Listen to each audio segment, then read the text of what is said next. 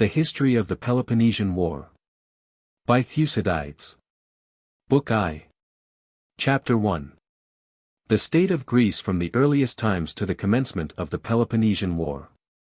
Thucydides, an Athenian, wrote the history of the war between the Peloponnesians and the Athenians, beginning at the moment that it broke out, and believing that it would be a great war and more worthy of relation than any that had preceded it. This belief was not without its grounds. The preparations of both the combatants were in every department in the last state of perfection, and he could see the rest of the Hellenic race taking sides in the quarrel. Those who delayed doing so at once having it in contemplation. Indeed, this was the greatest movement yet known in history, not only of the Hellenes, but of a large part of the barbarian world, I had almost said of mankind. For though the events of remote antiquity, and even those that more immediately preceded the war, could not from lapse of time be clearly ascertained, yet the evidences which an inquiry carried as far back as was practicable leads me to trust. All point to the conclusion that there was nothing on a great scale either in war or in other matters. For instance, it is evident that the country now called Hellas had in ancient times no settled population. On the contrary, migrations were of frequent occurrence, the several tribes readily abandoning their homes under the pressure of superior numbers. Without commerce, without freedom of communication either by land or sea, cultivating no more of their territory than the exigencies of life required, destitute of capital. Never planting their land, for they could not tell when an invader might not come and take it all away, and when he did come they had no walls to stop him. Thinking that the necessities of daily sustenance could be supplied at one place as well as another, they cared little for shifting their habitation, and consequently neither built large cities nor attained to any other form of greatness. The richest soils were always most subject to this change of masters, such as the district now called Thessaly, Boeotia, most of the Peloponnese, Arcadia excepted, and the most fertile parts of the rest of Hellas. The goodness of the land favored the aggrandizement of particular individuals, and thus created faction which proved a fertile source of ruin. It also invited invasion. Accordingly Attica, from the poverty of its soil enjoying from a very remote period freedom from faction, never changed its inhabitants. And here is no inconsiderable exemplification of my assertion that the migrations were the cause of there being no correspondent growth in other parts. The most powerful victims of war or faction from the rest of Hellas took refuge with the Athenians as a safe retreat. And at an early period, becoming naturalized, swelled the already large population of the city to such a height that Attica became at last too small to hold them, and they had to send out colonies to Ionia. There is also another circumstance that contributes not a little to my conviction of the weakness of ancient times. Before the Trojan War there is no indication of any common action in Hellas, nor indeed of the universal prevalence of the name. On the contrary, before the time of Hellen, son of Deucalion, no such appellation existed, but the country went by the names of the different tribes, in particular of the Pelasgian. It was not till Hellen and his sons grew strong in Thyotis, and were invited as allies into the other cities, that one by one they gradually acquired from the connection the name of Hellenes. Though a long time elapsed before that name could fasten itself upon all. The best proof of this is furnished by Homer. Born long after the Trojan War, he nowhere calls all of them by that name, nor indeed any of them except the followers of Achilles from Thyotis, who were the original Hellenes. In his poems they are called Danans, Argives, and Achaeans. He does not even use the term barbarian, probably because the Hellenes had not yet been marked off from the rest of the world by one distinctive appellation. It appears therefore that the several Hellenic communities, comprising not only those who first acquired the name, city by city, as they came to understand each other, but also those who assumed it afterwards as the name of the whole people, were before the Trojan War prevented by their want of strength and the absence of mutual intercourse from displaying any collective action. Indeed, they could not unite for this expedition till they had gained increased familiarity with the sea. And the first person known to us by tradition as having established a navy is Minos. He made himself master of what is now called the Hellenic Sea, and ruled over the Cyclades, into most of which he sent the first colonies, expelling the Carians and appointing his own sons governors. And thus did his best to put down piracy in those waters, a necessary step to secure the revenues for his own use. For in early times the Hellenes and the barbarians of the coast and islands, as communication by sea became more common, were tempted to turn pirates, under the conduct of their most powerful men. The motives being to serve their own cupidity and to support the needy. They would fall upon a town unprotected by walls, and consisting of a mere collection of villages, and would plunder it. Indeed, this came to be the main source of their livelihood, no disgrace being yet attached to such an achievement, but even some glory. An illustration of this is furnished by the honor with which some of the inhabitants of the continent still regard a successful marauder. And by the question we find the old poets everywhere representing the people as asking of voyagers, "Are they pirates?" As if those who are asked the question would have no idea of disclaiming the imputation, or their interrogators of reproaching them for it. The same rapine prevailed also by land. And even at the present day many of Hellas still follow the old fashion, the Ozolian Locrians for instance, the Aetolians, the Acarnanians, and that region of the continent. And the custom of carrying arms is still kept up among these continentals, from the old piratical habits. The whole of Hellas used once to carry arms, their habitations being unprotected and their communication with each other unsafe. Indeed, to wear arms was as much a part of everyday life with them as with the barbarians. And the fact that the people in these parts of Hellas are still living in the old way points to a time when the same mode of life was once equally common to all. The Athenians were the first to lay aside their weapons, and to adopt an easier and more luxurious mode of life. Indeed, it is only lately that their rich old men left off the luxury of wearing undergarments of linen, and fastening a knot of their hair with a tie of golden grasshoppers. A fashion which spread to their Ionian kindred and long prevailed among the old men there.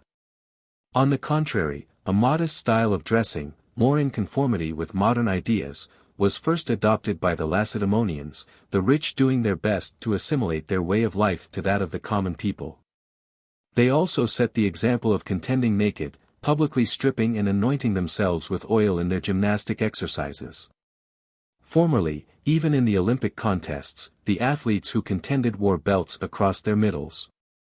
And it is but a few years since that the practice ceased. To this day among some of the barbarians, especially in Asia, when prizes for boxing and wrestling are offered, belts are worn by the combatants. And there are many other points in which a likeness might be shown between the life of the Hellenic world of old and the barbarian of today. With respect to their towns, later on, at an era of increased facilities of navigation and a greater supply of capital, we find the shores becoming the site of walled towns. And the isthmuses being occupied for the purposes of commerce and defense against a neighbor. But the old towns, on account of the great prevalence of piracy, were built away from the sea, whether on the islands or the continent, and still remain in their old sites. For the pirates used to plunder one another, and indeed all coast populations, whether seafaring or not. The islanders, too, were great pirates. These islanders were Carians and Phoenicians, by whom most of the islands were colonized, as was proved by the following fact. During the purification of Delos by Athens in this war all the graves in the island were taken up, and it was found that above half their inmates were Carians. They were identified by the fashion of the arms buried with them. And by the method of interment, which was the same as the Carians still follow. But as soon as Minos had formed his navy, communication by sea became easier, as he colonized most of the islands, and thus expelled the malefactors. The coast population now began to apply themselves more closely to the acquisition of wealth, and their life became more settled. Some even began to build themselves walls on the strength of their newly acquired riches. For the love of gain would reconcile the weaker to the dominion of the stronger, and the possession of capital enabled the more powerful to reduce the smaller towns to subjection. And it was at a somewhat later stage of this development that they went on the expedition against Troy. What enabled Agamemnon to raise the armament was more, in my opinion, his superiority in strength, than the oaths of Tyndareus, which bound the suitors to follow him. Indeed, the account given by those Peloponnesians who have been the recipients of the most credible tradition is this. First of all, Pelops, arriving among a needy population from Asia with vast wealth, acquired such power that, stranger though he was, the country was called after him. And this power fortune saw fit materially to increase in the hands of his descendants. Eurystheus had been killed in Attica by the Heraclids. Atreus was his mother's brother. And to the hands of his relation, who had left his father on account of the death of Chrysippus, Eurystheus, when he set out on his expedition, had committed Mycenae and the government. As time went on and Eurystheus did not return, Atreus complied with the wishes of the Mycenaeans, who were influenced by fear of the Heraclids. Besides, his power seemed considerable. And he had not neglected to court the favor of the populace, and assumed the scepter of Mycenae and the rest of the dominions of Eurystheus. And so the power of the descendants of Pelops came to be greater than that of the descendants of Perseus. To all this Agamemnon succeeded. He had also a navy far stronger than his contemporaries, so that, in my opinion, fear was quite as strong an element as love in the formation of the Confederate expedition. The strength of his navy is shown by the fact that his own was the largest contingent, and that of the Arcadians was furnished by him. This at least is what Homer says, if his testimony is deemed sufficient. Besides, in his account of the transmission of the scepter, he calls him of many an isle, and of all Argos king. Now Agamemnon's was a continental power. And he could not have been master of any except the adjacent islands, and these would not be many, but through the possession of a fleet. And from this expedition we may infer the character of earlier enterprises. Now Mycenae may have been a small place, and many of the towns of that age may appear comparatively insignificant. But no exact observer would therefore feel justified in rejecting the estimate given by the poets and by tradition of the magnitude of the armament. For I suppose if Lacedaemon were to become desolate, and the temples and the foundations of the public buildings were left, that as time went on there would be a strong disposition with posterity to refuse to accept her fame as a true exponent of her power. And yet they occupy 2/5 of Peloponnese and lead the whole, not to speak of their numerous allies without. Still, as the city is neither built in a compact form nor adorned with magnificent temples and public edifices, but composed of villages after the old fashion of Hellas, there would be an impression of inadequacy. Whereas, if Athens were to suffer the same misfortune, I suppose that any inference from the appearance presented to the eye would make her power to have been twice as great as it is. We have therefore no right to be skeptical, nor to content ourselves with an inspection of a town to the exclusion of a consideration of its power. But we may safely conclude that the armament in question surpassed all before it, as it fell short of modern efforts. If we can here also accept the testimony of Homer's poems, in which, without allowing for the exaggeration which a poet would feel himself licensed to employ, we can see that it was far from equaling ours. He has represented it as consisting of 1,200 vessels, the Boeotian complement of each ship being 120 men, that of the ships of Philoctetes 50. By this, I conceive, he meant to convey the maximum and the minimum complement. At any rate, he does not specify the amount of any others in his catalogue of the ships. That they were all rowers as well as warriors we see from his account of the ships of Philoctetes, in which all the men at the oar are bowmen. Now it is improbable that many supernumeraries sailed, if we accept the kings and high officers. Especially as they had to cross the open sea with munitions of war, in ships, moreover, that had no decks, but were equipped in the old piratical fashion. So that if we strike the average of the largest and smallest ships, the number of those who sailed will appear inconsiderable, representing, as they did, the whole force of Hellas. And this was due not so much to scarcity of men as of money. Difficulty of subsistence made the invaders reduce the numbers of the army to a point at which it might live on the country during the prosecution of the war. Even after the victory they obtained on their arrival, and a victory there must have been, or the fortifications of the naval camp could never have been built, there is no indication of their whole force having been employed. On the contrary, they seem to have turned to cultivation of the Chersonese and to piracy from want of supplies. This was what really enabled the Trojans to keep the field for 10 years against them. The dispersion of the enemy making them always a match for the detachment left behind. If they had brought plenty of supplies with them, and had persevered in the war without scattering for piracy and agriculture, they would have easily defeated the Trojans in the field. since they could hold their own against them with the division on service. In short, if they had stuck to the siege, the capture of Troy would have cost them less time and less trouble. But as want of money proved the weakness of earlier expeditions, so from the same cause even the one in question, more famous than its predecessors, may be pronounced on the evidence of what it effected to have been inferior to its renown and to the current opinion about it formed under the tuition of the poets. Even after the Trojan War, Hellas was still engaged in removing and settling, and thus could not attain to the quiet which must precede growth.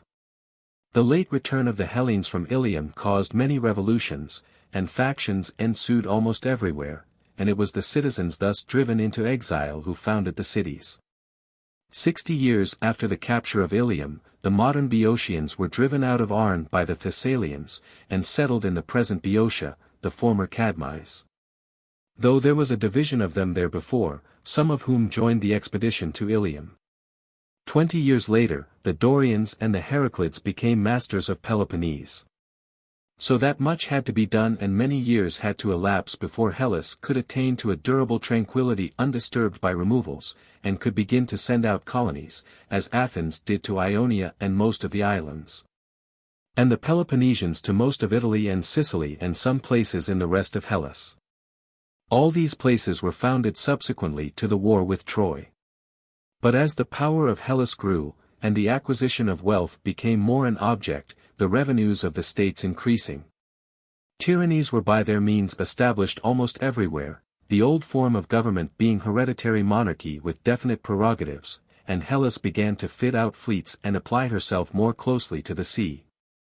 It is said that the Corinthians were the first to approach the modern style of naval architecture, and that Corinth was the first place in Hellas where galleys were built. And we have Amenicles, a Corinthian shipwright, making 4 ships for the Samians. Dating from the end of this war, it is nearly 300 years ago that Amenicles went to Samos. Again, the earliest sea fight in history was between the Corinthians and Corcyraeans. This was about 260 years ago, dating from the same time.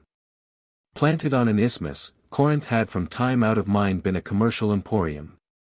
As formerly almost all communication between the Hellenes within and without Peloponnese was carried on overland, and the Corinthian territory was the highway through which it traveled. She had consequently great money resources, as is shown by the epithet, wealthy, bestowed by the old poets on the place, and this enabled her, when traffic by sea became more common, to procure her navy and put down piracy. And as she could offer a mart for both branches of the trade, she acquired for herself all the power which a large revenue affords. Subsequently the Ionians attained to great naval strength in the reign of Cyrus, the first king of the Persians, and of his son Cambyses, and while they were at war with the former commanded for a while the Ionian Sea. Polycrates also, the tyrant of Samos, had a powerful navy in the reign of Cambyses, with which he reduced many of the islands, and among them Rhenea, which he consecrated to the Delian Apollo. About this time also the Phocians, while they were founding Marseilles, defeated the Carthaginians in a sea fight. These were the most powerful navies. And even these, although so many generations had elapsed since the Trojan War, seem to have been principally composed of the old 50 oars and longboats, and to have counted few galleys among their ranks. Indeed it was only shortly the Persian War, and the death of Darius the successor of Cambyses, that the Sicilian tyrants and the Corcyraeans acquired any large number of galleys. For after these there were no navies of any account in Hellas till the expedition of Xerxes. Aegina, Athens, and others may have possessed a few vessels, but they were principally 50 oars. It was quite at the end of this period that the war with Aegina and the prospect of the barbarian invasion enabled Themistocles to persuade the Athenians to build the fleet with which they fought at Salamis. And even these vessels had not complete decks. The navies, then, of the Hellenes during the period we have traversed were what I have described. All their insignificance did not prevent their being an element of the greatest power to those who cultivated them, alike in revenue and in dominion. They were the means by which the islands were reached and reduced, those of the smallest area falling the easiest prey. Wars by land there were none at least by which power was acquired. We have the usual border contests, but of distant expeditions with conquest for object we hear nothing among the Hellenes. There was no union of subject cities round a great state, no spontaneous combination of equals for confederate expeditions. What fighting there was consisted merely of local warfare between rival neighbors. The nearest approach to a coalition took place in the old war between Chalcis and Eretria. This was a quarrel in which the rest of the Hellenic name did to some extent take sides. Various, too, were the obstacles which the national growth encountered in various localities. The power of the Ionians was advancing with rapid strides, when it came into collision with Persia, under King Cyrus, who, after having dethroned Croesus and overrun everything between the Halys and the sea, stopped not till he had reduced the cities of the coast, the islands being only left to be subdued by Darius and the Phoenician navy. Again, wherever there were tyrants, their habit of providing simply for themselves, of looking solely to their personal comfort and family aggrandizement, made safety the great aim of their policy, and prevented anything great proceeding from them. Though they would each have their affairs with their immediate neighbors. All this is only true of the mother country, for in Sicily they attained to very great power. Thus for a long time everywhere in Hellas do we find causes which make the states alike incapable of combination for great and national ends, or of any vigorous action of their own. But at last a time came when the tyrants of Athens and the far older tyrannies of the rest of Hellas were, with the exception of those in Sicily, once and for all put down by Lacedaemon. For this city, though after the settlement of the Dorians, its present inhabitants, it suffered from factions for an unparalleled length of time, still at a very early period obtained good laws, and enjoyed a freedom from tyrants which was unbroken. It has possessed the same form of government for more than 400 years, reckoning to the end of the late war, and has thus been in a position to arrange the affairs of the other states. Not many years after the deposition of the tyrants, the Battle of Marathon was fought between the Medes and the Athenians. 10 years afterwards, the barbarian returned with the armada for the subjugation of Hellas. In the face of this great danger, the command of the confederate Hellenes was assumed by the Lacedaemonians in virtue of their superior power. And the Athenians, having made up their minds to abandon their city, broke up their homes, threw themselves into their ships, and became a naval people. This coalition, after repulsing the barbarian, soon afterwards split into two sections, which included the Hellenes who had revolted from the king, as well as those who had aided him in the war. At the end of the one stood Athens, at the head of the other Lacedaemon, one the first naval, the other the first military power in Hellas.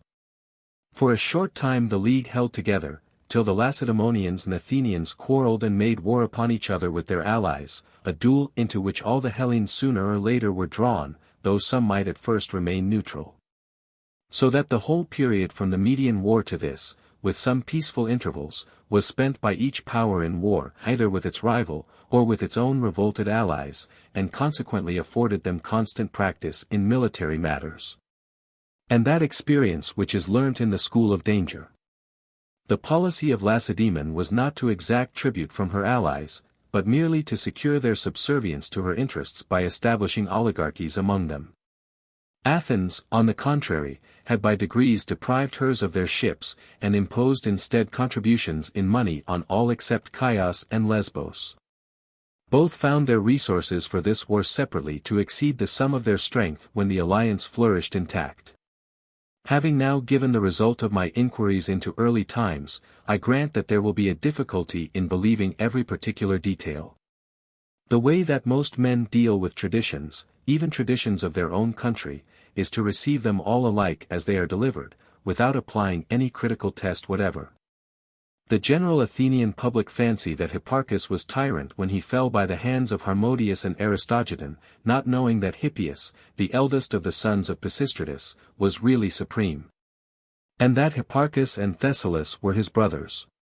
And that Harmodius and Aristogiton suspecting, on the very day, nay at the very moment fixed on for the deed, that information had been conveyed to Hippias by their accomplices, concluded that he had been warned, and did not attack him, yet, not liking to be apprehended and risk their lives for nothing, fell upon Hipparchus near the temple of the daughters of Laos, and slew him as he was arranging the Panathenaic procession. There are many other unfounded ideas current among the rest of the Hellenes, even on matters of contemporary history, which have not been obscured by time. For instance, there is the notion that the Lacedaemonian kings have 2 votes each, the fact being that they have only one, and that there is a company of Pitane, there being simply no such thing. So little pains do the vulgar take in the investigation of truth, accepting readily the first story that comes to hand. On the whole, however, the conclusions I have drawn from the proofs quoted may, I believe, safely be relied on. Assuredly they will not be disturbed either by the lays of a poet displaying the exaggeration of his craft, or by the compositions of the chroniclers that are attractive at truth's expense. The subjects they treat of being out of the reach of evidence, and time having robbed most of them of historical value by enthroning them in the region of legend. Turning from these, we can rest satisfied with having proceeded upon the clearest data, and having arrived at conclusions as exact as can be expected in matters of such antiquity. To come to this war, despite the known disposition of the actors in a struggle to overrate its importance, and when it is over to return to their admiration of earlier events. Yet an examination of the facts will show that it was much greater than the wars which preceded it. With reference to the speeches in this history, some were delivered before the war began, others while it was going on, some I heard myself, others I got from various quarters. It was in all cases difficult to carry them word for word in one's memory, so my habit has been to make the speakers say what was in my opinion demanded of them by the various occasions. Of course adhering as closely as possible to the general sense of what they really said. And with reference to the narrative of events, far from permitting myself to derive it from the first source that came to hand, I did not even trust my own impressions, but it rests partly on what I saw myself, partly on what others saw for me. The accuracy of the report being always tried by the most severe and detailed tests possible. My conclusions have cost me some labor from the want of coincidence between accounts of the same occurrences by different eyewitnesses, arising sometimes from imperfect memory, sometimes from undue partiality for one side or the other. The absence of romance in my history will, I fear, detract somewhat from its interest. But if it be judged useful by those inquirers who desire an exact knowledge of the past as an aid to the interpretation of the future, which in the course of human things must resemble if it does not reflect it, I shall be content. In fine, I have written my work, not as an essay which is to win the applause of the moment, but as a possession for all time. The Median War, the greatest achievement of past times, yet found a speedy decision in 2 actions by sea and 2 by land. The Peloponnesian War was prolonged to an immense length, and, long as it was short without parallel for the misfortunes that it brought upon Hellas. Never had so many cities been taken and laid desolate, here by the barbarians, here by the parties contending, the old inhabitants being sometimes removed to make room for others. Never was there so much banishing and bloodshedding, now on the field of battle, now in the strife of faction. Old stories of occurrences handed down by tradition, but scantily confirmed by experience, suddenly ceased to be incredible. There were earthquakes of unparalleled extent and violence, eclipses of the sun occurred with a frequency unrecorded in previous history. There were great droughts in sundry places and consequent famines, and that most calamitous and awfully fatal visitation, the plague. All this came upon them with the late war, which was begun by the Athenians and Peloponnesians by the dissolution of the 30 years' truce made after the conquest of Euboea. To the question why they broke the treaty, I answer by placing first an account of their grounds of complaint and points of difference, that no one may ever have to ask the immediate cause which plunged the Hellenes into a war of such magnitude. The real cause I consider to be the one which was formerly most kept out of sight. The growth of the power of Athens, and the alarm which this inspired in Lacedaemon, made war inevitable. Still it is well to give the grounds alleged by either side which led to the dissolution of the treaty and the breaking out of the war. Chapter 2. Causes of the war, the affair of Epidamnus, the affair of Potidaea. The city of Epidamnus stands on the right of the entrance of the Ionic Gulf. Its vicinity is inhabited by the Tolantians, an Illyrian people. The place is a colony from Corcyra, founded by Phallius, son of Eratoclides, of the family of the Heraclids, who had according to ancient usage been summoned for the purpose from Corinth, the mother country. The colonists were joined by some Corinthians, and others of the Dorian race. Now, as time went on, the city of Epidamnus became great and populous. But falling a prey to factions arising, it is said, from a war with her neighbors the barbarians, she became much enfeebled, and lost a considerable amount of her power. The last act before the war was the expulsion of the nobles by the people. The exiled party joined the barbarians, and proceeded to plunder those in the city by sea and land. And the Epidamnians, finding themselves hard-pressed, sent ambassadors to Corcyra beseeching their mother country not to allow them to perish, but to make up matters between them and the exiles, and to rid them of the war with the barbarians. The ambassadors seated themselves in the temple of Hera as suppliants, and made the above requests to the Corcyrians. But the Corcyrians refused to accept their supplication, and they were dismissed without having effected anything. When the Epidamnians found that no help could be expected from Corcyra, they were in a strait what to do next. So they sent to Delphi and inquired of the god whether they should deliver their city to the Corinthians and endeavor to obtain some assistance from their founders. The answer he gave them was to deliver the city and place themselves under Corinthian protection. So the Epidamnians went to Corinth and delivered over the colony in obedience to the commands of the oracle. They showed that their founder came from Corinth, and revealed the answer of the god, and they begged them not to allow them to perish, but to assist them. This the Corinthians consented to do. Believing the colony to belong as much to themselves as to the Corcyrians, they felt it to be a kind of duty to undertake their protection. Besides, they hated the Corcyrians for their contempt of the mother country. Instead of meeting with the usual honors accorded to the parent city by every other colony at public assemblies, such as precedence at sacrifices, Corinth found herself treated with contempt by a power which in point of wealth could stand comparison with any even of the richest communities in Hellas, which possessed great military strength, and which sometimes could not repress a pride in the high naval position of an island whose nautical renown dated from the days of its old inhabitants, the Phaeacians. This was one reason of the care that they lavished on their fleet, which became very efficient. Indeed, they began the war with a force of 120 galleys. All these grievances made Corinth eager to send the promised aid to Epidamnus.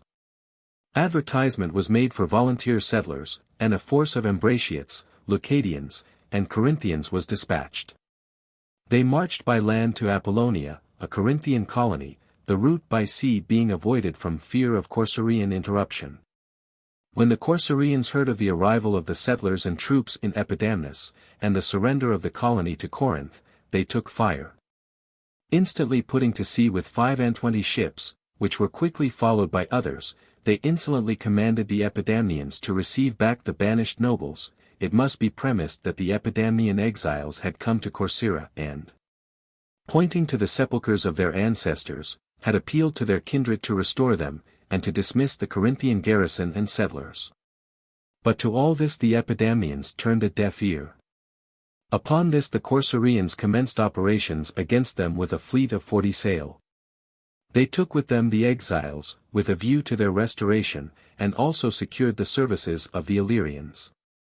Sitting down before the city, they issued a proclamation to the effect that any of the natives that chose, and the foreigners, might depart unharmed, with the alternative of being treated as enemies.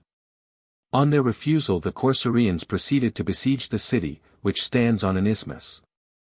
And the Corinthians, receiving intelligence of the investment of Epidamnus, got together an armament and proclaimed a colony to Epidamnus, perfect political equality being guaranteed to all who chose to go. Any who were not prepared to sail at once might, by paying down the sum of 50 Corinthian drachmae, have a share in the colony without leaving Corinth.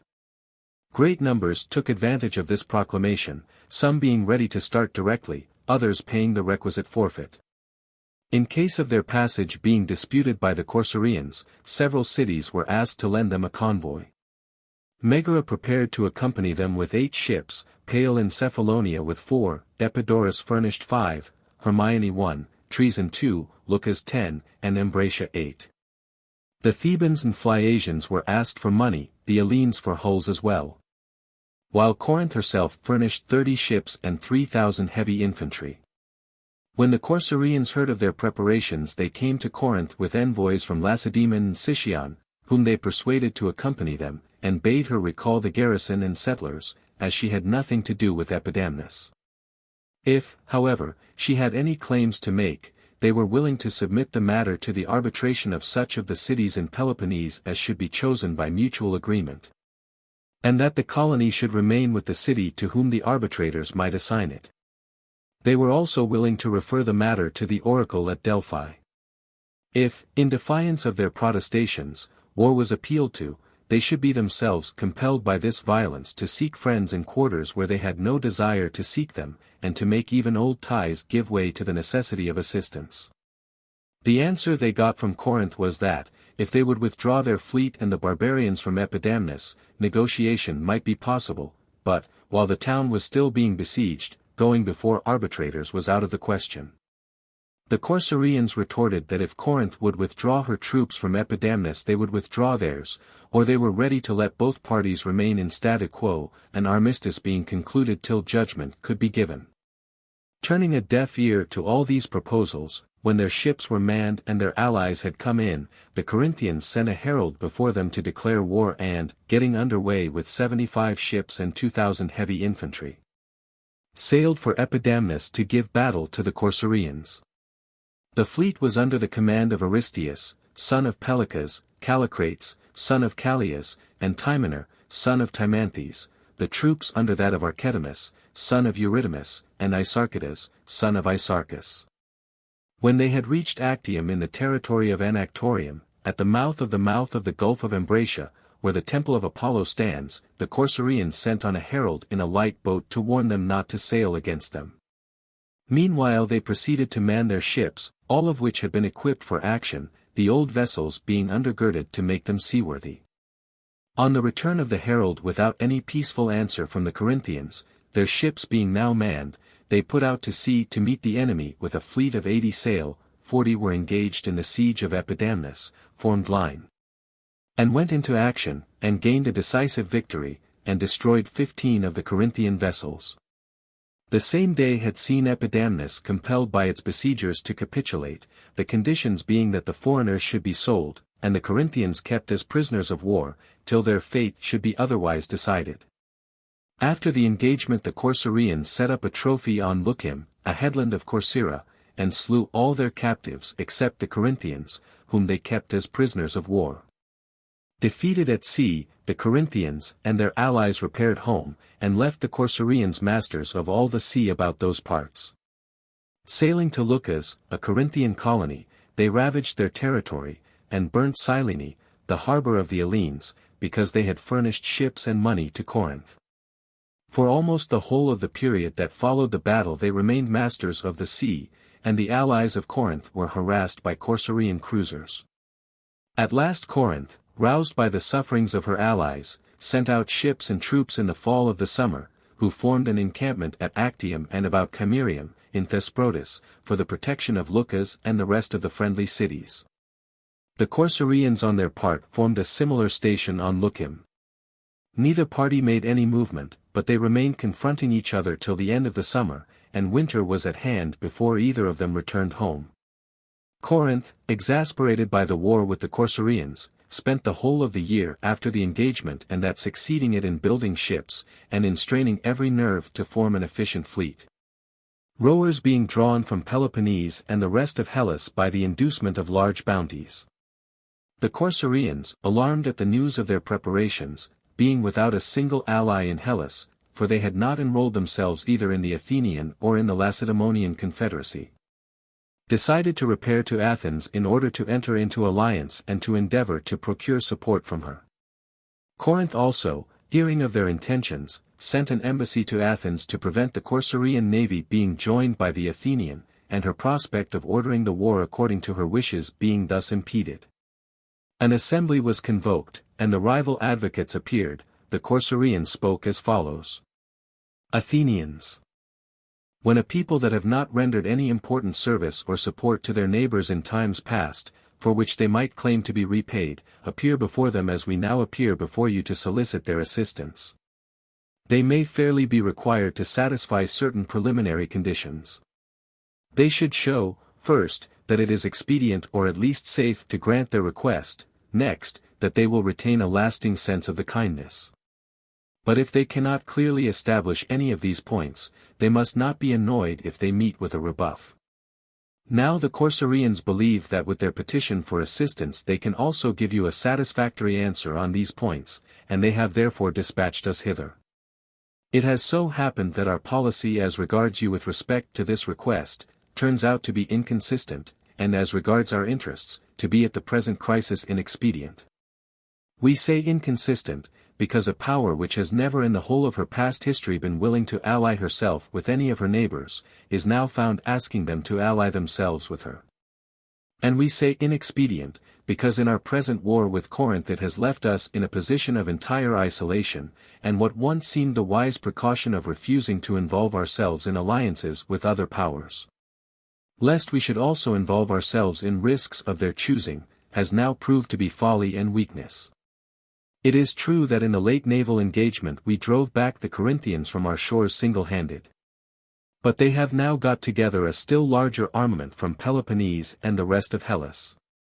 And we, seeing our utter inability to cope with them without foreign aid, and the magnitude of the danger which subjection to them implies, find it necessary to ask help from you and from every other power. And we hope to be excused if we forswear our old principle of complete political isolation, a principle which was not adopted with any sinister intention, but was rather the consequence of an error in judgment. Now there are many reasons why in the event of your compliance you will congratulate yourselves on this request having been made to you. First, because your assistance will be rendered to a power which, herself inoffensive, is a victim to the injustice of others. Secondly, because all that we most value is at stake in the present contest, and your welcome of us under these circumstances will be a proof of goodwill which will ever keep alive the gratitude you will lay up in our hearts. Thirdly, yourselves excepted, we are the greatest naval power in Hellas. Moreover, can you conceive a stroke of good fortune more rare in itself, or more disheartening to your enemies, than that the power whose adhesion you would have valued above much material and moral strength should present herself self-invited, should deliver herself into your hands without danger and without expense, and should lastly put you in the way of gaining a high character in the eyes of the world, the gratitude of those whom you shall assist, and a great accession of strength for yourselves? You may search all history without finding many instances of a people gaining all these advantages at once, or many instances of a power that comes in quest of assistance being in a position to give to the people whose alliance she solicits as much safety and honor as she will receive.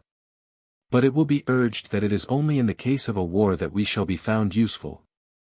To this we answer that if any of you imagine that that war is far off, he is grievously mistaken, and is blind to the fact that Lacedaemon regards you with jealousy and desires war, and that Corinth is powerful there, the same, remember. That is your enemy, and is even now trying to subdue us as a preliminary to attacking you. And this she does to prevent our becoming united by a common enmity, and her having us both on her hands, and also to ensure getting the start of you in one of two ways, either by crippling our power or by making its strength her own. Now it is our policy to be beforehand with her, that is, for Corcyra to make an offer of alliance and for you to accept it. In fact, we ought to form plans against her instead of waiting to defeat the plans she forms against us. If she asserts that for you to receive a colony of hers into alliance is not right, let her know that every colony that is well treated honors its parent state, but becomes estranged from it by injustice. For colonists are not sent forth on the understanding that they are to be the slaves of those that remain behind, but that they are to be their equals.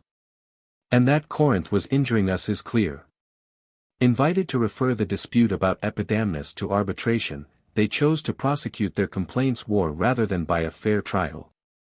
And let their conduct towards us who are their kindred be a warning to you not to be misled by their deceit, nor to yield to their direct requests. Concessions to adversaries only end in self-reproach, and the more strictly they are avoided the greater will be the chance of security. If it be urged that your reception of us will be a breach of the treaty existing between you and Lacedaemon, the answer is that we are a neutral state. And that one of the express provisions of that treaty is that it shall be competent for any Hellenic state that is neutral to join whichever side it pleases. And it is intolerable for Corinth to be allowed to obtain men for her navy not only from her allies, but also from the rest of Hellas, no small number being furnished by your own subjects. While we are to be excluded both from the alliance left open to us by treaty, and from any assistance that we might get from other quarters, and you are to be accused of political immorality if you comply with our request. On the other hand, we shall have much greater cause to complain of you, if you do not comply with it. If we, who are in peril and are no enemies of yours, meet with a repulse at your hands, while Corinth, who is the aggressor and your enemy, not only meets with no hindrance from you, but is even allowed to draw material for war from your dependencies. This ought not to be, but you should either forbid her enlisting men in your dominions, or you should lend us too what help you may think advisable. But your real policy is to afford us avowed countenance and support. The advantages of this course, as we premised in the beginning of our speech, are many. We mention one that is perhaps the chief. Could there be a clearer guarantee of our good faith than is offered by the fact that the power which is at enmity with you is also at enmity with us, and that power is fully able to punish defection? And there is a wide difference between declining the alliance of an inland and of a maritime power. For your first endeavor should be to prevent, if possible, the existence of any naval power except your own. Failing this, to secure the friendship of the strongest that does exist. And if any of you believe that what we urge is expedient, but fear to act upon this belief, lest it should lead to a breach of the treaty, you must remember that on the one hand, whatever your fears, your strength will be formidable to your antagonists. On the other, whatever the confidence you derive from refusing to receive us, your weakness will have no terrors for a strong enemy. You must also remember that your decision is for Athens no less than Corcyra, and that you are not making the best provision for her interests. If at a time when you are anxiously scanning the horizon that you may be in readiness for the breaking out of the war which is all but upon you, you hesitate to attach to your side a place whose adhesion or estrangement is alike pregnant with the most vital consequences. For it lies conveniently for the coast navigation in the direction of Italy and Sicily, being able to bar the passage of naval reinforcements from thence to Peloponnese, and from Peloponnese thither. And it is in other respects a most desirable station. To sum up as shortly as possible, embracing both general and particular considerations, let this show you the folly of sacrificing us. Remember that there are but 3 considerable naval powers in Hellas, Athens, Corcyra, and Corinth, and that if you allow 2 of these 3 to become one, and Corinth to secure us for herself, you will have to hold the sea against the united fleets of Corcyra and Peloponnese. But if you receive us, you will have our ships to reinforce you in the struggle. Such were the words of the Corcyrians. After they had finished, the Corinthians spoke as follows. These Corcyrians in the speech we have just heard do not confine themselves to the question of their reception into your alliance. They also talk of our being guilty of injustice, and their being the victims of an unjustifiable war. It becomes necessary for us to touch upon both these points before we proceed to the rest of what we have to say, that you may have a more correct idea of the grounds of our claim, and have good cause to reject their petition. According to them, their old policy of refusing all offers of alliance was a policy of moderation. It was in fact adopted for bad ends, not for good. Indeed, their conduct is such as to make them by no means desirous of having allies present to witness it, or of having the shame of asking their concurrence. Besides, their geographical situation makes them independent of others, and consequently the decision in cases where they injure any lies not with judges appointed by mutual agreement, but with themselves, because, while they seldom make voyages to their neighbors, they are constantly being visited by foreign vessels which are compelled to put into Corcyra.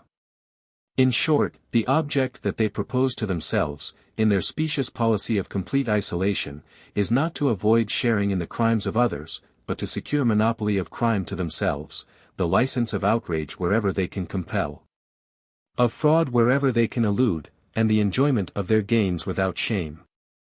And yet if they were the honest men they pretend to be, the less hold that others had upon them, the stronger would be the light in which they might have put their honesty by giving and taking what was just. But such has not been their conduct either towards others or towards us. The attitude of our colony towards us has always been one of estrangement and is now one of hostility, for, say they, we were not sent out to be ill-treated. We rejoin that we did not found the colony to be insulted by them, but to be their head and to be regarded with a proper respect. At any rate our other colonies honor us, and we are much beloved by our colonists. And clearly, if the majority are satisfied with us, these can have no good reason for a dissatisfaction in which they stand alone, and we are not acting improperly in making war against them. Nor are we making war against them without having received signal provocation. Besides, if we were in the wrong, it would be honorable in them to give way to our wishes, and disgraceful for us to trample on their moderation. But in the pride and license of wealth they have sinned again and again against us, and never more deeply than when Epidamnus, our dependency, which they took no steps to claim in its distress upon our coming to relieve it, was by them seized, and is now held by force of arms. As to their allegation that they wished the question to be first submitted to arbitration, it is obvious that a challenge coming from the party who is safe in a commanding position cannot gain the credit due only to him who, before appealing to arms, in deeds as well as words, places himself on a level with his adversary. In their case, it was not before they laid siege to the place, but after they at length understood that we should not tamely suffer it, that they thought of the specious word arbitration. And not satisfied with their own misconduct there, they appear here now requiring you to join with them not in alliance but in crime, and to receive them in spite of their being at enmity with us. But it was when they stood firmest that they should have made overtures to you, and not at a time when we have been wronged and they are in peril. Nor yet at a time when you will be admitting to a share in your protection those who never admitted you to a share in their power, and will be incurring an equal amount of blame from us with those in whose offences you had no hand. No, they should have shared their power with you before they asked you to share your fortunes with them. So then the reality of the grievances we come to complain of, and the violence and rapacity of our opponents, have both been proved. But that you cannot equitably receive them, this you have still to learn. It may be true that one of the provisions of the treaty is that it shall be competent for any state, whose name was not down on the list, to join whichever side it pleases. But this agreement is not meant for those whose object in joining is the injury of other powers, but for those whose need of support does not arise from the fact of defection, and whose adhesion will not bring to the power that is mad enough to receive them war instead of peace. Which will be the case with you, if you refuse to listen to us. For you cannot become their auxiliary and remain our friend. If you join in their attack, you must share the punishment which the defenders inflict on them. And yet you have the best possible right to be neutral, or, failing this, you should on the contrary join us against them.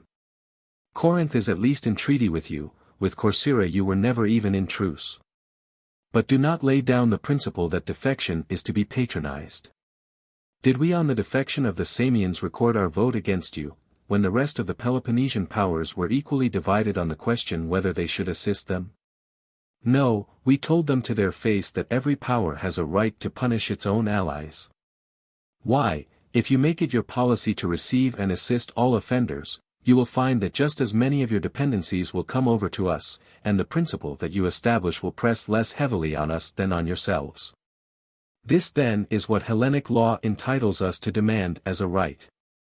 But we have also advice to offer in claims on your gratitude, which, since there is no danger of our injuring you, as we are not enemies, and since our friendship does not amount to very frequent intercourse, we say ought to be liquidated at the present juncture.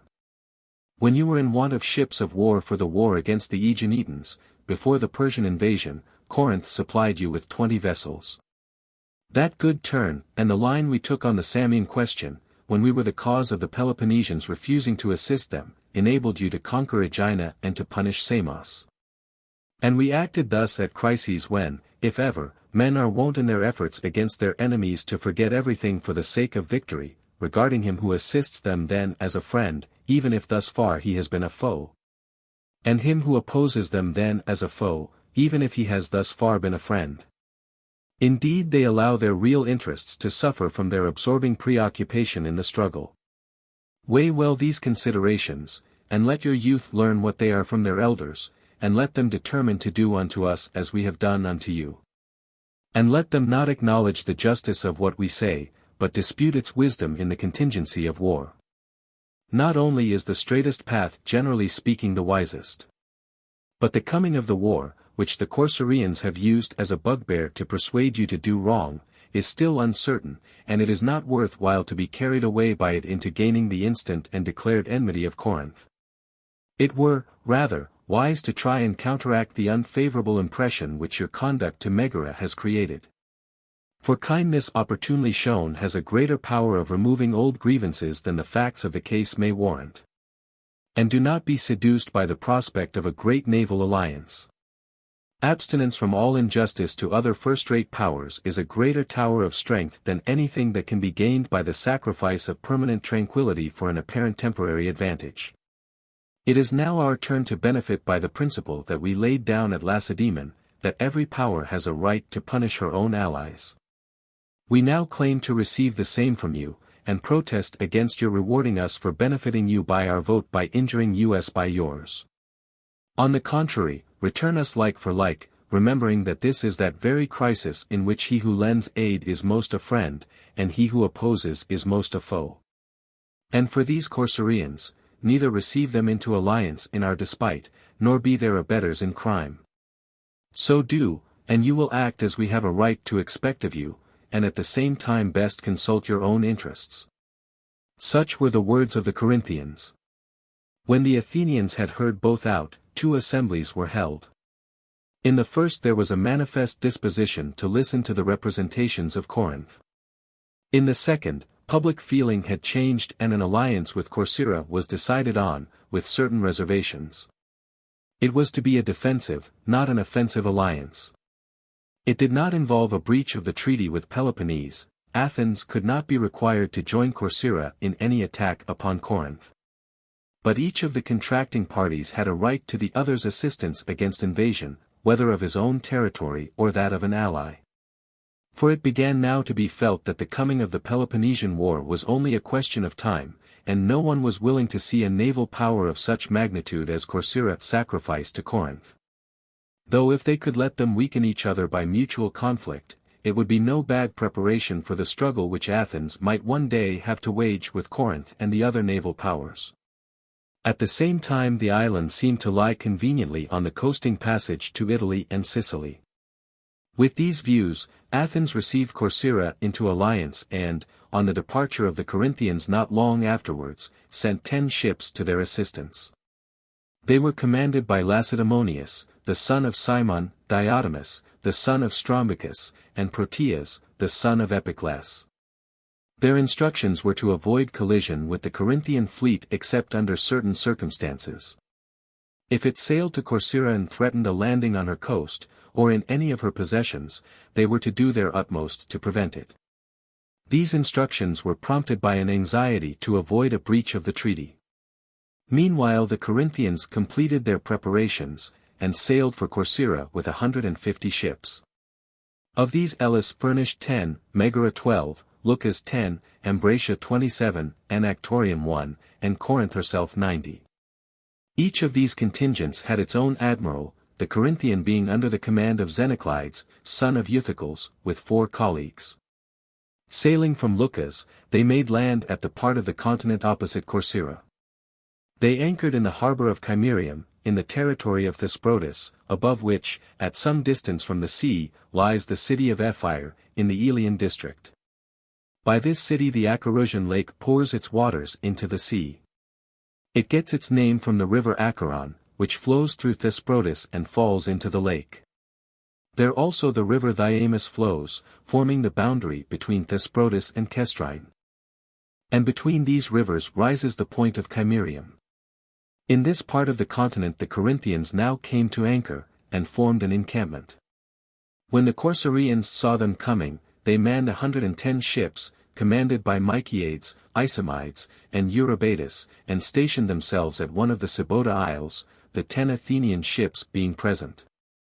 On Point Leucim they posted their land forces, and 1,000 heavy infantry who had come from Zacynthus to their assistance. Nor were the Corinthians on the mainland without their allies. The barbarians flocked in large numbers to their assistance, the inhabitants of this part of the continent being old allies of theirs. When the Corinthian preparations were completed, they took 3 days' provisions and put out from Chimerium by night, ready for action. Sailing with the dawn, they sighted the Corcyraean fleet out at sea and coming towards them. When they perceived each other, both sides formed in order of battle. On the Corcyraean right wing lay the Athenian ships, the rest of the line being occupied by their own vessels formed in 3 squadrons, each of which was commanded by one of the 3 admirals. Such was the Corcyraean formation. The Corinthian was as follows: on the right wing lay the Megarian and Ambraciot ships, in the center the rest of the allies in order. But the left was composed of the best sailors in the Corinthian navy, to encounter the Athenians and the right wing of the Corcyraeans. As soon as the signals were raised on either side, they joined battle. Both sides had a large number of heavy infantry on their decks, and a large number of archers and darters, the old imperfect armament still prevailing. The sea fight was an obstinate one, though not remarkable for its science. Indeed, it was more like a battle by land. Whenever they charged each other, the multitude and crush of the vessels made it by no means easy to get loose. Besides, their hopes of victory lay principally in the heavy infantry on the decks, who stood and fought in order, the ships remaining stationary. The maneuver of breaking the line was not tried. In short, strength and pluck had more share in the fight than science. Everywhere tumult reigned, the battle being one scene of confusion. Meanwhile the Athenian ships, by coming up to the Corcyraeans whenever they were pressed, served to alarm the enemy, though their commanders could not join in the battle from fear of their instructions. The right wing of the Corinthians suffered most. The Corcyraeans routed it, and chased them in disorder to the continent with 20 ships, sailed up to their camp, and burnt the tents which they found empty, and plundered the stuff. So in this quarter the Corinthians and their allies were defeated, and the Corcyraeans were victorious. But where the Corinthians themselves were, on the left, they gained a decided success. The scanty forces of the Corcyraeans being further weakened by the want of the 20 ships absent on the pursuit. Seeing the Corcyraeans hard pressed, the Athenians began at length to assist them more unequivocally. At first, it is true, they refrained from charging any ships. But when the rout was becoming patent, and the Corinthians were pressing on, the time at last came when every one set to, and all distinction was laid aside, and it came to this point: that the Corinthians and Athenians raised their hands against each other. After the rout, the Corinthians, instead of employing themselves in lashing fast and hauling after them the hulls of the vessels which they had disabled, turned their attention to the men, whom they butchered as they sailed through, not caring so much to make prisoners. Some even of their own friends were slain by them, by mistake, in their ignorance of the defeat of the right wing, for the number of the ships on both sides, and the distance to which they covered the sea, made it difficult, after they had once joined, to distinguish between the conquering and the conquered. This battle proving far greater than any before it, any at least between Hellenes, for the number of vessels engaged. After the Corinthians had chased the Corcyraeans to the land, they turned to the wrecks and their dead, most of whom they succeeded in getting hold of and conveying to Sybota, the rendezvous of the land forces furnished by their barbarian allies. Sybota, it must be known, is a desert harbor of Thesprotis. This task over, they mustered anew, and sailed against the Corcyraeans, who on their part advanced to meet them with all their ships that were fit for service and remaining to them, accompanied by the Athenian vessels, fearing that they might attempt a landing in their territory. It was by this time getting late, and the paean had been sung for the attack, when the Corinthians suddenly began to back water. They had observed 20 Athenian ships sailing up, which had been sent out afterwards to reinforce the 10 vessels by the Athenians, who feared, as it turned out justly, the defeat of the Corcyraeans and the inability of their handful of ships to protect them. These ships were thus seen by the Corinthians first. They suspected that they were from Athens, and that those which they saw were not all, but that there were more behind. They accordingly began to retire. The Corcyraeans meanwhile had not sighted them, as they were advancing from a point which they could not so well see, and were wondering why the Corinthians were backing water, when some caught sight of them, and cried out that there were ships in sight ahead. Upon this they also retired, for it was now getting dark, and the retreat of the Corinthians had suspended hostilities. Thus they parted from each other, and the battle ceased with night. The Corcyraeans were in their camp at Leucim, when these 20 ships from Athens, under the command of Glaucon, the son of Ligris, and Andocides, son of Leogoras, bore on through the corpses and the wrecks, and sailed up to the camp. Not long after they were sighted. It was now night, and the Corcyraeans feared that they might be hostile vessels, but they soon knew them, and the ships came to anchor. The next day the 30 Athenian vessels put out to sea, accompanied by all the Corcyraean ships that were seaworthy, and sailed to the harbor at Sybota, where the Corinthians lay, to see if they would engage. The Corinthians put out from the land and formed a line in the open sea, but beyond this made no further movement, having no intention of assuming the offensive. For they saw reinforcements arrived fresh from Athens, and themselves confronted by numerous difficulties, such as the necessity of guarding the prisoners whom they had on board and the want of all means of refitting their ships in a desert place. What they were thinking more about was how their voyage home was to be effected. They feared that the Athenians might consider that the treaty was dissolved by the collision which had occurred, and forbid their departure. Accordingly they resolved to put some men on board a boat, and send them without a herald's wand to the Athenians, as an experiment. Having done so, they spoke as follows: "You do wrong, Athenians, to begin war and break the treaty. Engaged in chastising our enemies, we find you placing yourselves in our path in arms against us. Now if your intentions are to prevent us sailing to Corcyra, or anywhere else that we may wish, and if you are for breaking the treaty, first take us that are here and treat us as enemies." Such was what they said, and all the Corcyraean armament that were within hearing immediately called out to take them and kill them. But the Athenians answered as follows: "Neither are we beginning war, Peloponnesians, nor are we breaking the treaty, but these Corcyraeans are our allies, and we are come to help them. So if you want to sail anywhere else, we place no obstacle in your way, but if you are going to sail against Corcyra, or any of her possessions, we shall do our best to stop you." Receiving this answer from the Athenians, the Corinthians commenced preparations for their voyage home, and set up a trophy in Sybota, on the continent. While the Corcyraeans took up the wrecks and dead that had been carried out to them by the current, and by a wind which rose in the night and scattered them in all directions, and set up their trophy in Sybota, on the island, as victors. The reasons each side had for claiming the victory were these. The Corinthians had been victorious in the sea fight until night. And having thus been enabled to carry off most wrecks and dead, they were in possession of no fewer than 1,000 prisoners of war, and had sunk close upon 70 vessels. The Corcyraeans had destroyed about 30 ships, and after the arrival of the Athenians had taken up the wrecks and dead on their side. They had besides seen the Corinthians retire before them, backing water on sight of the Athenian vessels, and upon the arrival of the Athenians refused to sail out against them from Sybota. Thus both sides claimed the victory. The Corinthians on the voyage home took Anactorium, which stands at the mouth of the Ambracian Gulf. The place was taken by treachery, being common ground to the Corcyraeans and Corinthians. After establishing Corinthian settlers there, they retired home. 800 of the Corcyraeans were slaves, these they sold. 250 they retained in captivity, and treated with great attention, in the hope that they might bring over their country to Corinth on their return, most of them being, as it happened, men of very high position in Corcyra. In this way Corcyra maintained her political existence in the war with Corinth, and the Athenian vessels left the island. This was the first cause of the war that Corinth had against the Athenians, viz. that they had fought against them with the Corcyraeans in time of treaty. Almost immediately after this, fresh differences arose between the Athenians and Peloponnesians, and contributed their share to the war. Corinth was forming schemes for retaliation, and Athens suspected her hostility.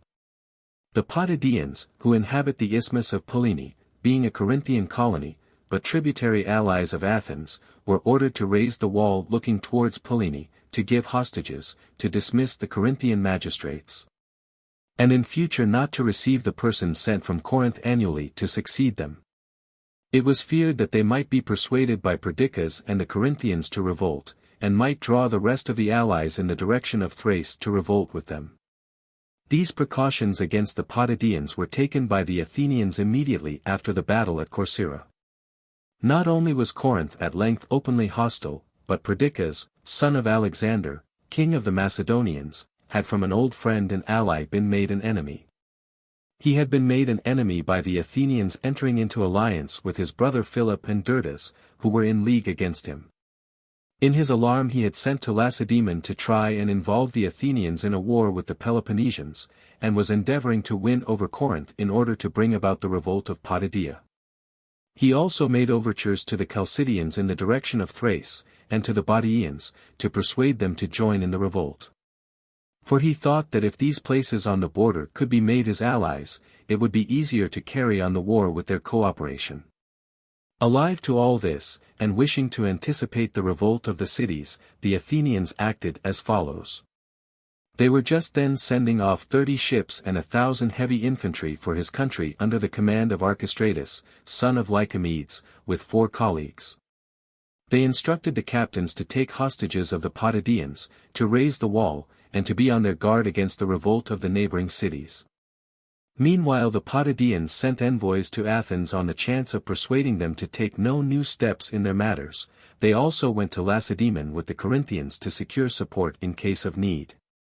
Failing after prolonged negotiation to obtain anything satisfactory from the Athenians, being unable, for all they could say, to prevent the vessels that were destined for Macedonia from also sailing against them. And receiving from the Lacedaemonian government a promise to invade Attica, if the Athenians should attack Potidæa, the Potidæans, thus favored by the moment, at last entered into league with the Chalcidians and Bottiaeans, and revolted. And Perdiccas induced the Chalcidians to abandon and demolish their towns on the seaboard and, settling inland at Olynthus, to make that one city a strong place. Meanwhile to those who followed his advice he gave a part of his territory in Mygdonia round Lake Balbe as a place of abode while the war against the Athenians should last.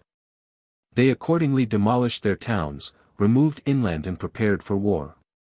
The 30 ships of the Athenians, arriving before the Thracian places, found Potidæa and the rest in revolt.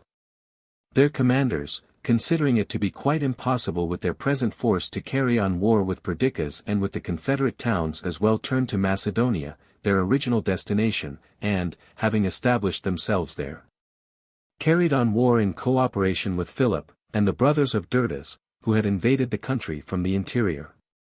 Meanwhile the Corinthians, with Potidæa in revolt and the Athenian ships on the coast of Macedonia, alarmed for the safety of the place and thinking its danger theirs, sent volunteers from Corinth, and mercenaries from the rest of Peloponnese.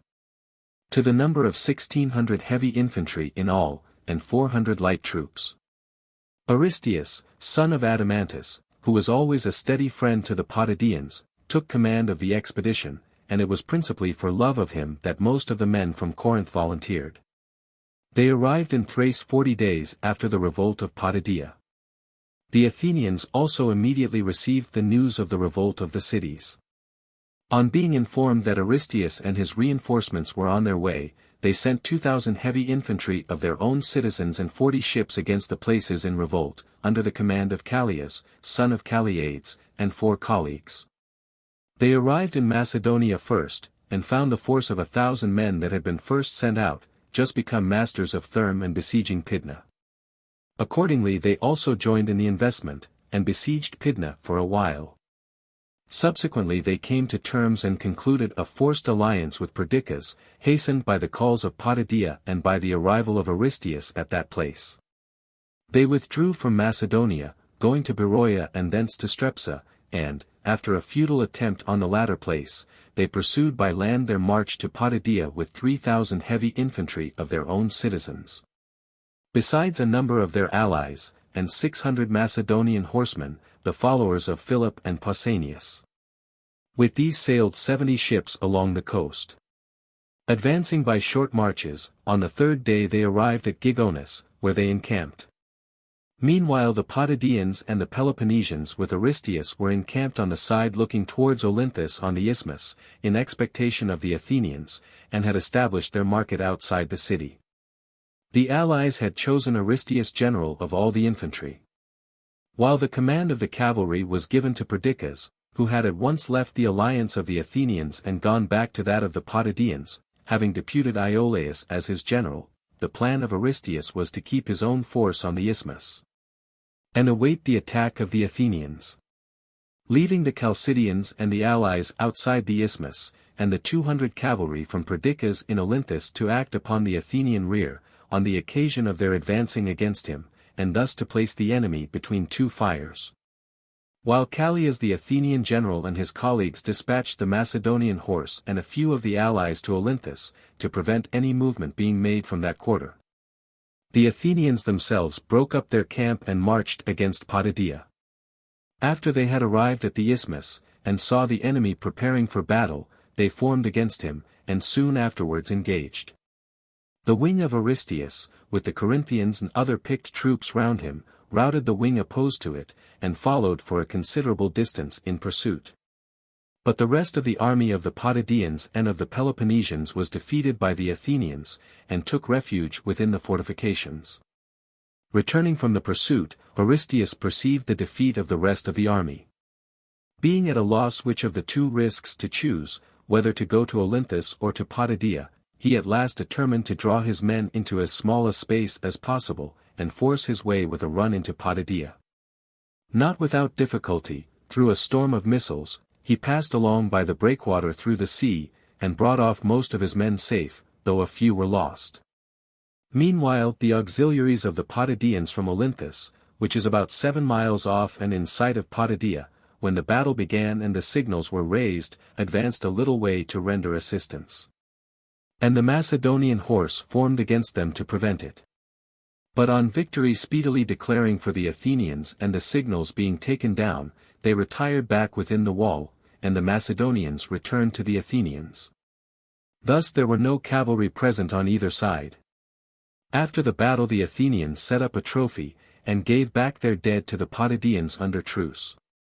The Potidæans and their allies had close upon 300 killed. The Athenians 150 of their own citizens, and Callias their general. The wall on the side of the isthmus had now works at once raised against it, and manned by the Athenians. That on the side of Pellene had no works raised against it. They did not think themselves strong enough at once to keep a garrison in the isthmus and to cross over to Pellene and raise works there. They were afraid that the Potidæans and their allies might take advantage of their division to attack them. Meanwhile the Athenians at home, learning that there were no works at Pellene, some time afterwards sent off 1,600 heavy infantry of their own citizens under the command of Phormio, son of Asopius. Arrived at Pellene, he fixed his headquarters at Aphitis, and led his army against Potidæa by short marches, ravaging the country as he advanced. No one venturing to meet him in the field, he raised works against the wall on the side of Pellene. So at length Potidæa was strongly invested on either side, and from the sea by the ships cooperating in the blockade. Aristeus, seeing its investment complete, and having no hope of its salvation, except in the event of some movement from the Peloponnese, or of some other improbable contingency, advised all except 500 to watch for a wind and sail out of the place, in order that their provisions might last the longer. He was willing to be himself one of those who remained. Unable to persuade them, and desirous of acting on the next alternative, and of having things outside in the best posture possible, he eluded the guard ships of the Athenians and sailed out. Remaining among the Chalcidians, he continued to carry on the war. In particular he laid an ambuscade near the city of the Sermilians, and cut off many of them. He also communicated with Peloponnese, and tried to contrive some method by which help might be brought. Meanwhile, after the completion of the investment of Potidæa, Phormio next employed his 1,600 men in ravaging Chalcidice and Boeotia. Some of the towns also were taken by him. Chapter 3. Congress of the Peloponnesian Confederacy at Lacedaemon. The Athenians and Peloponnesians had these antecedent grounds of complaint against each other. The complaint of Corinth was that her colony of Potidæa, and Corinthian and Peloponnesian citizens within it, were being besieged. That of Athens against the Peloponnesians that they had incited a town of hers, a member of her alliance and a contributor to her revenue, to revolt, and had come and were openly fighting against her on the side of the Potidæans. For all this, war had not yet broken out, there was still truce for a while, for this was a private enterprise on the part of Corinth. But the siege of Potidæa put an end to her inaction, she had men inside it, besides, she feared for the place. Immediately summoning the allies to Lacedaemon, she came and loudly accused Athens of breach of the treaty and aggression on the rights of Peloponnese. With her, the Aeginetans, formerly unrepresented from fear of Athens, in secret proved not the least urgent of the advocates for war, asserting that they had not the independence guaranteed to them by the treaty. After extending the summons to any of their allies and others who might have complaints to make of Athenian aggression, the Lacedaemonians held their ordinary assembly, and invited them to speak. There were many who came forward and made their several accusations. Among them the Megarians, in a long list of grievances, called special attention to the fact of their exclusion from the ports of the Athenian Empire and the market of Athens, in defiance of the treaty. Last of all the Corinthians came forward, and having let those who preceded them inflame the Lacedaemonians, now followed with a speech to this effect. Lacedaemonians! The confidence which you feel in your constitution and social order, inclines you to receive any reflections of ours on other powers with a certain skepticism. Hence springs your moderation, but hence also the rather limited knowledge which you betray in dealing with foreign politics. Time after time was our voice raised to warn you of the blows about to be dealt us by Athens, and time after time, instead of taking the trouble to ascertain the worth of our communications, you contented yourselves with suspecting the speakers of being inspired by private interest. And so, instead of calling these allies together before the blow fell, you have delayed to do so till we are smarting under it. Allies among whom we have not the worst title to speak, as having the greatest complaints to make, complaints of Athenian outrage and Lacedaemonian neglect. Now if these assaults on the rights of Hellas had been made in the dark, you might be unacquainted with the facts, and it would be our duty to enlighten you. As it is, long speeches are not needed where you see servitude accomplished for some of us, meditated for others, in particular for our allies, and prolonged preparations in the aggressor against the hour of war. Or what, pray, is the meaning of their reception of Corcyra by fraud, and their holding it against us by force? What of the siege of Potidæa, places one of which lies most conveniently for any action against the Thracian towns? While the other would have contributed a very large navy to the Peloponnesians? For all this you are responsible. You it was who first allowed them to fortify their city after the Median War, and afterwards to erect the long walls, you who, then and now, are always depriving of freedom not only those whom they have enslaved, but also those who have as yet been your allies. For the true author of the subjugation of a people is not so much the immediate agent, as the power which permits it having the means to prevent it, particularly if that power aspires to the glory of being the liberator of Hellas. We are at last assembled. It has not been easy to assemble, nor even now are our objects defined. We ought not to be still inquiring into the fact of our wrongs, but into the means of our defense. For the aggressors with matured plans to oppose to our indecision have cast threats aside and betaken themselves to action. And we know what are the paths by which Athenian aggression travels, and how insidious is its progress. A degree of confidence she may feel from the idea that your bluntness of perception prevents your noticing her, but it is nothing to the impulse which her advance will receive from the knowledge that you see, but do not care to interfere. You, Lacedaemonians, of all the Hellenes are alone inactive, and defend yourselves not by doing anything but by looking as if you would do something. You alone wait till the power of an enemy is becoming twice its original size, instead of crushing it in its infancy. And yet the world used to say that you were to be depended upon, but in your case, we fear, it said more than the truth. The Mede, we ourselves know, had time to come from the ends of the earth to Peloponnese, without any force of yours worthy of the name advancing to meet him. But this was a distant enemy. Well, Athens at all events is a near neighbor, and yet Athens you utterly disregard. Against Athens you prefer to act on the defensive instead of on the offensive, and to make it an affair of chances by deferring the struggle till she has grown far stronger than at first. And yet you know that on the whole the rock on which the barbarian was wrecked was himself, and that if our present enemy Athens has not again and again annihilated us, we owe it more to her blunders than to your protection. Indeed, expectations from you have before now been the ruin of some, whose faith induced them to omit preparation. We hope that none of you will consider these words of remonstrance to be rather words of hostility. Men remonstrate with friends who are in error, accusations they reserve for enemies who have wronged them. Besides, we consider that we have as good a right as anyone to point out a neighbor's faults, particularly when we contemplate the great contrast between the two national characters. A contrast of which, as far as we can see, you have little perception, having never yet considered what sort of antagonists you will encounter in the Athenians, how widely, how absolutely different from yourselves. The Athenians are addicted to innovation, and their designs are characterized by swiftness alike in conception and execution. You have a genius for keeping what you have got, accompanied by a total want of invention, and when forced to act you never go far enough.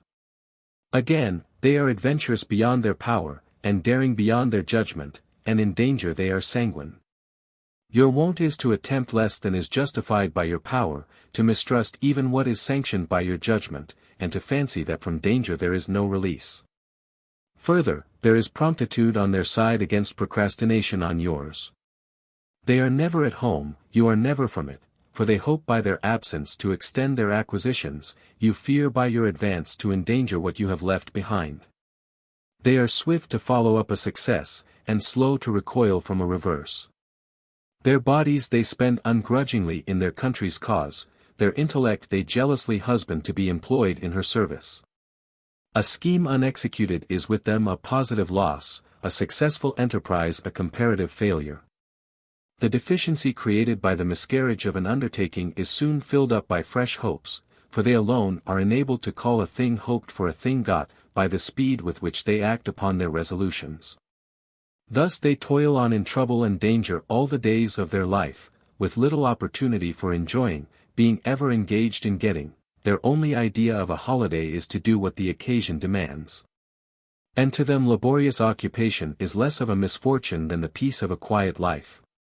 To describe their character in a word, one might truly say that they were born into the world to take no rest themselves and to give none to others. Such is Athens, your antagonist.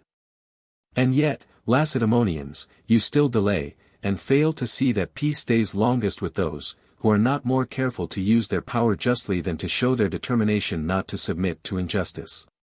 On the contrary, your ideal of fair dealing is based on the principle that, if you do not injure others, you need not risk your own fortunes in preventing others from injuring you. Now you could scarcely have succeeded in such a policy even with a neighbor like yourselves, but in the present instance, as we have just shown, your habits are old-fashioned as compared with theirs. It is the law as in art, so in politics, that improvements ever prevail, and though fixed usages may be best for undisturbed communities, constant necessities of action must be accompanied by the constant improvement of methods. Thus it happens that the vast experience of Athens has carried her further than you on the path of innovation. Here, at least, let your procrastination end.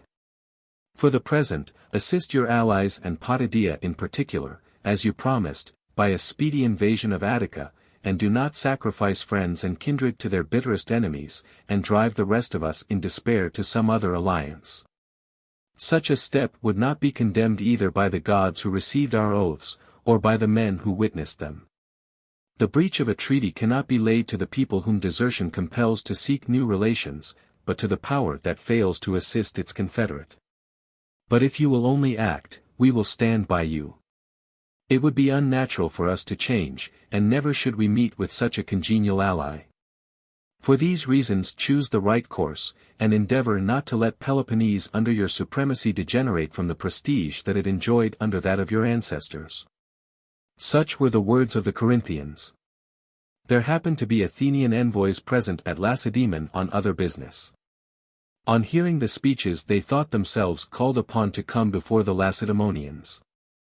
Their intention was not to offer a defense on any of the charges which the cities brought against them, but to show on a comprehensive view that it was not a matter to be hastily decided on, but one that demanded further consideration.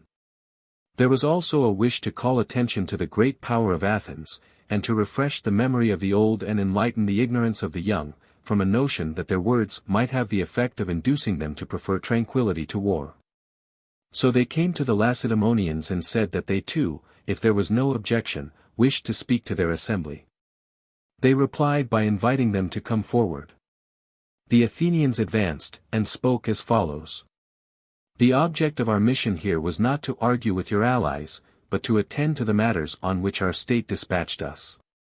However, the vehemence of the outcry that we hear against us has prevailed on us to come forward. It is not to combat the accusations of the cities, indeed you are not the judges before whom either we or they can plead. But to prevent your taking the wrong course on matters of great importance by yielding too readily to the persuasions of your allies. We also wish to show on a review of the whole indictment that we have a fair title to our possessions, and that our country has claims to consideration. We need not refer to remote antiquity, there we could appeal to the voice of tradition, but not to the experience of our audience. But to the Median War and contemporary history we must refer, although we are rather tired of continually bringing this subject forward. In our action during that war we ran great risk to obtain certain advantages. You had your share in the solid results, do not try to rob us of all share in the good that the glory may do us. However, the story shall be told not so much to deprecate hostility as to testify against it, and to show, if you are so ill-advised as to enter into a struggle with Athens, what sort of an antagonist she is likely to prove. We assert that at Marathon we were at the front, and faced the barbarian single-handed. That when he came the second time, unable to cope with him by land we went on board our ships with all our people, and joined in the action at Salamis. This prevented his taking the Peloponnesian states in detail, and ravaging them with his fleet, when the multitude of his vessels would have made any combination for self-defense impossible. The best proof of this was furnished by the invader himself. Defeated at sea, he considered his power to be no longer what it had been, and retired as speedily as possible with the greater part of his army. Such, then, was the result of the matter, and it was clearly proved that it was on the fleet of Hellas that her cause depended. Well, to this result we contributed three very useful elements, viz. The largest number of ships, the ablest commander, and the most unhesitating patriotism. Our contingent of ships was little less than 2/3 of the whole 400. The commander was Themistocles, through whom chiefly it was that the battle took place in the straits, the acknowledged salvation of our cause. Indeed, this was the reason of your receiving him with honors such as had never been accorded to any foreign visitor. While for daring patriotism we had no competitors. Receiving no reinforcements from behind, seeing everything in front of us already subjugated, we had the spirit, after abandoning our city. After sacrificing our property, instead of deserting the remainder of the league or depriving them of our services by dispersing, to throw ourselves into our ships and meet the danger, without a thought of resenting your neglect to assist us. We assert, therefore, that we conferred on you quite as much as we received. For you had a stake to fight for, the cities which you had left were still filled with your homes, and you had the prospect of enjoying them again. And your coming was prompted quite as much by fear for yourselves as for us. At all events, you never appeared till we had nothing left to lose.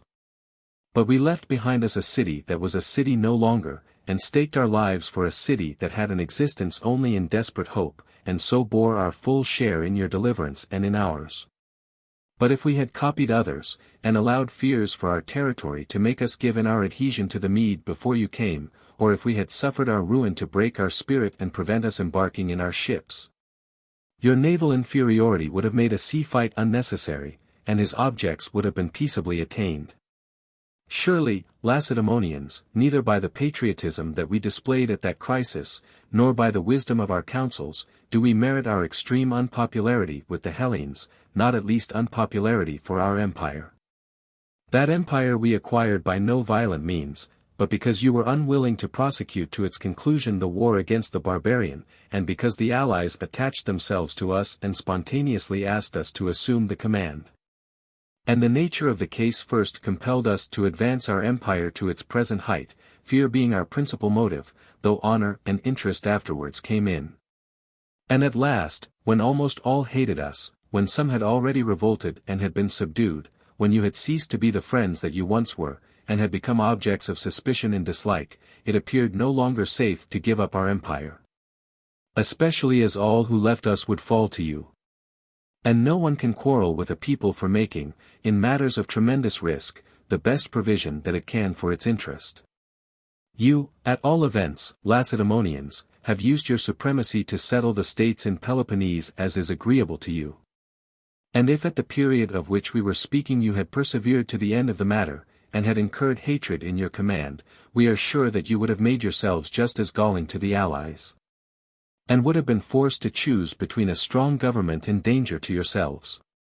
It follows that it was not a very wonderful action, or contrary to the common practice of mankind, if we did accept an empire that was offered to us, and refused to give it up under the pressure of three of the strongest motives: fear, honor, and interest. And it was not we who set the example, for it has always been law that the weaker should be subject to the stronger. Besides, we believed ourselves to be worthy of our position, and so you thought us till now. When calculations of interest have made you take up the cry of justice, a consideration which no one ever yet brought forward to hinder his ambition when he had a chance of gaining anything by might. And praise is due to all who, if not so superior to human nature as to refuse dominion, yet respect justice more than their position compels them to do. We imagine that our moderation would be best demonstrated by the conduct of others who should be placed in our position, but even our equity has very unreasonably subjected us to condemnation instead of approval. Our abatement of our rights in the contract trials with our allies, and our causing them to be decided by impartial laws at Athens, have gained us the character of being litigious. And none care to inquire why this reproach is not brought against other imperial powers, who treat their subjects with less moderation than we do, the secret being that where force can be used, law is not needed. But our subjects are so habituated to associate with us as equals that any defeat whatever that clashes with their notions of justice, whether it proceeds from a legal judgment or from the power which our empire gives us, makes them forget to be grateful for being allowed to retain most of their possessions, and more vexed at a part being taken, than if we had from the first cast law aside and openly gratified our covetousness. If we had done so, not even would they have disputed that the weaker must give way to the stronger. Men's indignation, it seems, is more excited by legal wrong than by violent wrong. The first looks like being cheated by an equal, the second like being compelled by a superior. At all events they contrive to put up with much worse treatment than this from the Mede, yet they think our rule severe, and this is to be expected, for the present always weighs heavy on the conquered.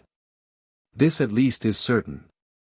If you were to succeed in overthrowing us and in taking our place, you would speedily lose the popularity with which fear of us has invested you. If your policy of today is at all to tally with the sample that you gave of it during the brief period of your command against the Mede, not only is your life at home regulated by rules and institutions incompatible with those of others, but your citizens abroad act neither on these rules nor on those which are recognized by the rest of Hellas. Take time then in forming your resolution, as the matter is of great importance. And do not be persuaded by the opinions and complaints of others to bring trouble on yourselves, but consider the vast influence of accident in war, before you are engaged in it. As it continues, it generally becomes an affair of chances from which neither of us is exempt, and whose event we must risk in the dark. It is a common mistake in going to war to begin at the wrong end, to act first, and wait for disaster to discuss the matter. But we are not yet by any means so misguided, nor, so far as we can see, are you.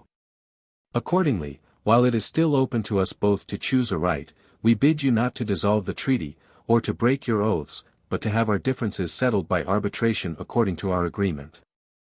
Or else we take the gods who heard the oaths to witness, and if you begin hostilities, whatever line of action you choose, we will try not to be behindhand in repelling you.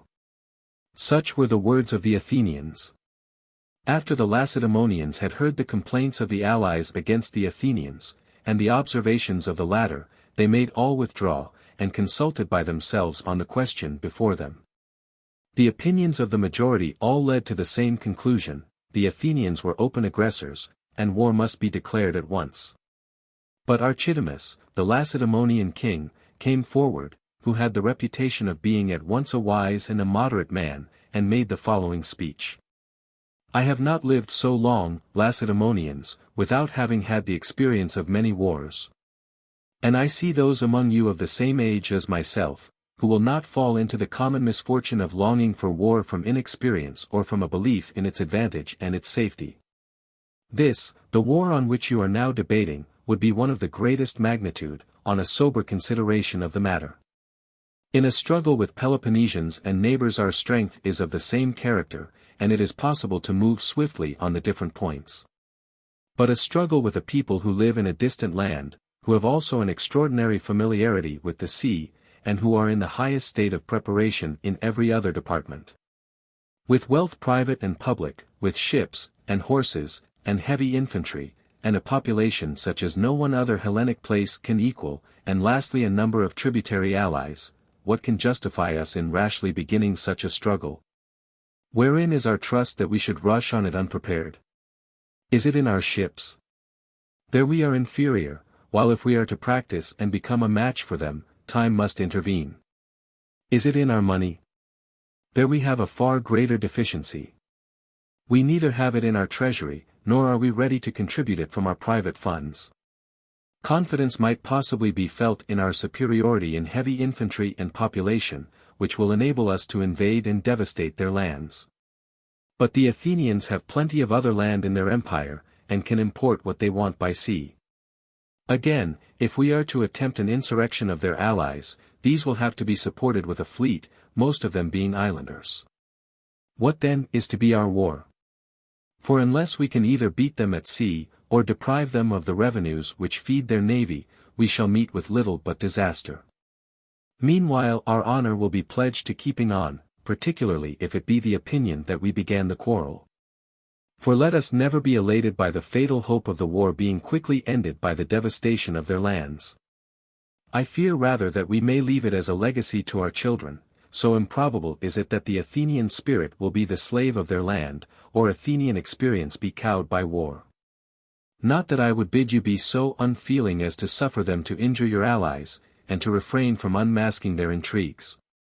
But I do bid you not to take up arms at once, but to send and remonstrate with them in a tone not too suggestive of war, nor again too suggestive of submission, and to employ the interval in perfecting our own preparations.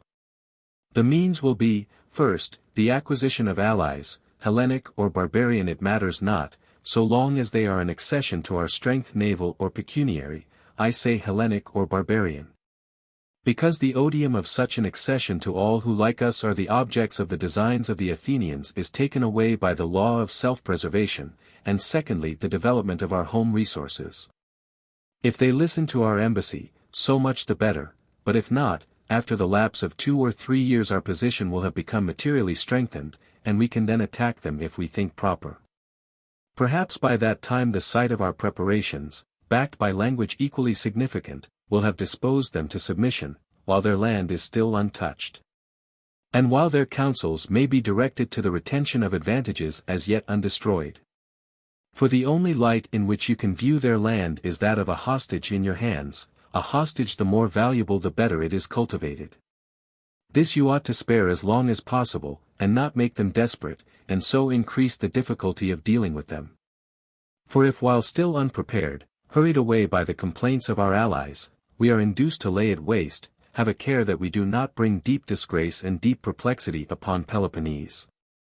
Complaints, whether of communities or individuals, it is possible to adjust, but war undertaken by a coalition for sectional interests, whose progress there is no means of foreseeing, does not easily admit of creditable settlement. And none need think it cowardice for a number of confederates to pause before they attack a single city. The Athenians have allies as numerous as our own, and allies that pay tribute, and war is a matter not so much of arms as of money, which makes arms of use. And this is more than ever true in a struggle between a continental and a maritime power.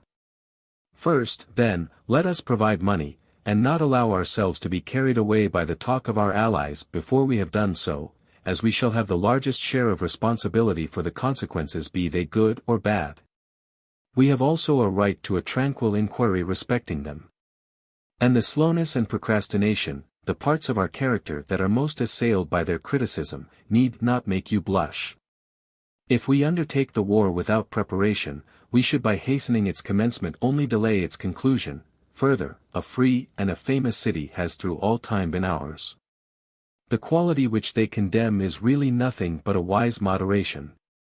Thanks to its possession, we alone do not become insolent in success and give way less than others in misfortune. We are not carried away by the pleasure of hearing ourselves cheered on to risks which our judgment condemns. Nor, if annoyed, are we any the more convinced by attempts to exasperate us by accusation. We are both warlike and wise, and it is our sense of order that makes us so. We are warlike, because self-control contains honor as a chief constituent, and honor bravery. And we are wise, because we are educated with too little learning to despise the laws, and with too severe a self-control to disobey them. And are brought up not to be too knowing in useless matters, such as the knowledge which can give a specious criticism of an enemy's plans in theory, but fails to assail them with equal success in practice, but are taught to consider that the schemes of our enemies are not dissimilar to our own, and that the freaks of chance are not determinable by calculation.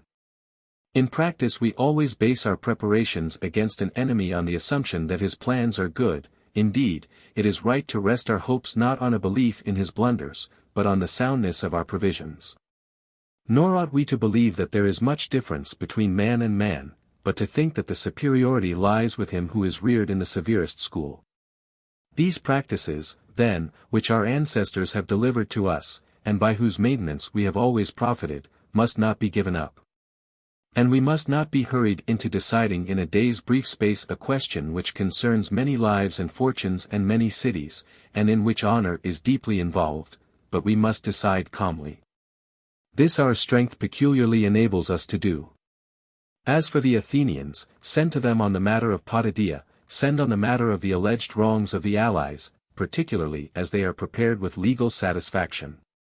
And to proceed against one who offers arbitration as against a wrongdoer, law forbids. Meanwhile do not omit preparation for war. This decision will be the best for yourselves, the most terrible to your opponents. Such were the words of Archidamus. Last came forward Sthenelaidas, one of the ephors for that year, and spoke to the Lacedaemonians as follows. The long speech of the Athenians I do not pretend to understand. They said a good deal in praise of themselves, but nowhere denied that they are injuring our allies and Peloponnese. And yet if they behaved well against the Mede then, but ill towards us now, they deserve double punishment for having ceased to be good and for having become bad. We meanwhile are the same then and now, and shall not, if we are wise, disregard the wrongs of our allies, or put off till tomorrow the duty of assisting those who must suffer today. Others have much money in ships and horses, but we have good allies whom we must not give up to the Athenians, nor by lawsuits and words decide the matter, as it is anything but in word that we are harmed, but render instant and powerful help. And let us not be told that it is fitting for us to deliberate under injustice. Long deliberation is rather fitting for those who have injustice in contemplation. Vote therefore, Lacedaemonians, for war, as the honor of Sparta demands, and neither allow the further aggrandizement of Athens, nor betray our allies to ruin, but with the gods let us advance against the aggressors. With these words he, as ephor, himself put the question to the assembly of the Lacedaemonians. He said that he could not determine which was the loudest acclamation. Their mode of decision is by acclamation not by voting. The fact being that he wished to make them declare their opinion openly and thus to increase their ardor for war. Accordingly he said, all Lacedaemonians who are of opinion that the treaty has been broken, and that Athens is guilty, leave your seats and go there, pointing out a certain place, all who are of the opposite opinion, there. They accordingly stood up and divided, and those who held that the treaty had been broken were in a decided majority. Summoning the allies, they told them that their opinion was that Athens had been guilty of injustice, but that they wished to convoke all the allies and put it to the vote. In order that they might make war, if they decided to do so, on a common resolution. Having thus gained their point, the delegates returned home at once, the Athenian envoys a little later, when they had dispatched the objects of their mission. This decision of the assembly, judging that the treaty had been broken, was made in the 14th year of the 30 years' truce, which was entered into after the affair of Euboea.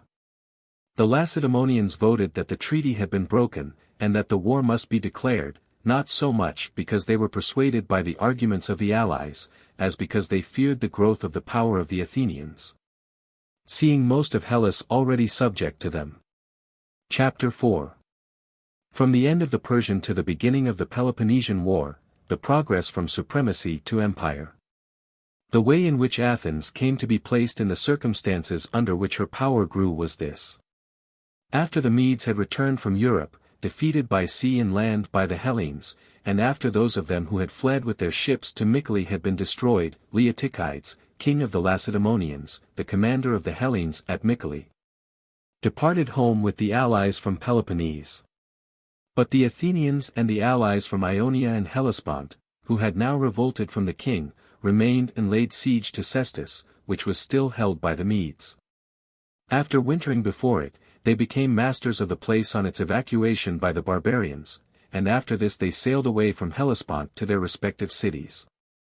Meanwhile the Athenian people, after the departure of the barbarian from their country, at once proceeded to carry over their children and wives, and such property as they had left, from the places where they had deposited them, and prepared to rebuild their city and their walls. For only isolated portions of the circumference had been left standing, and most of the houses were in ruins, though a few remained, in which the Persian grandees had taken up their quarters. Perceiving what they were going to do, the Lacedaemonians sent an embassy to Athens.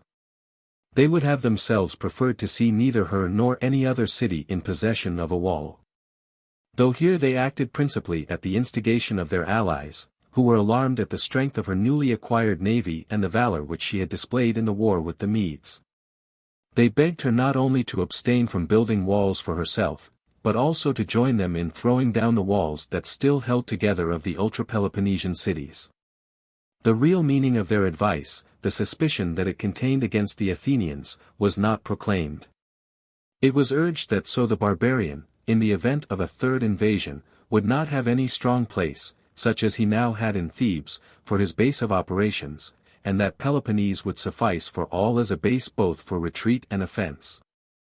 After the Lacedaemonians had thus spoken, they were, on the advice of Themistocles, immediately dismissed by the Athenians, with the answer that ambassadors should be sent to Sparta to discuss the question. Themistocles told the Athenians to send him off with all speed to Lacedaemon, but not to dispatch his colleagues as soon as they had selected them, but to wait until they had raised their wall to the height from which defense was possible. Meanwhile the whole population in the city was to labor at the wall, the Athenians, their wives, and their children, sparing no edifice, private or public, which might be of any use to the work, but throwing all down. After giving these instructions, and adding that he would be responsible for all other matters there, he departed. Arrived at Lacedaemon he did not seek an audience with the authorities, but tried to gain time and made excuses. When any of the government asked him why he did not appear in the assembly, he would say that he was waiting for his colleagues, who had been detained in Athens by some engagement. However, that he expected their speedy arrival, and wondered that they were not yet there. At first the Lacedaemonians trusted the words of Themistocles, through their friendship for him. But when others arrived, all distinctly declaring that the work was going on and already attaining some elevation, they did not know how to disbelieve it. Aware of this, he told them that rumors are deceptive, and should not be trusted. They should send some reputable persons from Sparta to inspect, whose report might be trusted. They dispatched them accordingly. Concerning these Themistocles secretly sent word to the Athenians to detain them as far as possible without putting them under open constraint, and not to let them go until they had themselves returned. For his colleagues had now joined him, Abronichus, son of Lysicles, and Aristides, son of Lysimachus, with the news that the wall was sufficiently advanced.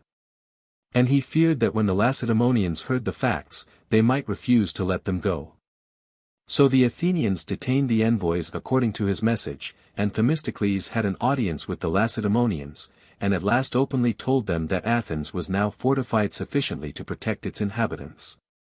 That any embassy which the Lacedaemonians or their allies might wish to send to them should in future proceed on the assumption that the people to whom they were going was able to distinguish both its own and the general interests. That when the Athenians thought fit to abandon their city and to embark in their ships, they ventured on that perilous step without consulting them. And that on the other hand, wherever they had deliberated with the Lacedaemonians, they had proved themselves to be in judgment second to none. That they now thought it fit that their city should have a wall, and that this would be more for the advantage of both the citizens of Athens and the Hellenic Confederacy. For without equal military strength it was impossible to contribute equal or fair counsel to the common interest. It followed, he observed, either that all the members of the Confederacy should be without walls, or that the present step should be considered a right one. The Lacedaemonians did not betray any open signs of anger against the Athenians at what they heard. The embassy, it seems, was prompted not by a desire to obstruct, but to guide the counsels of their government. Besides, Spartan feeling was at that time very friendly towards Athens on account of the patriotism which she had displayed in the struggle with the Mede. Still the defeat of their wishes could not but cause them secret annoyance. The envoys of each state departed home without complaint. In this way the Athenians walled their city in a little while. To this day the building shows signs of the haste of its execution. The foundations are laid of stones of all kinds, and in some places not wrought or fitted, but placed just in the order in which they were brought by the different hands. And many columns, too, from tombs and sculptured stones were put in with the rest. For the bounds of the city were extended at every point of the circumference, and so they laid hands on everything without exception in their haste. Themistocles also persuaded them to finish the walls of Piraeus, which had been begun before, in his year of office as archon. Being influenced alike by the fineness of a locality that has 3 natural harbors, and by the great start which the Athenians would gain in the acquisition of power by becoming a naval people. For he first ventured to tell them to stick to the sea and forthwith began to lay the foundations of the empire. It was by his advice, too, that they built the walls of that thickness which can still be discerned round Piraeus, the stones being brought up by 2 wagons meeting each other. Between the walls thus formed there was neither rubble nor mortar, but great stones hewn square and fitted together, cramped to each other on the outside with iron and lead. About half the height that he intended was finished. His idea was by their size and thickness to keep off the attacks of an enemy. He thought that they might be adequately defended by a small garrison of invalids, and the rest be freed for service in the fleet. For the fleet claimed most of his attention. He saw, as I think, that the approach by sea was easier for the king's army than that by land. He also thought Piraeus more valuable than the upper city. Indeed, he was always advising the Athenians, if a day should come when they were hard-pressed by land, to go down into Piraeus, and defy the world with their fleet.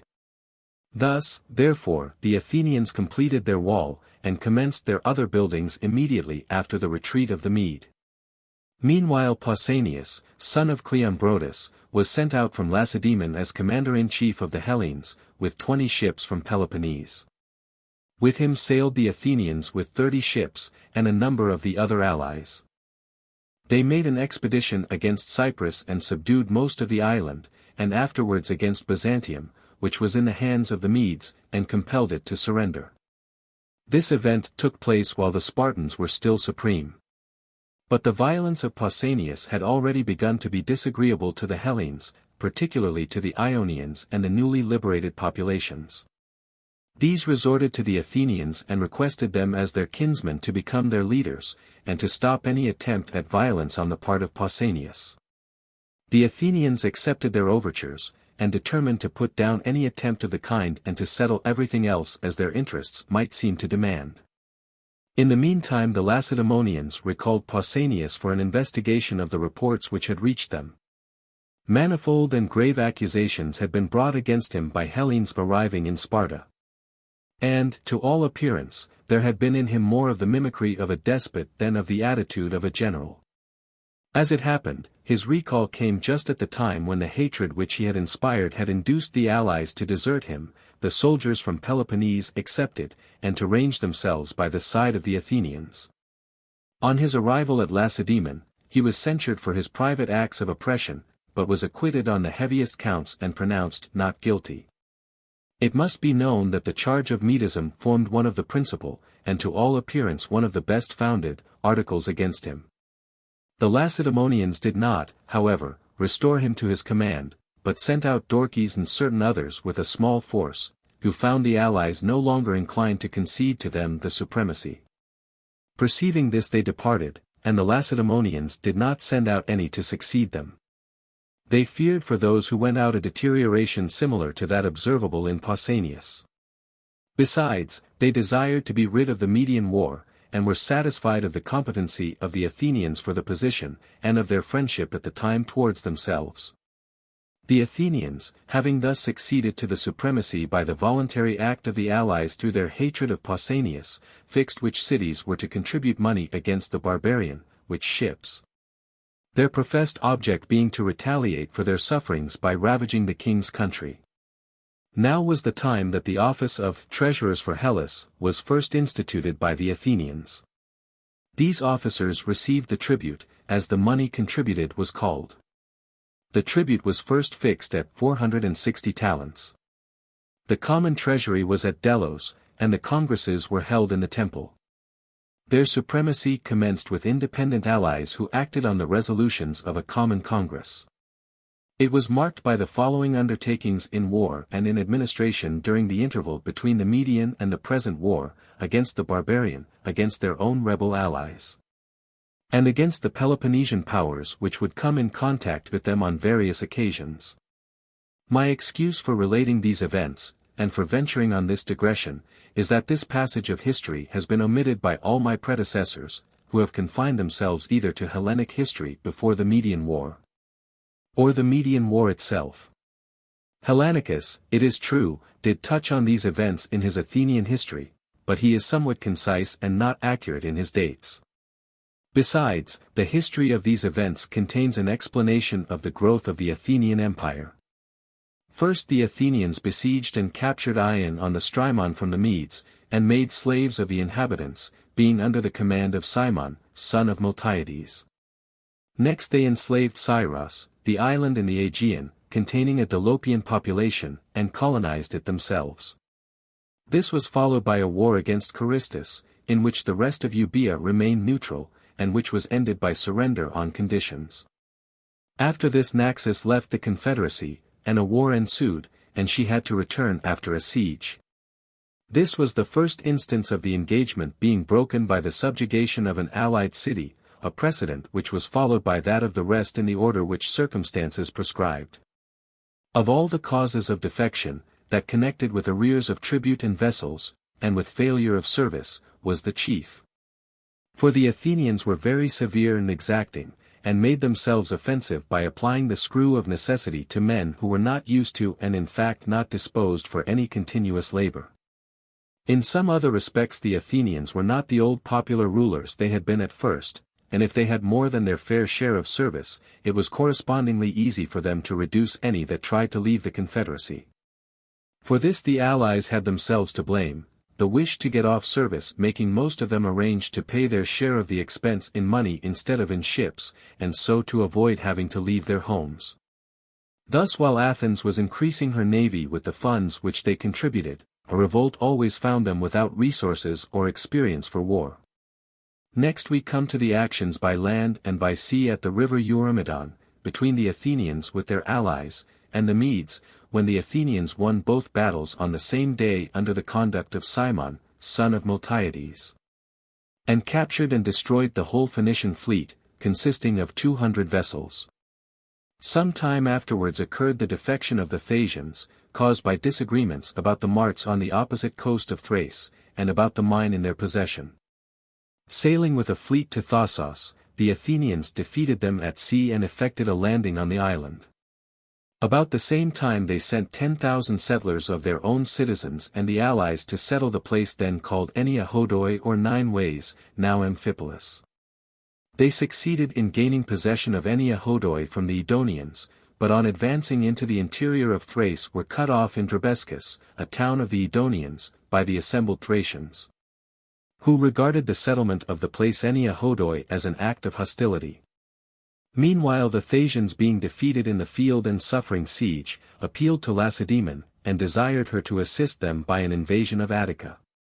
Without informing Athens, she promised and intended to do so, but was prevented by the occurrence of the earthquake, accompanied by the secession of the Helots and the Thuriats and Ethians of the Perioeci to Ithome.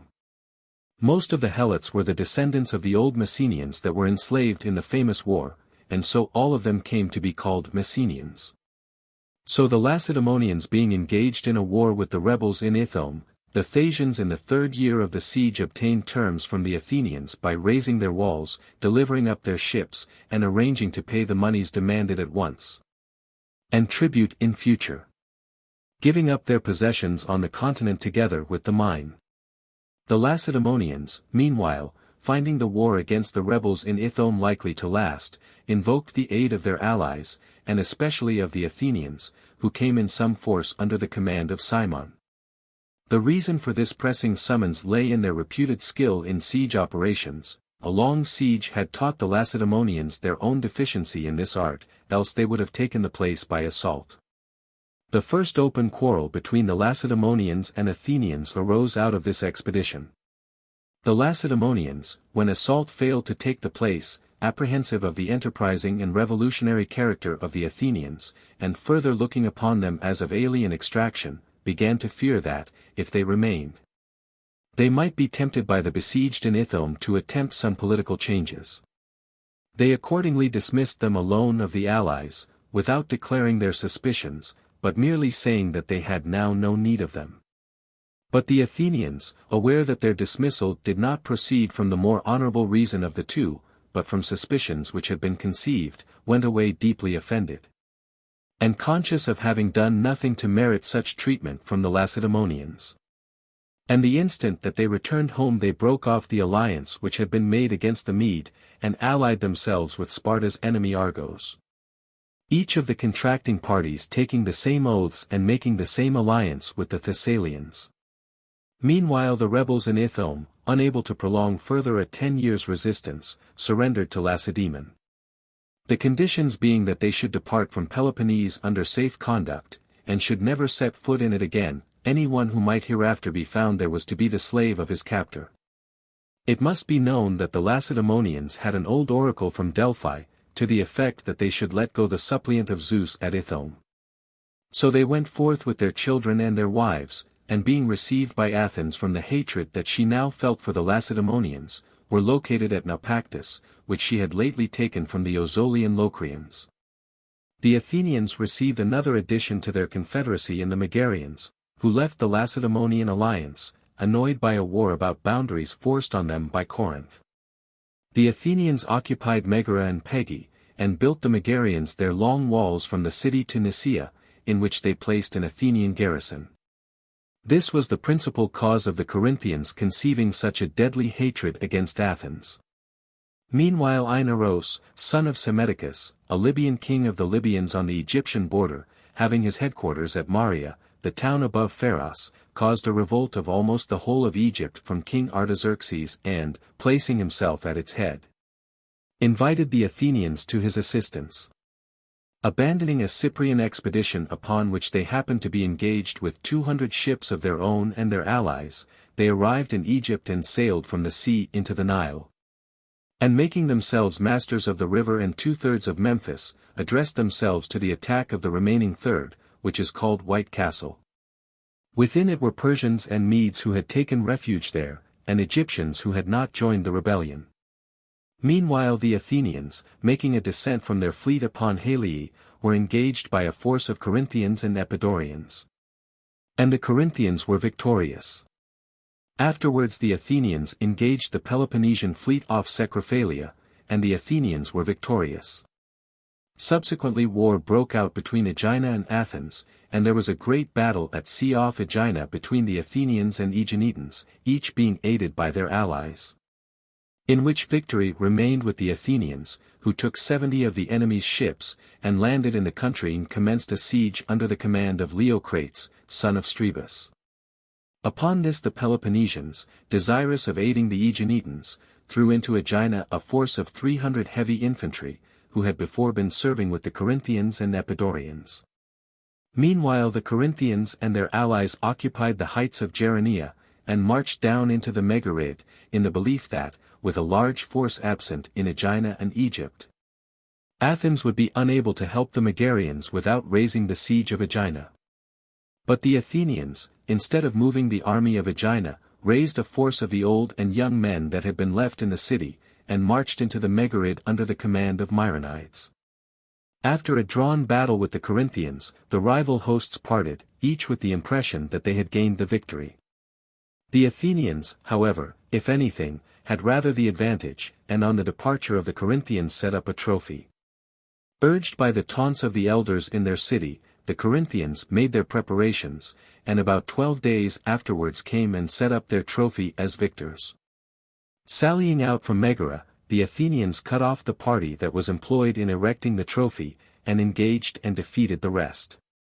In the retreat of the vanquished army, a considerable division, pressed by the pursuers and mistaking the road, dashed into a field on some private property, with a deep trench all round it, and no way out.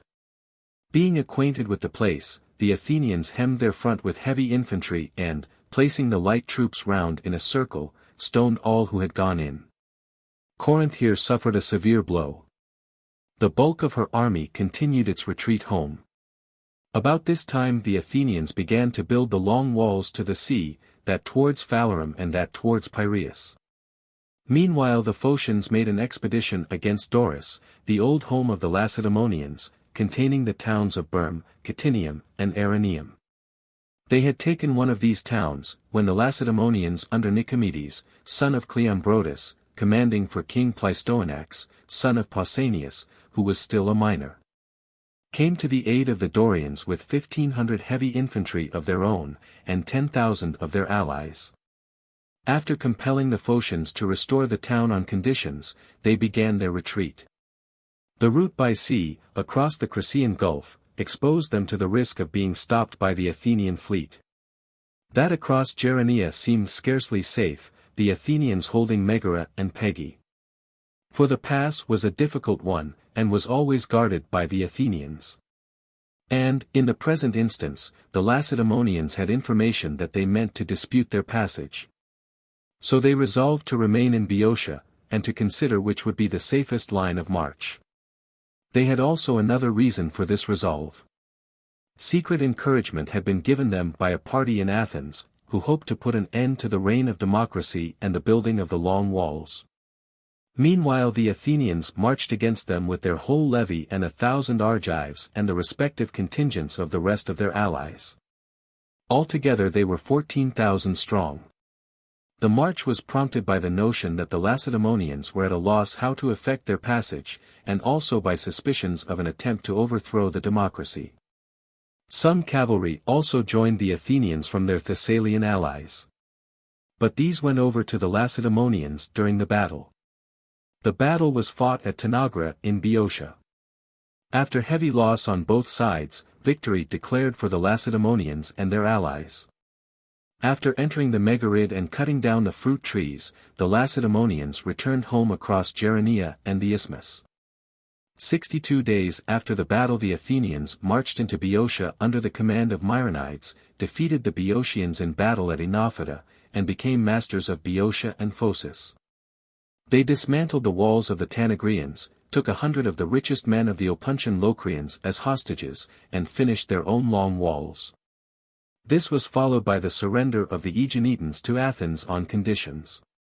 They pulled down their walls, gave up their ships, and agreed to pay tribute in future. The Athenians sailed round Peloponnese under Tolmides, son of Ptolemaeus, burnt the arsenal of Lacedaemon, took Chalcis, a town of the Corinthians, and in a descent upon Sicyon defeated the Sicyonians in battle. Meanwhile the Athenians in Egypt and their allies were still there, and encountered all the vicissitudes of war. First the Athenians were masters of Egypt, and the king sent Megabazus a Persian to Lacedaemon with money to bribe the Peloponnesians to invade Attica and so draw off the Athenians from Egypt. Finding that the matter made no progress, and that the money was only being wasted, he recalled Megabazus with the remainder of the money, and sent Megabuzus, son of Zopyrus, a Persian, with a large army to Egypt. Arriving by land he defeated the Egyptians and their allies in a battle, and drove the Hellenes out of Memphis, and at length shut them up in the island of Prosopitis, where he besieged them for a year and 6 months. At last, draining the canal of its waters, which he diverted into another channel, he left their ships high and dry and joined most of the island to the mainland, and then marched over on foot and captured it. Thus the enterprise of the Hellenes came to ruin after 6 years of war. Of all that large host a few traveling through Libya reached Cyrene in safety, but most of them perished. And thus Egypt returned to its subjection to the king, except Amyrtaeus, the king in the marshes, whom they were unable to capture from the extent of the marsh men being also the most warlike of the Egyptians.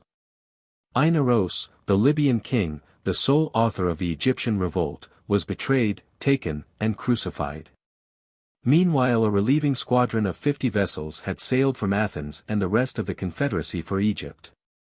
They put into shore at the Mendesian mouth of the Nile, in total ignorance of what had occurred.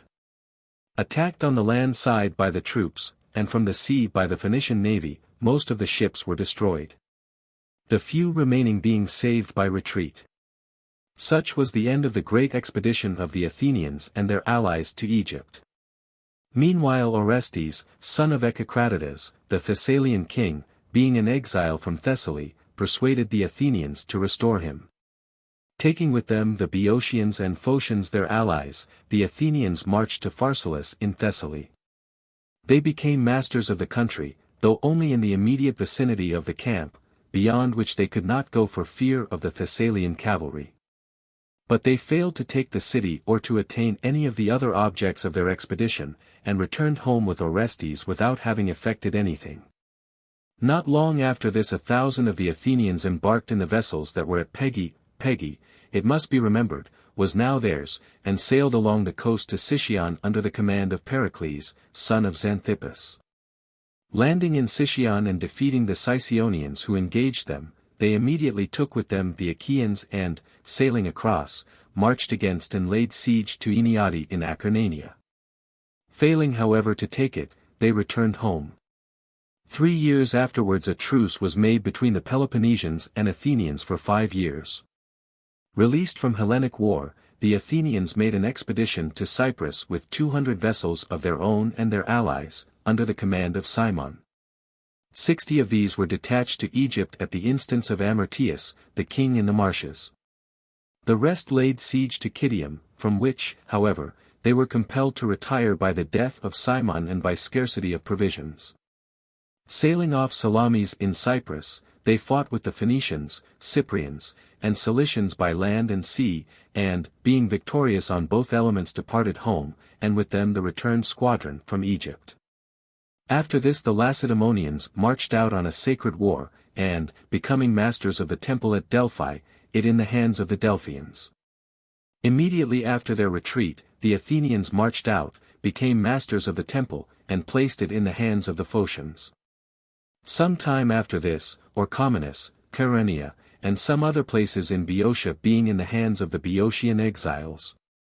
The Athenians marched against the above-mentioned hostile places with 1,000 Athenian heavy infantry and the allied contingents, under the command of Tolmides, son of Ptolemaeus.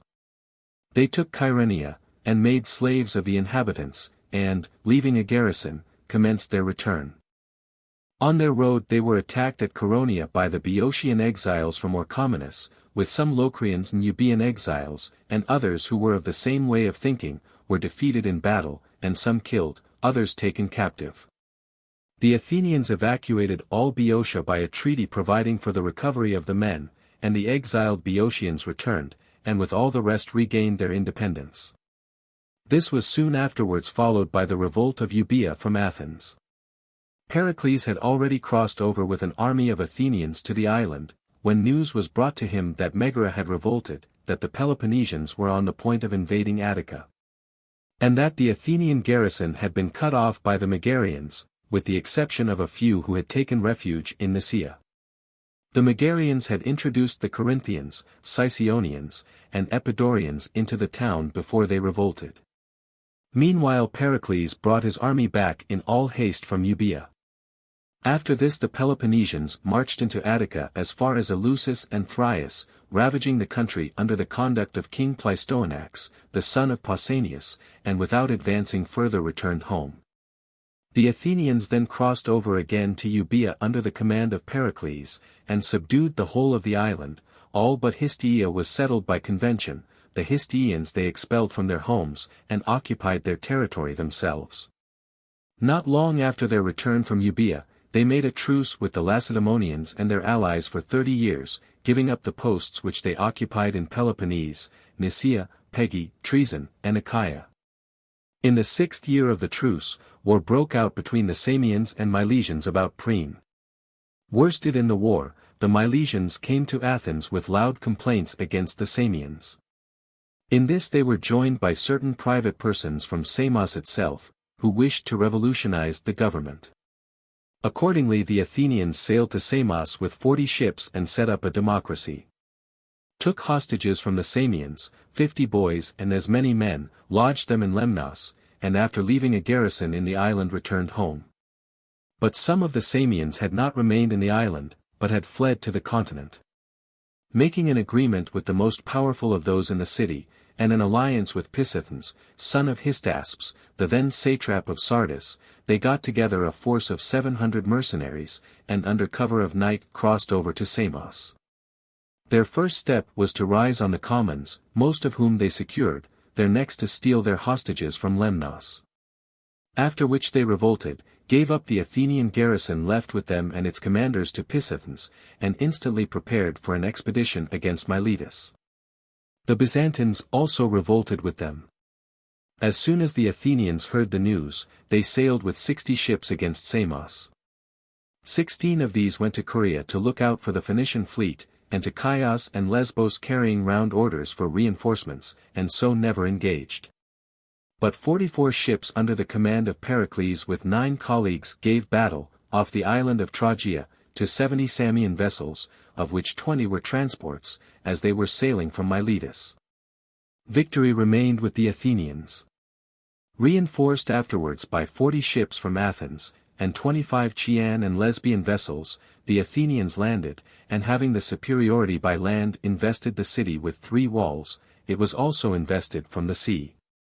Meanwhile Pericles took 60 ships from the blockading squadron, and departed in haste for Caunus and Corea, intelligence having been brought in of the approach of the Phoenician fleet to the aid of the Samians.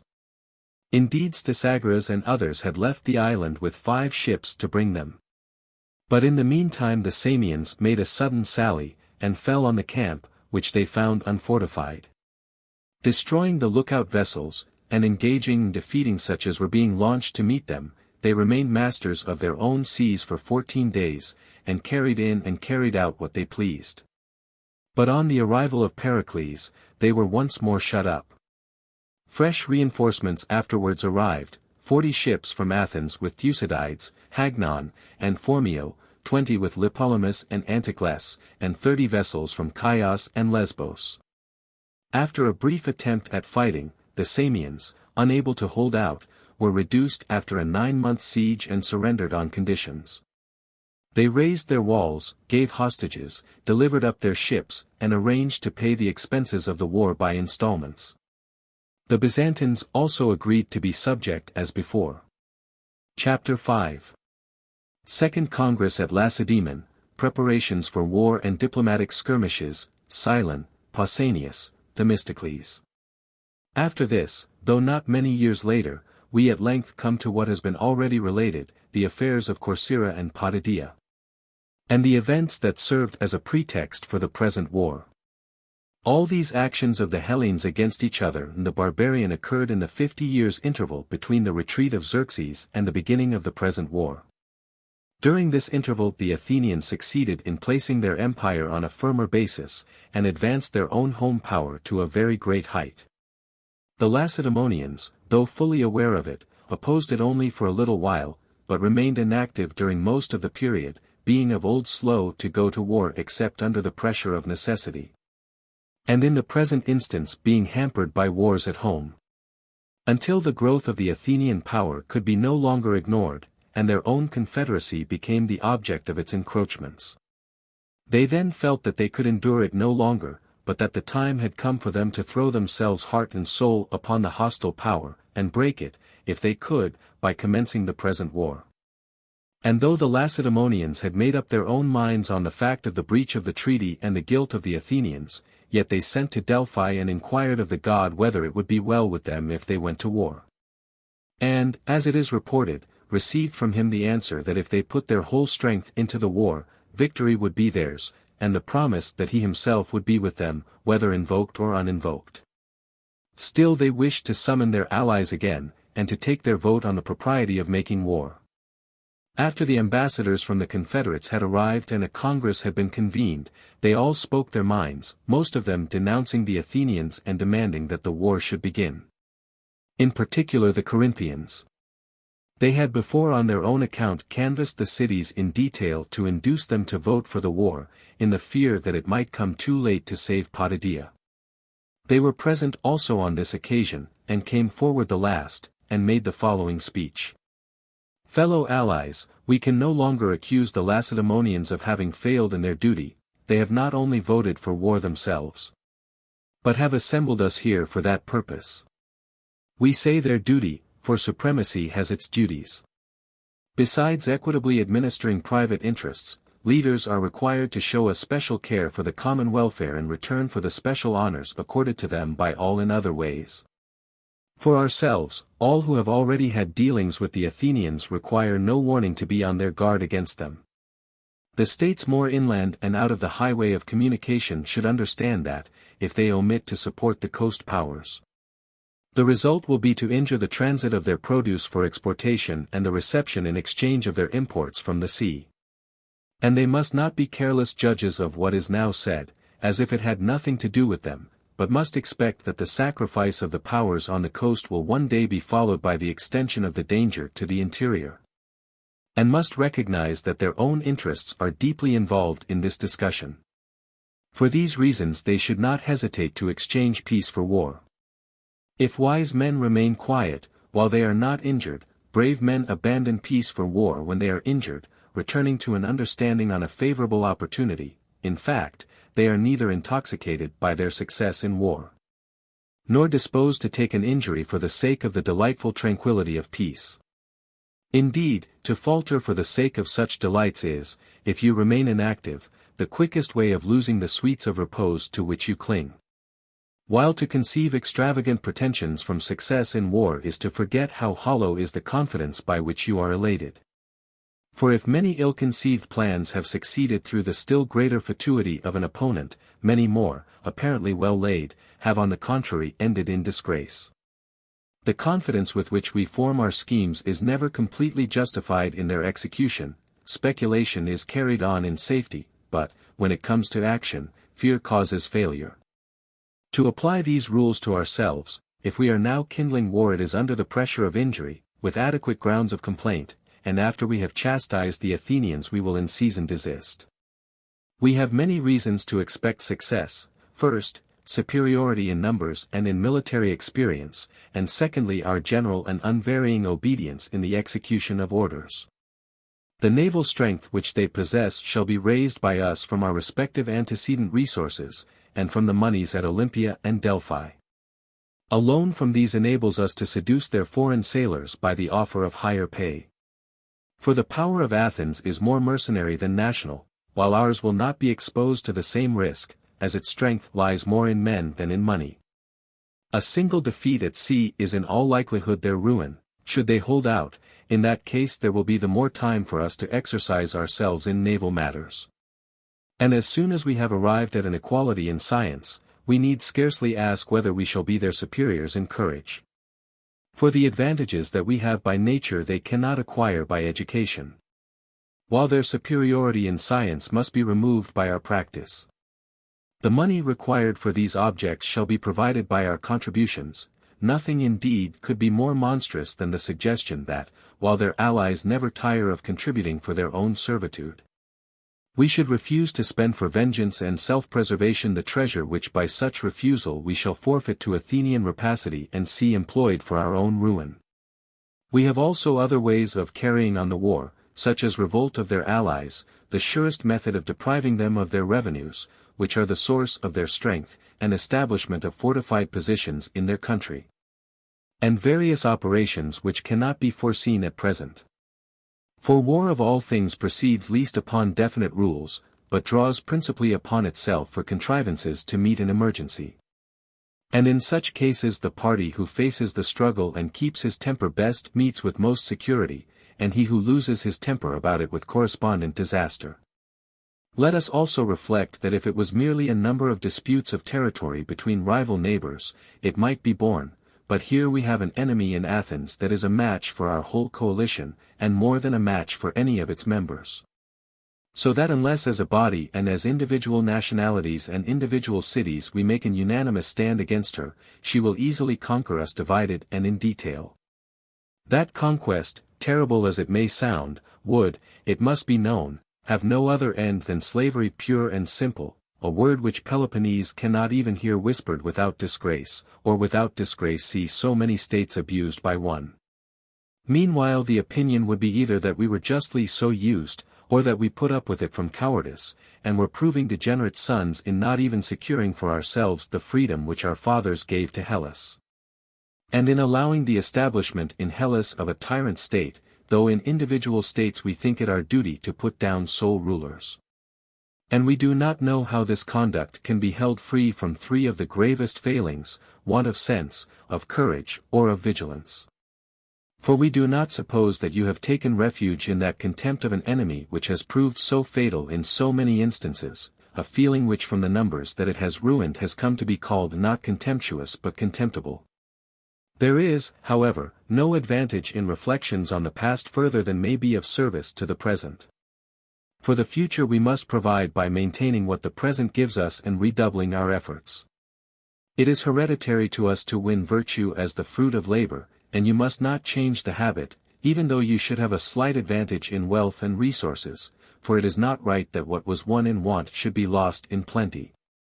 No, we must boldly advance to the war for many reasons. The God has commanded it and promised to be with us, and the rest of Hellas will all join in the struggle, part from fear, part from interest.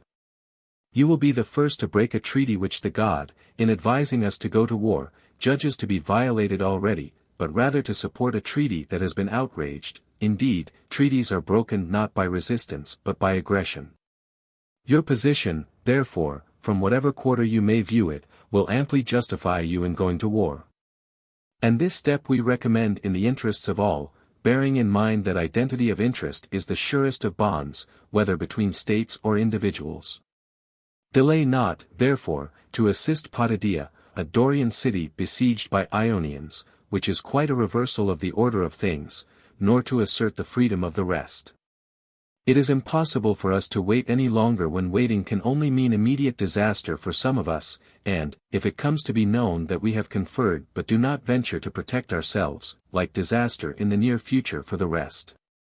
Delay not, fellow allies, but, convinced of the necessity of the crisis and the wisdom of this council, vote for the war, undeterred by its immediate terrors, but looking beyond to the lasting peace by which it will be succeeded. Out of war peace gains fresh stability, but to refuse to abandon repose for war is not so sure a method of avoiding danger. We must believe that the tyrant city that has been established in Hellas has been established against all alike, with a program of universal empire, part fulfilled, part in contemplation. Let us then attack and reduce it, and win future security for ourselves and freedom for the Hellenes who are now enslaved. Such were the words of the Corinthians. The Lacedaemonians, having now heard all, give their opinion, took the vote of all the allied states present in order, great and small alike, and the majority voted for war. This decided, it was still impossible for them to commence at once, from their want of preparation, but it was resolved that the means requisite were to be procured by the different states, and that there was to be no delay. And indeed, in spite of the time occupied with the necessary arrangements, less than a year elapsed before Attica was invaded, and the war openly begun. This interval was spent in sending embassies to Athens charged with complaints, in order to obtain as good a pretext for war as possible, in the event of her paying no attention to them. The first Lacedaemonian embassy was to order the Athenians to drive out the curse of the goddess, the history of which is as follows. In former generations there was an Athenian of the name of Cylon, a victor at the Olympic Games, of good birth and powerful position, who had married a daughter of Theagenes, a Megarian, at that time tyrant of Megara. Now this Cylon was inquiring at Delphi, when he was told by the god to seize the Acropolis of Athens on the grand festival of Zeus. Accordingly, procuring a force from Theagenes and persuading his friends to join him, when the Olympic festival in Peloponnese came, he seized the Acropolis, with the intention of making himself tyrant. Thinking that this was the grand festival of Zeus, and also an occasion appropriate for a victor at the Olympic Games. Whether the grand festival that was meant was in Attica or elsewhere was a question which he never thought of, and which the oracle did not offer to solve. For the Athenians also have a festival which is called the Grand Festival of Zeus Melikios or Gracious, viz., the Diasia. It is celebrated outside the city, and the whole people sacrifice not real victims but a number of bloodless offerings peculiar to the country. However, fancying he had chosen the right time, he made the attempt. As soon as the Athenians perceived it, they flocked in, one and all, from the country, and sat down, and laid siege to the citadel. But as time went on, weary of the labor of blockade, most of them departed. The responsibility of keeping guard being left to the 9 archons, with plenary powers to arrange everything according to their good judgment. It must be known that at that time most political functions were discharged by the 9 archons. Meanwhile Cylon and his besieged companions were distressed for want of food and water. Accordingly Cylon and his brother made their escape. But the rest being hard pressed, and some even dying of famine, seated themselves as suppliants at the altar in the Acropolis. The Athenians who were charged with the duty of keeping guard, when they saw them at the point of death in the temple, raised them up on the understanding that no harm should be done to them, led them out, and slew them. Some who as they passed by took refuge at the altars of the awful goddesses were dispatched on the spot. From this deed the men who killed them were called accursed and guilty against the goddess, they and their descendants. Accordingly these cursed ones were driven out by the Athenians, driven out again by Cleomenes of Lacedaemon and an Athenian faction, the living were driven out, and the bones of the dead were taken up, thus they were cast out. For all that, they came back afterwards, and their descendants are still in the city. This, then was the curse that the Lacedaemonians ordered them to drive out. They were actuated primarily, as they pretended, by a care for the honor of the gods. But they also know that Pericles, son of Xanthippus, was connected with the curse on his mother's side, and they thought that his banishment would materially advance their designs on Athens. Not that they really hoped to succeed in procuring this. They rather thought to create a prejudice against him in the eyes of his countrymen from the feeling that the war would be partly caused by his misfortune. For being the most powerful man of his time, and the leading Athenian statesman, he opposed the Lacedaemonians in everything, and would have no concessions, but ever urged the Athenians on to war. The Athenians retorted by ordering the Lacedaemonians to drive out the curse of Taenarus. The Lacedaemonians had once raised up some Helot suppliants from the temple of Poseidon at Taenarus, led them away and slain them. For which they believed the great earthquake at Sparta to have been a retribution. The Athenians also ordered them to drive out the curse of the goddess of the brazen house, the history of which is as follows. After Pausanias the Lacedaemonian had been recalled by the Spartans from his command in the Hellespont, this is his first recall, and had been tried by them and acquitted, not being again sent out in a public capacity. He took a galley of Hermione on his own responsibility, without the authority of the Lacedaemonians, and arrived as a private person in the Hellespont. He came ostensibly for the Hellenic War, really to carry on his intrigues with the king, which he had begun before his recall, being ambitious of reigning over Hellas. The circumstance which first enabled him to lay the king under an obligation, and to make a beginning of the whole design, was this. Some connections and kinsmen of the king had been taken in Byzantium, on its capture from the Medes, when he was first there, after the return from Cyprus. These captives he sent off to the king without the knowledge of the rest of the allies, the account being that they had escaped from him. He managed this with the help of Gongelus, an Eretrian, whom he had placed in charge of Byzantium and the prisoners. He also gave Gongelus a letter for the king, the contents of which were as follows, as was afterwards discovered: Pausanias, the general of Sparta, anxious to do you a favor, sends you these his prisoners of war. I propose also, with your approval, to marry your daughter, and to make Sparta and the rest of Hellas subject to you. I may say that I think I am able to do this, with your cooperation. Accordingly, if any of this please you, send a safe man to the sea through whom we may in future conduct our correspondence. This was all that was revealed in the writing, and Xerxes was pleased with the letter. He sent off Artabazus, son of Pharnaces, to the sea with orders to supersede Megabates, the previous governor in the satrapy of Daskylion, and to send over as quickly as possible to Pausanias at Byzantium a letter which he entrusted to him, to show him the royal signet, and to execute any commission which he might receive from Pausanias on the king's matters with all care and fidelity. Artabazus on his arrival carried the king's orders into effect, and sent over the letter, which contained the following answer: Thus saith King Xerxes to Pausanias. For the men whom you have saved for me across sea from Byzantium, an obligation is laid up for you in our house, recorded forever, and with your proposals I am well pleased. Let neither night nor day stop you from diligently performing any of your promises to me, neither for cost of gold nor of silver let them be hindered, nor yet for number of troops, wherever it may be that their presence is needed. But with Artabazus, an honorable man whom I send you, boldly advance my objects and yours, as may be most for the honor and interest of us both. Before held in high honor by the Hellenes as the hero of Plataea, Pausanias, after the receipt of this letter, became prouder than ever, and could no longer live in the usual style, but went out of Byzantium in a Median dress. Was attended on his march through Thrace by a bodyguard of Medes and Egyptians, kept a Persian table, and was quite unable to contain his intentions. But betrayed by his conduct in trifles what his ambition looked one day to enact on a grander scale. He also made himself difficult of access, and displayed so violent a temper to every one without exception that no one could come near him. Indeed, this was the principal reason why the confederacy went over to the Athenians. The above-mentioned conduct, coming to the ears of the Lacedaemonians, occasioned his first recall. And after his second voyage out in the ship of Hermione, without their orders, he gave proofs of similar behavior. Besieged and expelled from Byzantium by the Athenians, he did not return to Sparta, but news came that he had settled at Colone in the Troad, and was intriguing with the barbarians, and that his stay there was for no good purpose. And the ephors, now no longer hesitating, sent him a herald and a scytale with orders to accompany the herald or be declared a public enemy. Anxious above everything to avoid suspicion, and confident that he could quash the charge by means of money, he returned a second time to Sparta.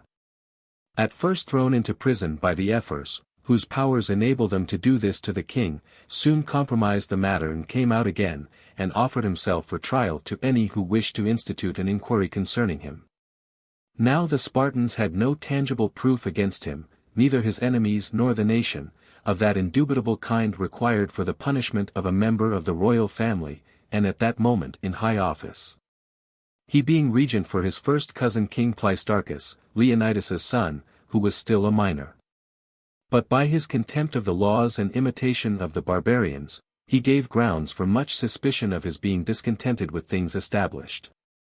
All the occasions on which he had in any way departed from the regular customs were passed in review, and it was remembered that he had taken upon himself to have inscribed on the tripod at Delphi, which was dedicated by the Hellenes as the first fruits of the spoil of the Medes, the following couplet. The Mede defeated, great Pausanias raised this monument, that Phoebus might be praised. At the time the Lacedaemonians had at once erased the couplet, and inscribed the names of the cities that had aided in the overthrow of the barbarian and dedicated the offering. Yet it was considered that Pausanias had here been guilty of a grave offense, which, interpreted by the light of the attitude which he had since assumed, gained a new significance, and seemed to be quite in keeping with his present schemes. Besides, they were informed that he was even intriguing with the Helots, and such indeed was the fact, for he promised them freedom and citizenship if they would join him in insurrection and would help him to carry out his plans to the end.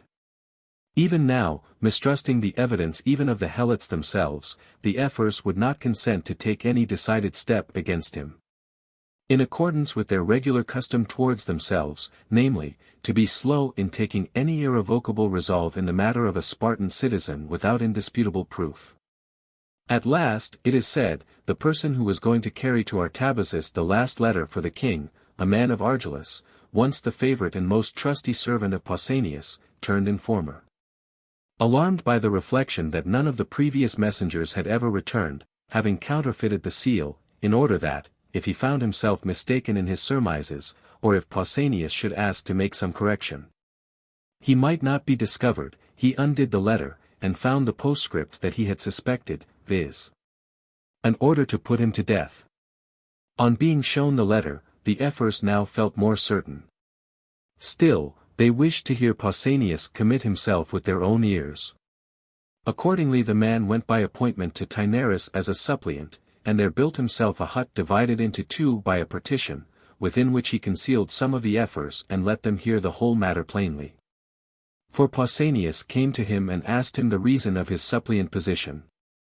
And the man reproached him with the order that he had written concerning him, and one by one declared all the rest of the circumstances, how he who had never yet brought him into any danger, while employed as agent between him and the king, was yet just like the mass of his servants to be rewarded with death. Admitting all this, and telling him not to be angry about the matter, Pausanias gave him the pledge of raising him up from the temple, and begged him to set off as quickly as possible, and not to hinder the business in hand.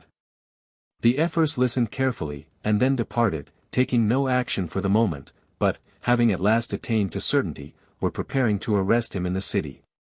It is reported that, as he was about to be arrested in the street, he saw from the face of one of the ephors what he was coming for, another, too, made him a secret signal, and betrayed it to him from kindness.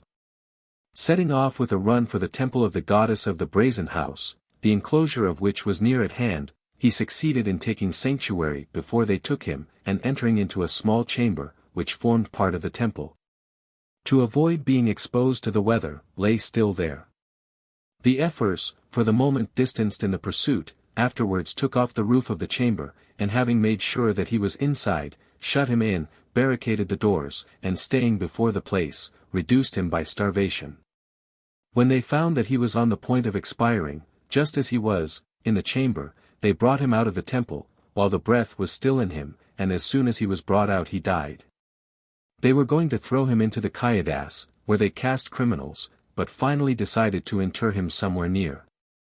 But the god at Delphi afterwards ordered the Lacedaemonians to remove the tomb to the place of his death, where he now lies in the consecrated ground, as an inscription on a monument declares, and, as what had been done was a curse to them, to give back 2 bodies instead of 1 to the goddess of the brazen house. So they had 2 brazen statues made, and dedicated them as a substitute for Pausanias. The Athenians retorted by telling the Lacedaemonians to drive out what the god himself had pronounced to be a curse. To return to the Medism of Pausanias. Matter was found in the course of the inquiry to implicate Themistocles, and the Lacedaemonians accordingly sent envoys to the Athenians and required them to punish him as they had punished Pausanias. The Athenians consented to do so. But he had, as it happened, been ostracized, and, with a residence at Argos, was in the habit of visiting other parts of Peloponnese.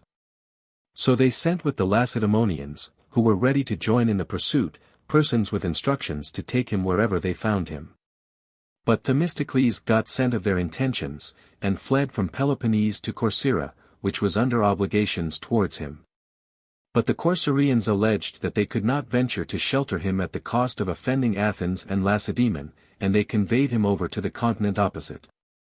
Pursued by the officers who hung on the report of his movements, at a loss where to turn, he was compelled to stop at the house of Admetus, the Molossian king, though they were not on friendly terms. Admetus happened not to be indoors, but his wife, to whom he made himself a suppliant, instructed him to take their child in his arms and sit down by the hearth. Soon afterwards Admetus came in, and Themistocles told him who he was, and begged him not to revenge on Themistocles in exile any opposition which his requests might have experienced from Themistocles at Athens. Indeed, he was now far too low for his revenge, retaliation was only honorable between equals. Besides, his opposition to the king had only affected the success of a request, not the safety of his person. If the king were to give him up to the pursuers that he mentioned, and the fate which they intended for him, he would just be consigning him to certain death.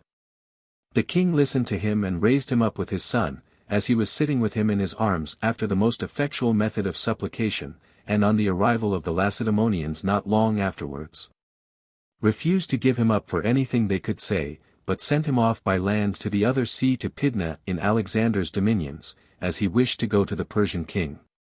There he met with a merchantman on the point of starting for Ionia. Going on board, he was carried by a storm to the Athenian squadron which was blockading Naxos. In his alarm, he was luckily unknown to the people in the vessel. He told the master who he was and what he was flying for, and said that, if he refused to save him, he would declare that he was taking him for a bribe. Meanwhile their safety consisted in letting no one leave the ship until a favorable time for sailing should arise. If he complied with his wishes, he promised him a proper recompense. The master acted as he desired, and, after lying to for a day and a night out of reach of the squadron, at length arrived at Ephesus. After having rewarded him with a present of money, as soon as he received some from his friends at Athens and from his secret hoards at Argos, Themistocles started inland with one of the coast Persians, and sent a letter to King Artaxerxes, Xerxes' son, who had just come to the throne. Its contents were as follows: I, Themistocles, am come to you, who did your house more harm than any of the Hellenes, when I was compelled to defend myself against your father's invasion, harm, however, far surpassed by the good that I did him during his retreat, which brought no danger for me but much for him. For the past, you are a good turn in my debt. Here he mentioned the warning sent to Xerxes from Salamis to retreat, as well as his finding the bridges unbroken, which, as he falsely pretended, was due to him, for the present. Able to do you great service, I am here, pursued by the Hellenes for my friendship for you. However, I desire a year's grace, when I shall be able to declare in person the objects of my coming. It is said that the king approved his intention, and told him to do as he said. He employed the interval in making what progress he could in the study of the Persian tongue, and of the customs of the country. Arrived at court at the end of the year, he attained to very high consideration there, such as no Hellene has ever possessed before or since. Partly from his splendid antecedents, partly from the hopes which he held out of effecting for him the subjugation of Hellas, but principally by the proof which experience daily gave of his capacity. For Themistocles was a man who exhibited the most indubitable signs of genius. Indeed, in this particular he has a claim on our admiration quite extraordinary and unparalleled. By his own native capacity, alike unformed and unsupplemented by study, he was at once the best judge in those sudden crises which admit of little or of no deliberation, and the best prophet of the future, even to its most distant possibilities. An able theoretical expositor of all that came within the sphere of his practice, he was not without the power of passing an adequate judgment in matters in which he had no experience. He could also excellently divine the good and evil which lay hid in the unseen future. In fine, whether we consider the extent of his natural powers, or the slightness of his application, this extraordinary man must be allowed to have surpassed all others in the faculty of intuitively meeting an emergency. Disease was the real cause of his death, though there is a story of his having ended his life by poison, on finding himself unable to fulfill his promises to the king. However this may be, there is a monument to him in the marketplace of Asiatic Magnesia. He was governor of the district, the king having given him Magnesia, which brought in 50 talents a year, for bread, Lampsacus, which was considered to be the richest wine country, for wine, and Meos for other provisions. His bones, it is said, were conveyed home by his relatives in accordance with his wishes, and interred in Attic ground. This was done without the knowledge of the Athenians, as it is against the law to bury in Attica an outlaw for treason. So ends the history of Pausanias and Themistocles, the Lacedaemonian and the Athenian, the most famous men of their time in Hellas. To return to the Lacedaemonians. The history of their first embassy, the injunctions which it conveyed, and the rejoinder which it provoked, concerning the expulsion of the accursed persons, have been related already. It was followed by a second, which ordered Athens to raise the siege of Potidæa, and to respect the independence of Aegina. Above all, it gave her most distinctly to understand that war might be prevented by the revocation of the Megara decree, excluding the Megarians from the use of Athenian harbors and of the market of Athens.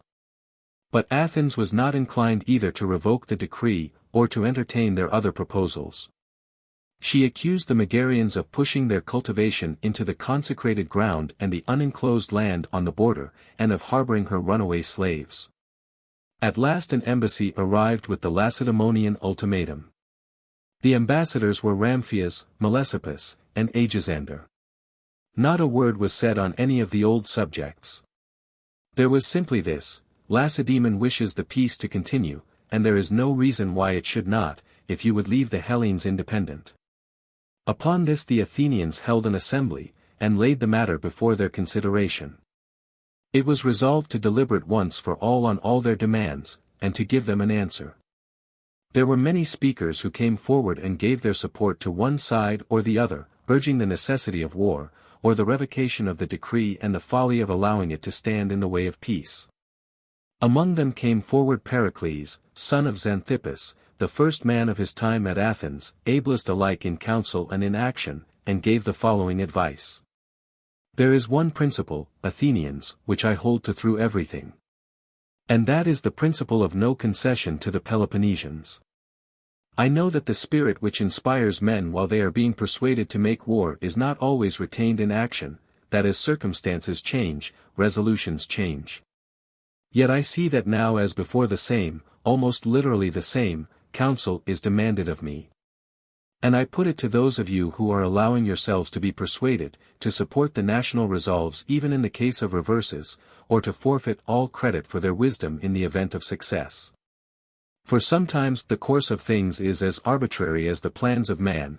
Indeed, this is why we usually blame chance for whatever does not happen as we expected. Now it was clear before that Lacedaemon entertained designs against us. It is still more clear now. The treaty provides that we shall mutually submit our differences to legal settlement, and that we shall meanwhile each keep what we have. Yet the Lacedaemonians never yet made us any such offer, never yet would accept from us any such offer. On the contrary, they wish complaints to be settled by war instead of by negotiation.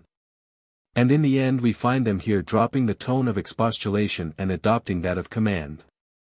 They order us to raise the siege of Potidæa, to let Aegina be independent, to revoke the Megara decree. And they conclude with an ultimatum warning us to leave the Hellenes independent. I hope that you will none of you think that we shall be going to war for a trifle if we refuse to revoke the Megara decree, which appears in front of their complaints, and the revocation of which is to save us from war. Or let any feeling of self-reproach linger in your minds, as if you went to war for slight cause.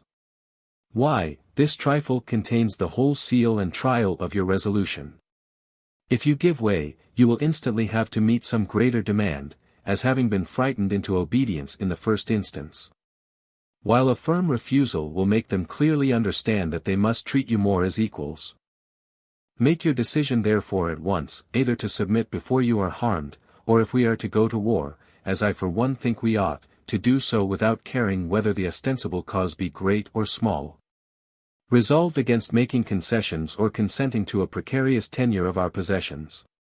For all claims from an equal, urged upon a neighbor as commands before any attempt at legal settlement, be they great or be they small, have only one meaning, and that is slavery. As to the war and the resources of either party, a detailed comparison will not show you the inferiority of Athens. Personally engaged in the cultivation of their land, without funds either private or public, the Peloponnesians are also without experience in long wars across sea, from the strict limit which poverty imposes on their attacks upon each other. Powers of this description are quite incapable of often manning a fleet or often sending out an army. They cannot afford the absence from their homes, the expenditure from their own funds, and besides, they have not command of the sea. Capital, it must be remembered, maintains a war more than forced contributions. Farmers are a class of men that are always more ready to serve in person than in purse. Confident that the former will survive the dangers, they are by no means so sure that the latter will not be prematurely exhausted, especially if the war lasts longer than they expect, which it very likely will.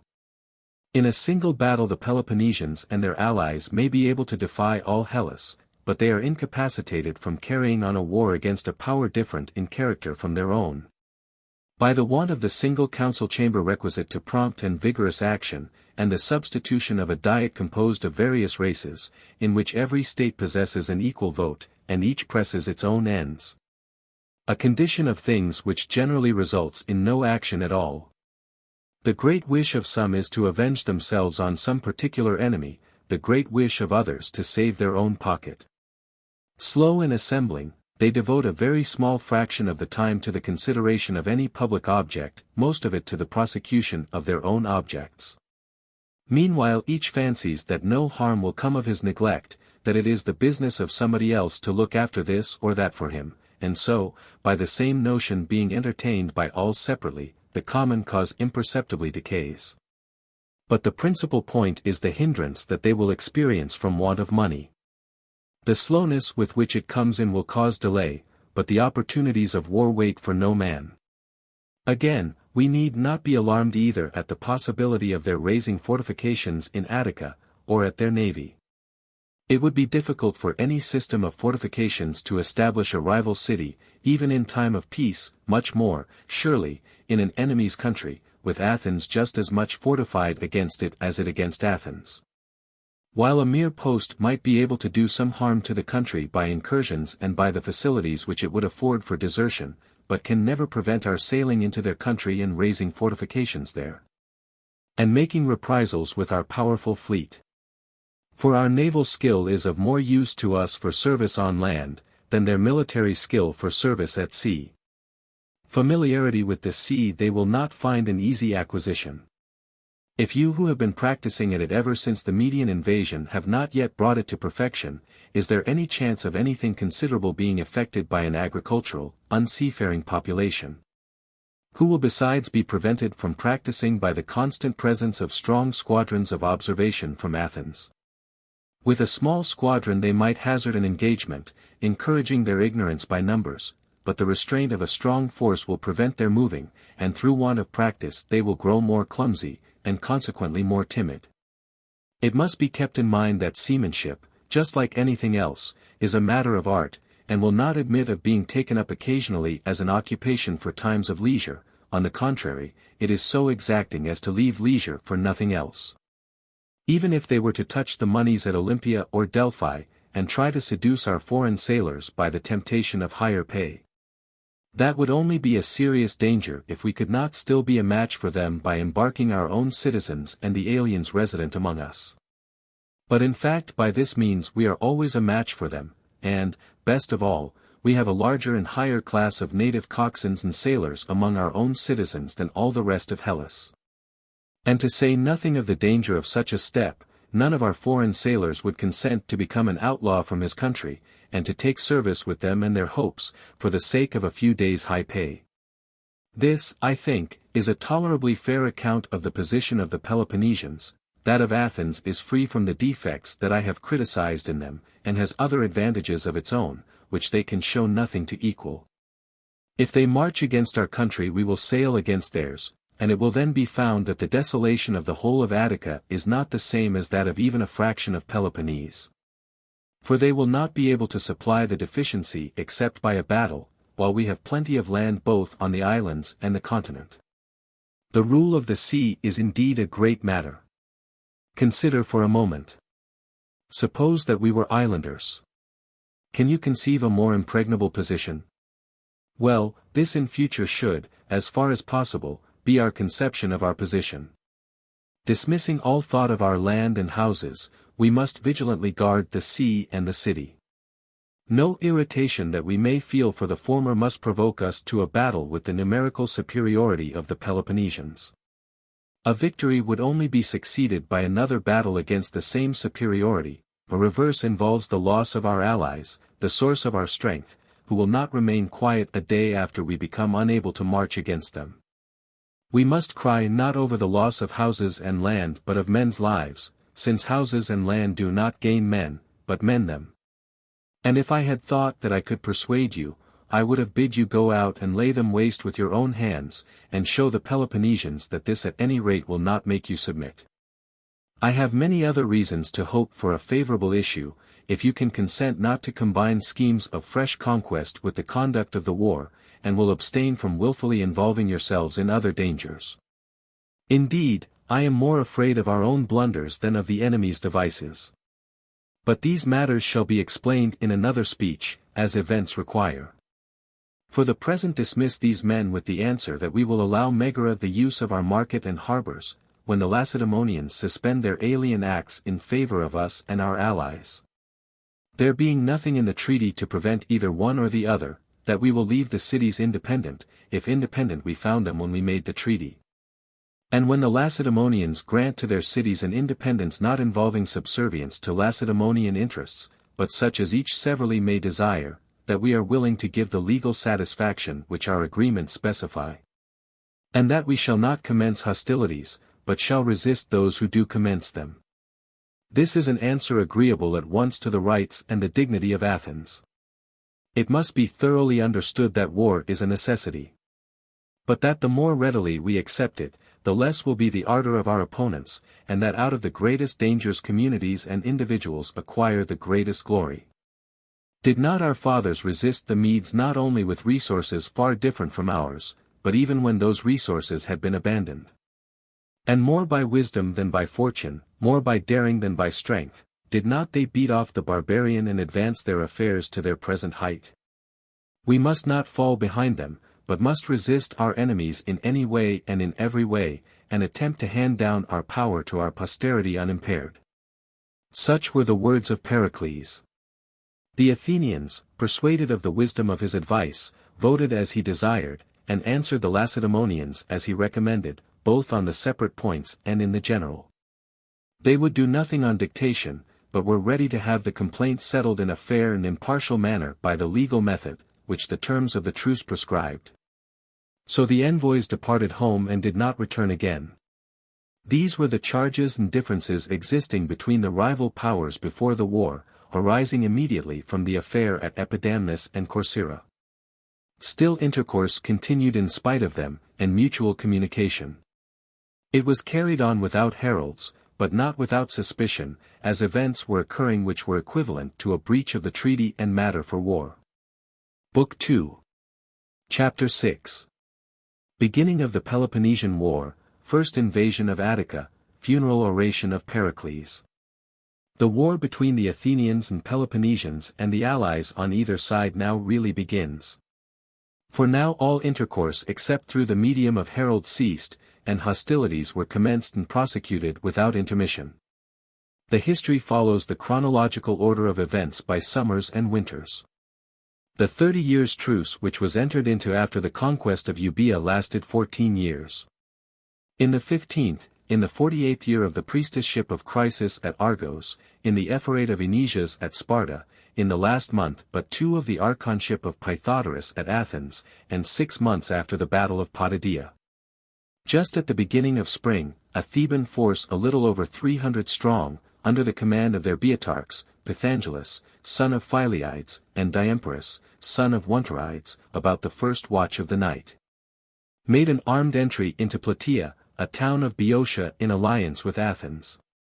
The gates were opened to them by a Plataean called Naucleides, who, with his party, had invited them in, meaning to put to death the citizens of the opposite party, bring over the city to Thebes, and thus obtain power for themselves. This was arranged through Eurymachus, son of Leontiades, a person of great influence at Thebes. For Plataea had always been at variance with Thebes. And the latter, foreseeing that war was at hand, wished to surprise her old enemy in time of peace, before hostilities had actually broken out. Indeed, this was how they got in so easily without being observed, as no guard had been posted. After the soldiers had grounded arms in the marketplace, those who had invited them in wished them to set to work at once and go to their enemies' houses. This, however, the Thebans refused to do, but determined to make a conciliatory proclamation, and if possible to come to a friendly understanding with the citizens. Their herald accordingly invited any who wished to resume their old place in the confederacy of their countrymen to ground arms with them, for they thought that in this way the city would readily join them. On becoming aware of the presence of the Thebans within their gates, and of the sudden occupation of the town, the Plataeans concluded in their alarm that more had entered than was really the case, the night preventing their seeing them. They accordingly came to terms and, accepting the proposal, made no movement, especially as the Thebans offered none of them any violence. But somehow or other, during the negotiations, they discovered the scanty numbers of the Thebans, and decided that they could easily attack and overpower them, the mass of the Plataeans being averse to revolting from Athens. At all events they resolved to attempt it.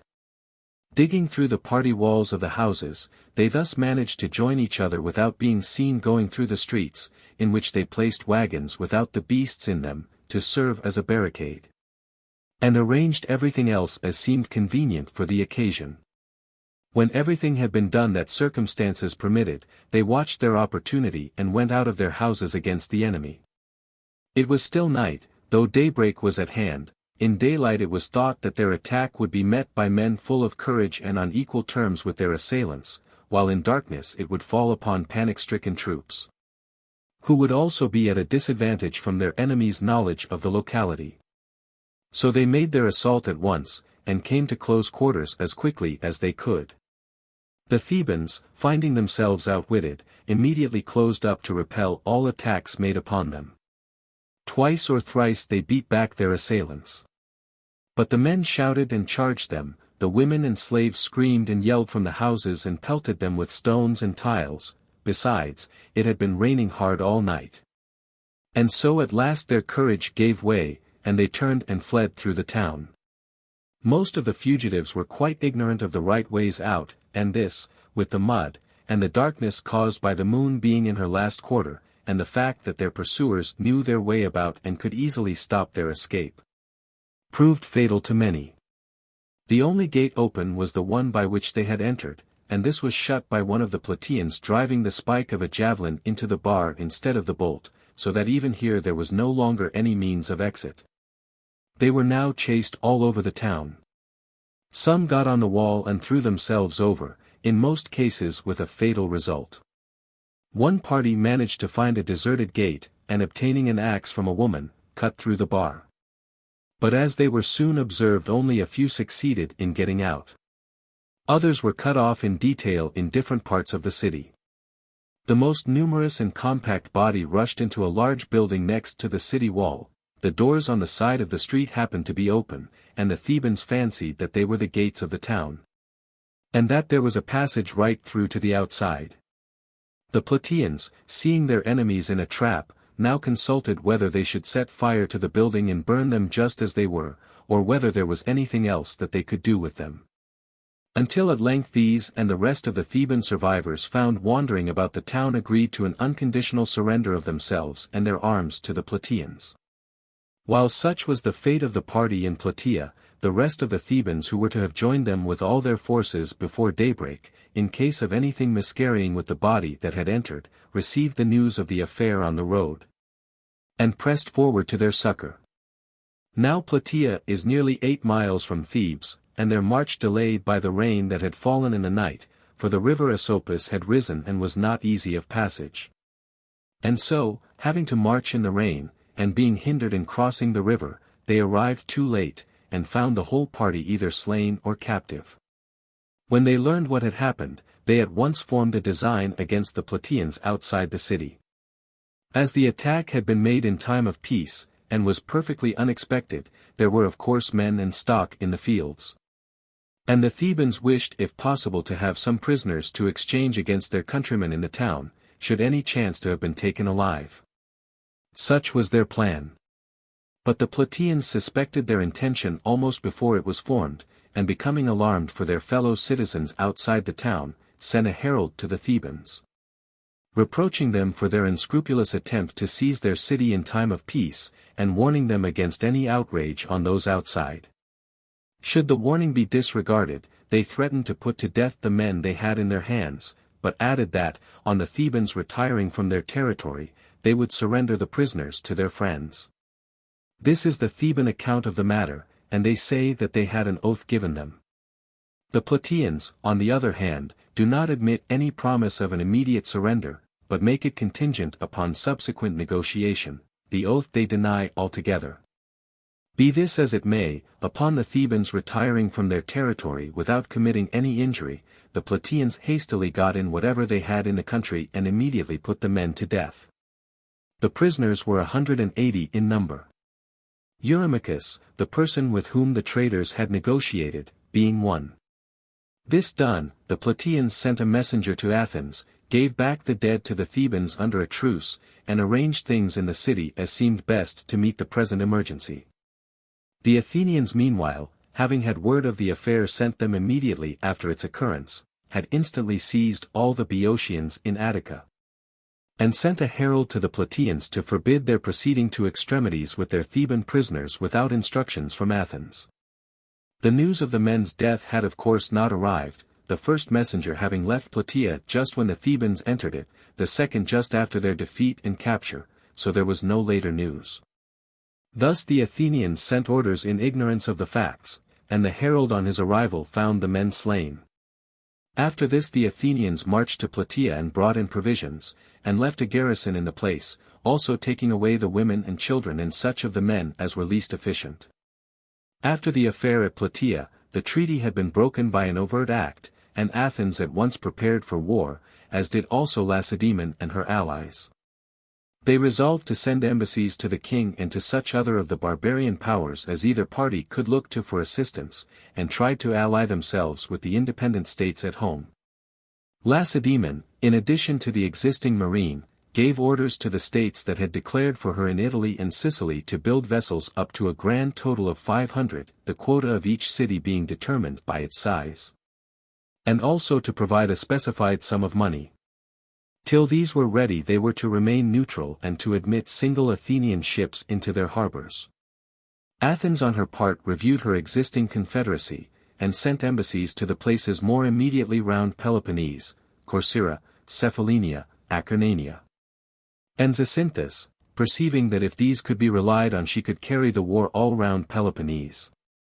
And if both sides nourished the boldest hopes and put forth their utmost strength for the war, this was only natural. Zeal is always at its height at the commencement of an undertaking. And on this particular occasion Peloponnese and Athens were both full of young men whose inexperience made them eager to take up arms, while the rest of Hellas stood straining with excitement at the conflict of its leading cities. Everywhere predictions were being recited and oracles being chanted by such persons as collect them, and this not only in the contending cities. Further, some while before this, there was an earthquake at Delos, for the first time in the memory of the Hellenes. This was said and thought to be ominous of the events impending. Indeed, nothing of the kind that happened was allowed to pass without remark. The good wishes of men made greatly for the Lacedaemonians, especially as they proclaimed themselves the liberators of Hellas. No private or public effort that could help them in speech or action was omitted, each thinking that the cause suffered wherever he could not himself see to it. So general was the indignation felt against Athens, whether by those who wished to escape from her empire, or were apprehensive of being absorbed by it. Such were the preparations and such the feelings with which the contest opened. The allies of the two belligerents were the following. These were the allies of Lacedaemon, all the Peloponnesians within the isthmus except the Argives and Achaeans, who were neutral. Pellene being the only Achaean city that first joined in the war, though her example was afterwards followed by the rest. Outside Peloponnese the Megarians, Locrians, Boeotians, Phocians, Ambraciots, Leucadians, and Anactorians. Of these, ships were furnished by the Corinthians, Megarians, Sicyonians, Pellenians, Hellenes, Ambraciots, and Leucadians, and cavalry by the Boeotians, Phocians, and Locrians. The other states sent infantry. This was the Lacedaemonian confederacy. That of Athens comprised the Chians, Lesbians, Plataeans, the Messenians in Naupactus, most of the Acarnanians, the Corcyrians, Zacynthans, and some tributary cities in the following countries, viz. Curia upon the sea with her Dorian neighbors, Ionia, the Hellespont, the Thracian towns, the islands lying between Peloponnese and Crete towards the east, and all the Cyclades except Melos and Thera. Of these, ships were furnished by Chios, Lesbos, and Corcyra, infantry and money by the rest. Such were the allies of either party and their resources for the war. Immediately after the affair at Plataea, Lacedaemon sent round orders to the cities in Peloponnese and the rest of her confederacy to prepare troops and the provisions requisite for a foreign campaign, in order to invade Attica. The several states were ready at the time appointed and assembled at the isthmus, the contingent of each city being 2/3 of its whole force. After the whole army had mustered, the Lacedaemonian king, Archidamus, the leader of the expedition, called together the generals of all the states and the principal persons and officers, and exhorted them as follows. Peloponnesians and allies. Our fathers made many campaigns both within and without Peloponnese, and the elder men among us here are not without experience in war. Yet we have never set out with a larger force than the present, and if our numbers and efficiency are remarkable, so also is the power of the state against which we march. We ought not then to show ourselves inferior to our ancestors, or unequal to our own reputation. For the hopes and attention of all Hellas are bent upon the present effort, and its sympathy is with the enemy of the hated Athens. Therefore, numerous as the invading army may appear to be, and certain as some may think it that our adversary will not meet us in the field, this is no sort of justification for the least negligence upon the march. But the officers and men of each particular city should always be prepared for the advent of danger in their own quarters.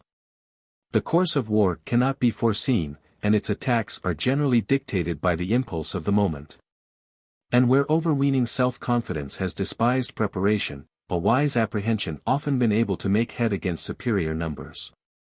Not that confidence is out of place in an army of invasion, but in an enemy's country it should also be accompanied by the precautions of apprehension. Troops will by this combination be best inspired for dealing a blow, and best secured against receiving one. In the present instance, the city against which we are going, far from being so impotent for defense, is on the contrary most excellently equipped at all points. So that we have every reason to expect that they will take the field against us, and that if they have not set out already before we are there, they will certainly do so when they see us in their territory wasting and destroying their property. For men are always exasperated at suffering injuries to which they are not accustomed, and on seeing them inflicted before their very eyes, and were least inclined for reflection, rush with the greatest heat to action. The Athenians are the very people of all others to do this, as they aspire to rule the rest of the world, and are more in the habit of invading and ravaging their neighbors' territory, than of seeing their own treated in the like fashion. Considering, therefore, the power of the state against which we are marching, and the greatness of the reputation which, according to the event, we shall win or lose for our ancestors and ourselves. Remember as you follow where you may be led to regard discipline and vigilance as of the first importance, and to obey with alacrity the orders transmitted to you. As nothing contributes so much to the credit and safety of an army as the union of large bodies by a single discipline. With this brief speech dismissing the assembly, Archidamus first sent off Melesippus, son of Diacritus, a Spartan, to Athens, in case she should be more inclined to submit on seeing the Peloponnesians actually on the march. But the Athenians did not admit into the city or to their assembly, Pericles having already carried a motion against admitting either herald or embassy from the Lacedaemonians after they had once marched out. The herald was accordingly sent away without an audience, and ordered to be beyond the frontier that same day. In future, if those who sent him had a proposition to make, they must retire to their own territory before they dispatched embassies to Athens. An escort was sent with Melesippus to prevent his holding communication with any one. When he reached the frontier and was just going to be dismissed, he departed with these words, "This day will be the beginning of great misfortunes to the Hellenes." As soon as he arrived at the camp, and Archidamus learnt that the Athenians had still no thoughts of submitting, he at length began his march, and advanced with his army into their territory. Meanwhile the Boeotians, sending their contingent and cavalry to join the Peloponnesian expedition, went to Plataea with the remainder and laid waste the country. While the Peloponnesians were still mustering at the isthmus, or on the march before they invaded Attica, Pericles, son of Xanthippus, one of the 10 generals of the Athenians, finding that the invasion was to take place, conceived the idea that Archidamus, who happened to be his friend, might possibly pass by his estate without ravaging it. This he might do, either from a personal wish to oblige him, or acting under instructions from Lacedaemon for the purpose of creating a prejudice against him, as had been before attempted in the demand for the expulsion of the accursed family. He accordingly took the precaution of announcing to the Athenians in the assembly that, although Archidamus was his friend, yet this friendship should not extend to the detriment of the state. And that in case the enemy should make his houses and lands an exception to the rest and not pillage them, he at once gave them up to be public property, so that they should not bring him into suspicion. He also gave the citizens some advice on their present affairs in the same strain as before. They were to prepare for the war, and to carry in their property from the country. They were not to go out to battle, but to come into the city and guard it, and get ready their fleet, in which their real strength lay. They were also to keep a tight rein on their allies, the strength of Athens being derived from the money brought in by their payments, and success in war depending principally upon conduct and capital, had no reason to despond. Apart from other sources of income, an average revenue of 600 talents of silver was drawn from the tribute of the allies. And there were still 6,000 talents of coined silver in the Acropolis, out of 9,700 that had once been there, from which the money had been taken for the porch of the Acropolis, the other public buildings, and for Potidaea. This did not include the uncoined gold and silver in public and private offerings, the sacred vessels for the processions and games, the Median spoils, and similar resources to the amount of 500 talents. To this he added the treasures of the other temples. These were by no means inconsiderable, and might fairly be used. Nay, if they were ever absolutely driven to it, they might take even the gold ornaments of Athene herself. For the statue contained 40 talents of pure gold and it was all removable. This might be used for self-preservation, and must every penny of it be restored. Such was their financial position, surely a satisfactory one. Then they had an army of 13,000 heavy infantry, besides 16,000 more in the garrisons and on home duty at Athens. This was at first the number of men on guard in the event of an invasion. It was composed of the oldest and youngest levies and the resident aliens who had heavy armor. The Phaleric wall ran for 4 miles, before it joined that round the city. And of this last nearly 5 had a guard, although part of it was left without one, viz., that between the long wall and the Phaleric. Then there were the long walls to Piraeus, a distance of some 4 miles and a half, the outer of which was manned. Lastly, the circumference of Piraeus with Munichia was nearly 7 miles and a half, only half of this, however, was guarded. Pericles also showed them that they had 1,200 horse including mounted archers, with 1,600 archers unmounted, and 300 galleys fit for service. Such were the resources of Athens in the different departments when the Peloponnesian invasion was impending and hostilities were being commenced. Pericles also urged his usual arguments for expecting a favorable issue to the war. The Athenians listened to his advice, and began to carry in their wives and children from the country, and all their household furniture, even to the woodwork of their houses which they took down. Their sheep and cattle they sent over to Euboea and the adjacent islands. But they found it hard to move, as most of them had been always used to live in the country. From very early times this had been more the case with the Athenians than with others. Under Cecrops and the first kings, down to the reign of Theseus, Attica had always consisted of a number of independent townships, each with its own town hall and magistrates. Except in times of danger the king at Athens was not consulted. In ordinary seasons they carried on their government and settled their affairs without his interference. Sometimes even they waged war against him, as in the case of the Eleusinians with Eumolpus against Erechtheus. In Theseus, however, they had a king of equal intelligence and power.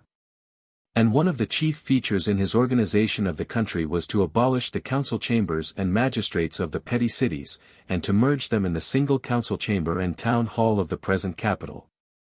Individuals might still enjoy their private property just as before, but they were henceforth compelled to have only one political center, viz., Athens. Which thus counted all the inhabitants of Attica among her citizens, so that when Theseus died he left a great state behind him. Indeed, from him dates the Synoetia, or Feast of Union, which is paid for by the state, and which the Athenians still keep in honor of the goddess.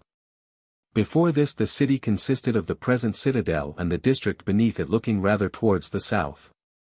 This is shown by the fact that the temples of the other deities, besides that of Athene, are in the citadel.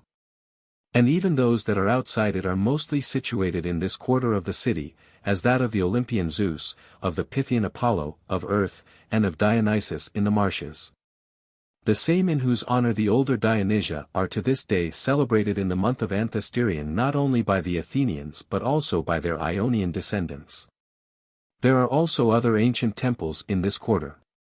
The fountain too, which, since the alteration made by the tyrants, has been called Eniachronos, or 9 pipes, but which, when the spring was open, went by the name of Calero, or Fairwater, was in those days, from being so near, used for the most important offices. Indeed, the old fashion of using the water before marriage and for other sacred purposes is still kept up. Again, from their old residence in that quarter, the citadel is still known among Athenians as the city. The Athenians thus long lived scattered over Attica in independent townships. Even after the centralization of Theseus, old habits still prevailed. And from the early times down to the present war most Athenians still lived in the country with their families and households, and were consequently not at all inclined to move now. Especially as they had only just restored their establishments after the Median invasion. Deep was their trouble and discontent at abandoning their houses and the hereditary temples of the ancient constitution, and at having to change their habits of life and to bid farewell to what each regarded as his native city. When they arrived at Athens, though a few had houses of their own to go to, or could find an asylum with friends or relatives, by far the greater number had to take up their dwelling in the parts of the city that were not built over and in the temples and chapels of the heroes. Except the Acropolis and the temple of the Eleusinian Demeter and such other places as were always kept closed. The occupation of the plot of ground lying below the citadel called the Pelasgian had been forbidden by a curse. And there was also an ominous fragment of a Pythian oracle which said, "Leave the Pelasgian parcel desolate, woe worth the day that men inhabit it." Yet this too was now built over in the necessity of the moment. And in my opinion, if the oracle proved true, it was in the opposite sense to what was expected. For the misfortunes of the state did not arise from the unlawful occupation, but the necessity of the occupation from the war. And though the god did not mention this, he foresaw that it would be an evil day for Athens in which the plot came to be inhabited.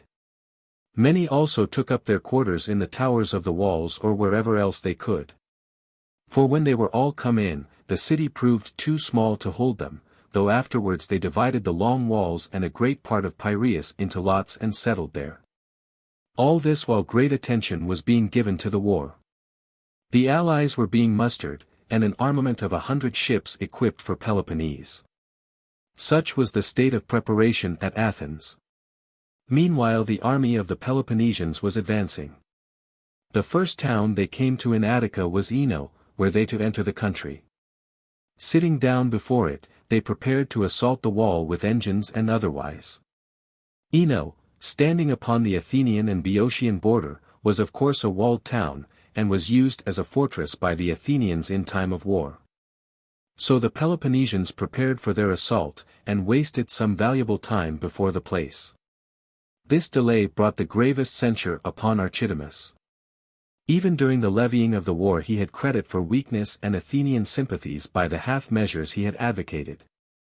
And after the army had assembled he had further injured himself in public estimation by his loitering at the isthmus and the slowness with which the rest of the march had been conducted. But all this was as nothing to the delay at Eno. During this interval the Athenians were carrying in their property, and it was the belief of the Peloponnesians that a quick advance would have found everything still out, had it not been for his procrastination. Such was the feeling of the army towards Archidamus during the siege. But he, it is said, expected that the Athenians would shrink from letting their land be wasted, and would make their submission while it was still uninjured. And this was why he waited. But after he had assaulted Eno, and every possible attempt to take it had failed, as no herald came from Athens, he at last broke up his camp and invaded Attica. This was about 80 days after the Theban attempt upon Plataea, just in the middle of summer, when the corn was ripe, and Archidamus, son of Zeuxis, king of Lacedaemon, was in command. Encamping in Eleusis and the Thriasian plain, they began their ravages, and putting to flight some Athenian horse at a place called Rhydi, or the Brooks, they then advanced, keeping Mount Egalius on their right, through Cropia, until they reached Acharni, the largest of the Athenian demes or townships. Sitting down before it, they formed a camp there, and continued their ravages for a long while. The reason why Archidamus remained in order of battle at Acharni during this incursion, instead of descending into the plain, is said to have been this. He hoped that the Athenians might possibly be tempted by the multitude of their youth and the unprecedented efficiency of their service to come out to battle and attempt to stop the devastation of their lands. Accordingly, as they had met him at Eleusis or the Thriasian plain, he tried if they could be provoked to a sally by the spectacle of a camp at Acharni. He thought the place itself a good position for encamping. And it seemed likely that such an important part of the state as the 3,000 heavy infantry of the Acharnians would refuse to submit to the ruin of their property, and would force a battle on the rest of the citizens. On the other hand, should the Athenians not take the field during this incursion, he could then fearlessly ravage the plain in future invasions, and extend his advance up to the very walls of Athens. After the Acharnians had lost their own property, they would be less willing to risk themselves for that of their neighbors, and so there would be division in the Athenian councils. These were the motives of Archidamus for remaining at Acharni. In the meanwhile, as long as the army was at Eleusis and the Thriasian plain, hopes were still entertained of its not advancing any nearer. It was remembered that Pleistoanax, son of Pausanias, king of Lacedaemon, had invaded Attica with a Peloponnesian army 14 years before, but had retreated without advancing farther than Eleusis and Phrygia. Which indeed proved the cause of his exile from Sparta, as it was thought he had been bribed to retreat. But when they saw the army at Acharni, barely 7 miles from Athens, they lost all patience. The territory of Athens was being ravaged before the very eyes of the Athenians, a sight which the young men had never seen before and the old only in the Median wars. And it was naturally thought a grievous insult, and the determination was universal, especially among the young men, to sally forth and stop it. Knots were formed in the streets and engaged in hot discussion. For if the proposed sally was warmly recommended, it was also in some cases opposed. Oracles of the most various import were recited by the collectors, and found eager listeners in one or other of the disputants. Foremost in pressing for the sally were the Acharnians, as constituting no small part of the army of the state, and as it was their land that was being ravaged. In short, the whole city was in a most excited state. Pericles was the object of general indignation, his previous counsels were totally forgotten. He was abused for not leading out the army which he commanded, and was made responsible for the whole of the public suffering. He, meanwhile, seeing anger and infatuation just now in the ascendant, and of his wisdom in refusing a sally, would not call either assembly or meeting of the people, fearing the fatal results of a debate inspired by passion and not by prudence. Accordingly he addressed himself to the defense of the city, and kept it as quiet as possible, though he constantly sent out cavalry to prevent raids on the lands near the city from flying parties of the enemy.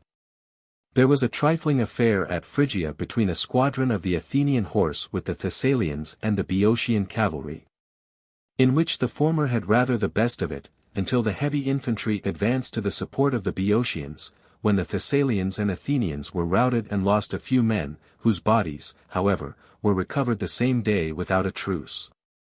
The next day the Peloponnesians set up a trophy. Ancient alliance brought the Thessalians to the aid of Athens, those who came being the Larisseans, Pharsalians, Crenonians, Parasians, Gertonians, and Phrygians. The Larissean commanders were Polymedes and Aristonus, 2 party leaders in Larissa, the Pharsalian general was Menon, each of the other cities had also its own commander. In the meantime the Peloponnesians, as the Athenians did not come out to engage them, broke up from Acharnae and ravaged some of the demes between Mount Parnes and Brilessus. While they were in Attica the Athenians sent off the 100 ships which they had been preparing round Peloponnese, with 1,000 heavy infantry and 400 archers on board, under the command of Carcinus, son of Xenotimus, Proteus, son of Epicles, and Socrates, son of Antigenes. This armament weighed anchor and started on its cruise, and the Peloponnesians, after remaining in Attica as long as their provisions lasted, retired through Boeotia by a different road to that by which they had entered. As they passed Oropus they ravaged the territory of Graea, which is held by the Oropians from Athens, and reaching Peloponnese broke up to their respective cities. After they had retired the Athenians set guards by land and sea at the points at which they intended to have regular stations during the war. They also resolved to set apart a special fund of 1,000 talents from the moneys in the Acropolis.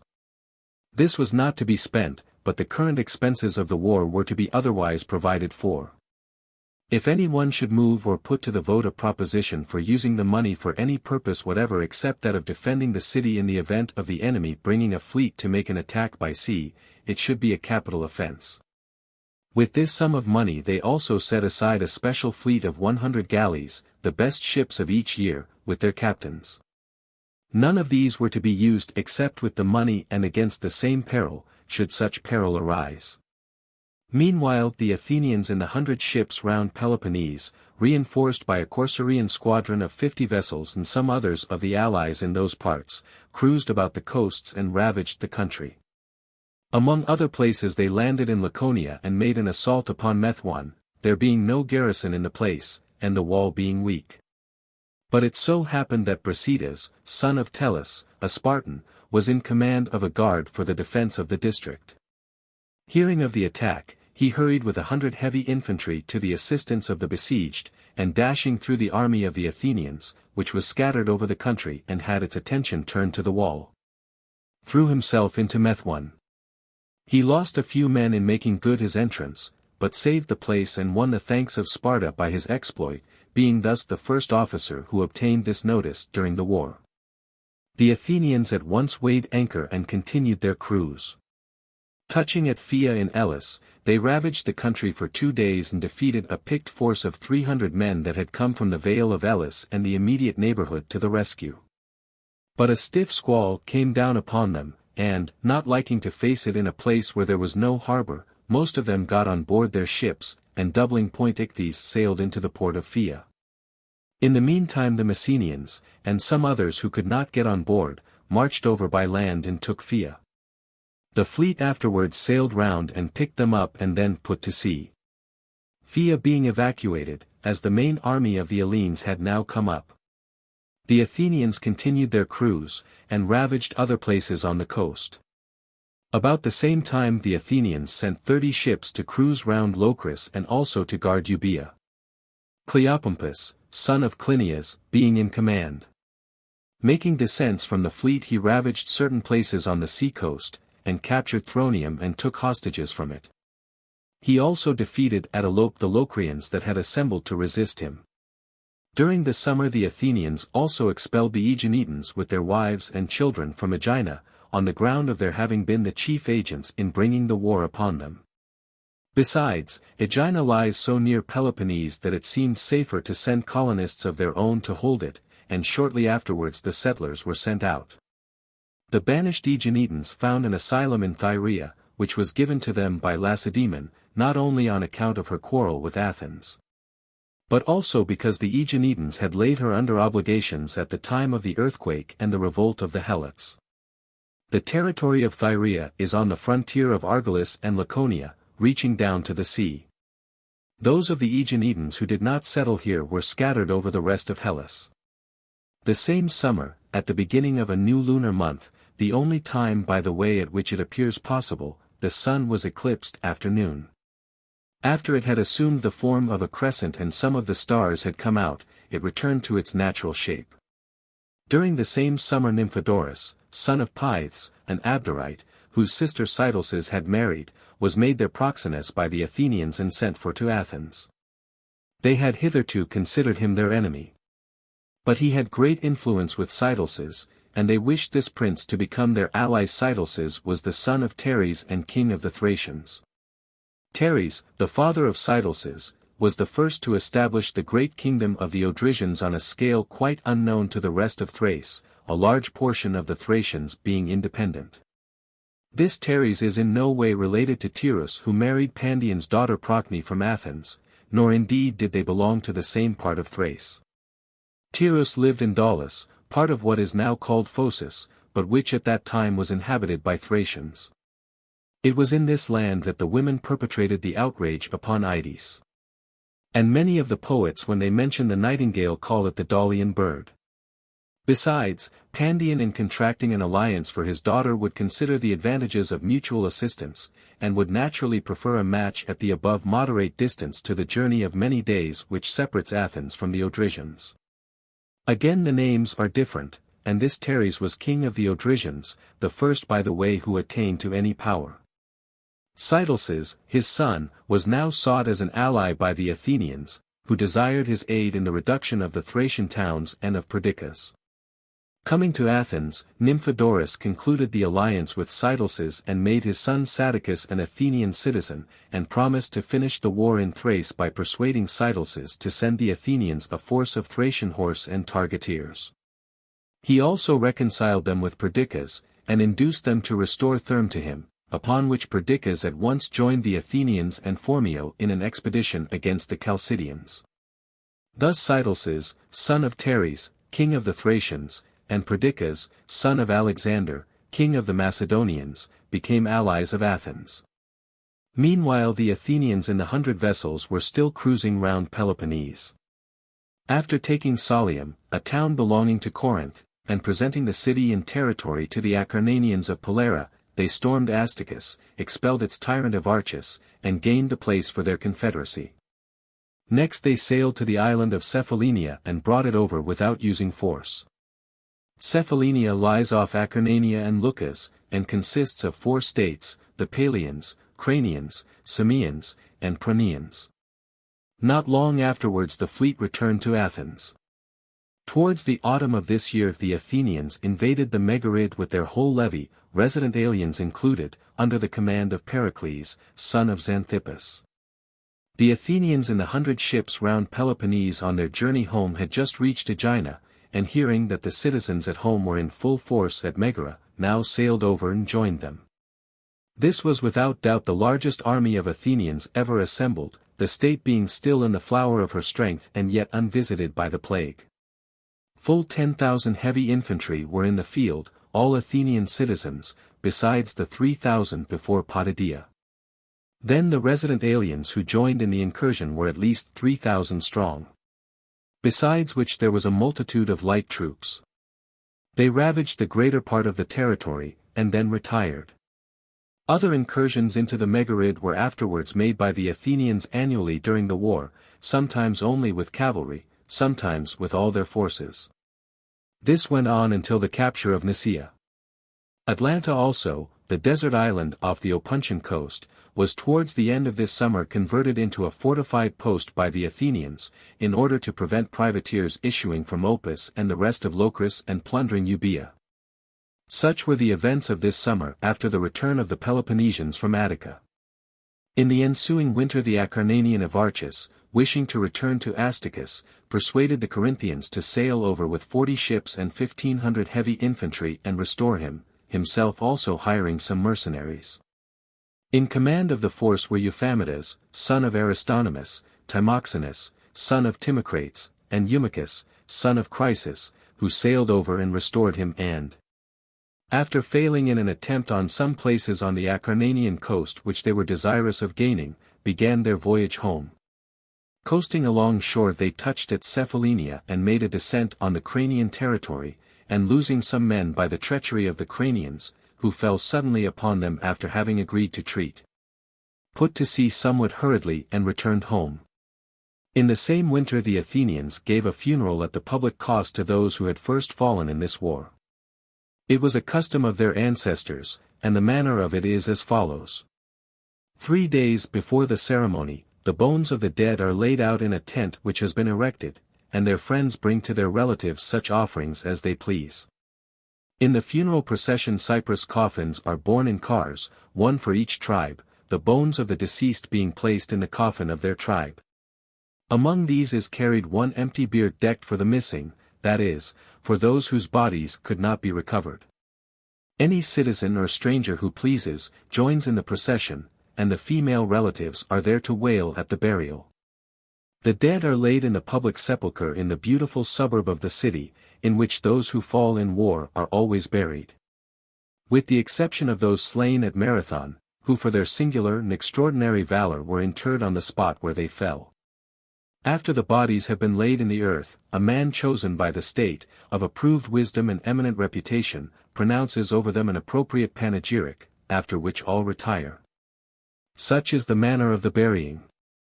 And throughout the whole of the war, whenever the occasion arose, the established custom was observed. Meanwhile these were the first that had fallen, and Pericles, son of Xanthippus, was chosen to pronounce their eulogium. When the proper time arrived, he advanced from the sepulchre to an elevated platform in order to be heard by as many of the crowd as possible, and spoke as follows. Most of my predecessors in this place have commended him who made this speech part of the law, telling us that it is well that it should be delivered at the burial of those who fall in battle. For myself, I should have thought that the worth which had displayed itself in deeds would be sufficiently rewarded by honors also shown by deeds, such as you now see in this funeral prepared at the people's cost. And I could have wished that the reputations of many brave men were not to be imperiled in the mouth of a single individual, to stand or fall according as he spoke well or ill.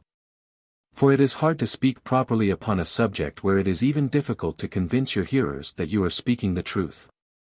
On the one hand, the friend who is familiar with every fact of the story may think that some point has not been set forth with that fullness which he wishes and knows it to deserve.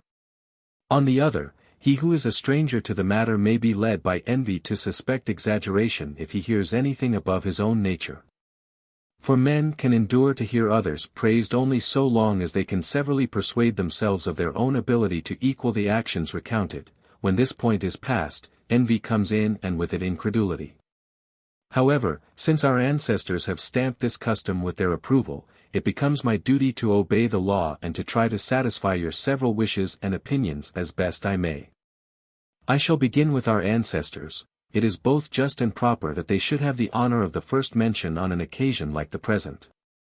They dwelt in the country without break in the succession from generation to generation, and handed it down free to the present time by their valor. And if our more remote ancestors deserve praise, much more do our own fathers, who added to their inheritance the empire which we now possess, and spared no pains to be able to leave their acquisitions to us of the present generation. Lastly, there are few parts of our dominions that have not been augmented by those of us here, who are still more or less in the vigor of life. While the mother country has been furnished by us with everything that can enable her to depend on her own resources whether for war or for peace. That part of our history which tells of the military achievements which gave us our several possessions, or of the ready valor with which either we or our fathers stemmed the tide of Hellenic or foreign aggression, is a theme too familiar to my hearers for me to dilate on, and I shall therefore pass it by. But what was the road by which we reached our position, what the form of government under which our greatness grew, what the national habits out of which it sprang?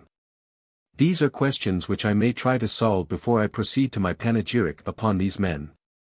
Since I think this to be a subject upon which on the present occasion a speaker may properly dwell, and to which the whole assemblage, whether citizens or foreigners, may listen with advantage.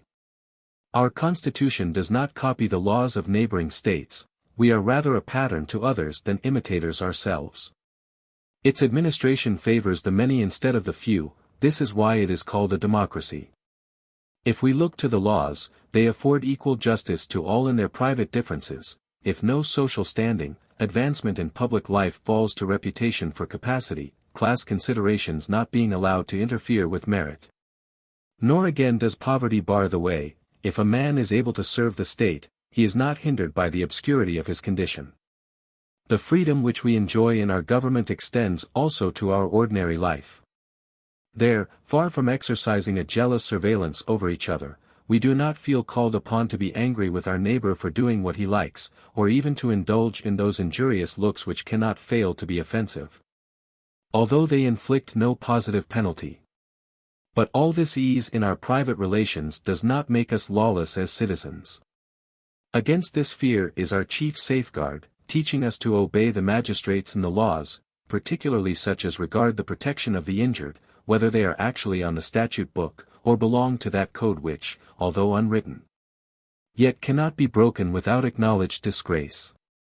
Further, we provide plenty of means for the mind to refresh itself from business. We celebrate games and sacrifices all the year round, and the elegance of our private establishments forms a daily source of pleasure and helps to banish the spleen. While the magnitude of our city draws the produce of the world into our harbor, so that to the Athenian the fruits of other countries are as familiar a luxury as those of his own. If we turn to our military policy, there also we differ from our antagonists. We throw open our city to the world, and never by alien acts exclude foreigners from any opportunity of learning or observing, although the eyes of an enemy may occasionally profit by our liberality. Trusting less in system and policy than to the native spirit of our citizens. While in education, where our rivals from their very cradles by a painful discipline seek after manliness, at Athens we live exactly as we please, and yet are just as ready to encounter every legitimate danger. In proof of this it may be noticed that the Lacedaemonians do not invade our country alone, but bring with them all their confederates. While we Athenians advance unsupported into the territory of a neighbor, and fighting upon a foreign soil usually vanquish with ease men who are defending their homes. Our united force was never yet encountered by any enemy, because we have at once to attend to our marine and to dispatch our citizens by land upon 100 different services. So that, wherever they engage with some such fraction of our strength, a success against a detachment is magnified into a victory over the nation, and a defeat into a reverse suffered at the hands of our entire people. And yet if with habits not of labor but of ease, and courage not of art but of nature, we are still willing to encounter danger. We have the double advantage of escaping the experience of hardships in anticipation and of facing them in the hour of need as fearlessly as those who are never free from them. Nor are these the only points in which our city is worthy of admiration. We cultivate refinement without extravagance and knowledge without effeminacy.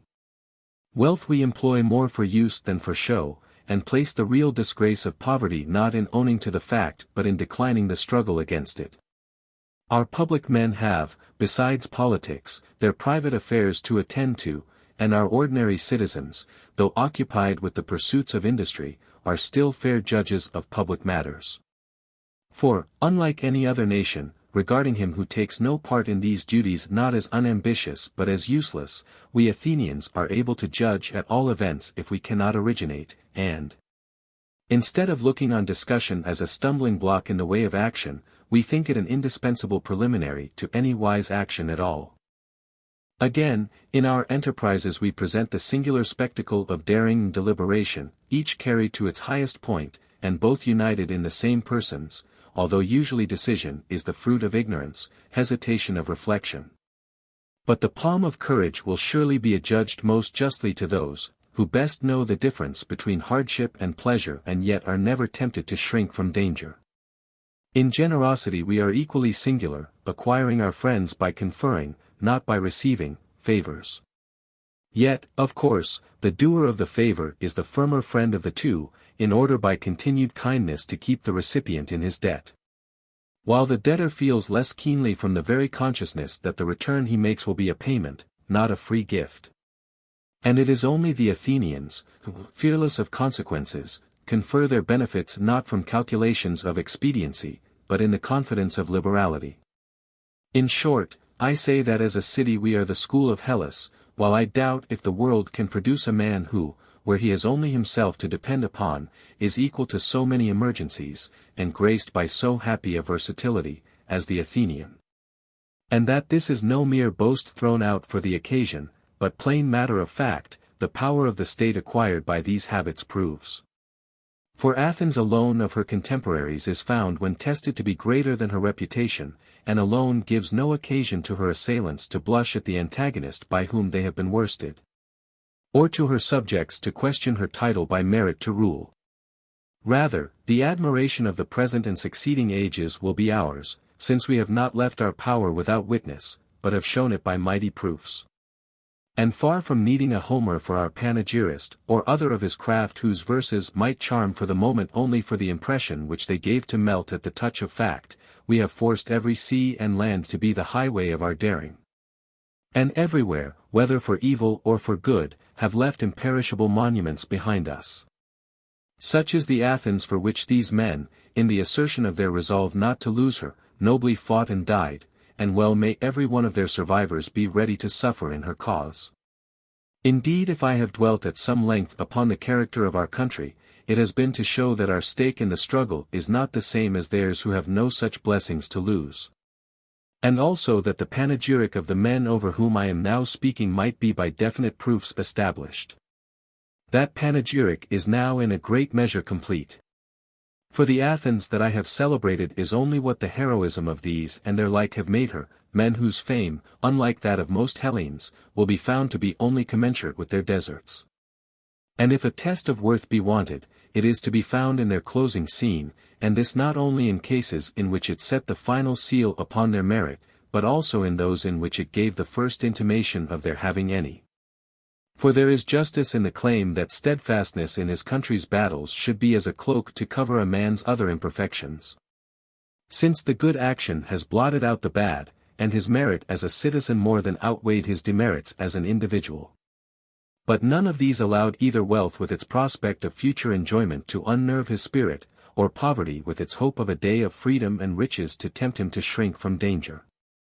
No, holding that vengeance upon their enemies was more to be desired than any personal blessings, and reckoning this to be the most glorious of hazards, they joyfully determined to accept the risk, to make sure of their vengeance. And to let their wishes wait. And while committing to hope the uncertainty of final success, in the business before them they thought fit to act boldly and trust in themselves. Thus choosing to die resisting, rather than to live submitting, they fled only from dishonor, but met danger face to face, and after one brief moment, while at the summit of their fortune, escaped, not from their fear, but from their glory. So died these men as became Athenians. You, their survivors, must determine to have as unfaltering a resolution in the field, though you may pray that it may have a happier issue.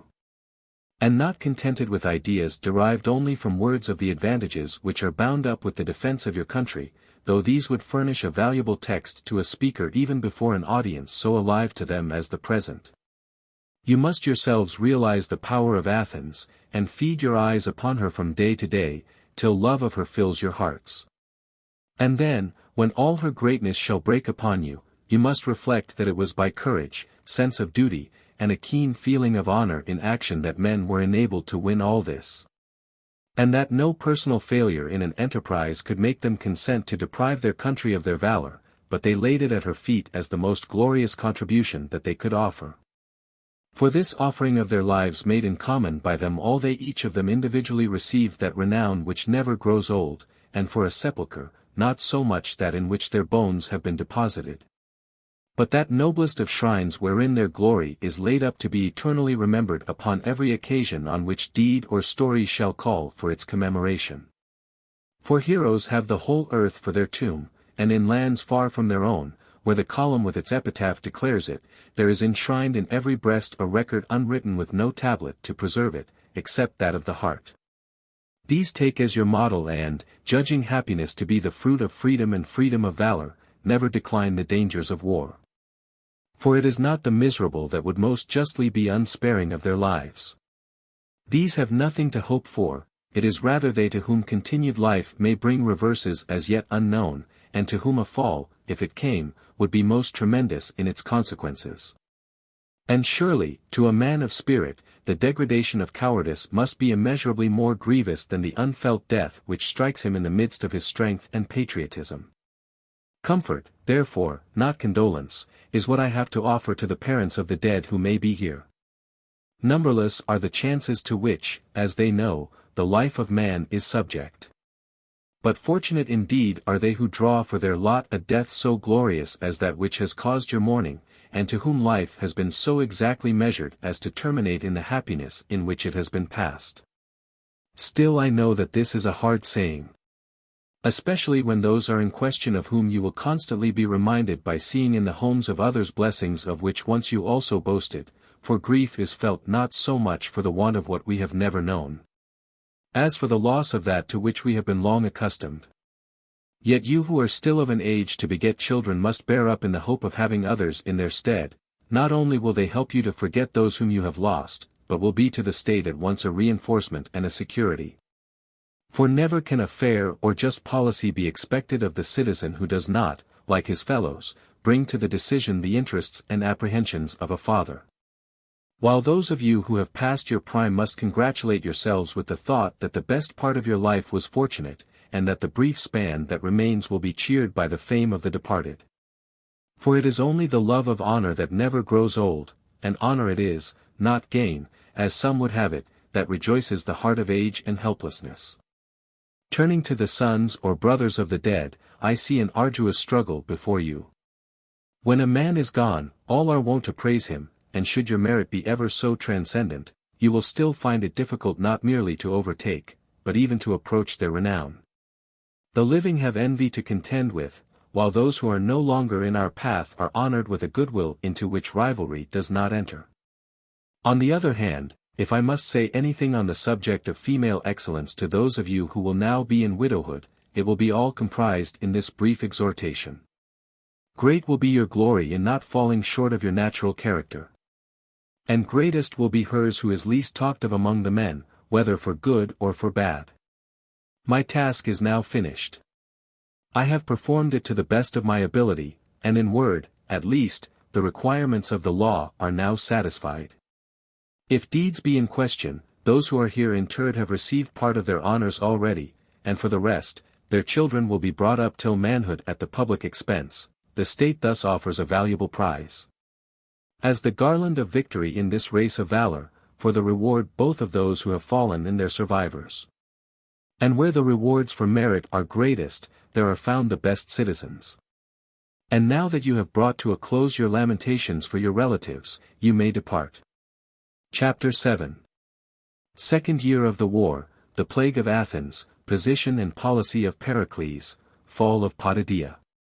Such was the funeral that took place during this winter, with which the first year of the war came to an end. In the first days of summer the Lacedaemonians and their allies, with 2/3 of their forces as before, invaded Attica, under the command of Archidamus, son of Thucydides, king of Lacedaemon, and sat down and laid waste the country. Not many days after their arrival in Attica the plague first began to show itself among the Athenians. It was said that it had broken out in many places previously in the neighborhood of Lemnos and elsewhere. But a pestilence of such extent and mortality was nowhere remembered. Neither were the physicians at first of any service, ignorant as they were of the proper way to treat it, but they died themselves the most thickly, as they visited the sick most often, nor did any human art succeed any better. Supplications in the temples, divinations, and so forth were found equally futile, till the overwhelming nature of the disaster at last put a stop to them altogether. It first began, it is said, in the parts of Ethiopia above Egypt, and thence descended into Egypt and Libya and into most of the king's country. Suddenly falling upon Athens, it first attacked the population in Piraeus, which was the occasion of their saying that the Peloponnesians had poisoned the reservoirs, there being as yet no wells there, and afterwards appeared in the upper city. When the deaths became much more frequent, all speculation as to its origin and its causes, if causes can be found adequate to produce so great a disturbance, I leave to other writers, whether lay or professional. For myself, I shall simply set down its nature, and explain the symptoms by which perhaps it may be recognized by the student, if it should ever break out again. This I can the better do, as I had the disease myself, and watched its operation in the case of others. That year then is admitted to have been otherwise unprecedentedly free from sickness, and such few cases as occurred all determined in this. As a rule, however, there was no ostensible cause. But people in good health were all of a sudden attacked by violent heats in the head, and redness and inflammation in the eyes, the inward parts, such as the throat or tongue, becoming bloody and emitting an unnatural and fetid breath. These symptoms were followed by sneezing and hoarseness, after which the pain soon reached the chest, and produced a hard cough. When it fixed in the stomach, it upset it. And discharges of bile of every kind named by physicians ensued, accompanied by very great distress. In most cases also an ineffectual retching followed, producing violent spasms, which in some cases ceased soon after, in others much later. Externally the body was not very hot to the touch, nor pale in its appearance, but reddish, livid, and breaking out into small pustules and ulcers. But internally it burned so that the patient could not bear to have on him clothing or linen even of the very lightest description, or indeed to be otherwise than stark naked. What they would have liked best would have been to throw themselves into cold water, as indeed was done by some of the neglected sick, who plunged into the rain tanks in their agonies of unquenchable thirst. Though it made no difference whether they drank little or much. Besides this, the miserable feeling of not being able to rest or sleep never ceased to torment them. The body meanwhile did not waste away so long as the distemper was at its height, but held out to a marvel against its ravages. So that when they succumbed, as in most cases, on the 7th or 8th day to the internal inflammation, they had still some strength in them. But if they passed this stage, and the disease descended further into the bowels, inducing a violent ulceration there accompanied by severe diarrhea, this brought on a weakness which was generally fatal. For the disorder first settled in the head, ran its course from thence through the whole of the body, and, even where it did not prove mortal, it still left its mark on the extremities. For it settled in the privy parts, the fingers, and the toes, and many escaped with the loss of these, some too with that of their eyes. Others again were seized with an entire loss of memory on their first recovery, and did not know either themselves or their friends. But while the nature of the distemper was such as to baffle all description, and its attacks almost too grievous for human nature to endure, it was still in the following circumstance that its difference from all ordinary disorders was most clearly shown. All the birds and beasts that prey upon human bodies either abstained from touching them, though there were many lying unburied, or died after tasting them. In proof of this, it was noticed that birds of this kind actually disappeared. They were not about the bodies, or indeed to be seen at all. But of course the effects which I have mentioned could best be studied in a domestic animal like the dog. Such then, if we pass over the varieties of particular cases which were many and peculiar, were the general features of the distemper. Meanwhile the town enjoyed an immunity from all the ordinary disorders, or if any case occurred, it ended in this. Some died in neglect, others in the midst of every attention. No remedy was found that could be used as a specific, for what did good in one case, did harm in another. Strong and weak constitutions proved equally incapable of resistance, all alike being swept away, although dieted with the utmost precaution. By far the most terrible feature in the malady was the dejection which ensued when any one felt himself sickening, for the despair into which they instantly fell took away their power of resistance, and left them a much easier prey to the disorder. Besides which, there was the awful spectacle of men dying like sheep, through having caught the infection in nursing each other. This caused the greatest mortality.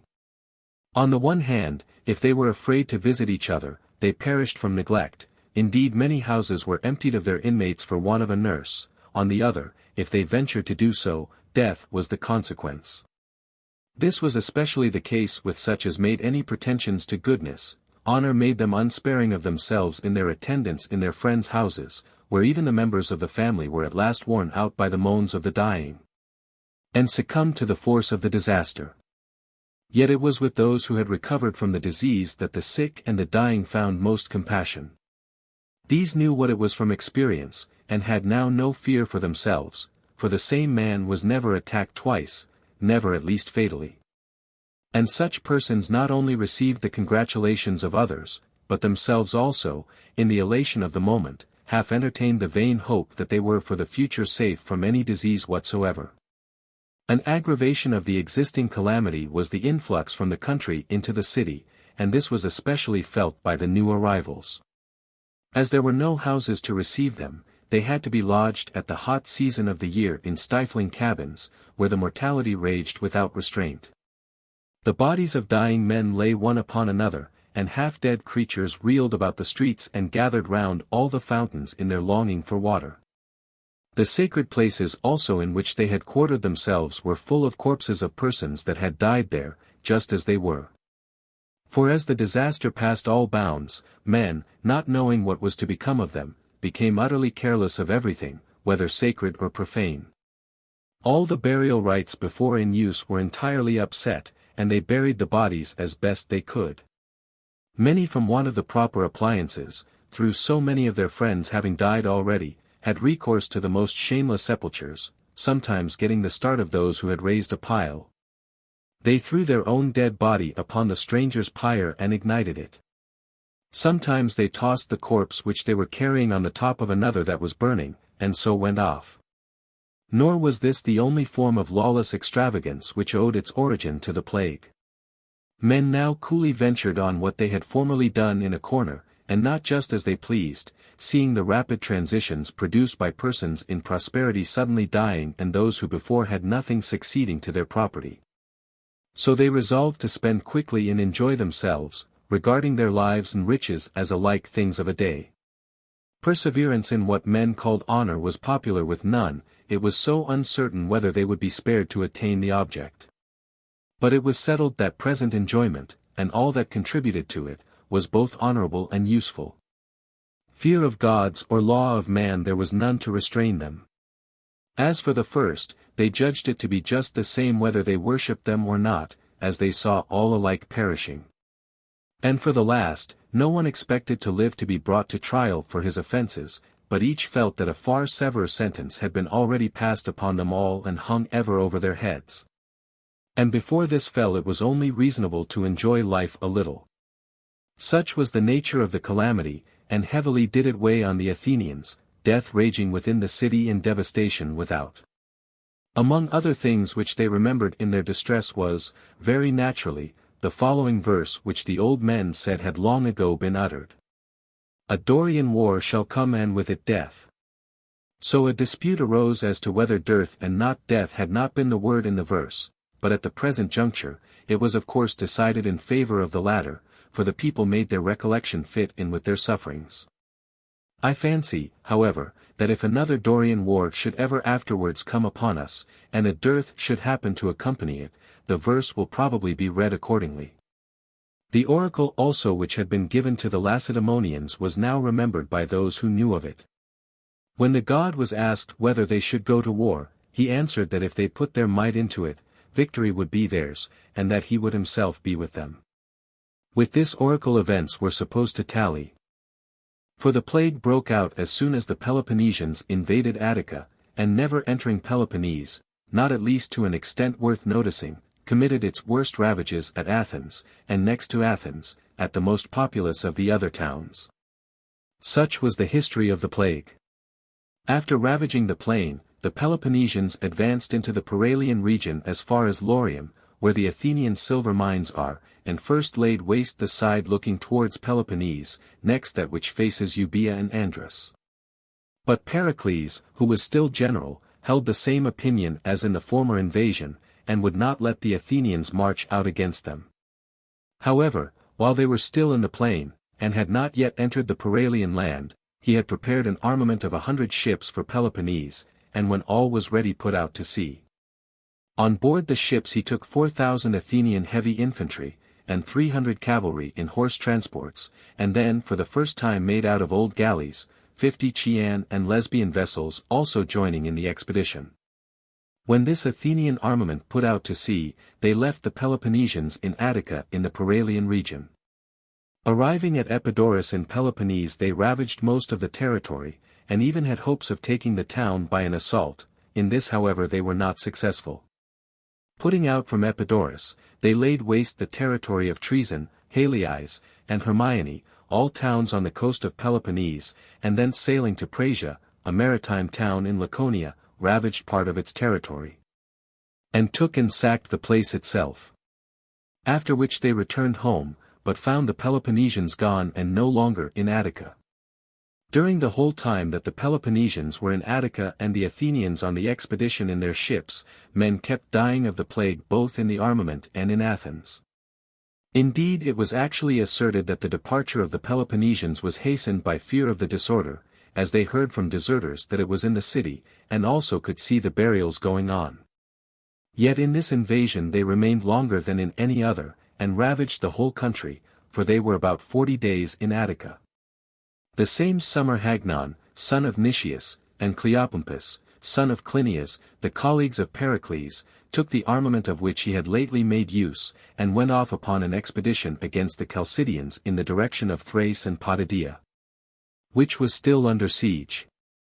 As soon as they arrived, they brought up their engines against Potidaea and tried every means of taking it, but did not succeed either in capturing the city or in doing anything else worthy of their preparations. For the plague attacked them here also, and committed such havoc as to cripple them completely, even the previously healthy soldiers of the former expedition catching the infection from Hagnon's troops. While Phormio and the 1,600 men whom he commanded only escaped by being no longer in the neighborhood of the Chalcidians. The end of it was that Hagnon returned with his ships to Athens, having lost 1,050 out of 4,000 heavy infantry in about 40 days. Though the soldiers stationed there before remained in the country and carried on the siege of Potidaea. After the second invasion of the Peloponnesians a change came over the spirit of the Athenians. Their land had now been twice laid waste. And war and pestilence at once pressed heavy upon them. They began to find fault with Pericles, as the author of the war and the cause of all their misfortunes, and became eager to come to terms with Lacedaemon, and actually sent ambassadors thither, who did not however succeed in their mission. Their despair was now complete and all vented itself upon Pericles. When he saw them exasperated at the present turn of affairs and acting exactly as he had anticipated, he called an assembly, being, it must be remembered, still general, with the double object of restoring confidence and of leading them from these angry feelings to a calmer and more hopeful state of mind. He accordingly came forward and spoke as follows. I was not unprepared for the indignation of which I have been the object, as I know its causes. And I have called an assembly for the purpose of reminding you upon certain points, and of protesting against your being unreasonably irritated with me, or cowed by your sufferings. I am of opinion that national greatness is more for the advantage of private citizens, than any individual well-being coupled with public humiliation. A man may be personally ever so well off, and yet if his country be ruined he must be ruined with it, whereas a flourishing commonwealth always affords chances of salvation to unfortunate individuals.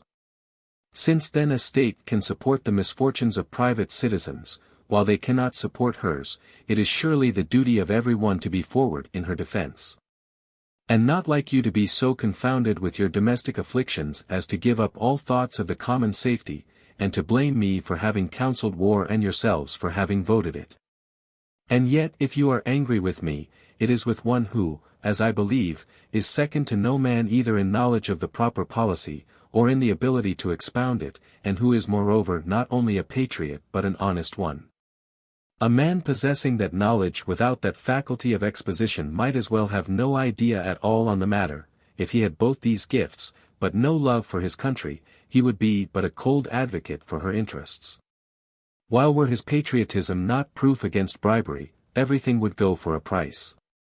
So that if you thought that I was even moderately distinguished for these qualities when you took my advice and went to war, there is certainly no reason now why I should be charged with having done wrong. For those of course who have a free choice in the matter and whose fortunes are not at stake, war is the greatest of follies. But if the only choice was between submission with loss of independence, and danger with the hope of preserving that independence, in such a case it is he who will not accept the risk that deserves blame, not he who will. I am the same man and do not alter, it is you who change, since in fact you took my advice while unhurt, and waited for misfortune to repent of it. And the apparent error of my policy lies in the infirmity of your resolution, since the suffering that it entails is being felt by every one among you, while its advantage is still remote and obscure to all. And a great and sudden reverse having befallen you, your mind is too much depressed to persevere in your resolves. For before what is sudden, unexpected, and least within calculation, the spirit quails, and putting all else aside, the plague has certainly been an emergency of this kind. Born, however, as you are, citizens of a great state, and brought up, as you have been, with habits equal to your birth, you should be ready to face the greatest disasters and still to keep unimpaired the luster of your name.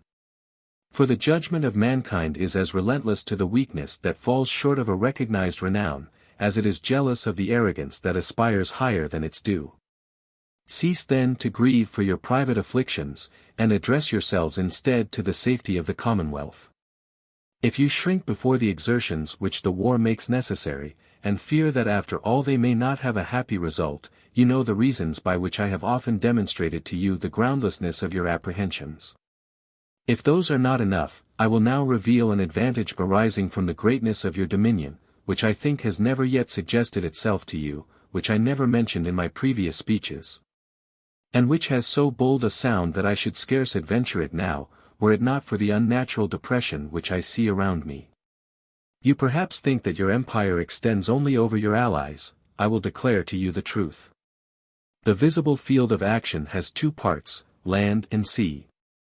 In the whole of one of these you are completely supreme, not merely as far as you use it at present, but also to what further extent you may think fit. In fine, your naval resources are such that your vessels may go where they please, without the king or any other nation on earth being able to stop them. So that although you may think it a great privation to lose the use of your land and houses, still you must see that this power is something widely different.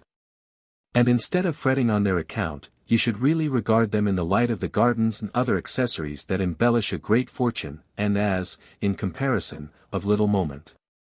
You should know too that liberty preserved by your efforts will easily recover for us what we have lost, while, the knee once bowed, even what you have will pass from you. Your fathers receiving these possessions not from others, but from themselves, did not let slip what their labor had acquired, but delivered them safe to you.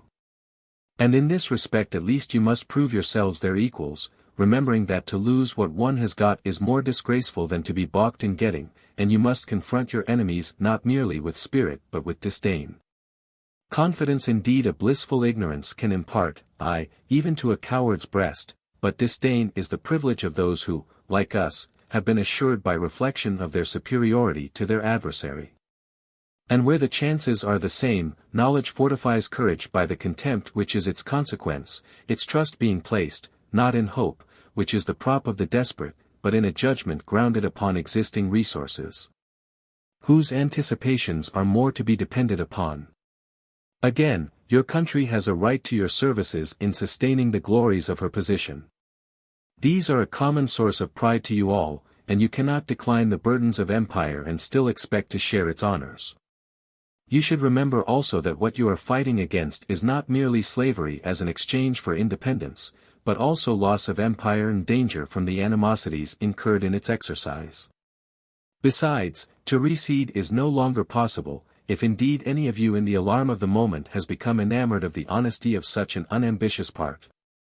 For what you hold is, to speak somewhat plainly, a tyranny. To take it perhaps was wrong, but to let it go is unsafe. And men of these retiring views, making converts of others, would quickly ruin a state. Indeed the result would be the same if they could live independent by themselves. For the retiring and unambitious are never secure without vigorous protectors at their side. In fine, such qualities are useless to an imperial city, though they may help a dependency to an unmolested servitude. But you must not be seduced by citizens like these or angry with me, who, if I voted for war, only did as you did yourselves, in spite of the enemy having invaded your country and done what you could be certain that he would do, if you refuse to comply with his demands. And although besides what we counted for, the plague has come upon us, the only point indeed at which our calculation has been at fault. It is this, I know, that has had a large share in making me more unpopular than I should otherwise have been, quite undeservedly, unless you are also prepared to give me the credit of any success with which chance may present you. Besides, the hand of heaven must be borne with resignation, that of the enemy with fortitude. This was the old way at Athens, and do not you prevent it being so still. Remember, too, that if your country has the greatest name in all the world, it is because she never bent before disaster. Because she has expended more life and effort in war than any other city, and has won for herself a power greater than any hitherto known, the memory of which will descend to the latest posterity. Even if now, in obedience to the general law of decay, we should ever be forced to yield, still it will be remembered that we held rule over more Hellenes than any other Hellenic state. That we sustained the greatest wars against their united or separate powers, and inhabited a city unrivaled by any other in resources or magnitude. These glories may incur the censure of the slow and unambitious, but in the breast of energy they will awake emulation, and in those who must remain without them an envious regret. Hatred and unpopularity at the moment have fallen to the lot of all who have aspired to rule others, but where odium must be incurred, true wisdom incurs it for the highest objects. Hatred also is short-lived. But that which makes the splendor of the present and the glory of the future remains forever unforgotten. Make your decision, therefore, for glory then and honor now, and attain both objects by instant and zealous effort. Do not send heralds to Lacedaemon, and do not betray any sign of being oppressed by your present sufferings. Since they whose minds are least sensitive to calamity, and whose hands are most quick to meet it, are the greatest men and the greatest communities. Such were the arguments by which Pericles tried to cure the Athenians of their anger against him and to divert their thoughts from their immediate afflictions. As a community he succeeded in convincing them. They not only gave up all idea of sending to Lacedaemon, but applied themselves with increased energy to the war. Still as private individuals they could not help smarting under their sufferings, the common people having been deprived of the little that they were possessed. While the higher orders had lost fine properties with costly establishments and buildings in the country, and, worst of all, had war instead of peace. In fact, the public feeling against him did not subside until he had been fined.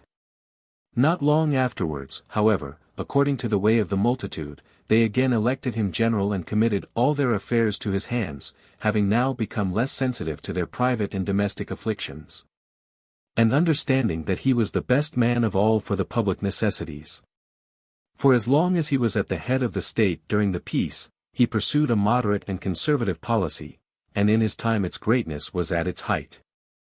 When the war broke out, here also he seems to have rightly gauged the power of his country.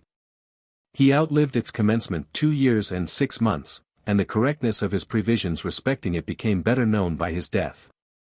He told them to wait quietly, to pay attention to their marine, to attempt no new conquests, and to expose the city to no hazards during the war, and doing this, promised them a favorable result.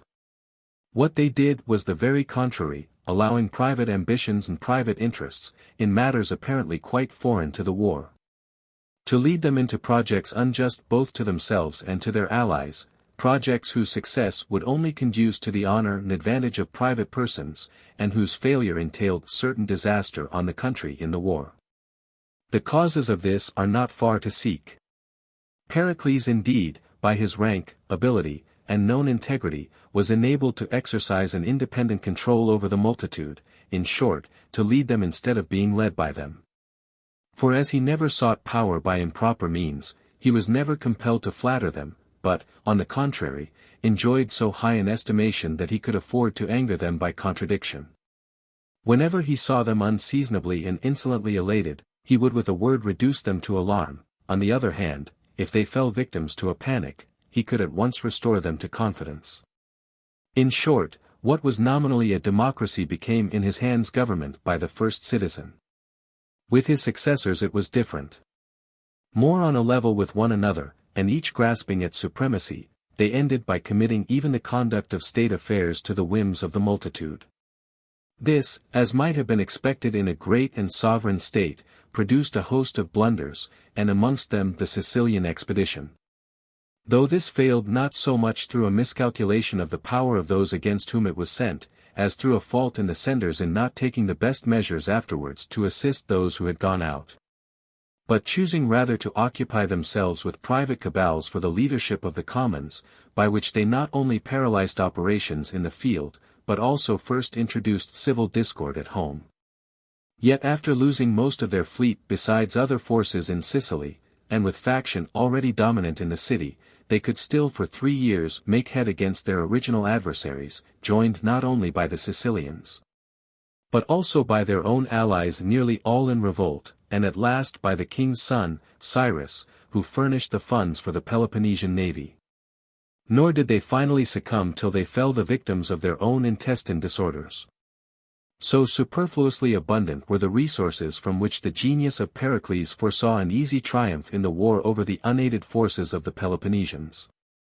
During the same summer the Lacedaemonians and their allies made an expedition with 100 ships against Zacynthus, an island lying off the coast of Elis, peopled by a colony of Achaeans from Peloponnese, and in alliance with Athens.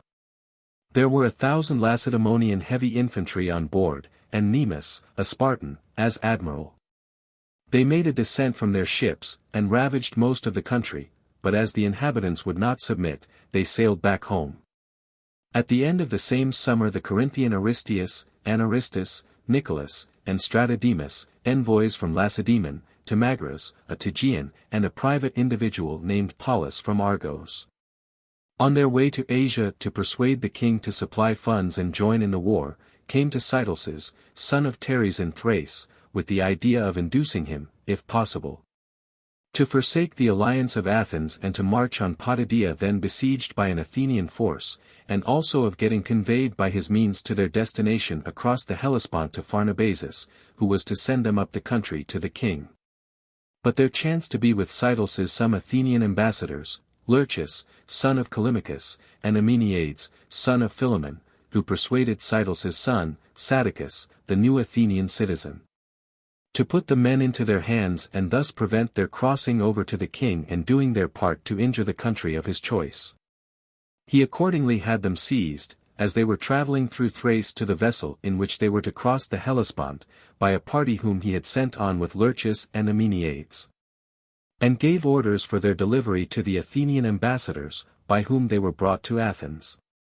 On their arrival, the Athenians, afraid that Aristeus, who had been notably the prime mover in the previous affairs of Potidaea and their Thracian possessions, might live to do them still more mischief if he escaped, slew them all the same day, without giving them a trial or hearing the defense which they wished to offer, and cast their bodies into a pit. Thinking themselves justified in using in retaliation the same mode of warfare which the Lacedaemonians had begun, when they slew and cast into pits all the Athenian and allied traders whom they caught on board the merchantmen round Peloponnese. Indeed, at the outset of the war, the Lacedaemonians butchered as enemies all whom they took on the sea, whether allies of Athens or neutrals. About the same time towards the close of the summer, the Ambraciot forces, with a number of barbarians that they had raised, marched against the Amphilochian Argos and the rest of that country. The origin of their enmity against the Argives was this. This Argos and the rest of Amphilochia were colonized by Amphilochus, son of Amphiaraus. Dissatisfied with the state of affairs at home on his return thither after the Trojan War, he built this city in the Ambracian Gulf, and named it Argos after his own country. This was the largest town in Amphilochia, and its inhabitants the most powerful. Under the pressure of misfortune many generations afterwards, they called in the Ambraciots, their neighbors on the Amphilochian border, to join their colony. And it was by this union with the Ambraciots that they learnt their present Hellenic speech, the rest of the Amphilochians being barbarians. After a time the Ambraciots expelled the Argives and held the city themselves. Upon this the Amphilochians gave themselves over to the Acarnanians, and the two together called the Athenians, who sent them Phormio as general and 30 ships, upon whose arrival they took Argos by storm, and made slaves of the Ambraciots. And the Amphilochians and Acarnanians inhabited the town in common. After this began the alliance between the Athenians and Acarnanians. The enmity of the Ambraciots against the Argives thus commenced with the enslavement of their citizens. And afterwards during the war they collected this armament among themselves and the Chaonians, and other of the neighboring barbarians. Arrived before Argos, they became masters of the country. But not being successful in their attacks upon the town, returned home and dispersed among their different peoples.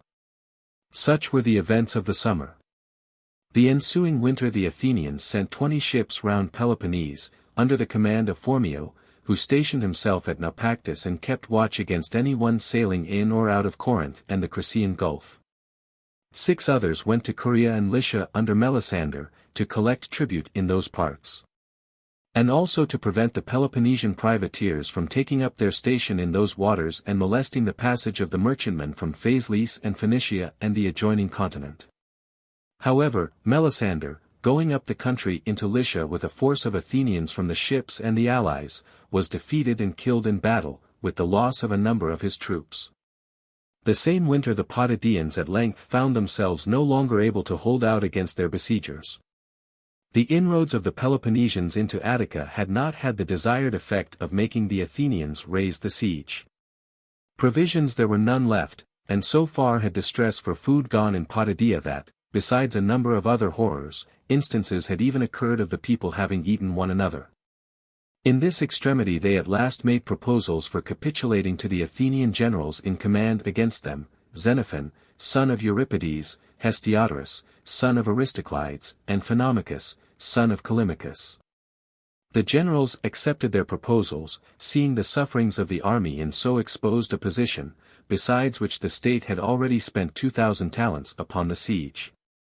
The terms of the capitulation were as follows: a free passage out for themselves, their children, wives and auxiliaries, with 1 garment apiece, the women with 2, and a fixed sum of money for their journey. Under this treaty they went out to Chalcidice and other places, according as was their power. The Athenians, however, blamed the generals for granting terms without instructions from home, being of opinion that the place would have had to surrender at discretion. They afterwards sent settlers of their own to Potidæa, and colonized it. Such were the events of the winter, and so ended the 2nd year of this war of which Thucydides was the historian. Chapter 8. 3rd year of the war, investment of Plataea, naval victories of Phormio, Thracian eruption into Macedonia under Cytalces. The next summer the Peloponnesians and their allies, instead of invading Attica, marched against Plataea. Under the command of Archidamus, son of Zosidamus, king of the Lacedaemonians. He had encamped his army and was about to lay waste the country, when the Plataeans hastened to send envoys to him, and spoke as follows: Archidamus and Lacedaemonians, in invading the Plataean territory, you do what is wrong in itself, and worthy neither of yourselves nor of the fathers who begot you.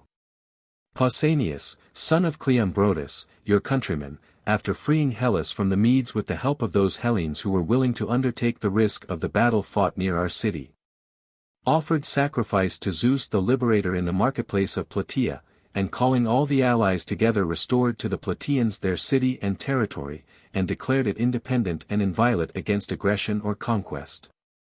Should any such be attempted, the allies present were to help according to their power. Your fathers rewarded us thus for the courage and patriotism that we displayed at that perilous epoch. But you do just the contrary, coming with our bitterest enemies, the Thebans, to enslave us. We appeal, therefore, to the gods to whom the oaths were then made, to the gods of your ancestors, and lastly to those of our country, and call upon you to refrain from violating our territory or transgressing the oaths, and to let us live independent, as Pausanias decreed. The Plataeans had got thus far when they were cut short by Archidamus saying, There is justice, Plataeans, in what you say, if you act up to your words. According to the grant of Pausanias, continue to be independent yourselves, and join in freeing those of your fellow countrymen who, after sharing in the perils of that period, joined in the oaths to you, and are now subject to the Athenians. For it is to free them and the rest that all this provision and war has been made. I could wish that you would share our labors and abide by the oaths yourselves. If this is impossible, do what we have already required of you, remain neutral, enjoying your own, join neither side, but receive both as friends, neither as allies for the war. With this we shall be satisfied. Such were the words of Archidamus. The Plataeans, after hearing what he had to say, went into the city and acquainted the people with what had passed, and presently returned for answer that it was impossible for them to do what he proposed without consulting the Athenians, with whom their children and wives now were. Besides which they had their fears for the town. After his departure, what was to prevent the Athenians from coming and taking it out of their hands, or the Thebans, who would be included in the oaths, from taking advantage of the proposed neutrality to make a second attempt to seize the city? Upon these points he tried to reassure them by saying, "You have only to deliver over the city and houses to us Lacedaemonians, to point out the boundaries of your land, the number of your fruit trees, and whatever else can be numerically stated. And yourselves to withdraw wherever you like as long as the war shall last. When it is over we will restore to you whatever we received, and in the interim hold it in trust and keep it in cultivation, paying you a sufficient allowance." When they had heard what he had to say, they re-entered the city, and after consulting with the people said that they wished first to acquaint the Athenians with this proposal, and in the event of their approving to accede to it. In the meantime they asked him to grant them a truce and not to lay waste their territory. He accordingly granted a truce for the number of days requisite for the journey, and meanwhile abstained from ravaging their territory. The Plataean envoys went to Athens, and consulted with the Athenians, and returned with the following message to those in the city: "The Athenians say, Plataeans, that they never hitherto, since we became their allies, on any occasion abandoned us to an enemy, nor will they now neglect us, but will help us according to their ability. And they adjure you by the oaths which your fathers swore, to keep the alliance unaltered." On the delivery of this message by the envoys, the Plataeans resolved not to be unfaithful to the Athenians but to endure, if it must be, seeing their lands laid waste and any other trials that might come to them, and not to send out again, but to answer from the wall that it was impossible for them to do as the Lacedaemonians proposed. As soon as he had received this answer, King Archidamus proceeded first to make a solemn appeal to the gods and heroes of the country in words following: "Ye gods and heroes of the Plataean territory, be my witnesses that not as aggressors originally, nor until these had first departed from the common oath, did we invade this land, in which our fathers offered you their prayers before defeating the Medes, and which you made auspicious to the Hellenic arms.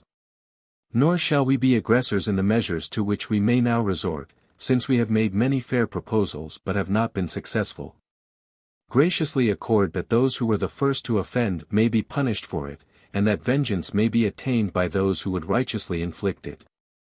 After this appeal to the gods Archidamus put his army in motion.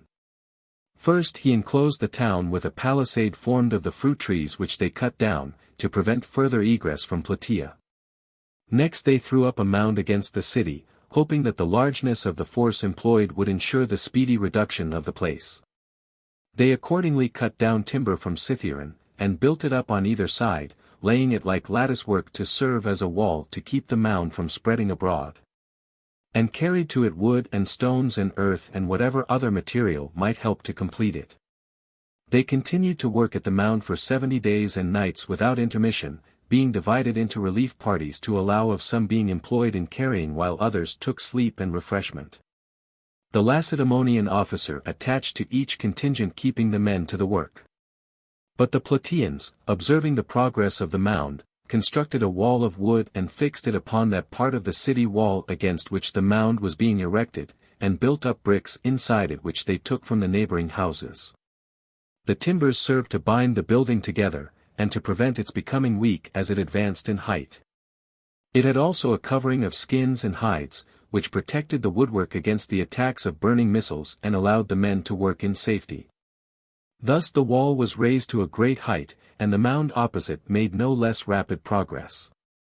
The Plataeans also thought of another expedient. They pulled out part of the wall upon which the mound abutted, and carried the earth into the city. Discovering this, the Peloponnesians twisted up clay in wattles of reed and threw it into the breach formed in the mound, in order to give it consistency and prevent its being carried away like the soil. Stopped in this way, the Plataeans changed their mode of operation, and digging a mine from the town calculated their way under the mound, and began to carry off its material as before. This went on for a long while without the enemy outside finding it out, so that for all they threw on the top their mound made no progress in proportion, being carried away from beneath and constantly settling down in the vacuum. But the Plataeans, fearing that even thus they might not be able to hold out against the superior numbers of the enemy, had yet another invention. They stopped working at the large building in front of the mound, and starting at either end of it inside from the old low wall, built a new one in the form of a crescent running in towards the town. In order that in the event of the great wall being taken this might remain, and the enemy have to throw up a fresh mound against it, and as they advanced within might not only have their trouble over again, but also be exposed to missiles on their flanks. While raising the mound the Peloponnesians also brought up engines against the city, one of which was brought up upon the mound against the great building and shook down a good piece of it, to the no small alarm of the Plataeans. Others were advanced against different parts of the wall but were lassoed and broken by the Plataeans, who also hung up great beams by long iron chains from either extremity of two poles laid on the wall and projecting over it, and drew them up at an angle whenever any point was threatened by the engine. And loosing their hold let the beam go with its chains slack, so that it fell with a run and snapped off the nose of the battering ram. After this the Peloponnesians, finding that their engines effected nothing, and that their mound was met by the counterwork, concluded that their present means of offence were unequal to the taking of the city, and prepared for its circumvallation. First, however, they determined to try the effects of fire and see whether they could not, with the help of a wind, burn the town, as it was not a large one. Indeed they thought of every possible expedient by which the place might be reduced without the expense of a blockade. They accordingly brought faggots of brushwood and threw them from the mound, first into the space between it and the wall. And this soon becoming full from the number of hands at work, they next heaped the faggots up as far into the town as they could reach from the top, and then lighted the wood by setting fire to it with sulphur and pitch. The consequence was a fire greater than any one had ever yet seen produced by human agency. Though it could not of course be compared to the spontaneous conflagrations sometimes known to occur through the wind rubbing the branches of a mountain forest together.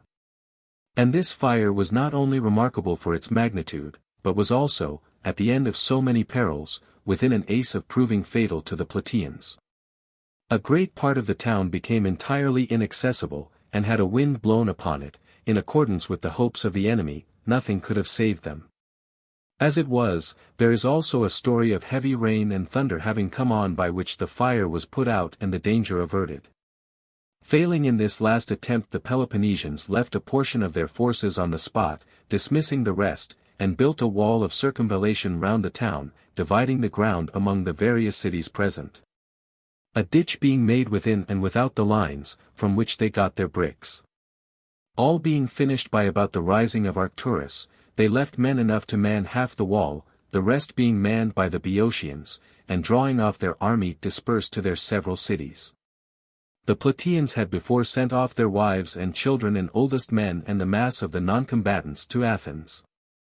So that the number of the besieged left in the place comprised 400 of their own citizens, 80 Athenians, and 110 women to bake their bread.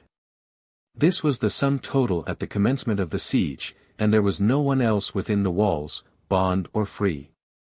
Such were the arrangements made for the blockade of Plataea. The same summer and simultaneously with the expedition against Plataea, the Athenians marched with 2,000 heavy infantry and 200 horse against the Chalcidians in the direction of Thrace and the Bottiaeans. Just as the corn was getting ripe, under the command of Xenophon, son of Euripides, with 2 colleagues. Arriving before Spartolus in Bottiaea, they destroyed the corn and had some hopes of the city coming over through the intrigues of a faction within. But those of a different way of thinking had sent to Olynthus. And a garrison of heavy infantry and other troops arrived accordingly. These issuing from Spartolus were engaged by the Athenians in front of the town, the Chalcidian heavy infantry, and some auxiliaries with them, were beaten and retreated into Spartolus. But the Chalcidian horse and light troops defeated the horse and light troops of the Athenians. The Chalcidians had already a few targeteers from Crusis, and presently after the battle were joined by some others from Olynthus. Upon seeing whom the light troops from Spartolus, emboldened by this accession and by their previous success, with the help of the Chalcidian horse and the reinforcement just arrived again attacked the Athenians, who retired upon the 2 divisions which they had left with their baggage. Whenever the Athenians advanced, their adversary gave way, pressing them with missiles the instant they began to retire. The Chalcidian horse also, riding up and charging them just as they pleased, at last caused a panic amongst them and routed and pursued them to a great distance. The Athenians took refuge in Potidæa, and afterwards recovered their dead under truce, and returned to Athens with the remnant of their army, 430 men and all the generals having fallen. The Chalcidians and Bottiaeans set up a trophy, took up their dead, and dispersed to their several cities. The same summer, not long after this, the Ambraciots and Chaonians, being desirous of reducing the whole of Acarnania and detaching it from Athens, persuaded the Lacedaemonians to equip a fleet from their confederacy and send 1,000 heavy infantry to Acarnania, representing that, if a combined movement were made by land and sea, the coast Acarnanians would be unable to march. And the conquest of Zacynthus and Cephallenia easily following on the possession of Acarnania, the cruise round Peloponnese would be no longer so convenient for the Athenians. Besides which there was a hope of taking Naupactus. The Lacedaemonians accordingly at once sent off a few vessels with Nemus, who was still high admiral, and the heavy infantry on board. And sent round orders for the fleet to equip as quickly as possible and sail to Leucas. The Corinthians were the most forward in the business, the Ambraciots being a colony of theirs. While the ships from Corinth, Sicyon, and the neighborhood were getting ready, and those from Leucas, Anactorium, and Ambracia, which had arrived before, were waiting for them at Leucas, Nemus and his 1,000 heavy infantry had run into the gulf. Giving the slip to Phormio, the commander of the Athenian squadron stationed off Naupactus, and began at once to prepare for the land expedition. The Hellenic troops with him consisted of the Ambraciots, Leucadians, and Anactorians, and the 1,000 Peloponnesians with whom he came. The barbarian of 1,000 Chaonians, who, belonging to a nation that has no king, were led by Photis and Nicanor, the 2 members of the royal family to whom the chieftainship for that year had been confided. With the Chaonians came also some Thesprotians, like them without a king, some Molossians and Atintanians led by Sabalinthus, the guardian of King Therips who was still a minor, and some Paravians, under their king Aretus. Accompanied by 1,000 Orestions, subjects of King Antiochus and placed by him under the command of Aretus. There were also 1,000 Macedonians sent by Perdiccas without the knowledge of the Athenians, but they arrived too late. With this force Nemus set out, without waiting for the fleet from Corinth. Passing through the territory of Amphilochian Argos, and sacking the open village of Limnaea, they advanced to Stratus the Acarnanian capital. This once taken, the rest of the country, they felt convinced, would speedily follow. The Acarnanians, finding themselves invaded by a large army by land, and from the sea threatened by a hostile fleet, made no combined attempt at resistance, but remained to defend their homes, and sent for help to Phormio, who replied that when a fleet was on the point of sailing from Corinth, it was impossible for him to leave Naupactus unprotected. The Peloponnesians meanwhile and their allies advanced upon Stratus in 3 divisions, with the intention of encamping near it and attempting the wall by force if they failed to succeed by negotiation. The order of march was as follows: the center was occupied by the Chaonians and the rest of the barbarians, with the Leucadians and Anactorians and their followers on the right, and Nemus with the Peloponnesians and Ambraciots on the left. Each division being a long way off from, and sometimes even out of sight of, the others. The Hellenes advanced in good order, keeping a lookout till they encamped in a good position. But the Chaonians, filled with self-confidence, and having the highest character for courage among the tribes of that part of the continent, without waiting to occupy their camp, rushed on with the rest of the barbarians, in the idea that they should take the town by assault and obtain the sole glory of the enterprise. While they were coming on, the Stratians, becoming aware how things stood, and thinking that the defeat of this division would considerably dishearten the Hellenes behind it, occupied the environs of the town with ambuscades. And as soon as they approached engaged them at close quarters from the city and the ambuscades. A panic seizing the Chaonians, great numbers of them were slain, and as soon as they were seen to give way the rest of the barbarians turned and fled. Owing to the distance by which their allies had preceded them, neither of the Hellenic divisions knew anything of the battle, but fancied they were hastening on to encamp. However, when the flying barbarians broke in upon them, they opened their ranks to receive them, brought their divisions together, and stopped quiet where they were for the day. The Stratians not offering to engage them, as the rest of the Acarnanians had not yet arrived, but contenting themselves with slinging at them from a distance, which distressed them greatly, as there was no stirring without their armor. The Acarnanians would seem to excel in this mode of warfare. As soon as night fell, Nemus hastily drew off his army to the river Anapus, about 9 miles from Stratus, recovering his dead next day under truce, and being there joined by the friendly Aeniati, fell back upon their city before the enemy's reinforcements came up. From hence each returned home, and the Stratians set up a trophy for the battle with the barbarians. Meanwhile the fleet from Corinth and the rest of the confederates in the Crissaean Gulf, which was to have cooperated with Nemus and prevented the coast Acarnanians from joining their countrymen in the interior, was disabled from doing so by being compelled about the same time as the battle at Stratus to fight with Phormio and the 20 Athenian vessels stationed at Naupactus. For they were watched, as they coasted along out of the Gulf, by Phormio, who wished to attack in the open sea. But the Corinthians and allies had started for Acarnania without any idea of fighting at sea, and with vessels more like transports for carrying soldiers. Besides which, they never dreamed of the 20 Athenian ships venturing to engage their 47. However, while they were coasting along their own shore, there were the Athenians sailing along in line with them. And when they tried to cross over from Patrae in Achaea to the mainland on the other side, on their way to Acarnania, they saw them again coming out from Chalcis and the river Ivenus to meet them. They slipped from their moorings in the night, but were observed, and were at length compelled to fight in mid-passage. Each state that contributed to the armament had its own general. The Corinthian commanders were Machaon, Isocrates, and Agatharchidas. The Peloponnesians ranged their vessels in as large a circle as possible without leaving an opening, with the prows outside and the sterns in, and placed within all the small craft in company, and their 5 best sailors to issue out at a moment's notice and strengthen any point threatened by the enemy. The Athenians, formed in line, sailed round and round them, and forced them to contract their circle, by continually brushing past and making as though they would attack at once, having been previously cautioned by Phormio not to do so till he gave the signal.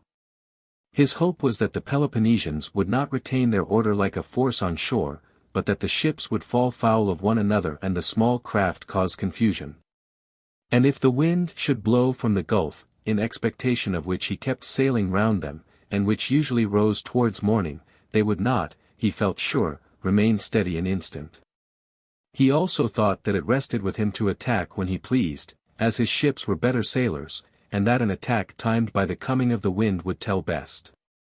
When the wind came down, the enemy's ships were now in a narrow space, and what with the wind and the small craft dashing against them, at once fell into confusion, ship fell foul of ship, while the crews were pushing them off with poles. And by their shouting, swearing, and struggling with one another, made captains' orders and boatswains' cries alike inaudible, and through being unable for want of practice to clear their oars in the rough water, prevented the vessels from obeying their helmsmen properly. At this moment Phormio gave the signal, and the Athenians attacked. Sinking first one of the admirals, they then disabled all they came across, so that no one thought of resistance for the confusion, but fled for Patrae and Dyme in Achaea. The Athenians gave chase and captured 12 ships, and taking most of the men out of them sailed to Molycrium, and after setting up a trophy on the promontory of Rhium and dedicating a ship to Poseidon, returned to Naupactus. As for the Peloponnesians, they at once sailed with their remaining ships along the coast from Dyme and Patrae to Cyllene, the Aeolian arsenal, where Nemus, and the ships from Leucas that were to have joined them, also arrived after the battle at Stratus. The Lacedaemonians now sent to the fleet to Nemus 3 commissioners, Timocrates, Bratidas, and Lycophron, with orders to prepare to engage again with better fortune, and not to be driven from the sea by a few vessels. For they could not at all account for their discomfiture, the less so as it was their first attempt at sea. And they fancied that it was not that their marine was so inferior, but that there had been misconduct somewhere, not considering the long experience of the Athenians as compared with the little practice which they had had themselves. The commissioners were accordingly sent in anger. As soon as they arrived they set to work with Nemus to order ships from the different states, and to put those which they already had in fighting order. Meanwhile Phormio sent word to Athens of their preparations and his own victory, and desired as many ships as possible to be speedily sent to him, as he stood in daily expectation of a battle. 20 were accordingly sent, but instructions were given to their commander to go first to Crete.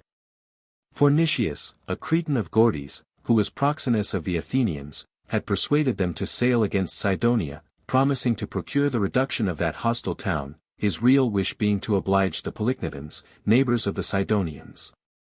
He accordingly went with the ships to Crete, and, accompanied by the Peloponnesians, laid waste the lands of the Sidonians, and, what with adverse winds and stress of weather wasted no little time there. While the Athenians were thus detained in Crete, the Peloponnesians in Cyllene got ready for battle, and coasted along to Panormus in Achaia, where their land army had come to support them. Phormio also coasted along to Melicrian Rhium, and anchored outside it with 20 ships, the same as he had fought with before. This Rhium was friendly to the Athenians. The other, in Peloponnese, lies opposite to it. The sea between them is about 3/4 of a mile broad, and forms the mouth of the Crissaean Gulf. At this, the Achaean Rhium, not far off Panormus, where their army lay, the Peloponnesians now cast anchor with 77 ships, when they saw the Athenians do so. For 6 or 7 days they remained opposite each other, practicing and preparing for the battle. The one resolved not to sail out of the Rhea into the open sea, for fear of the disaster which had already happened to them, the other not to sail into the straits, thinking it advantageous to the enemy, to fight in the narrows. At last Nemus and Brasidas and the rest of the Peloponnesian commanders, being desirous of bringing on a battle as soon as possible, before reinforcements should arrive from Athens. And noticing that the men were most of them cowed by the previous defeat and out of heart for the business, first called them together and encouraged them as follows. Peloponnesians, the late engagement, which may have made some of you afraid of the one now in prospect, really gives no just ground for apprehension. Preparation for it, as you know, there was little enough, and the object of our voyage was not so much to fight at sea as an expedition by land. Besides this, the chances of war were largely against us. And perhaps also inexperience had something to do with our failure in our first naval action. It was not, therefore, cowardice that produced our defeat, nor ought the determination which force has not quelled, but which still has a word to say with its adversary, to lose its edge from the result of an accident. But admitting the possibility of a chance miscarriage, we should know that brave hearts must be always brave, and while they remain so can never put forward inexperience as an excuse for misconduct. Nor are you so behind the enemy in experience as you are ahead of him in courage. And although the science of your opponents would, if valor accompanied it, have also the presence of mind to carry out at an emergency the lesson it has learnt, yet a faint heart will make all art powerless in the face of danger. For fear takes away presence of mind, and without valor art is useless. Against their superior experience set your superior daring, and against the fear induced by defeat the fact of your having been then unprepared. Remember, too, that you have always the advantage of superior numbers, and of engaging off your own coast, supported by your heavy infantry, and as a rule, numbers and equipment give victory. At no point, therefore, is defeat likely. And as for our previous mistakes, the very fact of their occurrence will teach us better for the future. Steersmen and sailors may, therefore, confidently attend to their several duties, none quitting the station assigned to them. As for ourselves, we promise to prepare for the engagement at least as well as your previous commanders. And to give no excuse for any one misconducting himself. Should any insist on doing so, he shall meet with the punishment he deserves, while the brave shall be honored with the appropriate rewards of valor. The Peloponnesian commanders encouraged their men after this fashion. Phormio, meanwhile, being himself not without fears for the courage of his men, and noticing that they were forming in groups among themselves and were alarmed at the odds against them, desired to call them together and give them confidence and counsel in the present emergency. He had before continually told them, and had accustomed their minds to the idea, that there was no numerical superiority that they could not face. And the men themselves had long been persuaded that Athenians need never retire before any quantity of Peloponnesian vessels. At the moment, however, he saw that they were dispirited by the sight before them, and wishing to refresh their confidence, called them together and spoke as follows. I see, my men, that you are frightened by the number of the enemy. And I have accordingly called you together, not liking you to be afraid of what is not really terrible. In the first place, the Peloponnesians, already defeated, and not even themselves thinking that they are a match for us, have not ventured to meet us on equal terms, but have equipped this multitude of ships against us. Next, as to that upon which they most rely, the courage which they suppose constitutional to them, their confidence here only arises from the success which their experience in land service usually gives them, and which they fancy will do the same for them at sea. But this advantage will in all justice belong to us on this element, if to them on that, as they are not superior to us in courage, but we are each of us more confident, according to our experience in our particular department. Besides, as the Lacedaemonians use their supremacy over their allies to promote their own glory, they are most of them being brought into danger against their will, or they would never, after such a decided defeat, have ventured upon a fresh engagement. You need not, therefore, be afraid of their dash. You, on the contrary, inspire a much greater and better founded alarm, both because of your late victory and also of their belief that we should not face them unless about to do something worthy of a success so signal. An adversary numerically superior, like the one before us, comes into action trusting more to strength than to resolution, while he who voluntarily confronts tremendous odds must have very great internal resources to draw upon. For these reasons the Peloponnesians fear our irrational audacity more than they would ever have done a more commensurate preparation. Besides, many armaments have before now succumbed to an inferior through want of skill or sometimes of courage. Neither of which defects certainly are ours. As to the battle, it shall not be, if I can help it, in the strait, nor will I sail in there at all. Seeing that in a contest between a number of clumsily managed vessels and a small, fast, well-handled squadron, want of sea room is an undoubted disadvantage. One cannot run down an enemy properly without having a sight of him a good way off, nor can one retire at need when pressed. One can neither break the line nor return upon his rear, the proper tactics for a fast sailor. But the naval action necessarily becomes a land one, in which numbers must decide the matter. For all this I will provide as far as can be. Do you stay at your posts by your ships, and be sharp at catching the word of command, the more so as we are observing one another from so short a distance.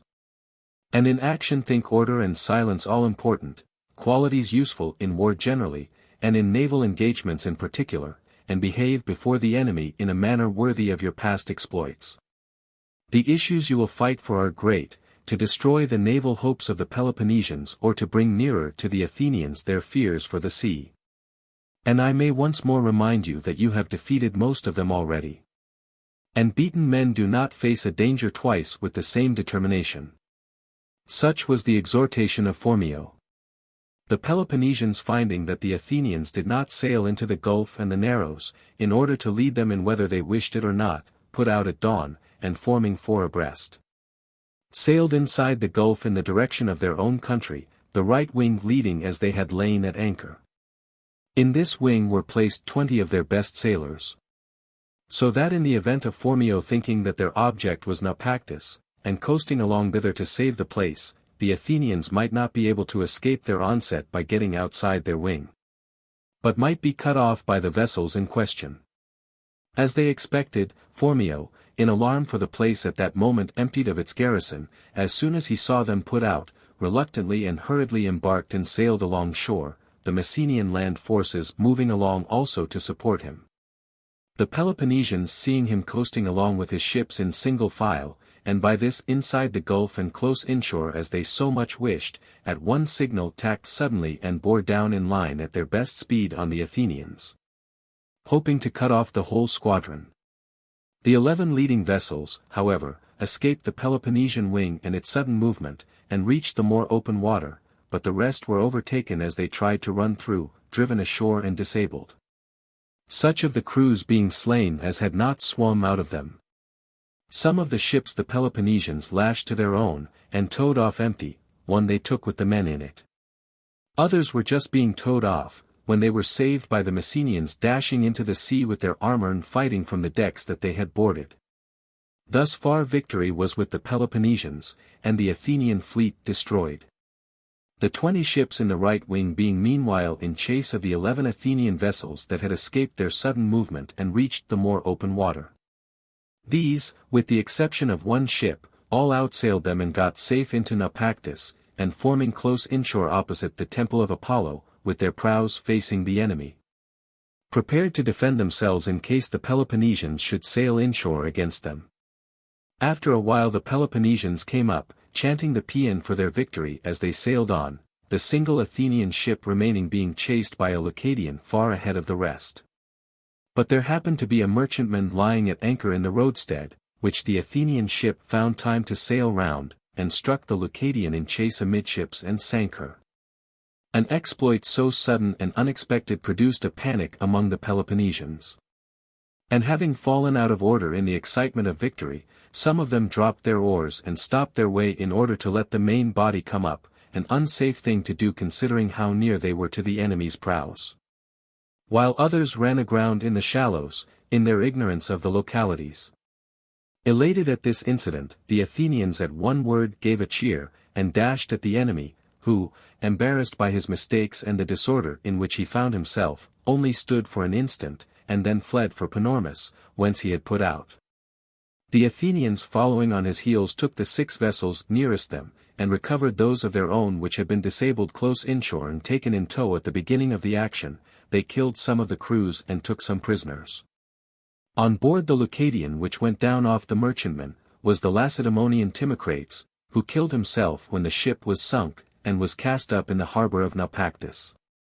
The Athenians on their return set up a trophy on the spot from which they had put out and turned the day, and picking up the wrecks and dead that were on their shore, gave back to the enemy their dead under truce. The Peloponnesians also set up a trophy as victors for the defeat inflicted upon the ships they had disabled in shore, and dedicated the vessel which they had taken at Achaean Rhium, side by side with the trophy. After this, apprehensive of the reinforcement expected from Athens, all except the Leucadians sailed into the Crissaean Gulf for Corinth. Not long after their retreat, the 20 Athenian ships, which were to have joined Phormio before the battle, arrived at Naupactus. Thus the summer ended. Winter was now at hand. But dispersing the fleet, which had retired to Corinth and the Crissaean Gulf, Nemus, Brasidas, and the other Peloponnesian captains allowed themselves to be persuaded by the Megarians to make an attempt upon Piraeus, the port of Athens, which from her decided superiority at sea had been naturally left unguarded and open. Their plan was as follows: the men were each to take their oar, cushion, and rowlock thong, and, going overland from Corinth to the sea on the Athenian side, to get to Megara as quickly as they could, and launching 40 vessels, which happened to be in the docks at Nicaea, to sail at once to Piraeus. There was no fleet on the lookout in the harbour, and no one had the least idea of the enemy attempting a surprise. While an open attack would, it was thought, never be deliberately ventured on, or, if in contemplation, would be speedily known at Athens. Their plan formed, the next step was to put it in execution. Arriving by night and launching the vessels from Nicaea, they sailed, not to Piraeus as they had originally intended, being afraid of the risk, besides which there was some talk of a wind having stopped them, but to the point of Salamis that looks towards Megara, where there was a fort and a squadron of 3 ships to prevent anything sailing in or out of Megara. This fort they assaulted, and towed off the galleys empty, and surprising the inhabitants began to lay waste the rest of the island. Meanwhile fire signals were raised to alarm Athens, and a panic ensued there as serious as any that occurred during the war. The idea in the city was that the enemy had already sailed into Piraeus. In Piraeus it was thought that they had taken Salamis and might at any moment arrive in the port. As indeed might easily have been done if their hearts had been a little firmer, certainly no wind would have prevented them. As soon as day broke, the Athenians assembled in full force, launched their ships, and embarking in haste and uproar went with the fleet to Salamis, while their soldiery mounted guard in Piraeus. The Peloponnesians, on becoming aware of the coming relief, after they had overrun most of Salamis, hastily sailed off with their plunder and captives and the 3 ships from Fort Budorum to Nicaea. The state of their ships also causing them some anxiety, as it was a long while since they had been launched, and they were not watertight. Arrived at Megara, they returned back on foot to Corinth. The Athenians, finding them no longer at Salamis, sailed back themselves, and after this made arrangements for guarding Piraeus more diligently in future, by closing the harbors, and by other suitable precautions. About the same time, at the beginning of this winter, Cydelses, son of Teres, the Odrysian king of Thrace, made an expedition against Perdiccas, son of Alexander, king of Macedonia, and the Chalcidians in the neighborhood of Thrace. His object being to enforce one promise and fulfill another. On the one hand, Perdiccas had made him a promise, when hard pressed at the commencement of the war, upon condition that Cydelses should reconcile the Athenians to him and not attempt to restore his brother and enemy, the pretender Philip. But had not offered to fulfill his engagement. On the other, he, Cydelses, on entering into alliance with the Athenians, had agreed to put an end to the Chalcidian war in Thrace. These were the 2 objects of his invasion. With him he brought Amyntas, the son of Philip, whom he destined for the throne of Macedonia, and some Athenian envoys then at his court on this business, and Hagnon as general. For the Athenians were to join him against the Chalcidians with a fleet and as many soldiers as they could get together. Beginning with the Odrysians, he first called out the Thracian tribes subject to him between Mounts Haemus and Rhodope and the Euxine and Hellespont. Next the Geti beyond Haemus, and the other hordes settled south of the Danube in the neighborhood of the Euxine, who, like the Geti, border on the Scythians and are armed in the same manner, being all mounted archers. Besides these he summoned many of the hill Thracian independent swordsmen, called Dii and mostly inhabiting Mount Rhodope, some of whom came as mercenaries, others as volunteers. Also the Agrians and Leons, and the rest of the Paeonian tribes in his empire, at the confines of which these lay, extending up to the Leon Paeonians and the river Strymon, which flows from Mount Scombrus through the country of the Agrians and Leons. There the empire of Cydelses ends and the territory of the independent Paeonians begins. Bordering on the Triballi, also independent, were the Trares and Tilatians, who dwell to the north of Mount Scombrus and extend towards the setting sun as far as the river Oscius. This river rises in the same mountains as the Nestus and Hebrus, a wild and extensive range connected with Rhodope. The empire of the Odrysians extended along the seaboard from Abdera to the mouth of the Danube in the Euxine. The navigation of this coast by the shortest route takes a merchantman 4 days and 4 nights with a wind astern the whole way. By land an active man, traveling by the shortest road, can get from Abdera to the Danube in 11 days. Such was the length of its coastline. Inland from Byzantium to the Leons and the Strymon, the farthest limit of its extension into the interior, it is a journey of 13 days for an active man. The tribute from all the barbarian districts and the Hellenic cities, taking what they brought in under Suths, the successor of Cydelses, who raised it to its greatest height, amounted to about 400 talents in gold and silver. There were also presents in gold and silver to a no less amount, besides stuff, plain and embroidered, and other articles, made not only for the king, but also for the Odrysian lords and nobles. For there was here established a custom opposite to that prevailing in the Persian kingdom, namely, of taking rather than giving, more disgrace being attached to not giving when asked than to asking in being refused. And although this prevailed elsewhere in Thrace, it was practiced most extensively among the powerful Odrysians, it being impossible to get anything done without a present. It was thus a very powerful kingdom. In revenue and general prosperity surpassing all in Europe between the Ionian Gulf and the Euxine, and in numbers and military resources coming decidedly next to the Scythians, with whom indeed no people in Europe can bear comparison. There not being even in Asia any nation singly a match for them if unanimous, though of course they are not on a level with other races in general intelligence and the arts of civilized life. It was the master of this empire that now prepared to take the field. When everything was ready, he set out on his march for Macedonia, first through his own dominions, next over the desolate range of Cercin that divides the Sintians and Paeonians. crossing by a road which he had made by felling the timber on a former campaign against the latter people. Passing over these mountains, with the Paeonians on his right and the Sintians and Medians on the left, he finally arrived at Doberus, in Paeonia, losing none of his army on the march, except perhaps by sickness, but receiving some augmentations. Many of the independent Thracians volunteering to join him in the hope of plunder. So that the whole is said to have formed a grand total of 150,000. Most of this was infantry, though there was about a third cavalry, furnished principally by the Odrysians themselves and next to them by the Geti. The most warlike of the infantry were the independent swordsmen who came down from Rhodope, the rest of the mixed multitude that followed him being chiefly formidable by their numbers.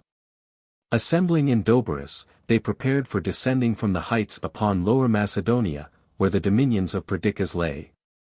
For the Lyncesti, Elymiots, and other tribes more inland, though Macedonians by blood, and allies and dependents of their kindred, still have their own separate governments. The country on the sea coast, now called Macedonia, was first acquired by Alexander, the father of Perdiccas, and his ancestors, originally Temenids from Argos. This was effected by the expulsion from Pieria of the Pyrians, who afterwards inhabited Phagars and other places under Mount Pangaeus, beyond the Strymon. Indeed the country between Pangaeus and the sea is still called the Pyrean Gulf. Of the Bottiaeans, at present neighbors of the Chalcidians, from Bottia, and by the acquisition in Paeonia of a narrow strip along the river Axius extending to Pella and the sea.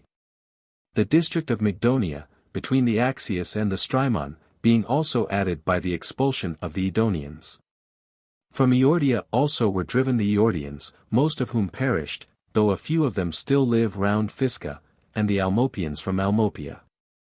These Macedonians also conquered places belonging to the other tribes, which are still theirs, Anthemus, Crestonia, Bisaltia, and much of Macedonia proper.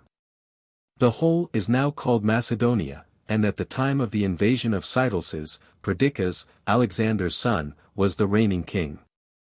These Macedonians, unable to take the field against so numerous an invader, shut themselves up in such strong places and fortresses as the country possessed. Of these there was no great number, most of those now found in the country having been erected subsequently by Archelaus, the son of Perdiccas, on his accession, who also cut straight roads. And otherwise put the kingdom on a better footing as regards horses, heavy infantry, and other war material than had been done by all the 8 kings that preceded him. Advancing from Doberus, the Thracian host first invaded what had been once Philip's government, and took Idumene by assault, Gortynia, Atlanta, and some other places by negotiation, these last coming over for love of Philip's son, Amyntas.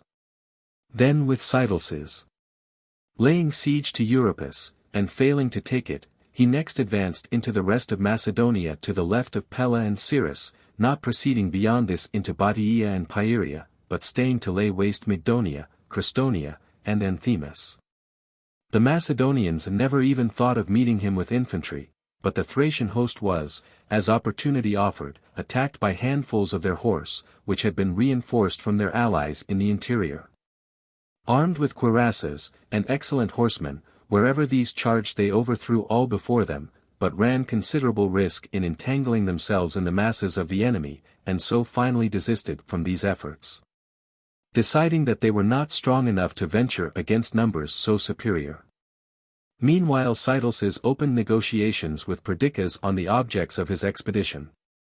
And finding that the Athenians, not believing that he would come, did not appear with their fleet, though they sent presents and envoys, dispatched a large part of his army against the Chalcidians and Bottiaeans. And shutting them up inside their walls laid waste their country.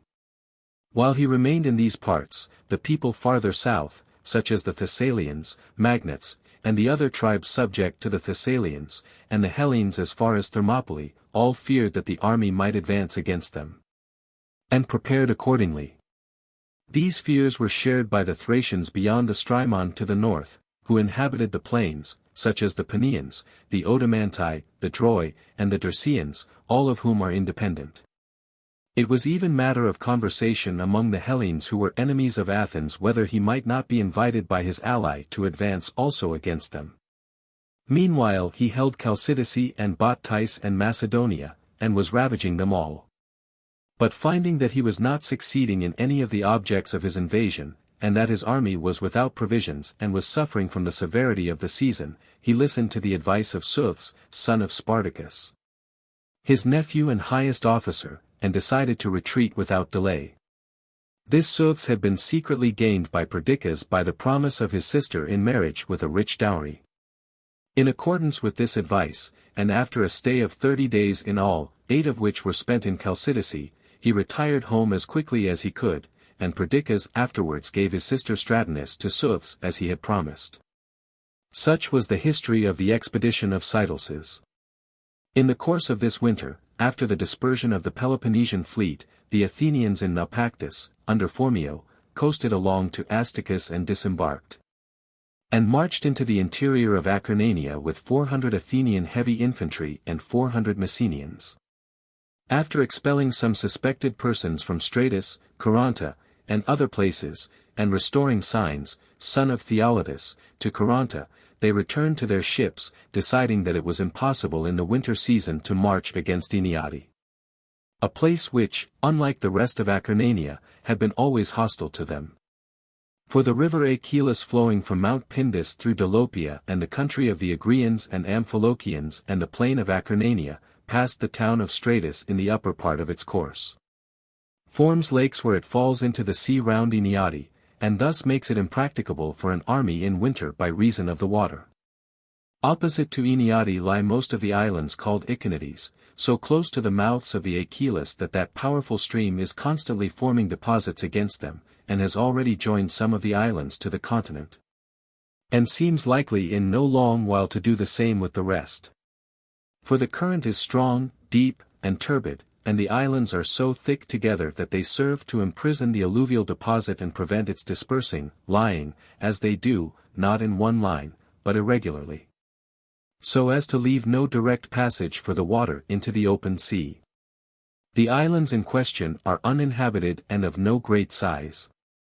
There is also a story that Alcmaeon, son of Amphiaraus, during his wanderings after the murder of his mother was bidden by Apollo to inhabit this spot, through an oracle which intimated that he would have no release from his terrors until he should find a country to dwell in which had not been seen by the sun, or existed as land at the time he slew his mother, all else being to him polluted ground. Perplexed at this, the story goes on to say, he at last observed this deposit of the Achilles, and considered that a place sufficient to support life upon might have been thrown up during the long interval that had elapsed since the death of his mother and the beginning of his wanderings. Settling, therefore, in the district round Eniade, he founded a dominion, and left the country its name from his son Acarnan. Such is the story we have received concerning Alcmaeon.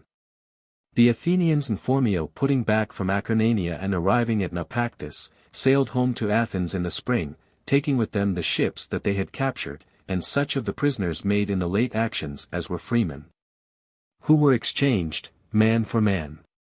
And so ended this winter, and the 3rd year of this war, of which Thucydides was the historian. Book 3. Chapter 9. 4th and 5th years of the war, revolt of Mytilene. The next summer, just as the corn was getting ripe, the Peloponnesians and their allies invaded Attica under the command of Archidamus, son of Zosidamus, king of the Lacedaemonians, and sat down and ravaged the land. The Athenian horse as usual attacking them, wherever it was practicable, and preventing the mass of the light troops from advancing from their camp and wasting the parts near the city. After staying the time for which they had taken provisions, the invaders retired and dispersed to their several cities. Immediately after the invasion of the Peloponnesians all Lesbos, except Methymna, revolted from the Athenians. The Lesbians had wished to revolt even before the war, but the Lacedaemonians would not receive them, and yet now when they did revolt, they were compelled to do so sooner than they had intended.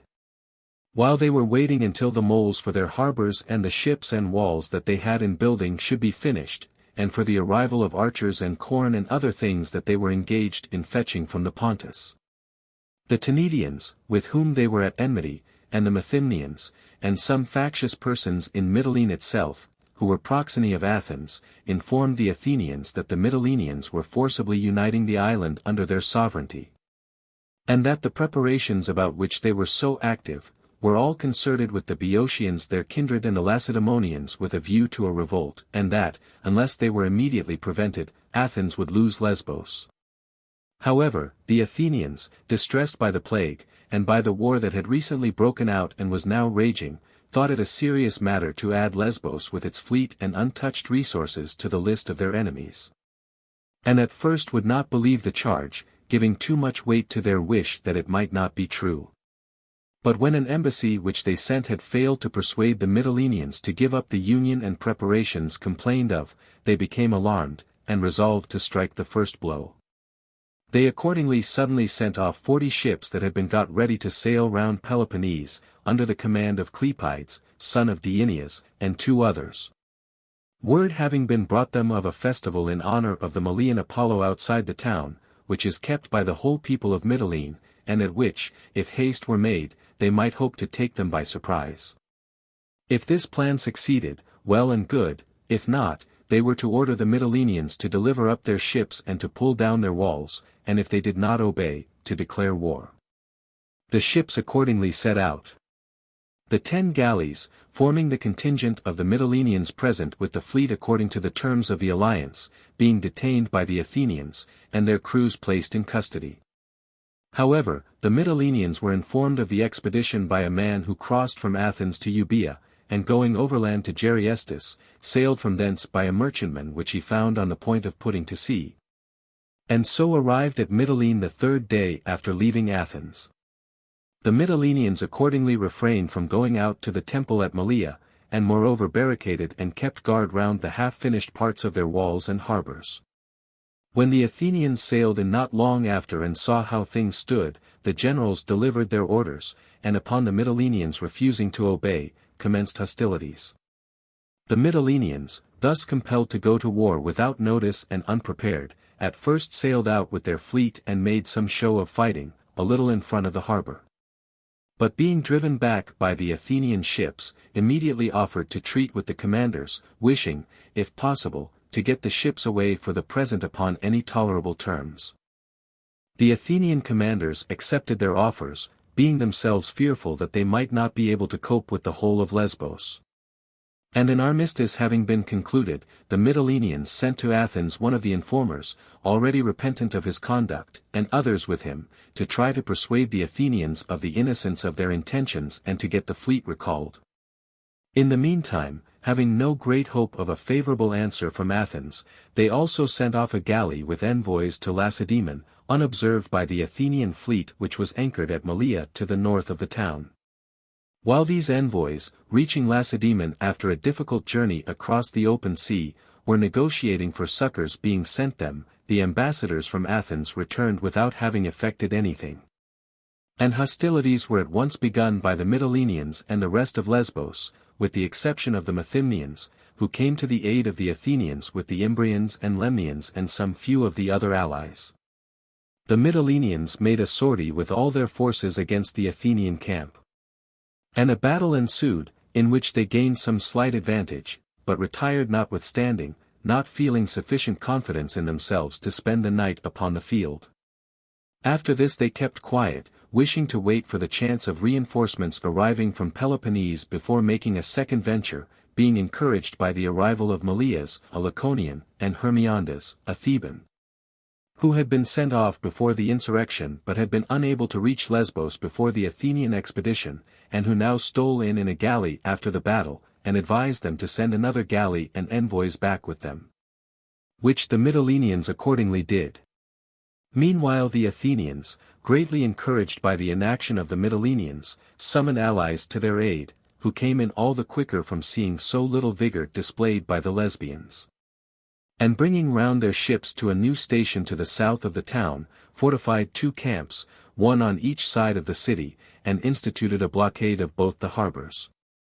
The sea was thus closed against the Mytileneans, who, however, commanded the whole country, with the rest of the Lesbians who had now joined them. The Athenians only holding a limited area round their camps, and using Malea more as the station for their ships and their market. While the war went on in this way at Mytilene, the Athenians, about the same time in this summer, also sent 30 ships to Peloponnese under Asopius, son of Phormio. The Acarnanians insisting that the commander sent should be some son or relative of Phormio. As the ships coasted along shore they ravaged the seaboard of Laconia. After which Asopius sent most of the fleet home, and himself went on with 12 vessels to Naupactus, and afterwards raising the whole Acarnanian population made an expedition against Eniade, the fleet sailing along the Achilles. While the army laid waste the country. The inhabitants, however, showing no signs of submitting, he dismissed the land forces and himself sailed to Lucas, and making a descent upon Nericus was cut off during his retreat, and most of his troops with him. By the people in those parts aided by some coastguards. After which the Athenians sailed away, recovering their dead from the Leucadians under truce. Meanwhile the envoys of the Mytileneans sent out in the first ship were told by the Lacedaemonians to come to Olympia, in order that the rest of the allies might hear them and decide upon their matter, and so they journeyed thither. It was the Olympiad in which the Rhodian Dorius gained his second victory, and the envoys having been introduced to make their speech after the festival, spoke as follows. Lacedaemonians and allies. The rule established among the Hellenes is not unknown to us. Those who revolt in war and forsake their former confederacy are favorably regarded by those who receive them, in so far as they are of use to them, but otherwise are thought less well of, through being considered traitors to their former friends. Nor is this an unfair way of judging, where the rebels and the power from whom they secede are at one in policy and sympathy, and a match for each other in resources and power, and where no reasonable ground exists for the rebellion. But with us and the Athenians this was not the case, and no one need think the worse of us for revolting from them in danger, after having been honored by them in time of peace. Justice and honesty will be the first topics of our speech, especially as we are asking for alliance. Because we know that there can never be any solid friendship between individuals, or union between communities that is worth the name, unless the parties be persuaded of each other's honesty, and be generally congenial the one to the other. Since from difference in feeling springs also difference in conduct. Between ourselves and the Athenians alliance began, when you withdrew from the Median War and they remained to finish the business. But we did not become allies of the Athenians for the subjugation of the Hellenes, but allies of the Hellenes for their liberation from the Mede, and as long as the Athenians led us fairly we followed them loyally. But when we saw them relax their hostility to the Mede, to try to compass the subjection of the allies, then our apprehensions began. Unable, however, to unite and defend themselves, on account of the number of confederates that had votes, all the allies were enslaved, except ourselves and the Chians, who continued to send our contingents as independent and nominally free. Trust in Athens as a leader, however, we could no longer feel, judging by the examples already given, it being unlikely that she would reduce our fellow confederates, and not do the same by us who were left, if ever she had the power. Had we all been still independent, we could have had more faith in their not attempting any change.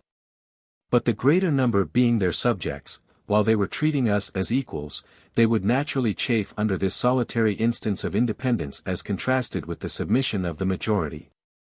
Particularly as they daily grew more powerful, and we more destitute. Now the only sure basis of an alliance is for each party to be equally afraid of the other. He who would like to encroach is then deterred by the reflection that he will not have odds in his favor. Again, if we were left independent, it was only because they thought they saw their way to empire more clearly by specious language and by the paths of policy than by those of force. Not only were we useful as evidence that powers who had votes, like themselves, would not, surely, join them in their expeditions, against their will, without the party attacked being in the wrong. But the same system also enabled them to lead the stronger states against the weaker first, and so to leave the former to the last, stripped of their natural allies, and less capable of resistance. But if they had begun with us, while all the states still had their resources under their own control, and there was a center to rally round, the work of subjugation would have been found less easy.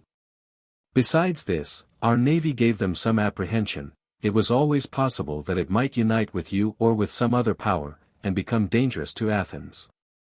The court which we paid to their commons and its leaders for the time being also helped us to maintain our independence. However, we did not expect to be able to do so much longer, if this war had not broken out, from the examples that we had had of their conduct to the rest. How then could we put our trust in such friendship or freedom as we had here? We accepted each other against our inclination, fear made them court us in war, and us them in peace. Sympathy, the ordinary basis of confidence, had its place supplied by terror, fear having more share than friendship in detaining us in the alliance.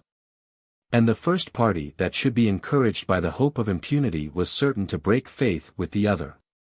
So that to condemn us for being the first to break off, because they delay the blow that we dread, instead of ourselves delaying to know for certain whether it will be dealt or not, is to take a false view of the case. For if we were equally able with them to meet their plots and imitate their delay, we should be their equals and should be under no necessity of being their subjects. But the liberty of offense being always theirs, that of defense ought clearly to be ours. Such, Lacedaemonians and allies, are the grounds and the reasons of our revolt. Clear enough to convince our hearers of the fairness of our conduct, and sufficient to alarm ourselves, and to make us turn to some means of safety. This we wished to do long ago, when we sent to you on the subject while the peace yet lasted, but were balked by your refusing to receive us. And now, upon the Boeotians inviting us, we at once responded to the call, and decided upon a twofold revolt, from the Hellenes and from the Athenians, not to aid the latter in harming the former, but to join in their liberation. And not to allow the Athenians in the end to destroy us, but to act in time against them. Our revolt, however, has taken place prematurely and without preparation, a fact which makes it all the more incumbent on you to receive us into alliance and to send us speedy relief, in order to show that you support your friends. And at the same time do harm to your enemies. You have an opportunity such as you never had before. Disease and expenditure have wasted the Athenians, their ships are either cruising round your coasts, or engaged in blockading us. And it is not probable that they will have any to spare, if you invade them a second time this summer by sea and land, but they will either offer no resistance to your vessels, or withdraw from both our shores. Nor must it be thought that this is a case of putting yourselves into danger for a country which is not yours. Lesbos may appear far off, but when help is wanted she will be found near enough. It is not in Attica that the war will be decided, as some imagine, but in the countries by which Attica is supported, and the Athenian revenue is drawn from the allies, and will become still larger if they reduce us. As not only will no other state revolt, but our resources will be added to theirs, and we shall be treated worse than those that were enslaved before. But if you will frankly support us, you will add to your side a state that has a large navy, which is your great want. You will smooth the way to the overthrow of the Athenians by depriving them of their allies, who will be greatly encouraged to come over, and you will free yourselves from the imputation made against you, of not supporting insurrection. In short, only show yourselves as liberators, and you may count upon having the advantage in the war. Respect, therefore, the hopes placed in you by the Hellenes, and that Olympian Zeus, in whose temple we stand as very suppliants.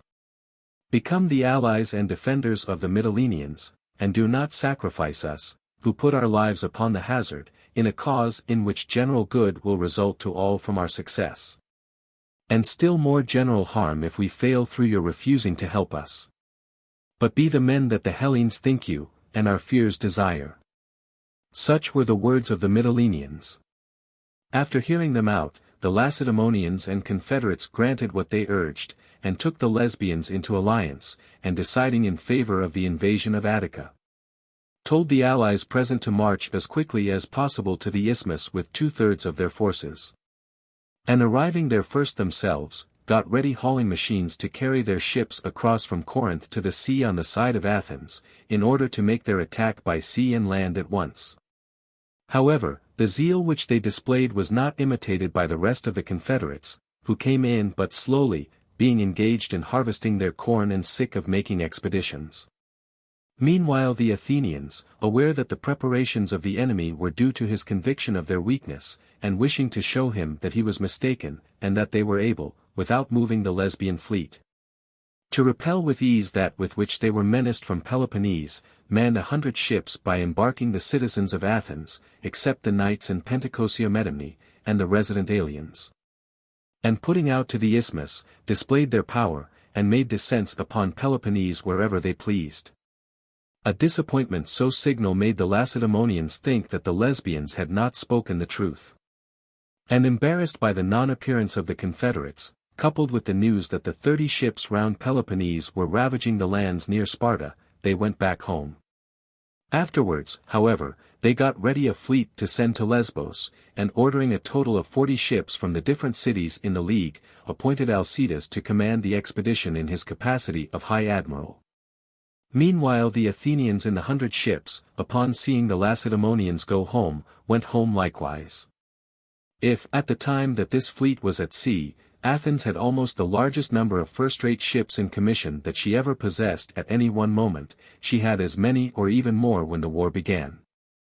At that time 100 guarded Attica, Euboea, and Salamis, 100 more were cruising round Peloponnese, besides those employed at Potidaea and in other places, making a grand total of 250 vessels employed on active service in a single summer. It was this, with Potidaea, that most exhausted her revenues, Potidaea being blockaded by a force of heavy infantry, each drawing 2 drachmae a day, one for himself and another for his servant, which amounted to 3,000 at first, and was kept at this number down to the end of the siege. Besides 1,600 with Phormio who went away before it was over, and the ships being all paid at the same rate. In this way her money was wasted at first, and this was the largest number of ships ever manned by her. About the same time that the Lacedaemonians were at the isthmus, the Mytileneans marched by land with their mercenaries against Methymna, which they thought to gain by treachery. After assaulting the town, and not meeting with the success that they anticipated, they withdrew to Antissa, Pyrrha, and Eresus, and taking measures for the better security of these towns and strengthening their walls, hastily returned home. After their departure the Methymnians marched against Antissa, but were defeated in a sortie by the Anticians and their mercenaries, and retreated in haste after losing many of their number. Word of this reaching Athens, and the Athenians learning that the Mytileneans were masters of the country and their own soldiers unable to hold them in check, they sent out about the beginning of autumn Paches, son of Epicurus, to take the command. And 1,000 Athenian heavy infantry, who worked their own passage and, arriving at Mytilene, built a single wall all round it, forts being erected at some of the strongest points. Mytilene was thus blockaded strictly on both sides, by land and by sea, and winter now drew near. The Athenians needing money for the siege, although they had for the first time raised a contribution of 200 talents from their own citizens, now sent out 12 ships to levy subsidies from their allies, with Lysicles and 4 others in command. After cruising to different places and laying them under contribution, Lysicles went up the country from Myus, in Corea, across the plain of the Meander, as far as the hill of Sandius. And being attacked by the Carians and the people of Anaia, was slain with many of his soldiers. The same winter the Plataeans, who were still being besieged by the Peloponnesians and Boeotians, distressed by the failure of their provisions, and seeing no hope of relief from Athens, nor any other means of safety, formed a scheme with the Athenians besieged with them for escaping, if possible, by forcing their way over the enemy's walls. The attempt having been suggested by Theonidas, son of Tolmides, a soothsayer, and Eupompides, son of Dimachus, one of their generals. At first all were to join, afterwards, half hung back, thinking the risk great. About 220, however, voluntarily persevered in the attempt, which was carried out in the following way. Ladders were made to match the height of the enemy's wall, which they measured by the layers of bricks, the side turned towards them not being thoroughly whitewashed. These were counted by many persons at once. And though some might miss the right calculation, most would hit upon it, particularly as they counted over and over again, and were no great way from the wall, but could see it easily enough for their purpose. The length required for the ladders was thus obtained, being calculated from the breadth of the brick. Now the wall of the Peloponnesians was constructed as follows. It consisted of 2 lines drawn round the place, one against the Plataeans, the other against any attack on the outside from Athens, about 16 feet apart. The intermediate space of 16 feet was occupied by huts portioned out among the soldiers on guard, and built in one block, so as to give the appearance of a single thick wall with battlements on either side. At intervals of every 10 battlements were towers of considerable size, and the same breadth as the wall, reaching right across from its inner to its outer face, with no means of passing except through the middle. Accordingly on stormy and wet nights the battlements were deserted, and guard kept from the towers, which were not far apart and roofed in above. Such being the structure of the wall by which the Plataeans were blockaded, when their preparations were completed, they waited for a stormy night of wind and rain and without any moon, and then set out, guided by the authors of the enterprise. Crossing first the ditch that ran round the town, they next gained the wall of the enemy unperceived by the sentinels, who did not see them in the darkness, or hear them, as the wind drowned with its roar the noise of their approach. Besides which they kept a good way off from each other, that they might not be betrayed by the clash of their weapons. They were also lightly equipped, and had only the left foot shod to preserve them from slipping in the mire.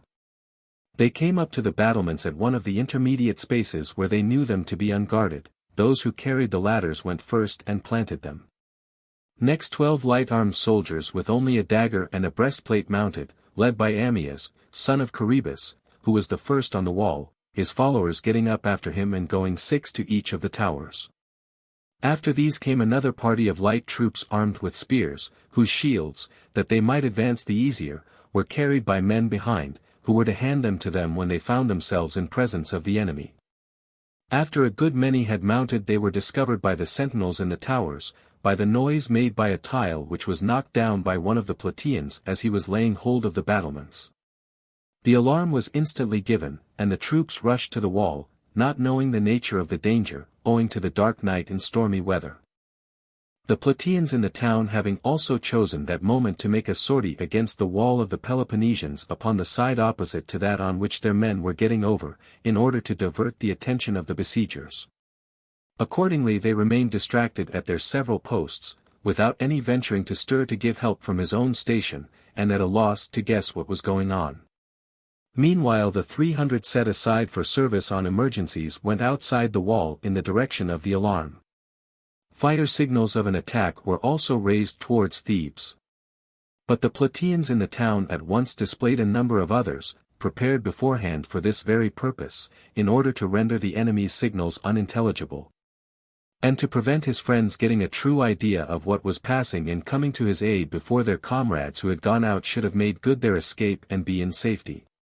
Meanwhile the first of the scaling party that had got up, after carrying both the towers and putting the sentinels to the sword, posted themselves inside to prevent any one coming through against them. And rearing ladders from the wall, sent several men up on the towers, and from their summit and base kept in check all of the enemy that came up, with their missiles, while their main body planted a number of ladders against the wall. And knocking down the battlements, passed over between the towers. Each as soon as he had got over taking up his station at the edge of the ditch, and plying from thence with arrows and darts any who came along the wall to stop the passage of his comrades. When all were over, the party on the towers came down, the last of them not without difficulty, and proceeded to the ditch, just as the 300 came up carrying torches. The Plataeans, standing on the edge of the ditch in the dark, had a good view of their opponents, and discharged their arrows and darts upon the unarmed parts of their bodies, while they themselves could not be so well seen in the obscurity for the torches.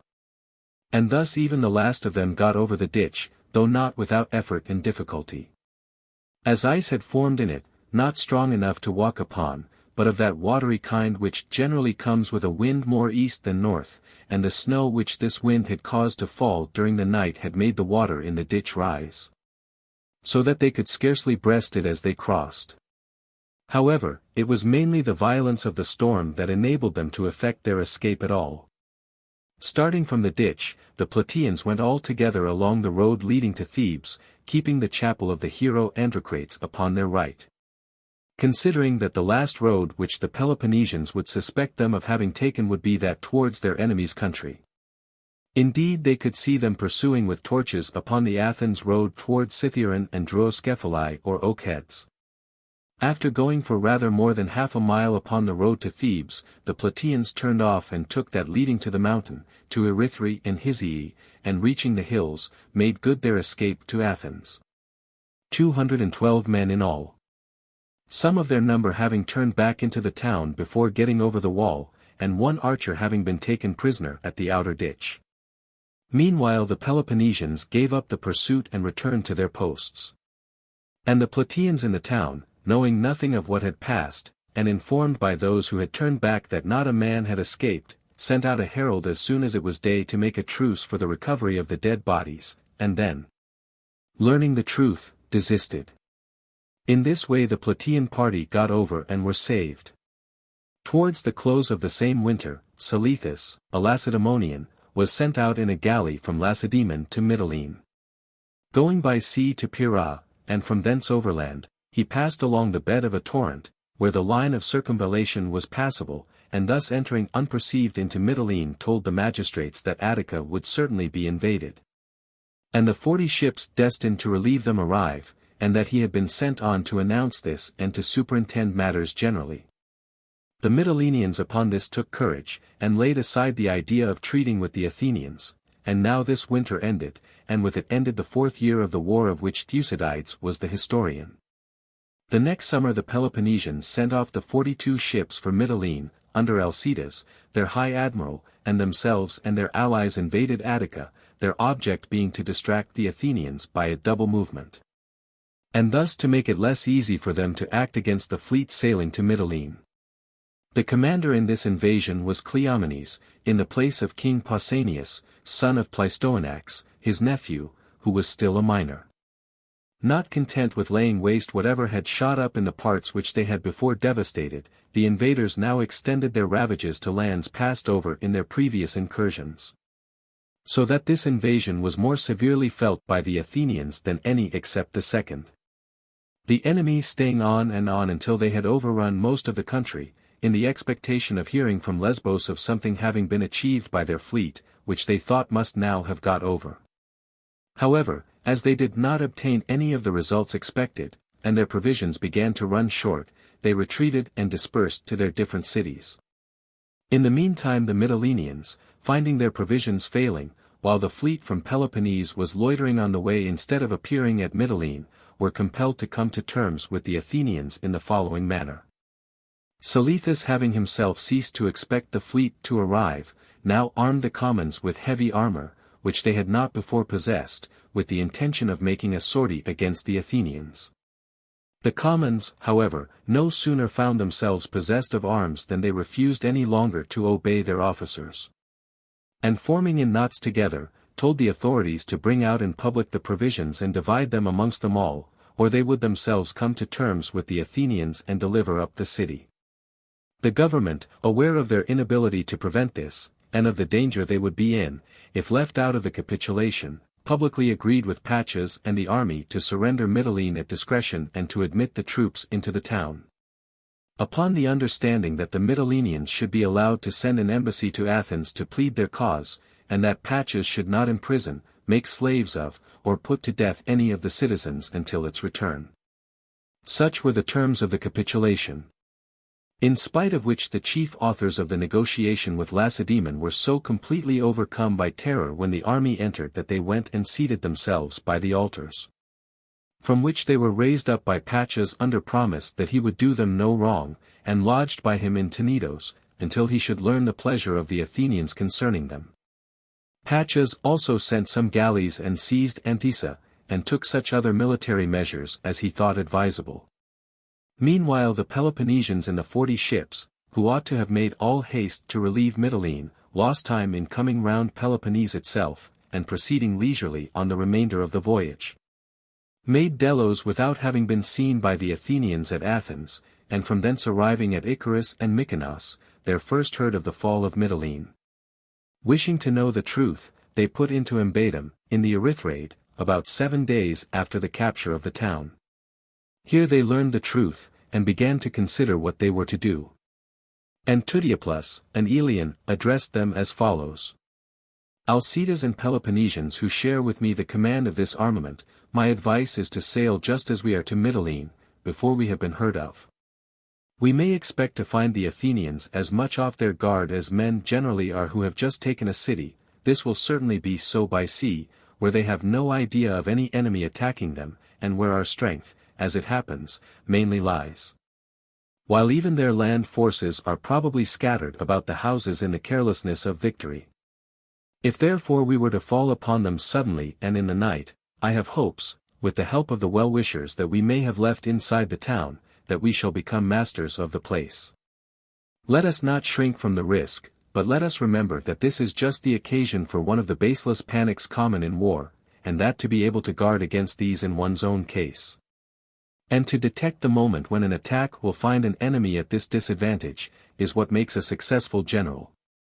These words of Thucydides failing to move Alcides, some of the Ionian exiles and the Lesbians with the expedition began to urge him, since this seemed too dangerous, to seize one of the Ionian cities or the Aeolic town of Syme, to use as a base for effecting the revolt of Ionia. This was by no means a hopeless enterprise, as their coming was welcome everywhere. Their object would be by this move to deprive Athens of her chief source of revenue, and at the same time to saddle her with expense, if she chose to blockade them. And they would probably induce Pisithens to join them in the war. However, Alcides gave this proposal as bad a reception as the other, being eager, since he had come too late for Mytilene, to find himself back in Peloponnese as soon as possible. Accordingly he put out from Ambatum and proceeded along shore, and touching at the Teian town, Myonisus, there butchered most of the prisoners that he had taken on his passage. Upon his coming to anchor at Ephesus, envoys came to him from the Samians at Anaia, and told him that he was not going the right way to free Hellas in massacring men who had never raised a hand against him, and who were not enemies of his, but allies of Athens against their will, and that if he did not stop he would turn many more friends into enemies than enemies into friends. Alcides agreed to this, and let go all the Chians still in his hands and some of the others that he had taken. The inhabitants, instead of flying at the sight of his vessels, rather coming up to them, taking them for Athenian, having no sort of expectation that while the Athenians commanded the sea Peloponnesian ships would venture over to Ionia. From Ephesus Alcides set sail in haste and fled. He had been seen by the Salaminian and Paralian galleys, which happened to be sailing from Athens, while still at anchor off Clarus. And fearing pursuit he now made across the open sea, fully determined to touch nowhere, if he could help it, until he got to Peloponnese. Meanwhile news of him had come into Patches from the Erythrade, and indeed from all quarters. As Ionia was unfortified, great fears were felt that the Peloponnesians coasting along shore, even if they did not intend to stay, might make descents in passing and plunder the towns.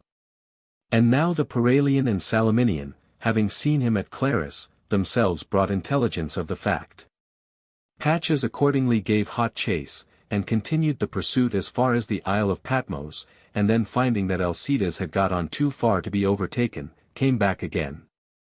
Meanwhile he thought it fortunate that, as he had not fallen in with them out at sea, he had not overtaken them anywhere where they would have been forced to encamp, and so give him the trouble of blockading them. On his return along shore he touched, among other places, at Notium, the port of Colophon, where the Colophonians had settled after the capture of the upper town by Etamines and the barbarians, who had been called in by certain individuals in a party quarrel. The capture of the town took place about the time of the second Peloponnesian invasion of Attica. However, the refugees, after settling at Notium, again split up into factions, one of which called in Arcadian and barbarian mercenaries from Pisithens and, entrenching these in a quarter apart, formed a new community with the Median party of the Colophonians who joined them from the upper town. Their opponents had retired into exile, and now called in Patches, who invited Hippias, the commander of the Arcadians in the fortified quarter, to a parley, upon condition that, if they could not agree, he was to be put back safe and sound in the fortification. However, upon his coming out to him, he put him into custody, though not in chains, and attacked suddenly and took by surprise the fortification, and putting the Arcadians and the barbarians found in it to the sword, afterwards took Hippias into it as he had promised, and, as soon as he was inside, seized him and shot him down. Paches then gave up Notium to the Colophonians not of the Median party, and settlers were afterwards sent out from Athens, and the place colonized according to Athenian laws, after collecting all the Colophonians found in any of the cities. Arrived at Mytilene, Paches reduced Pyrrha and Nereus. And finding the Lacedaemonian, Seleucus, in hiding in the town, sent him off to Athens, together with the Mytileneans that he had placed in Tenedos, and any other persons that he thought concerned in the revolt. He also sent back the greater part of his forces, remaining with the rest to settle Mytilene and the rest of Lesbos as he thought best. Upon the arrival of the prisoners with Seleucus, the Athenians at once put the latter to death, although he offered, among other things, to procure the withdrawal of the Peloponnesians from Plataea, which was still under siege. And after deliberating as to what they should do with the former, in the fury of the moment determined to put to death not only the prisoners at Athens, but the whole adult male population of Mytilene, and to make slaves of the women and children.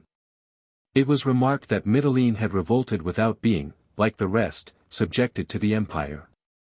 And what above all swelled the wrath of the Athenians was the fact of the Peloponnesian fleet having ventured over to Ionia to her support, a fact which was held to argue a long-meditated rebellion. They accordingly sent a galley to communicate the decree to Paches, commanding him to lose no time in dispatching the Mytileneans. The morrow brought repentance with it and reflection on the horrid cruelty of a decree, which condemned a whole city to the fate merited only by the guilty.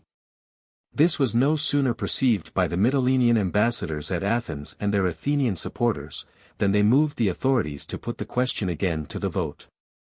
Which they the more easily consented to do, as they themselves plainly saw that most of the citizens wished someone to give them an opportunity for reconsidering the matter.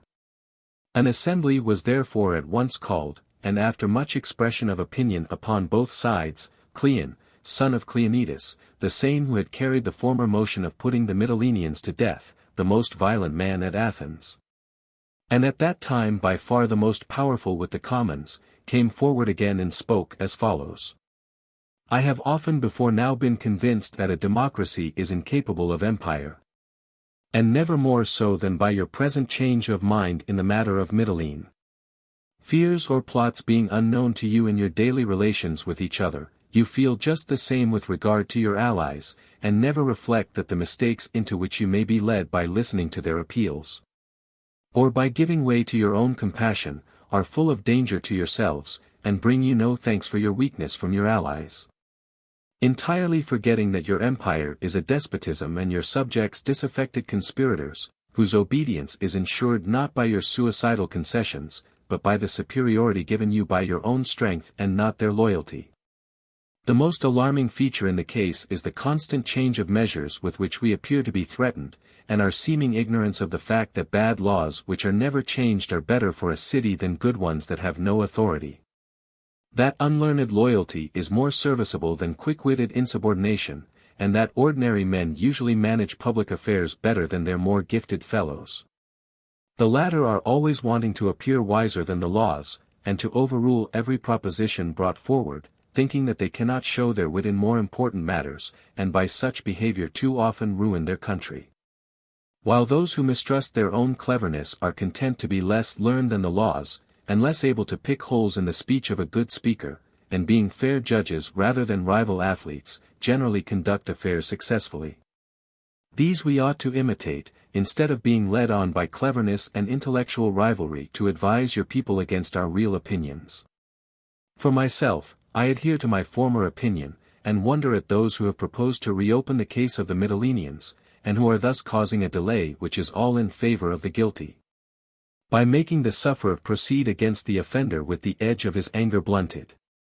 Although where vengeance follows most closely upon the wrong, it best equals it and most amply requites it. I wonder also who will be the man who will maintain the contrary, and will pretend to show that the crimes of the Mytileneans are of service to us, and our misfortunes injurious to the allies. Such a man must plainly either have such confidence in his rhetoric as to adventure to prove that what has been once for all decided is still undetermined, or be bribed to try to delude us by elaborate sophisms. In such contests the state gives the rewards to others, and takes the dangers for herself. The persons to blame are you who are so foolish as to institute these contests. Who go to see an oration as you would to see a sight, take your facts on hearsay, judge of the practicability of a project by the wit of its advocates. And trust for the truth as to past events, not to the fact which you saw more than to the clever strictures which you heard. The easy victims of newfangled arguments, unwilling to follow receive conclusions, slaves to every new paradox, despisers of the commonplace. The first wish of every man being that he could speak himself, the next to rival those who can speak by seeming to be quite up with their ideas by applauding every hit almost before it is made. And by being as quick in catching an argument as you are slow in foreseeing its consequences.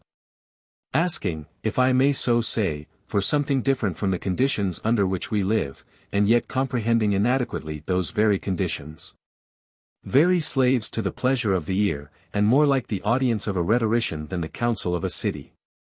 In order to keep you from this, I proceed to show that no one state has ever injured you as much as Mitylene. I can make allowance for those who revolt because they cannot bear our empire, or who have been forced to do so by the enemy. But for those who possessed an island with fortifications, who could fear our enemies only by sea, and there had their own force of galleys to protect them, who were independent and held in the highest honor by you, to act as these have done, this is not revolt. Revolt implies oppression. It is deliberate and wanton aggression, an attempt to ruin us by siding with our bitterest enemies, a worse offense than a war undertaken on their own account in the acquisition of power. The fate of those of their neighbors who had already rebelled and had been subdued was no lesson to them, their own prosperity could not dissuade them from affronting danger. But blindly confident in the future, and full of hopes beyond their power though not beyond their ambition, they declared war and made their decision to prefer might to right. Their attack being determined not by provocation but by the moment which seemed propitious. The truth is that great good fortune coming suddenly and unexpectedly tends to make a people insolent. In most cases it is safer for mankind to have success in reason than out of reason. And it is easier for them, one may say, to stave off adversity than to preserve prosperity. Our mistake has been to distinguish the Mytileneans as we have done. Had they been long ago treated like the rest, they never would have so far forgotten themselves. Human nature being as surely made arrogant by consideration as it is awed by firmness. Let them now therefore be punished as their crime requires, and do not, while you condemn the aristocracy, absolve the people. This is certain, that all attacked you without distinction, although they might have come over to us and been now again in possession of their city. But no, they thought it safer to throw in their lot with the aristocracy and so joined their rebellion. Consider therefore, if you subject to the same punishment the ally who is forced to rebel by the enemy, and him who does so by his own free choice, which of them, think you, is there that will not rebel upon the slightest pretext? When the reward of success is freedom, and the penalty of failure nothing so very terrible. We meanwhile shall have to risk our money and our lives against one state after another. And if successful, shall receive a ruined town from which we can no longer draw the revenue upon which our strength depends.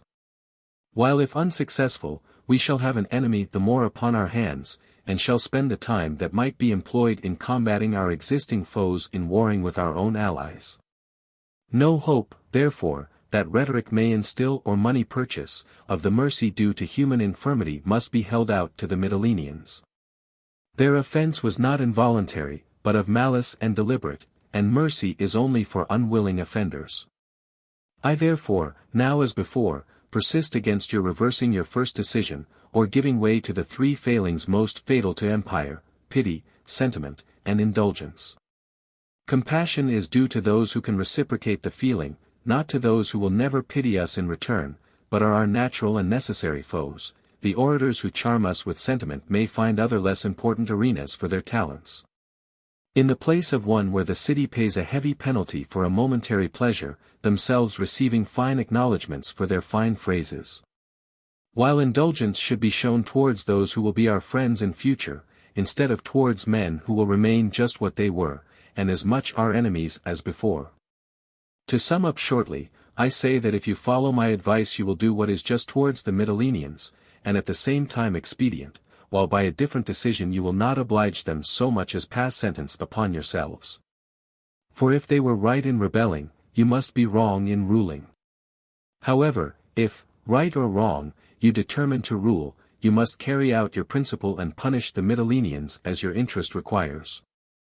Or else you must give up your empire and cultivate honesty without danger. Make up your minds, therefore, to give them like for like, and do not let the victims who escaped the plot be more insensible than the conspirators who hatched it. But reflect what they would have done if victorious over you, especially they were the aggressors. It is they who wrong their neighbor without a cause, that pursue their victim to the death, on account of the danger which they foresee in letting their enemy survive. Since the object of a wanton wrong is more dangerous, if he escape, than an enemy who has not this to complain of. Do not, therefore, be traitors to yourselves, but recall as nearly as possible the moment of suffering and the supreme importance which you then attached to their reduction. And now pay them back in their turn, without yielding to present weakness or forgetting the peril that once hung over you. Punish them as they deserve, and teach your other allies by a striking example that the penalty of rebellion is death. Let them once understand this and you will not have so often to neglect your enemies while you are fighting with your own confederates. Such were the words of Cleon. After him Diodotus, son of Eucrates, who had also in the previous assembly spoken most strongly against putting the Mytileneans to death, came forward and spoke as follows. I do not blame the persons who have reopened the case of the Mytileneans. Nor do I approve the protests which we have heard against important questions being frequently debated.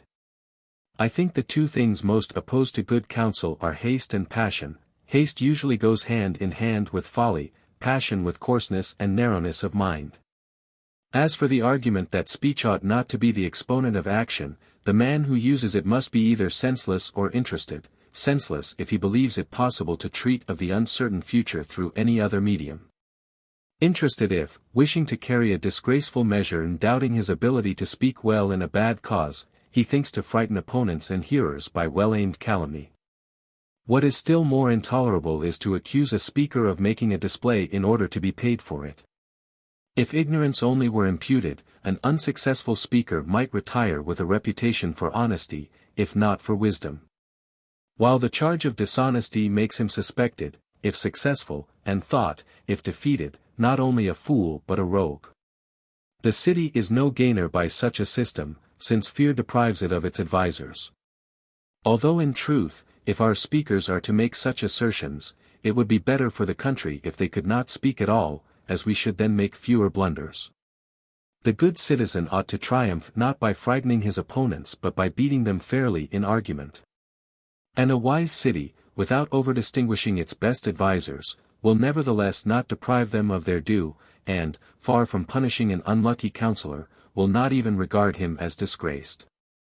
In this way successful orators would be least tempted to sacrifice their convictions to popularity, in the hope of still higher honors, and unsuccessful speakers to resort to the same popular arts in order to win over the multitude.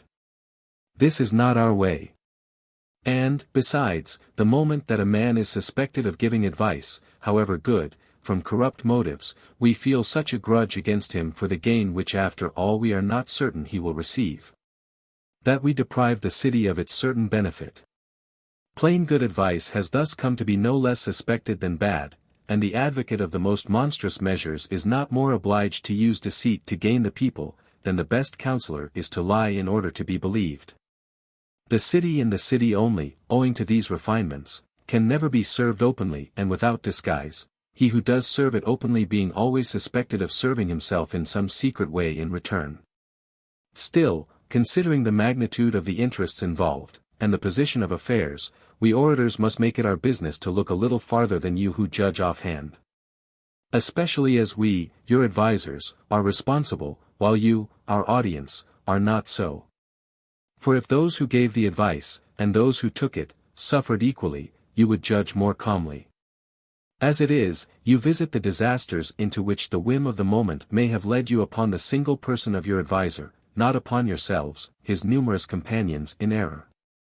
However, I have not come forward either to oppose or to accuse in the matter of Mytilene. Indeed, the question before us as sensible men is not their guilt, but our interests.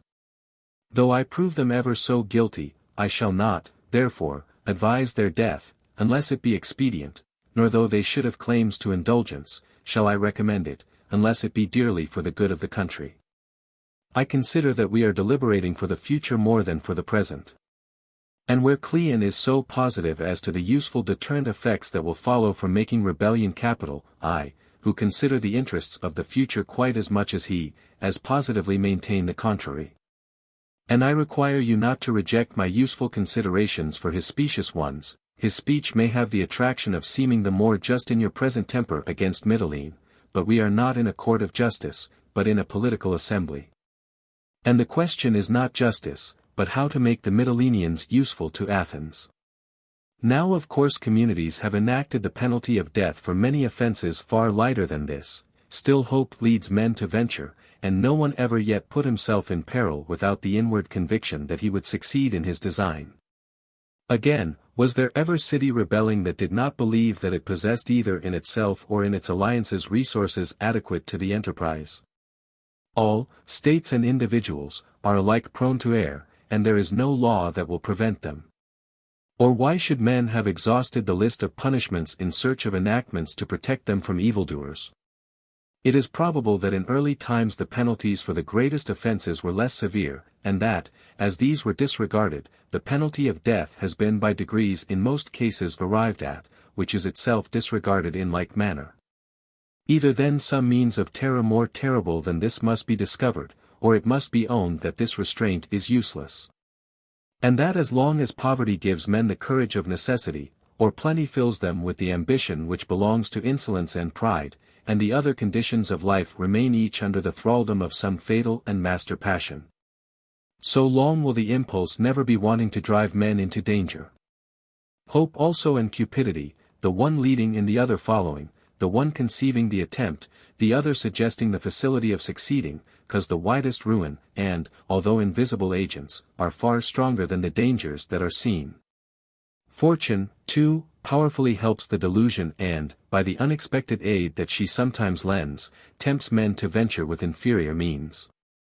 And this is especially the case with communities, because the stakes played for are the highest, freedom or empire, and, when all are acting together, each man irrationally magnifies his own capacity. In fine, it is impossible to prevent, and only great simplicity can hope to prevent, human nature doing what it has once set its mind upon, by force of law or by any other deterrent force whatsoever.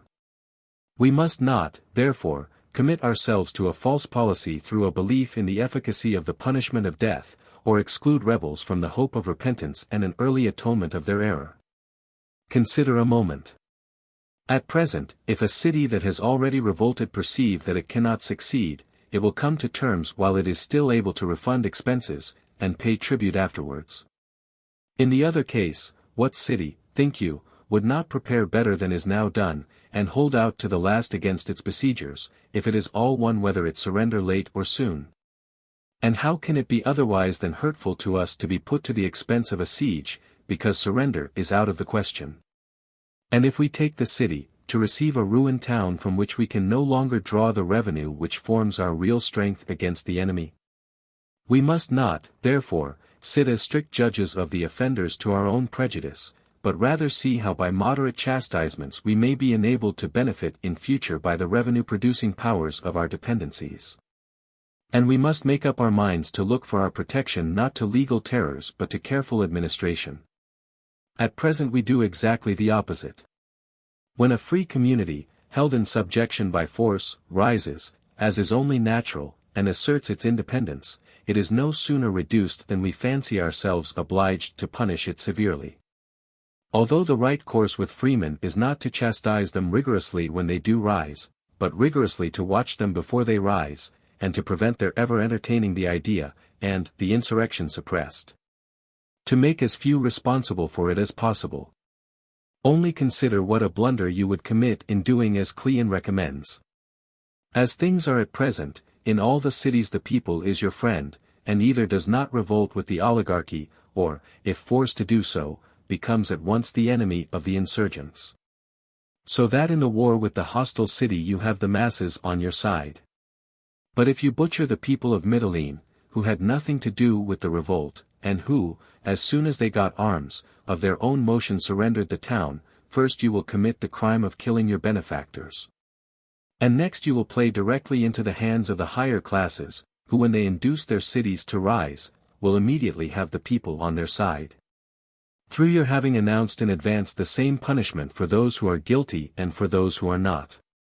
On the contrary, even if they were guilty, you ought to seem not to notice it, in order to avoid alienating the only class still friendly to us.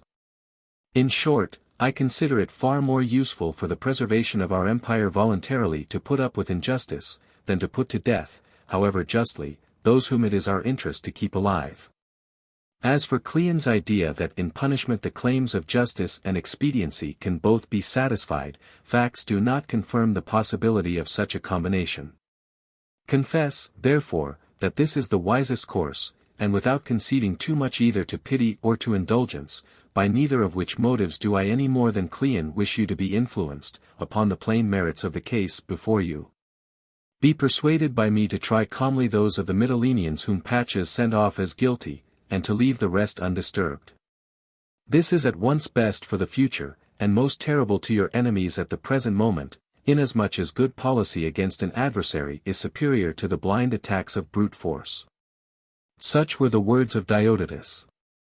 The two opinions thus expressed were the ones that most directly contradicted each other.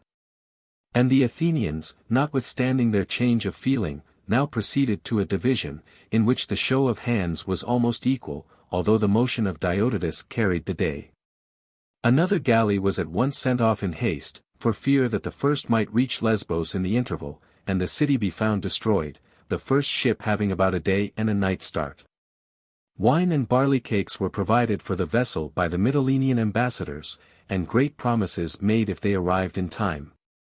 Which caused the men to use such diligence upon the voyage that they took their meals of barley cakes kneaded with oil and wine as they rowed, and only slept by turns while the others were at the oar. Luckily they met with no contrary wind, and the first ship making no haste upon so horrid an errand, while the second pressed on in the manner described, the first arrived so little before them, that Paches had only just had time to read the decree, and to prepare to execute the sentence, when the second put into port and prevented the massacre. The danger of Mytilene had indeed been great. The other party whom Paches had sent off as the prime movers in the rebellion, were upon Cleon's motion put to death by the Athenians, the number being rather more than 1,000. The Athenians also demolished the walls of the Mytileneans, and took possession of their ships.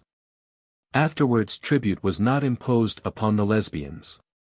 But all their land, except that of the Methymnians, was divided into 3,000 allotments, 300 of which were reserved as sacred for the gods, and the rest assigned by lot to Athenian shareholders, who were sent out to the island. With these the Lesbians agreed to pay a rent of 2 minae a year for each allotment, and cultivated the land themselves. The Athenians also took possession of the towns on the continent belonging to the Mytileneans, which thus became for the future subject to Athens. Such were the events that took place at Lesbos. Chapter 10. 5th year of the war, trial and execution of the Plataeans, Corcyraean revolution. During the same summer, after the reduction of Lesbos, the Athenians under Nicias, son of Niceratus, made an expedition against the island of Minoa, which lies off Megara and was used as a fortified post by the Megarians, who had built a tower upon it. Nicias wished to enable the Athenians to maintain their blockade from this nearer station instead of from Budorum and Salamis. To stop the Peloponnesian galleys and privateers sailing out unobserved from the island, as they had been in the habit of doing, and at the same time prevent anything from coming into Megara. Accordingly, after taking 2 towers projecting on the side of Nicaea, by engines from the sea, and clearing the entrance into the channel between the island and the shore, he next proceeded to cut off all communication by building a wall on the mainland at the point where a bridge across a morass enabled succors to be thrown into the island, which was not far off from the continent. A few days sufficing to accomplish this, he afterwards raised some works in the island also, and leaving a garrison there, departed with his forces. About the same time in this summer, the Plataeans, being now without provisions and unable to support the siege, surrendered to the Peloponnesians in the following manner. An assault had been made upon the wall, which the Plataeans were unable to repel. The Lacedaemonian commander, perceiving their weakness, wished to avoid taking the place by storm. His instructions from Lacedaemon having been so conceived, in order that if at any future time peace should be made with Athens, and they should agree each to restore the places that they had taken in the war, Plataea might be held to have come over voluntarily, and not be included in the list. He accordingly sent a herald to them to ask if they were willing voluntarily to surrender the town to the Lacedaemonians, and accept them as their judges, upon the understanding that the guilty should be punished, but no one without form of law. The Plataeans were now in the last state of weakness, and the herald had no sooner delivered his message than they surrendered the town. The Peloponnesians fed them for some days until the judges from Lacedaemon, who were 5 in number, arrived. Upon their arrival no charge was preferred, they simply called up the Plataeans, and asked them whether they had done the Lacedaemonians and allies any service in the war then raging. The Plataeans asked leave to speak at greater length, and deputed 2 of their number to represent them, Astimachus, son of Asopolis, and Lacon, son of Eumnestus, proxenus of the Lacedaemonians, who came forward and spoke as follows. Lacedaemonians, when we surrendered our city we trusted in you, and looked forward to a trial more agreeable to the forms of law than the present, to which we had no idea of being subjected. The judges also in whose hands we consented to place ourselves were you, and you only, from whom we thought we were most likely to obtain justice, and not other persons, as is now the case. As matters stand, we are afraid that we have been doubly deceived. We have good reason to suspect, not only that the issue to be tried is the most terrible of all, but that you will not prove impartial. If we may argue from the fact that no accusation was first brought forward for us to answer, but we had ourselves to ask leave to speak, and from the question being put so shortly, that a true answer to it tells against us, while a false one can be contradicted. In this dilemma, our safest, and indeed our only course, seems to be to say something at all risks. Placed as we are, we could scarcely be silent without being tormented by the damning thought that speaking might have saved us. Another difficulty that we have to encounter is the difficulty of convincing you. Were we unknown to each other we might profit by bringing forward new matter with which you are unacquainted. As it is, we can tell you nothing that you do not know already, and we fear, not that you have condemned us in your own minds of having failed in our duty towards you, and make this our crime, but that to please a third party we have to submit to a trial the result of which is already decided. Nevertheless, we will place before you what we can justly urge, not only on the question of the quarrel which the Thebans have against us, but also as addressing you and the rest of the Hellenes. And we will remind you of our good services, and endeavor to prevail with you. To your short question, whether we have done the Lacedaemonians and allies any service in this war, we say, if you ask us as enemies, that to refrain from serving you was not to do you injury. If as friends, that you are more in fault for having marched against us. During the peace, and against the Mede, we acted well, we have not now been the first to break the peace, and we were the only Boeotians who then joined in defending against the Mede the liberty of Hellas. Although an inland people, we were present at the action at Artemisium, in the battle that took place in our territory we fought by the side of yourselves and Pausanias. And in all the other Hellenic exploits of the time we took a part quite out of proportion to our strength. Besides, you, as Lacedaemonians, ought not to forget that at the time of the great panic at Sparta, after the earthquake, caused by the secession of the Helots to Ithome, we sent the third part of our citizens to assist you. On these great and historical occasions such was the part that we chose, although afterwards we became your enemies. For this you were to blame. When we asked for your alliance against our Theban oppressors, you rejected our petition, and told us to go to the Athenians who were our neighbors, as you lived too far off.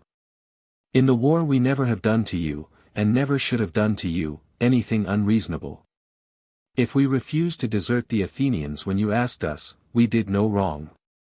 They had helped us against the Thebans when you drew back, and we could no longer give them up with honor. Especially as we had obtained their alliance and had been admitted to their citizenship at our own request, and after receiving benefits at their hands, but it was plainly our duty loyally to obey their orders.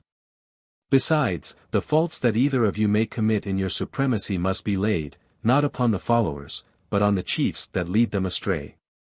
With regard to the Thebans, they have wronged us repeatedly, and their last aggression, which has been the means of bringing us into our present position, is within your own knowledge. In seizing our city in time of peace, and what is more at a holy time in the month, they justly encountered our vengeance, in accordance with the universal law which sanctions resistance to an invader. And it cannot now be right that we should suffer on their account. By taking your own immediate interest and their animosity as the test of justice, you will prove yourselves to be rather waiters on expediency than judges of right. Although if they seem useful to you now, we and the rest of the Hellenes gave you much more valuable help at a time of greater need. Now you are the assailants, and others fear you. But at the crisis to which we allude, when the barbarian threatened all with slavery, the Thebans were on his side. It is just, therefore, to put our patriotism then against our error now, if error there has been. And you will find the merit outweighing the fault, and displayed at a juncture when there were few Hellenes who would set their valor against the strength of Xerxes. And when greater praise was theirs who preferred the dangerous path of honor to the safe course of consulting their own interest with respect to the invasion. To these few we belonged, and highly were we honored for it, and yet we now fear to perish by having again acted on the same principles, and chosen to act well with Athens sooner than wisely with Sparta. Yet in justice the same cases should be decided in the same way, and policy should not mean anything else than lasting gratitude for the service of good ally combined with a proper attention to one's own immediate interest. Consider also that at present the Hellenes generally regard you as a pattern of worth and honor. And if you pass an unjust sentence upon us in this which is no obscure cause, but one in which you, the judges, are as illustrious as we, the prisoners, are blameless. Take care that displeasure be not felt at an unworthy decision in the matter of honorable men made by men yet more honorable than they, and at the consecration in the national temples of spoils taken from the Plataeans, the benefactors of Hellas. Shocking indeed will it seem for Lacedaemonians to destroy Plataea, and for the city whose name your fathers inscribed upon the tripod at Delphi for its good service, to be by you blotted out from the map of Hellas, to please the Thebans. To such a depth of misfortune have we fallen that, while the Medes' success had been our ruin, Thebans now supplant us in your once fond regards. And we have been subjected to two dangers, the greatest of any, that of dying of starvation then, if we had not surrendered our town, and now of being tried for our lives. So that we Plataeans, after exertions beyond our power in the cause of the Hellenes, are rejected by all, forsaken and unassisted, helped by none of our allies, and reduced to doubt the stability of our only hope, yourselves. Still, in the name of the gods who once presided over our confederacy, and of our own good service in the Hellenic cause, we adjure you to relent, to recall the decision which we fear that the Thebans may have obtained from you. To ask back the gift that you have given them, that they disgrace not you by slaying us, to gain a pure instead of a guilty gratitude, and not to gratify others to be yourselves rewarded with shame. Our lives may be quickly taken, but it will be a heavy task to wipe away the infamy of the deed, as we are no enemies whom you might justly punish, but friends forced into taking arms against you. To grant us our lives would be, therefore, a righteous judgment. If you consider also that we are prisoners who surrendered of their own accord, stretching out our hands for quarter, whose slaughter Hellenic law forbids, and who besides were always your benefactors.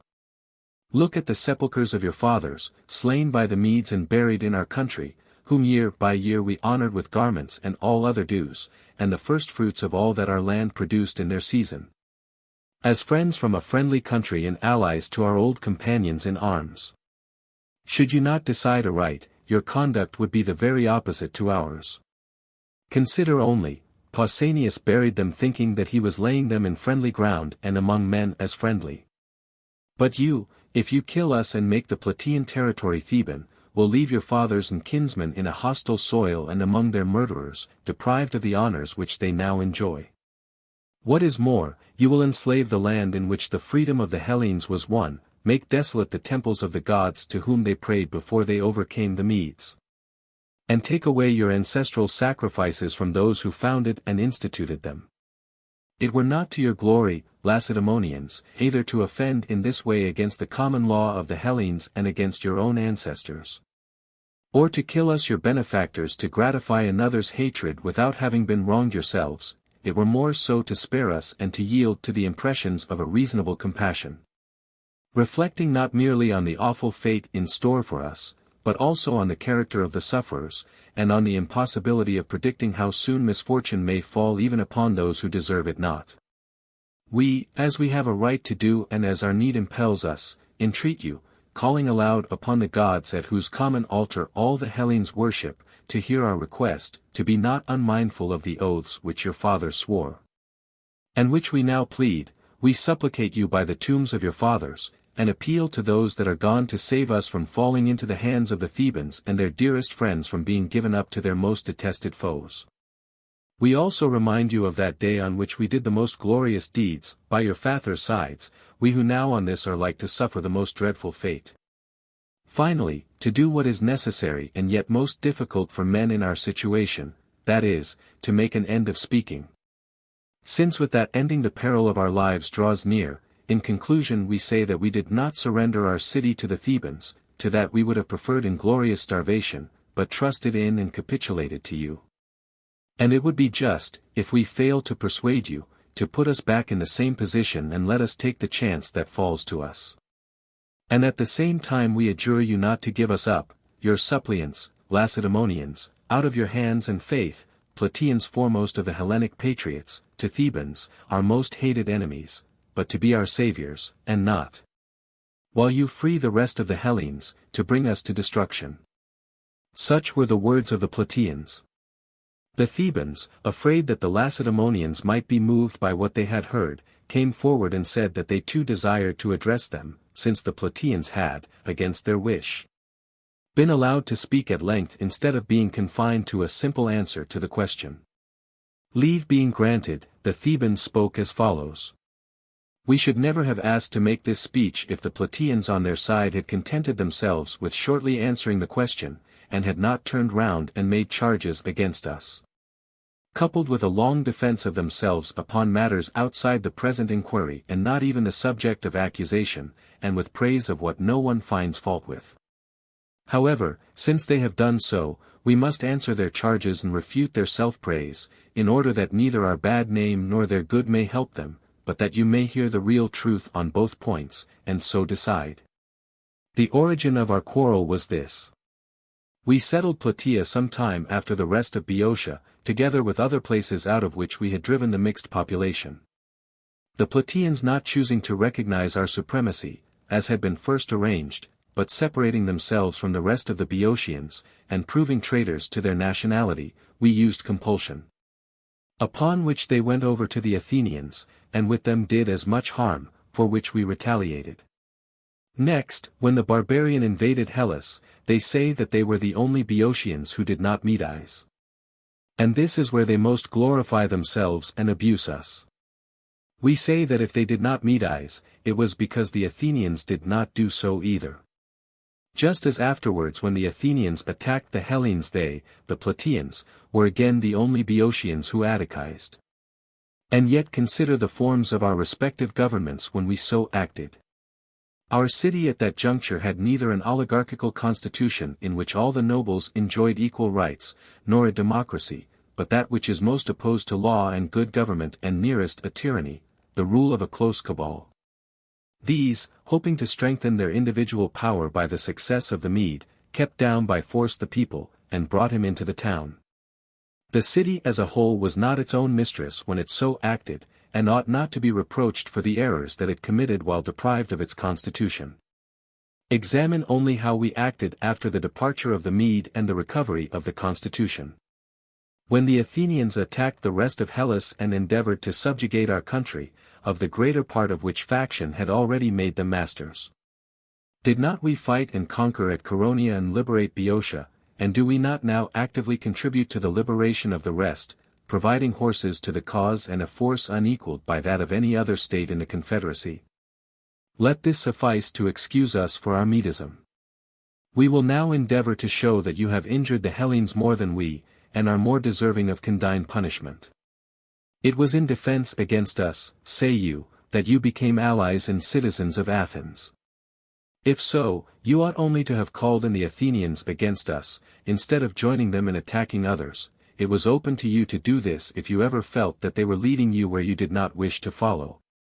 As Lacedaemon was already your ally against the Mede, as you so much insist.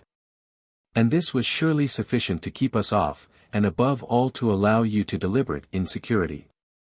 Nevertheless, of your own choice and without compulsion you chose to throw your lot in with Athens. And you say that it had been base for you to betray your benefactors.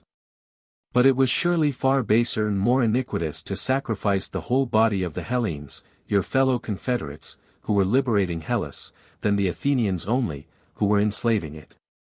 The return that you made them was therefore neither equal nor honorable, since you called them in, as you say, because you were being oppressed yourselves, and then became their accomplices in oppressing others. Although baseness rather consists in not returning like for like than in not returning what is justly due but must be unjustly paid. Meanwhile, after thus plainly showing that it was not for the sake of the Hellenes that you alone then did not Medize, but because the Athenians did not do so either, and you wished to side with them and to be against the rest. You now claim the benefit of good deeds done to please your neighbors. This cannot be admitted. You chose the Athenians, and with them you must stand or fall. Nor can you plead the league then made and claim that it should now protect you. You abandoned that league, and offended against it by helping instead of hindering the subjugation of the Aeginetans and others of its members, and that not under compulsion. But while in enjoyment of the same institutions that you enjoy to the present hour, and no one forcing you as in our case. Lastly, an invitation was addressed to you before you were blockaded to be neutral and join neither party. This you did not accept. Who then merit the detestation of the Hellenes more justly than you who sought their ruin under the mask of honor? The former virtues that you allege you now show not to be proper to your character. The real bent of your nature has been at length damningly proved. When the Athenians took the path of injustice you followed them. Of our unwilling Medism and your willful Atticizing this then is our explanation. The last wrong of which you complain consists in our having, as you say, lawlessly invaded your town in time of peace and festival. Here again we cannot think that we were more in fault than yourselves. If of our own proper motion we made an armed attack upon your city and ravaged your territory, we are guilty. But if the first men among you in estate and family, wishing to put an end to the foreign connection and to restore you to the common Boeotian country, of their own free will invited us, wherein is our crime? Where wrong is done, those who lead, as you say, are more to blame than those who follow. Not that, in our judgment, wrong was done either by them or by us. Citizens like yourselves, and with more at stake than you, they opened their own walls and introduced us into their own city, not as foes but as friends, to prevent the bad among you from becoming worse, to give honest men their due. To reform principles without attacking persons, since you were not to be banished from your city, but brought home to your kindred, nor to be made enemies to any, but friends alike to all. That our intention was not hostile is proved by our behavior. We did no harm to any one, but publicly invited those who wished to live under a national, Boeotian government to come over to us. Which as first you gladly did, and made an agreement with us and remained tranquil, until you became aware of the smallness of our numbers. Now it is possible that there may have been something not quite fair in our entering without the consent of your commons. At any rate you did not repay us in kind. Instead of refraining, as we had done, from violence, and inducing us to retire by negotiation, you fell upon us in violation of your agreement, and slew some of us in fight, of which we do not so much complain. For in that there was a certain justice. But others who held out their hands and received quarter, and whose lives you subsequently promised us, you lawlessly butchered. If this was not abominable, what is? And after these three crimes committed one after the other, the violation of your agreement, the murder of the men afterwards, and the lying breach of your promise not to kill them. If we refrain from injuring your property in the country, you still affirm that we are the criminals and yourselves pretend to escape justice. Not so, if these your judges decide aright, but you will be punished for all together. Such, Lacedaemonians, are the facts. We have gone into them at some length both on your account and on our own, that you may fed that you will justly condemn the prisoners, and we, that we have given an additional sanction to our vengeance.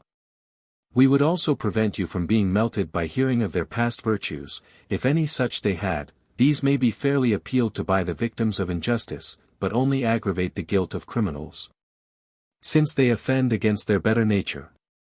Nor let them gain anything by crying and wailing, by calling upon your fathers' tombs in their own desolate condition. Against this we point to the far more dreadful fate of our youth, butchered at their hands. The fathers of whom either fell at Coronia, bringing Boeotia over to you, or seated, forlorn old men by desolate hearths, with far more reason implore your justice upon the prisoners. The pity which they appeal to is rather due to men who suffer unworthily. Those who suffer justly as they do are on the contrary subjects for triumph. For their present desolate condition they have themselves to blame, since they willfully rejected the better alliance. Their lawless act was not provoked by any action of ours. Hate, not justice, inspired their decision.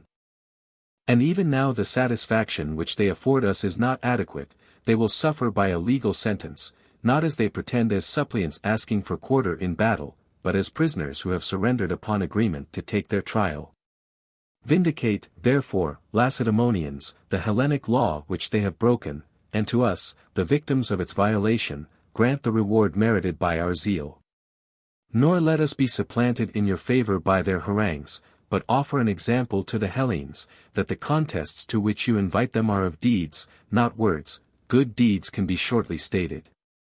But where wrong is done a wealth of language is needed to veil its deformity.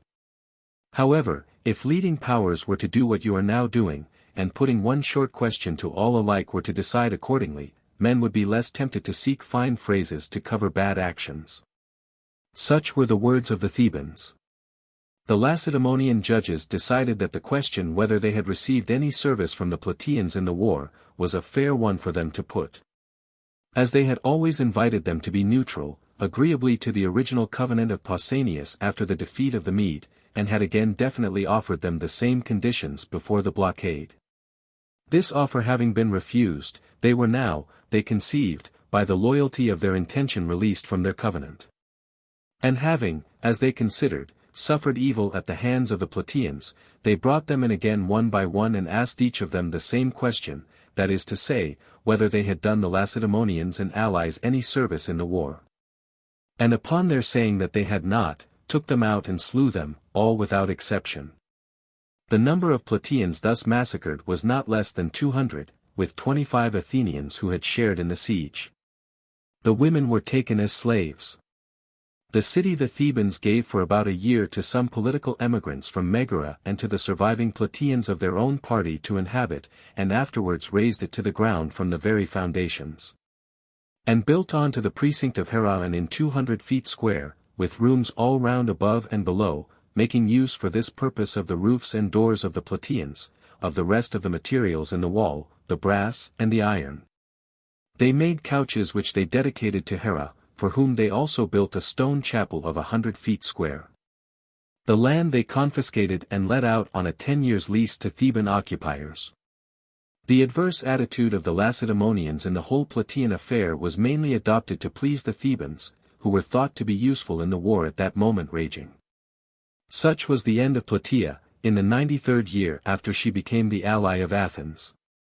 Meanwhile, the 40 ships of the Peloponnesians that had gone to the relief of the Lesbians, and which we left flying across the open sea, pursued by the Athenians, were caught in a storm off Crete.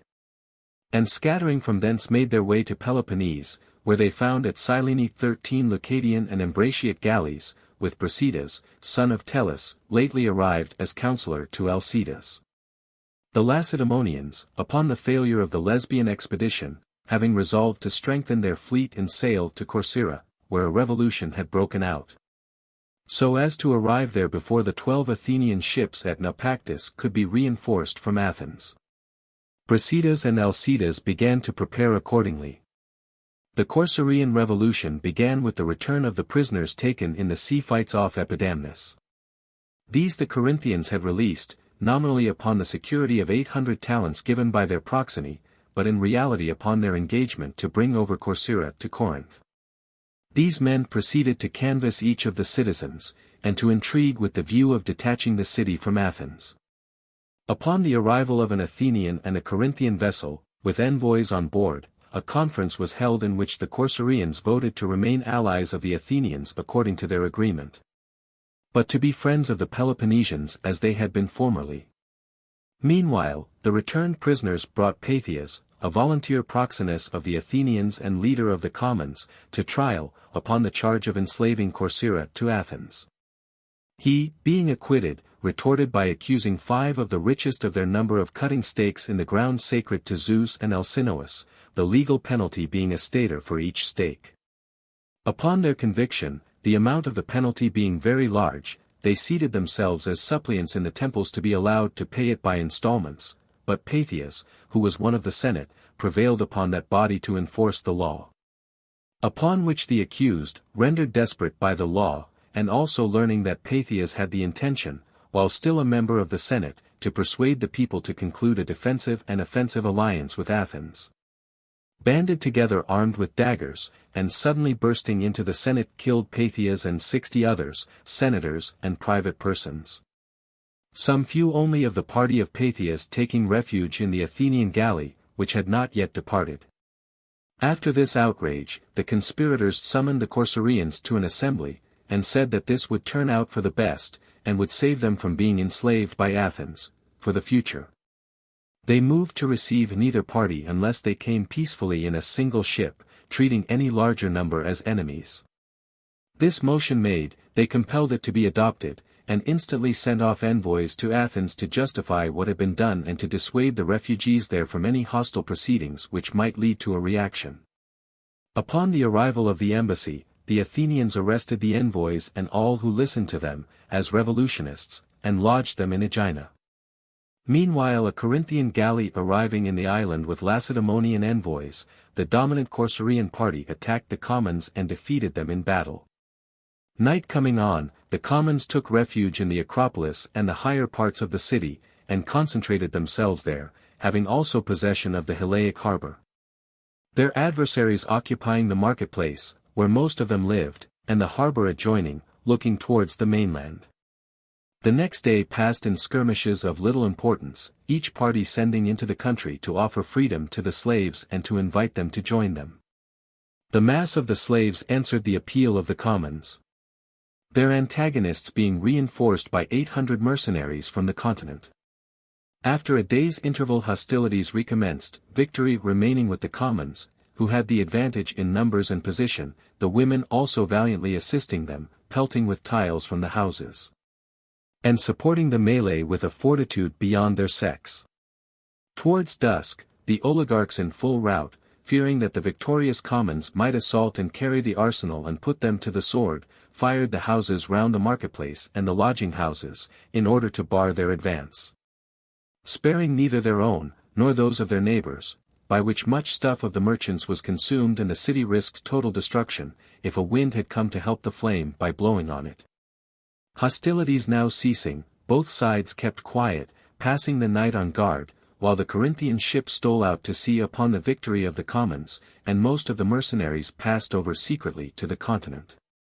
The next day the Athenian general, Nicostratus, son of Ditrephes, came up from Naupactus with 12 ships and 500 Messenian heavy infantry.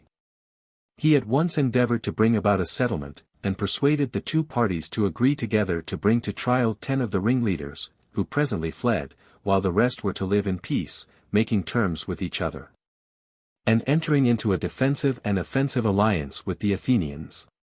This arranged, he was about to sail away, when the leaders of the commons induced him to leave them 5 of his ships to make their adversaries less disposed to move, while they manned and sent with him an equal number of their own.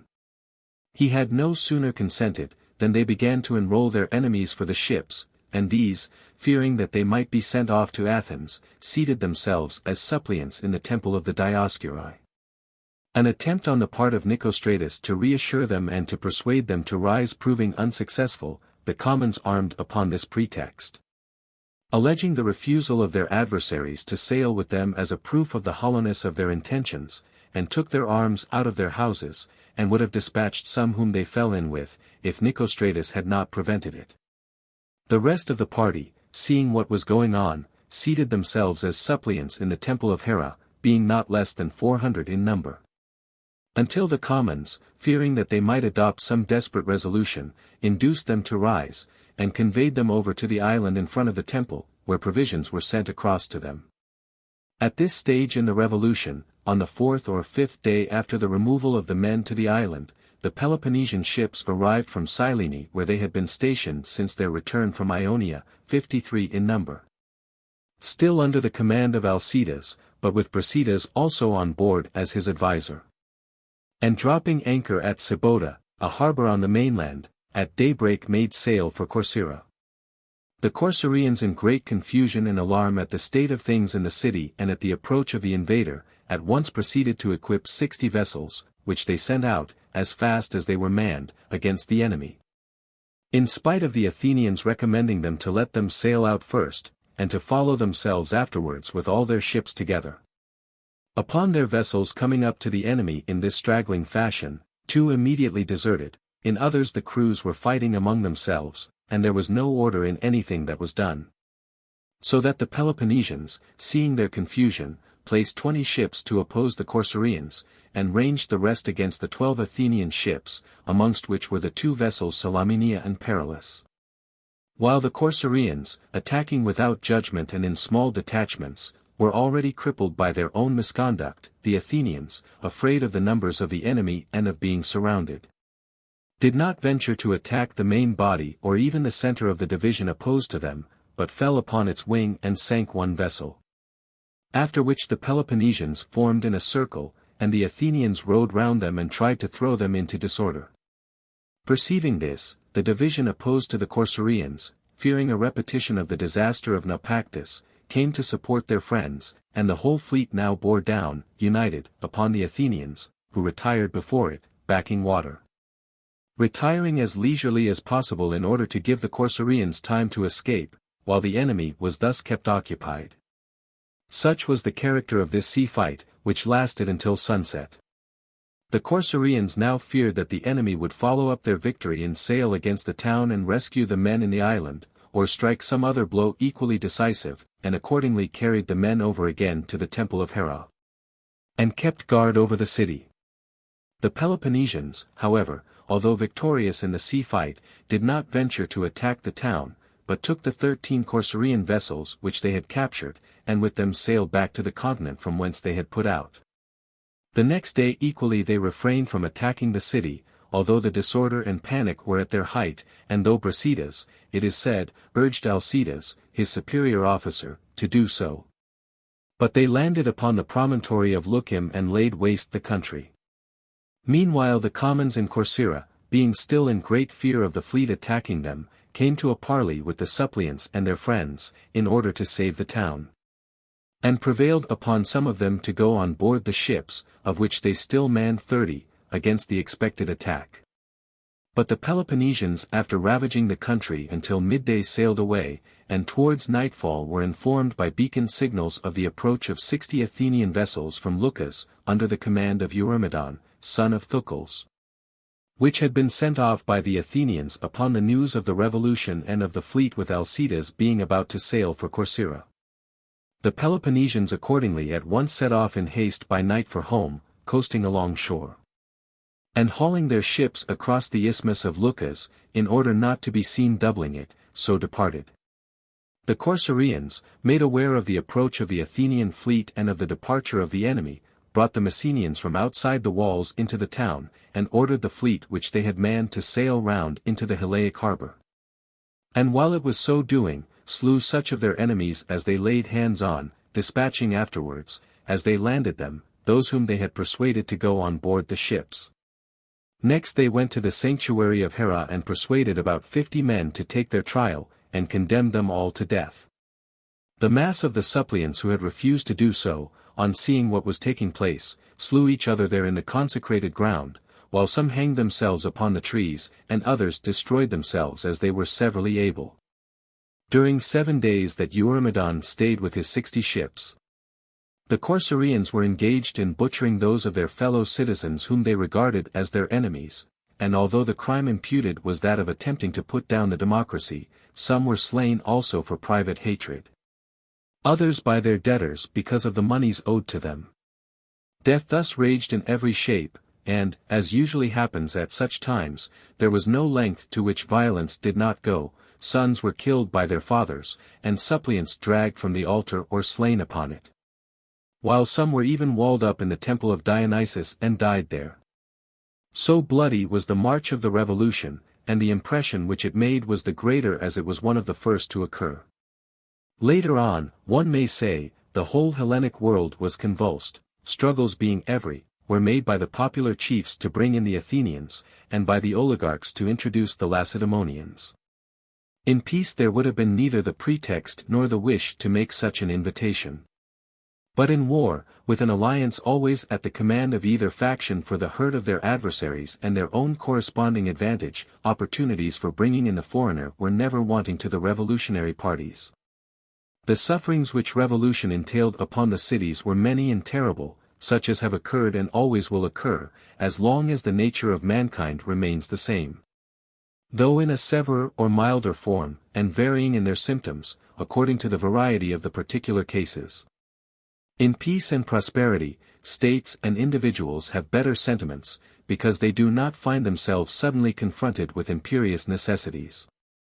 But war takes away the easy supply of daily wants, and so proves a rough master, that brings most men's characters to a level with their fortunes.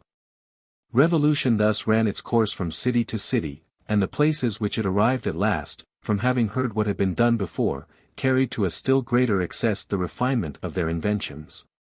As manifested in the cunning of their enterprises and the atrocity of their reprisals. Words had to change their ordinary meaning and to take that which was now given them. Reckless audacity came to be considered the courage of a loyal ally, prudent hesitation, specious cowardice, moderation was held to be a cloak for unmanliness. Ability to see all sides of a question, inaptness to act on any. Frantic violence became the attribute of manliness, cautious plotting, a justifiable means of self-defense. The advocate of extreme measures was always trustworthy. His opponent a man to be suspected.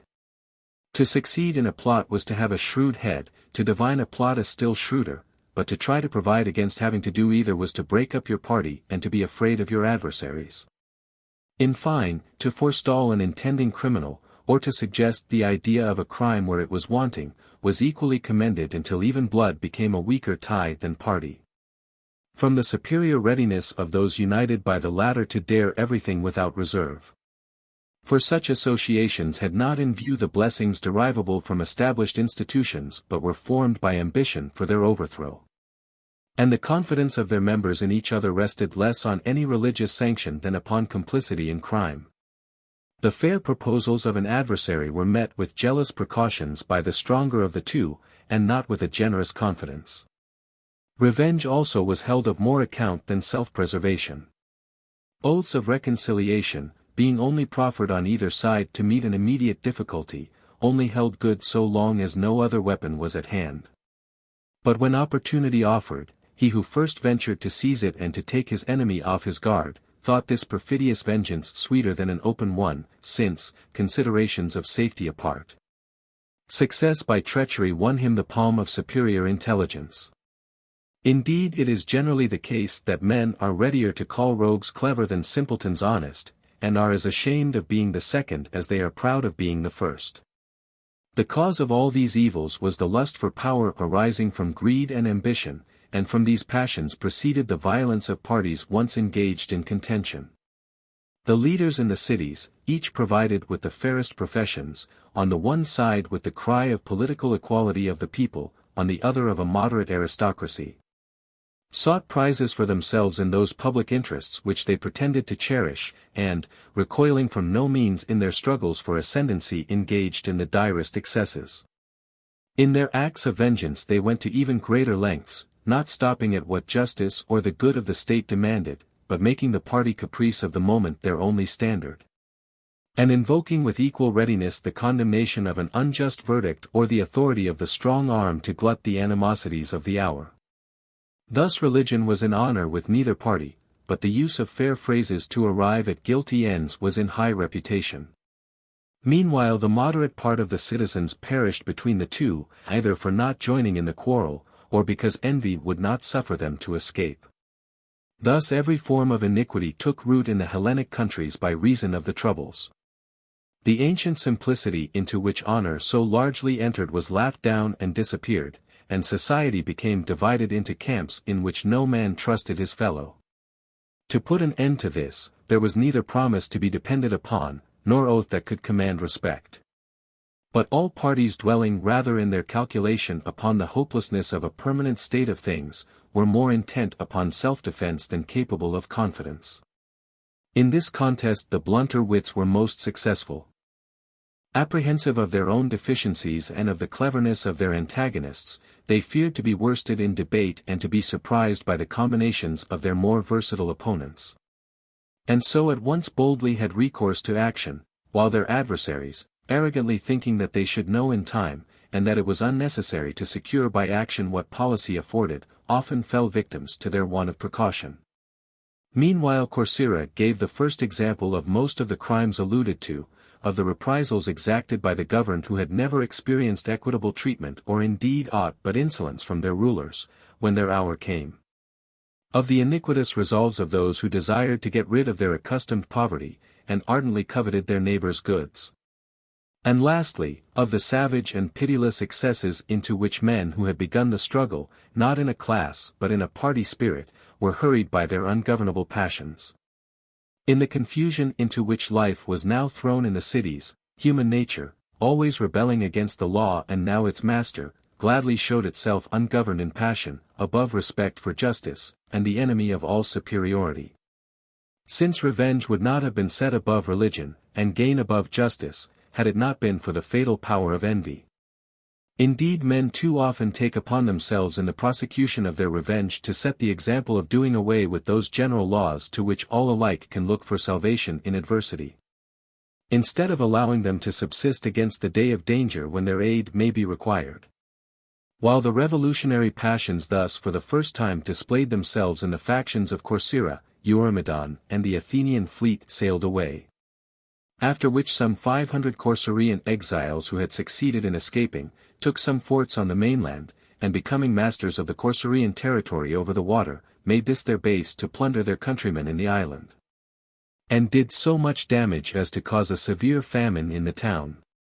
They also sent envoys to Lacedaemon and Corinth to negotiate their restoration, but meeting with no success, afterwards got together boats and mercenaries and crossed over to the island, being about 600 in all. And burning their boats so as to have no hope except in becoming masters of the country, went up to Mount Istone, and fortifying themselves there, began to annoy those in the city and obtained command of the country. At the close of the same summer the Athenians sent 20 ships under the command of Laches, son of Melanopus, and Charoedes, son of Euphilides, to Sicily, where the Syracusans and Leontines were at war. The Syracusans had for allies all the Dorian cities except Camarina. These had been included in the Lacedaemonian confederacy from the commencement of the war.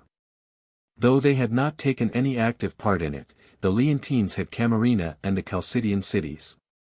In Italy the Locrians were for the Syracusans, the regions for their Leontine kinsmen.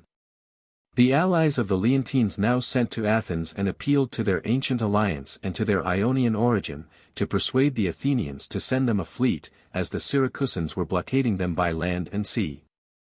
The Athenians sent it upon the plea of their common descent, but in reality to prevent the exportation of Sicilian corn to Peloponnese and to test the possibility of bringing Sicily into subjection.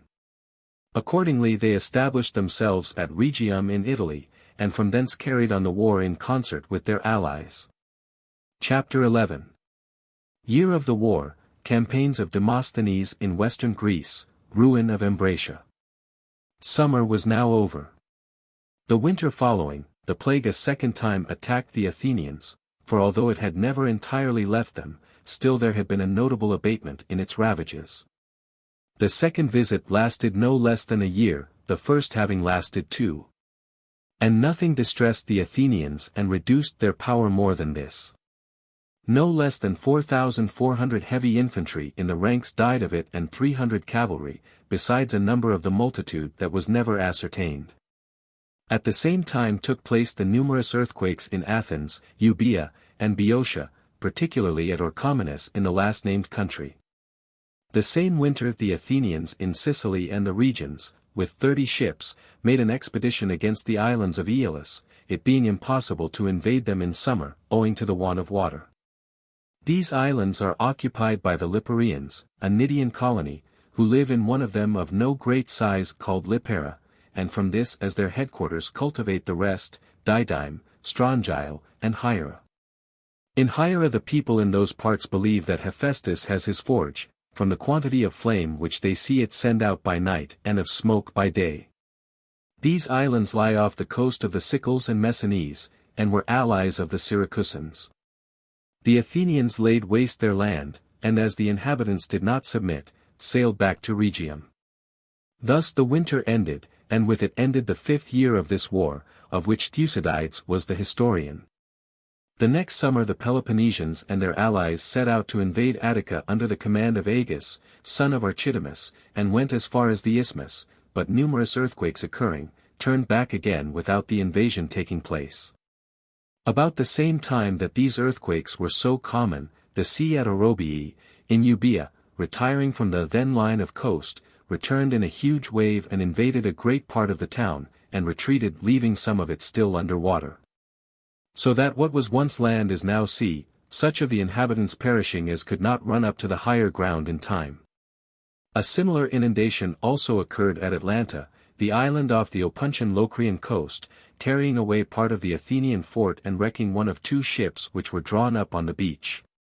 At Peparethus also the sea retreated a little, without however any inundation following, and an earthquake threw down part of the wall, the town hall, and a few other buildings. The cause, in my opinion, of this phenomenon must be sought in the earthquake. At the point where its shock has been the most violent, the sea is driven back and, suddenly recoiling with redoubled force, causes the inundation. Without an earthquake I do not see how such an accident could happen. During the same summer different operations were carried on by the different belligerents in Sicily. By the Siciliates themselves against each other, and by the Athenians and their allies. I shall however confine myself to the actions in which the Athenians took part, choosing the most important.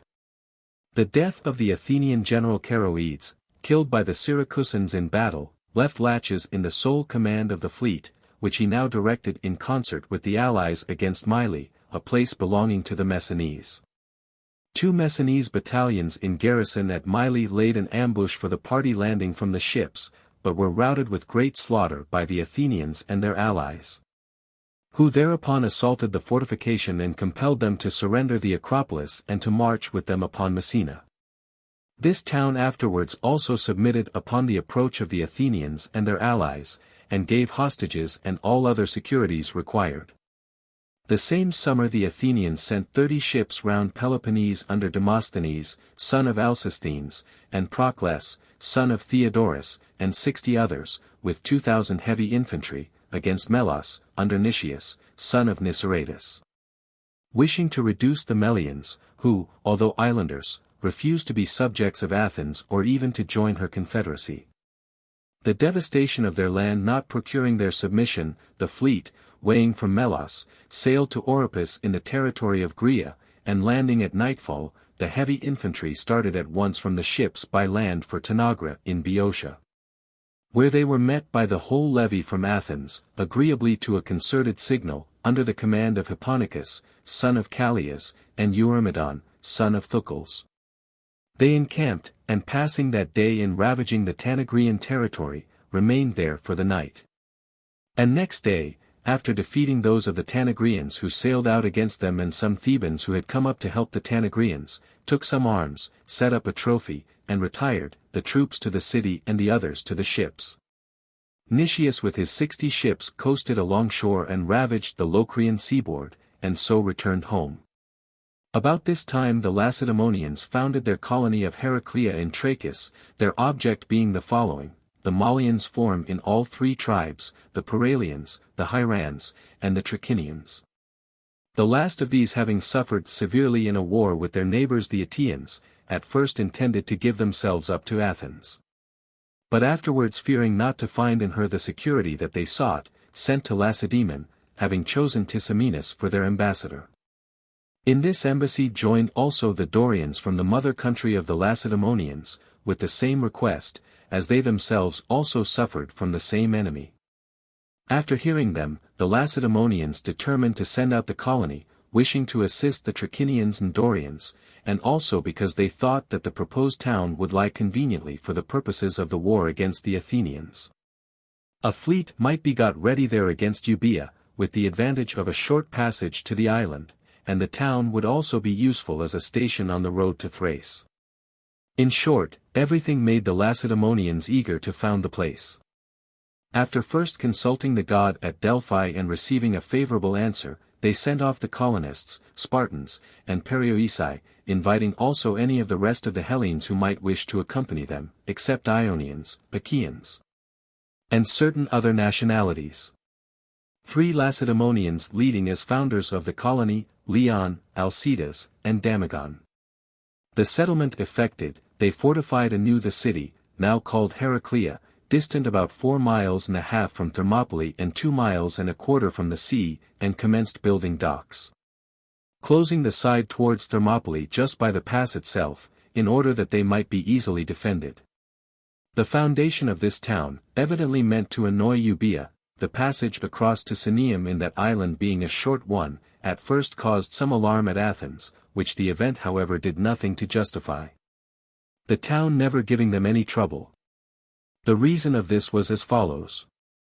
The Thessalians, who were sovereign in those parts, and whose territory was menaced by its foundation, were afraid that it might prove a very powerful neighbor, and accordingly continually harassed and made war upon the new settlers, until they at last wore them out in spite of their originally considerable numbers, people flocking from all quarters to a place founded by the Lacedaemonians, and thus thought secure of prosperity.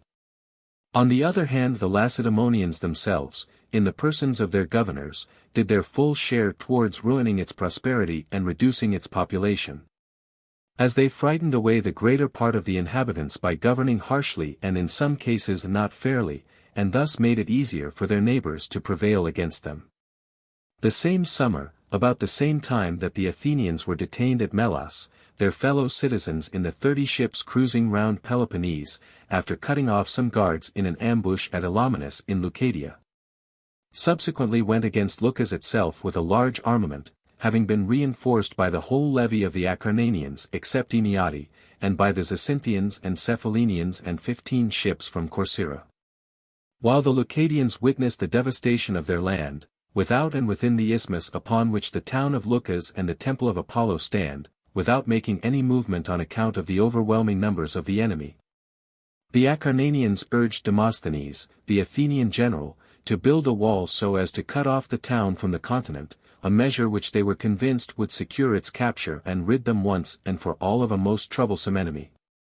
Demosthenes however had in the meanwhile been persuaded by the Messenians that it was a fine opportunity for him, having so large an army assembled, to attack the Aetolians, who were not only the enemies of Naupactus, but whose reduction would further make it easy to gain the rest of that part of the continent for the Athenians. The Aetolian nation, although numerous and warlike, yet dwelt in unwalled villages scattered far apart, and had nothing but light armor, and might, according to the Messenians, be subdued without much difficulty before succors could arrive. The plan which they recommended was to attack first the Apodocians, next the Ophionians, and after these the Eurytanians, who are the largest tribe in Aetolia, and speak, as is said, a language exceedingly difficult to understand, and eat their flesh raw. These once subdued, the rest would easily come in. To this plan Demosthenes consented, not only to please the Messenians, but also in the belief that by adding the Aetolians to his other continental allies he would be able, without aid from home, to march against the Boeotians by way of Ozolian Locris to Caetinium in Doris, keeping Parnassus on his right until he descended to the Phocians, whom he could force to join him if their ancient friendship for Athens did not, as he anticipated, at once decide them to do so. Arrived in Phocis, he was already upon the frontier of Boeotia. He accordingly weighed from Leucas, against the wish of the Acarnanians, and with his whole armament sailed along the coast to Salium, where he communicated to them his intention. And upon their refusing to agree to it on account of the non-investment of Leucas, himself with the rest of the forces, the Cephallenians, the Messenians, and Zacynthians, and 300 Athenian marines from his own ships, the 15 Corcyraean vessels having departed, started on his expedition against the Aetolians. His base he established at Aenion in Locris, as the Ozolian Locrians were allies of Athens and were to meet him with all their forces in the interior.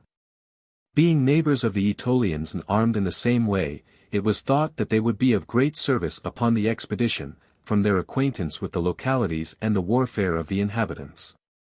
After bivouacking with the army in the precinct of Nemean Zeus, in which the poet Hesiod is said to have been killed by the people of the country, according to an oracle which had foretold that he should die in Nemea, Demosthenes set out at daybreak to invade Aetolia.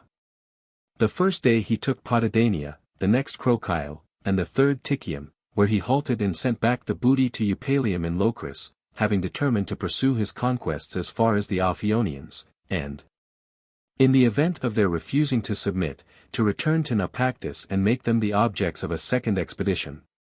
Meanwhile the Aetolians had been aware of his design from the moment of its formation, and as soon as the army invaded their country came up in great force with all their tribes. Even the most remote Ophionians, the Bomientians, and Calientians, who extend towards the Malian Gulf, being among the number. The Messenians, however, adhered to their original advice.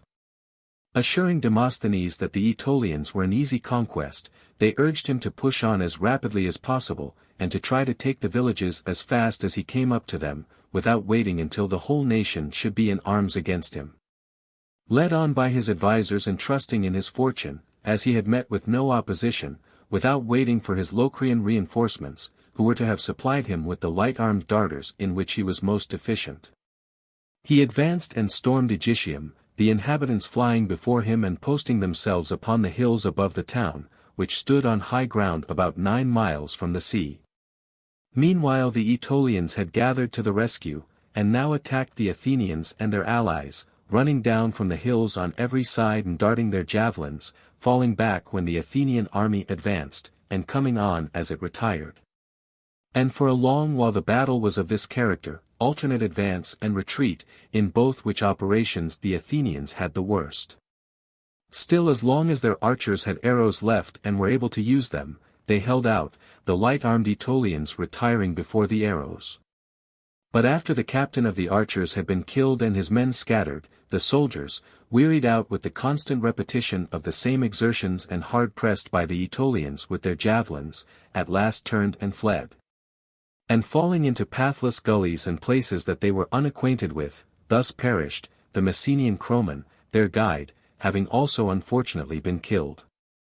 A great many were overtaken in the pursuit by the swift-footed and light-armed Aetolians, and fell beneath their javelins. The greater number however missed their road and rushed into the wood, which had no ways out, and which was soon fired and burnt round them by the enemy. Indeed the Athenian army fell victims to death in every form, and suffered all the vicissitudes of flight. The survivors escaped with difficulty to the sea and Aenion in Locris, whence they had set out. Many of the allies were killed, and about 120 Athenian heavy infantry, not a man less, and all in the prime of life. These were by far the best men in the city of Athens that fell during this war. Among the slain was also Procles, the colleague of Demosthenes. Meanwhile the Athenians took up their dead under truce from the Aetolians, and retired to Naupactus, and from thence went in their ships to Athens. Demosthenes staying behind in Naupactus and in the neighborhood, being afraid to face the Athenians after the disaster. About the same time the Athenians on the coast of Sicily sailed to Locris, and in a descent which they made from the ships defeated the Locrians who came against them, and took a fort upon the river Halex. The same summer the Aetolians, who before the Athenian expedition had sent an embassy to Corinth and Lacedaemon, composed of Telephus, an Ophionian, Boreades, an Eurytanian, and Tisander, an Apodocian. obtained that an army should be sent them against Naupactus, which had invited the Athenian invasion. The Lacedaemonians accordingly sent off towards autumn 3,000 heavy infantry of the allies, 500 of whom were from Heraclea, the newly founded city in Trachis, under the command of Eurylochus, a Spartan. Accompanied by Macarius and Menedaius, also Spartans. The army having assembled at Delphi, Eurylochus sent a herald to the Ozolian Locrians, the road to Naupactus lying through their territory, and he having besides conceived the idea of detaching them from Athens. His chief abettors in Locris were the Amphicians, who were alarmed at the hostility of the Phocians. These first gave hostages themselves, and induced the rest to do the same for fear of the invading army. First, their neighbors the Myonians, who held the most difficult of the passes, and after them the Ipnians, Messapians, Tritians, Calians, Tolophonians, Hessians, and Ianthians, all of whom joined in the expedition. The Alpians contenting themselves with giving hostages, without accompanying the invasion, and the Hyians refusing to do either, until the capture of Polis, one of their villages. His preparations completed, Eurylochus lodged the hostages in Caetinium, in Doris, and advanced upon Naupactus through the country of the Locrians, taking upon his way Aenion and Eupalium, two of their towns that refused to join him. Arrived in the Naupactian territory, and having been now joined by the Aetolians, the army laid waste the land and took the suburb of the town, which was unfortified, and after this Molycrium also, a Corinthian colony subject to Athens. Meanwhile the Athenian Demosthenes, who since the affair in Aetolia had remained near Naupactus, having had notice of the army and fearing for the town, went and persuaded the Acarnanians. Although not without difficulty because of his departure from Leucas, to go to the relief of Naupactus. They accordingly sent with him on board his ships 1,000 heavy infantry, who threw themselves into the place and saved it, the extent of its wall and the small number of its defenders otherwise placing it in the greatest danger. Meanwhile Eurylochus and his companions, finding that this force had entered and that it was impossible to storm the town, withdrew, not to Peloponnese, but to the country once called Aeolus, and now Calydon and Pleuron. And to the places in that neighborhood, and Proscium in Aetolia. The Ambraciots having come and urged them to combine with them in attacking Amphilochian Argos and the rest of Amphilochia and Acarnania, affirming that the conquest of these countries would bring all the continent into alliance with Lacedaemon. To this Eurylochus consented, and dismissing the Aetolians, now remained quiet with his army in those parts, until the time should come for the Ambraciots to take the field, and for him to join them before Argos. Summer was now over. The winter ensuing, the Athenians in Sicily with their Hellenic allies, and such of the Sicel subjects or allies of Syracuse as had revolted from her and joined their army, marched against the Sicel town Inessa. The Acropolis of which was held by the Syracusans, and after attacking it without being able to take it, retired. In the retreat, the allies retreating after the Athenians were attacked by the Syracusans from the fort, and a large part of their army routed with great slaughter. After this, Laches and the Athenians from the ships made some descents in Locris, and defeating the Locrians, who came against them with Proxenus, son of Capaton, upon the river Caecinus, took some arms and departed. The same winter the Athenians purified Delos, in compliance, it appears, with a certain oracle. It had been purified before by Pisistratus the tyrant, not indeed the whole island, but as much of it as could be seen from the temple. All of it was, however, now purified in the following way. All the sepulchres of those that had died in Delos were taken up, and for the future it was commanded that no one should be allowed either to die or to give birth to a child in the island. But that they should be carried over to Rhenea, which is so near to Delos that Polycrates, tyrant of Samos, having added Rhenea to his other island conquests during his period of naval ascendancy, dedicated it to the Delian Apollo by binding it to Delos with a chain. The Athenians, after the purification, celebrated, for the first time, the quinquennial festival of the Delian Games. Once upon a time, indeed, there was a great assemblage of the Ionians and the neighboring islanders at Delos, who used to come to the festival, as the Ionians now do to that of Ephesus, and athletic and poetical contests took place there. And the cities brought choirs of dancers.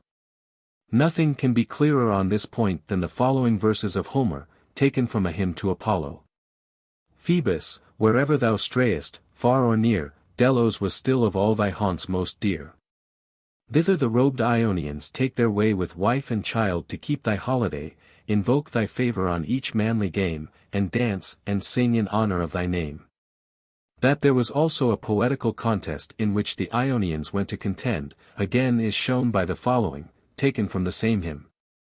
After celebrating the Delian dance of the women, he ends his song of praise with these verses, in which he also alludes to himself. Well, may Apollo keep you all. And so, sweethearts, goodbye, yet tell me not I go out from your hearts. And if in after hours some other wanderer in this world of ours touch at your shores, and ask your maidens here who sings the songs the sweetest to your ear, think of me then, and answer with a smile, a blind old man of Scio's rocky isle. Homer thus attests that there was anciently a great assembly and festival at Delos.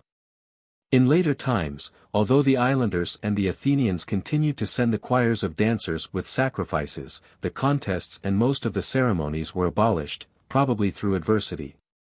Until the Athenians celebrated the games upon this occasion with the novelty of horse races.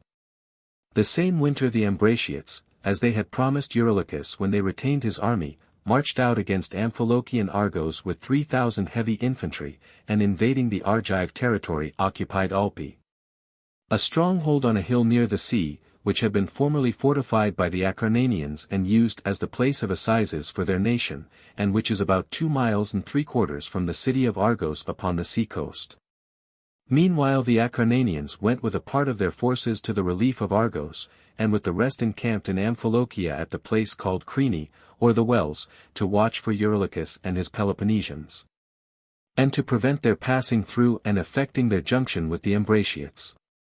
While they also sent for Demosthenes, the commander of the Aetolian expedition, to be their leader, and for the 20 Athenian ships that were cruising off Peloponnese under the command of Aristotle, son of Timocrates, and Hierophon, son of Antimnestus. On their part, the Ambraciots at Alpi sent a messenger to their own city, to beg them to come with their whole levy to their assistance, fearing that the army of Eurylochus might not be able to pass through the Acarnanians, and that they might themselves be obliged to fight single-handed, or be unable to retreat, if they wished it, without danger. Meanwhile Eurylochus and his Peloponnesians, learning that the Ambraciots at Alpi had arrived, set out from Proscium with all haste to join them, and crossing the Achelous advanced through Acarnania, which they found deserted by its population, who had gone to the relief of Argos, keeping on their right the city of the Stratians and its garrison, and on their left the rest of Acarnania. Traversing the territory of the Stratians, they advanced through Phthia, next, skirting Medion, through Limnia. After which they left Acarnania behind them and entered a friendly country, that of the Agrians. From thence they reached and crossed Mount Thymaus, which belongs to the Agrians, and descended into the Argive territory after nightfall, and passing between the city of Argos and the Acarnanian posts at Crene, joined the Ambraciots at Alpi. Uniting here at daybreak, they sat down at the place called Metropolis, and encamped. Not long afterwards the Athenians and the 20 ships came into the Ambracian Gulf to support the Argives, with Demosthenes and 200 Messenian heavy infantry, and 60 Athenian archers. While the fleet off Alpi blockaded the hill from the sea, the Acarnanians and a few of the Amphilochians, most of whom were kept back by force by the Ambraciots, had already arrived at Argos, and were preparing to give battle to the enemy. Having chosen Demosthenes to command the whole of the allied army in concert with their own generals, Demosthenes led them near to Alpi and encamped, a great ravine separating the two armies. During 5 days they remained inactive. On the 6th both sides formed in order of battle. The army of the Peloponnesians was the largest and outflanked their opponents. And Demosthenes, fearing that his right might be surrounded, placed an ambush in a hollow way overgrown with bushes some 400 heavy infantry and light troops, who were to rise up at the moment of the onset behind the projecting left wing of the enemy, and to take them in the rear. When both sides were ready they joined battle, Demosthenes being on the right wing with the Messenians and a few Athenians, while the rest of the line was made up of the different divisions of the Acarnanians, and of the Amphilochian carters. The Peloponnesians and Ambraciots were drawn up pell-mell together, with the exception of the Mantineans, who were massed on the left, without however reaching to the extremity of the wing, where Eurylochus and his men confronted the Messenians and Demosthenes.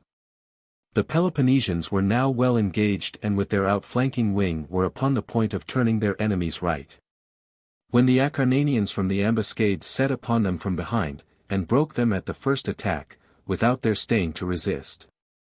While the panic into which they fell caused the flight of most of their army, terrified beyond measure at seeing the division of Eurylochus and their best troops cut to pieces. Most of the work was done by Demosthenes and his Messenians, who were posted in this part of the field. Meanwhile the Ambraciots, who are the best soldiers in those countries, and the troops upon the right wing, defeated the division opposed to them and pursued it to Argos. Returning from the pursuit, they found their main body defeated, and hard pressed by the Acarnanians, with difficulty made good their passage to Alpi, suffering heavy loss on the way, as they dashed on without discipline or order, the Mantineans excepted, who kept their ranks best of any in the army during the retreat. The battle did not end until the evening. The next day Menedaius, who on the death of Eurylochus and Macarius had succeeded to the sole command, being at a loss after so signal a defeat how to stay and sustain a siege, cut off as he was by land and by the Athenian fleet by sea, and equally so how to retreat in safety, opened a parley with Demosthenes and the Acarnanian generals for a truce and permission to retreat, and at the same time for the recovery of the dead. The dead they gave back to him, and setting up a trophy took up their own also to the number of about 300. The retreat demanded they refused publicly to the army. But permission to depart without delay was secretly granted to the Mantineans and to Menedaius and the other commanders and principal men of the Peloponnesians by Demosthenes and his Acarnanian colleagues, who desired to strip the Ambraciots and the mercenary host of foreigners of their supporters, and, above all, to discredit the Lacedaemonians and Peloponnesians with the Hellenes in those parts, as traitors and self-seekers. While the enemy was taking up his dead and hastily burying them as he could, and those who obtained permission were secretly planning their retreat, word was brought to Demosthenes and the Acarnanians that the Ambraciots from the city, in compliance with the first message from Alpi, were on the march with their whole levy through Amphilochia to join their countrymen at Alpi, knowing nothing of what had occurred. Demosthenes prepared to march with his army against them, and meanwhile sent on at once a strong division to beset the roads and occupy the strong positions. In the meantime the Mantineans and others included in the agreement went out under the pretense of gathering herbs and firewood, and stole off by twos and threes, picking on the way the things which they professed to have come out for, until they had gone some distance from Alpi, when they quickened their pace. The Ambraciots and such of the rest as had accompanied them in larger parties, seeing them going on, pushed on in their turn, and began running in order to catch them up. The Acarnanians at first thought that all alike were departing without permission, and began to pursue the Peloponnesians. And believing that they were being betrayed, even threw a dart or two at some of their generals who tried to stop them and told them that leave had been given. Eventually, however, they let pass the Mantineans and Peloponnesians, and slew only the Ambraciots, there being much dispute and difficulty in distinguishing whether a man was an Ambraciot or a Peloponnesian. The number thus slain was about 200, the rest escaped into the bordering territory of Agria, and found refuge with Salynthius, the friendly king of the Agrians. Meanwhile the Ambraciots from the city arrived at Idamene. Idamene consists of two lofty hills, the higher of which the troops sent on by Demosthenes succeeded in occupying after nightfall, unobserved by the Ambraciots, who had meanwhile ascended the smaller and bivouacked under it. After supper Demosthenes set out with the rest of the army, as soon as it was evening, himself with half his force making for the pass, and the remainder going by the Amphilochian hills. At dawn he fell upon the Ambraciots while they were still abed, ignorant of what had passed, and fully thinking that it was their own countrymen, Demosthenes having purposely put the Messenians in front with orders to address them in the Doric dialect, and thus to inspire confidence in the sentinels, who would not be able to see them as it was still night. In this way he routed their army as soon as he attacked it, slaying most of them where they were, the rest breaking away in flight over the hills. The roads, however, were already occupied, and while the Amphilochians knew their own country, the Ambraciots were ignorant of it and could not tell which way to turn, and had also heavy armor as against a light-armed enemy. And so fell into ravines and into the ambushes which had been set for them, and perished there. In their manifold efforts to escape some even turned to the sea, which was not far off, and seeing the Athenian ships coasting along shore just while the action was going on, swam off to them, thinking it better in the panic they were in, to perish. If perish they must, by the hands of the Athenians, than by those of the barbarous and detested Amphilochians. Of the large Ambraciot force destroyed in this manner, a few only reached the city in safety, while the Acarnanians, after stripping the dead and setting up a trophy, returned to Argos. The next day arrived a herald from the Ambraciots who had fled from Alpi to the Agrians, to ask leave to take up the dead that had fallen after the first engagement, when they left the camp with the Mantineans and their companions, without, like them, having had permission to do so. At the sight of the arms of the Ambraciots from the city, the herald was astonished at their number, knowing nothing of the disaster and fancying that they were those of their own party. Some one asked him what he was so astonished at, and how many of them had been killed, fancying in his turn that this was the herald from the troops at Idamene. He replied, about 200. Upon which his interrogator took him up, saying, "Why, the arms you see here are of more than 1,000. The herald replied, "Then they are not the arms of those who fought with us." The other answered, "Yes, they are, if at least you fought at Idamene yesterday.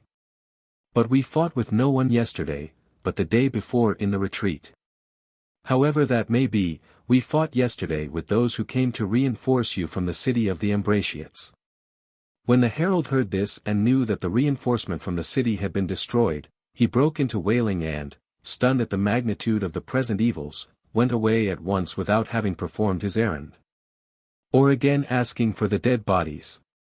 Indeed, this was by far the greatest disaster that befell any one Hellenic city in an equal number of days during this war. And I have not set down the number of the dead, because the amount stated seems so out of proportion to the size of the city as to be incredible. In any case I know that if the Acarnanians and Amphilochians had wished to take Ambracia as the Athenians and Demosthenes advised, they would have done so without a blow. As it was, they feared that if the Athenians had it they would be worse neighbors to them than the present. After this the Acarnanians allotted a third of the spoils to the Athenians, and divided the rest among their own different towns. The share of the Athenians was captured on the voyage home. The arms now deposited in the Attic temples are 300 panoplies, which the Acarnanians set apart for Demosthenes, and which he brought to Athens in person. His return to his country after the Aetolian disaster being rendered less hazardous by this exploit. The Athenians in the 20 ships also went off to Naupactus. The Acarnanians and Amphilochians, after the departure of Demosthenes and the Athenians, granted the Ambraciots and Peloponnesians who had taken refuge with Salynthius and the Agrians a free retreat from Aeniade, to which place they had removed from the country of Salynthius, and for the future concluded with the Ambraciots a treaty and alliance for 100 years, upon the terms following.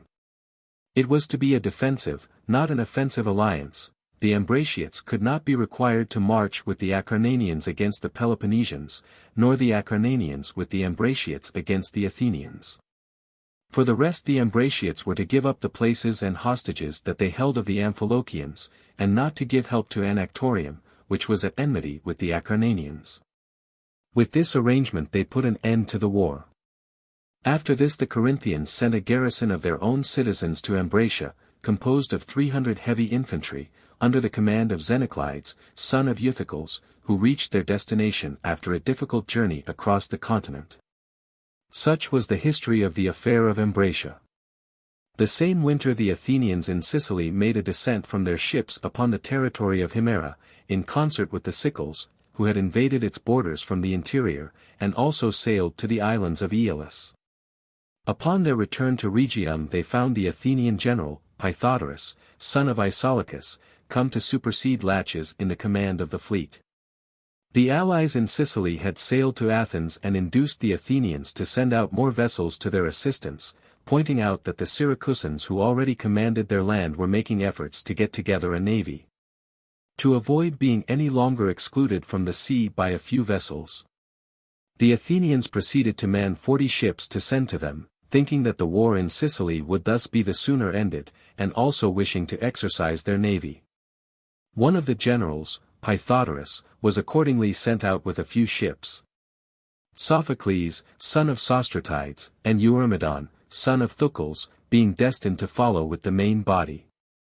Meanwhile Pythodorus had taken the command of Laches' ships, and towards the end of winter sailed against the Locrian fort, which Laches had formerly taken, and returned after being defeated in battle by the Locrians.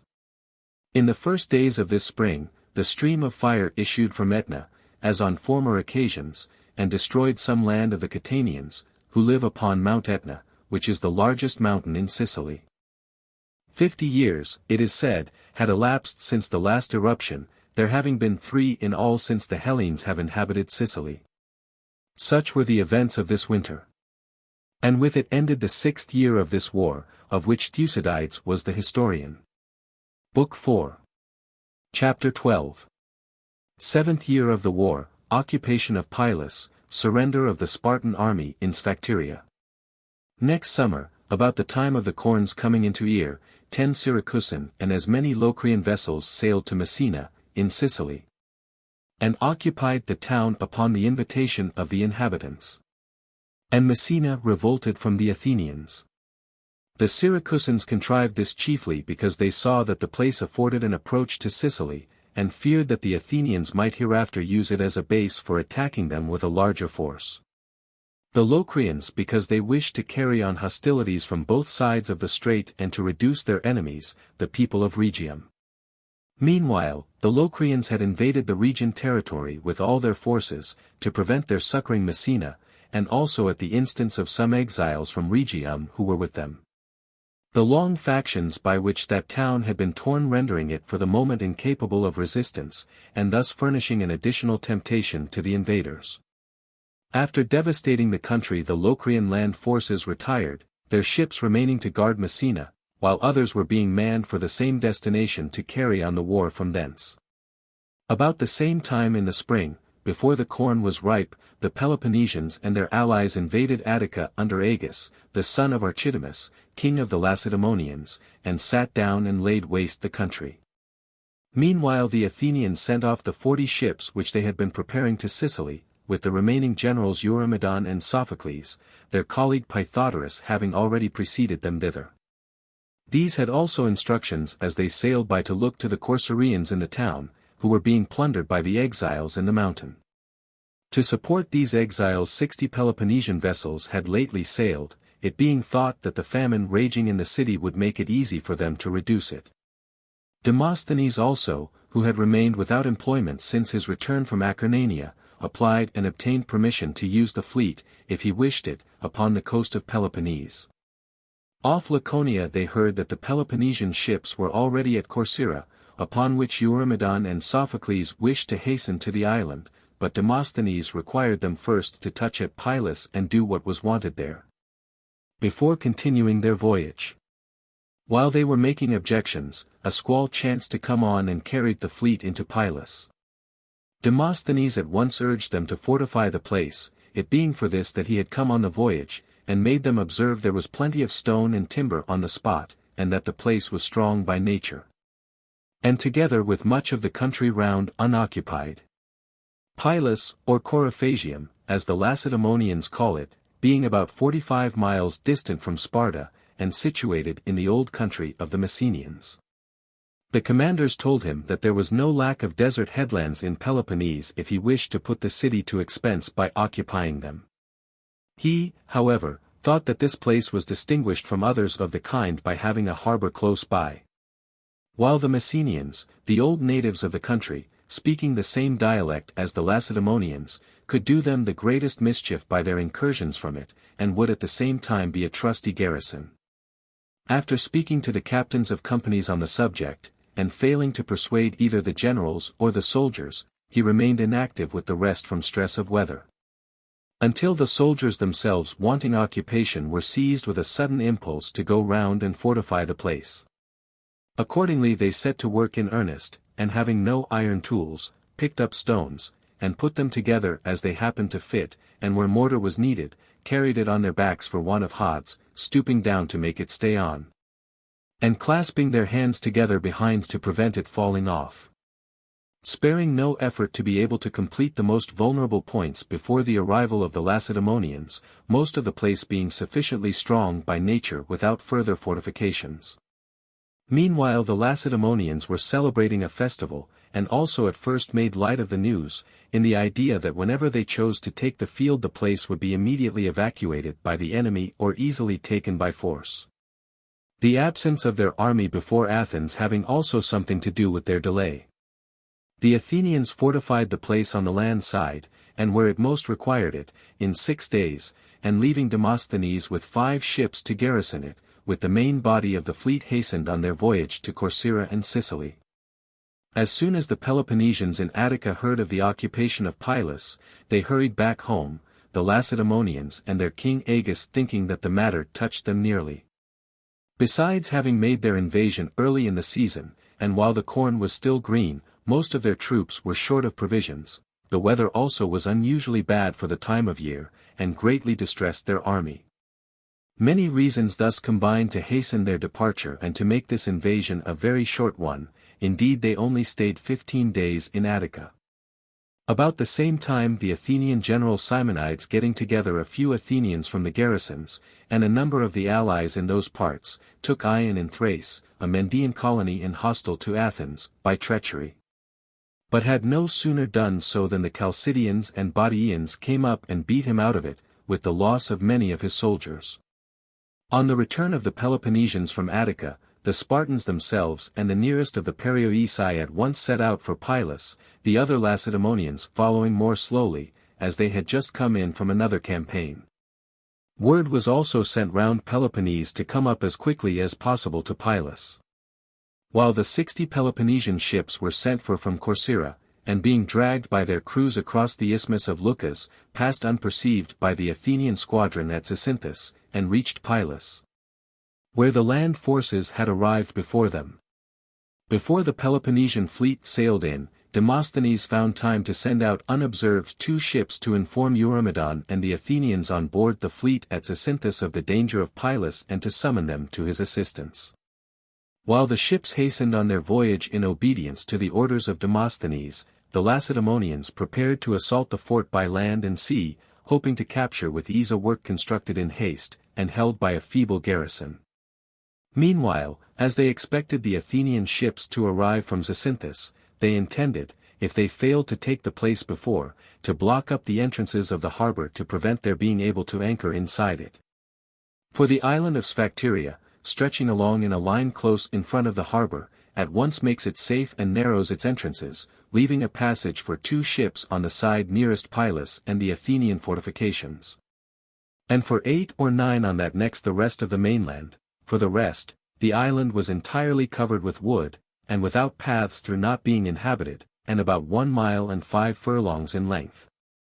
The inlets the Lacedaemonians meant to close with a line of ships placed close together, with their prows turned towards the sea, and, meanwhile, fearing that the enemy might make use of the island to operate against them, carried over some heavy infantry thither, stationing others along the coast. By this means the island and the continent would be alike hostile to the Athenians, as they would be unable to land on either. And the shore of Pylos itself outside the inlet towards the open sea having no harbor, and, therefore, presenting no point which they could use as a base to relieve their countrymen, they, the Lacedaemonians, without sea fight or risk would in all probability become masters of the place, occupied as it had been on the spur of the moment, and unfurnished with provisions. This being determined, they carried over to the island the heavy infantry, drafted by lot from all the companies. Some others had crossed over before in relief parties, but these last who were left there were 420 in number, with their helot attendants, commanded by Epitadas, son of Malabrus. Meanwhile Demosthenes, seeing the Lacedaemonians about to attack him by sea and land at once, himself was not idle. He drew up under the fortification and enclosed in a stockade the galleys remaining to him of those which had been left him, arming the sailors taken out of them with poor shields made most of them of osier. It being impossible to procure arms in such a desert place, and even these having been obtained from a 30-oared Messenian privateer in a boat belonging to some Messenians who happened to have come to them. Among these Messenians were 40 heavy infantry, whom he made use of with the rest. Posting most of his men, unarmed and armed, upon the best fortified and strong points of the place towards the interior, with orders to repel any attack of the land forces, he picked 60 heavy infantry and a few archers from his whole force. And with these went outside the wall down to the sea, where he thought that the enemy would most likely attempt to land. Although the ground was difficult and rocky, looking towards the open sea, the fact that this was the weakest part of the wall would, he thought, encourage their ardor, as the Athenians, confident in their naval superiority, had here paid little attention to their defenses, and the enemy if he could force a landing might feel secure of taking the place. At this point, accordingly, going down to the water's edge, he posted his heavy infantry to prevent, if possible, a landing, and encouraged them in the following terms. Soldiers and comrades in this adventure, I hope that none of you in our present strait will think to show his wit by exactly calculating all the perils that encompass us, but that you will rather hasten to close with the enemy, without staying to count the odds, seeing in this your best chance of safety. In emergencies like ours calculation is out of place, the sooner the danger is faced the better. To my mind also most of the chances are for us, if we will only stand fast and not throw away our advantages, overawed by the numbers of the enemy. One of the points in our favor is the awkwardness of the landing. This, however, only helps us if we stand our ground. If we give way it will be practicable enough, in spite of its natural difficulty, without a defender. And the enemy will instantly become more formidable from the difficulty he will have in retreating, supposing that we succeed in repulsing him, which we shall find it easier to do, while he is on board his ships, than after he has landed and meets us on equal terms. As to his numbers, these need not too much alarm you. Large as they may be he can only engage in small detachments, from the impossibility of bringing to. Besides, the numerical superiority that we have to meet is not that of an army on land with everything else equal, but of troops on board ship, upon an element where many favorable accidents are required to act with effect.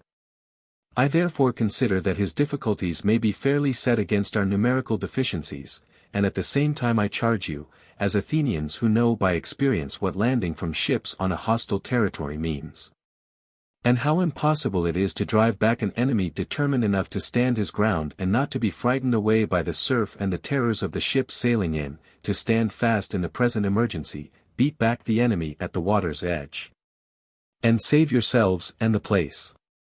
Thus encouraged by Demosthenes, the Athenians felt more confident, and went down to meet the enemy, posting themselves along the edge of the sea. The Lacedaemonians now put themselves in movement and simultaneously assaulted the fortification with their land forces and with their ships, 43 in number, under their admiral, Thrasymeleides, son of Cratesicles, a Spartan, who made his attack just where Demosthenes expected. The Athenians had thus to defend themselves on both sides, from the land and from the sea. The enemy rowing up in small detachments, the one relieving the other, it being impossible for many to bring to at once, and showing great ardor and cheering each other on, in the endeavor to force a passage and to take the fortification. He who most distinguished himself was Brasidas, captain of a galley, and seeing that the captains and steersmen, impressed by the difficulty of the position, hung back even where a landing might have seemed possible, for fear of wrecking their vessels, he shouted out to them that they must never allow the enemy to fortify himself in their country for the sake of saving timber, but must shiver their vessels and force a landing. And bade the allies, instead of hesitating in such a moment to sacrifice their ships for Lacedaemon in return for her many benefits, to run them boldly aground, land in one way or another, and make themselves masters of the place and its garrison. Not content with this exhortation, he forced his own steersman to run his ship ashore, and stepping on to the gangway, was endeavoring to land, when he was cut down by the Athenians, and after receiving many wounds fainted away. Falling into the bows, his shield slipped off his arm into the sea, and being thrown ashore was picked up by the Athenians, and afterwards used for the trophy which they set up for this attack. The rest also did their best, but were not able to land, owing to the difficulty of the ground and the unflinching tenacity of the Athenians. It was a strange reversal of the order of things for Athenians to be fighting from the land, and from Laconian land too, against Lacedaemonians coming from the sea. While Lacedaemonians were trying to land from shipboard in their own country, now become hostile, to attack Athenians, although the former were chiefly famous at the time as an inland people and superior by land. The latter as a maritime people with a navy that had no equal. After continuing their attacks during that day and most of the next, the Peloponnesians desisted, and the day after sent some of their ships to Asini for timber to make engines, hoping to take by their aid, in spite of its height. The wall opposite the harbor, where the landing was easiest. At this moment the Athenian fleet from Zacynthus arrived, now numbering 50 sail, having been reinforced by some of the ships on guard at Naupactus and by 4 Chian vessels. Seeing the coast and the island both crowded with heavy infantry, and the hostile ships in harbor showing no signs of sailing out, at a loss where to anchor, they sailed for the moment to the desert island of Prote, not far off, where they passed the night. The next day they got under way in readiness to engage in the open sea if the enemy chose to put out to meet them, being determined in the event of his not doing so to sail in and attack him. The Lacedaemonians did not put out to sea, and having omitted to close the inlets as they had intended, remained quiet on shore, engaged in manning their ships and getting ready, in the case of any one sailing in, to fight in the harbor, which is a fairly large one. Perceiving this, the Athenians advanced against them by each inlet, and falling on the enemy's fleet, most of which was by this time afloat and in line, at once put it to flight, and giving chase as far as the short distance allowed, disabled a good many vessels and took 5, one with its crew on board. Dashing in at the rest that had taken refuge on shore, and battering some that were still being manned, before they could put out, and lashing on to their own ships and towing off empty others whose crews had fled. At this sight the Lacedaemonians, maddened by a disaster which cut off their men on the island, rushed to the rescue, and going into the sea with their heavy armor, laid hold of the ships and tried to drag them back. Each man thinking that success depended on his individual exertions. Great was the melee, and quite in contradiction to the naval tactics usual to the two combatants. The Lacedaemonians in their excitement and dismay being actually engaged in a sea fight on land, while the victorious Athenians, in their eagerness to push their success as far as possible, were carrying on a land fight from their ships. After great exertions and numerous wounds on both sides they separated, the Lacedaemonians saving their empty ships, except those first taken. And both parties returning to their camp, the Athenians set up a trophy, gave back the dead, secured the wrecks, and at once began to cruise round and jealously watch the island, with its intercepted garrison. While the Peloponnesians on the mainland, whose contingents had now all come up, stayed where they were before Pylos. When the news of what had happened at Pylos reached Sparta, the disaster was thought so serious that the Lacedaemonians resolved that the authorities should go down to the camp, and decide on the spot what was best to be done. There, seeing that it was impossible to help their men, and not wishing to risk their being reduced by hunger or overpowered by numbers, they determined, with the consent of the Athenian generals, to conclude an armistice at Pylos and send envoys to Athens to obtain a convention, and to endeavor to get back their men as quickly as possible. The generals accepting their offers, an armistice was concluded upon the terms following: that the Lacedaemonians should bring to Pylos and deliver up to the Athenians the ships that had fought in the late engagement, and all in Laconia that were vessels of war, and should make no attack on the fortification either by land or by sea. That the Athenians should allow the Lacedaemonians on the mainland to send to the men in the island a certain fixed quantity of corn ready kneaded, that is to say, 2 quarts of barley meal, 1 pint of wine, and a piece of meat for each man, and half the same quantity for a servant. That this allowance should be sent in under the eyes of the Athenians, and that no boat should sail to the island except openly.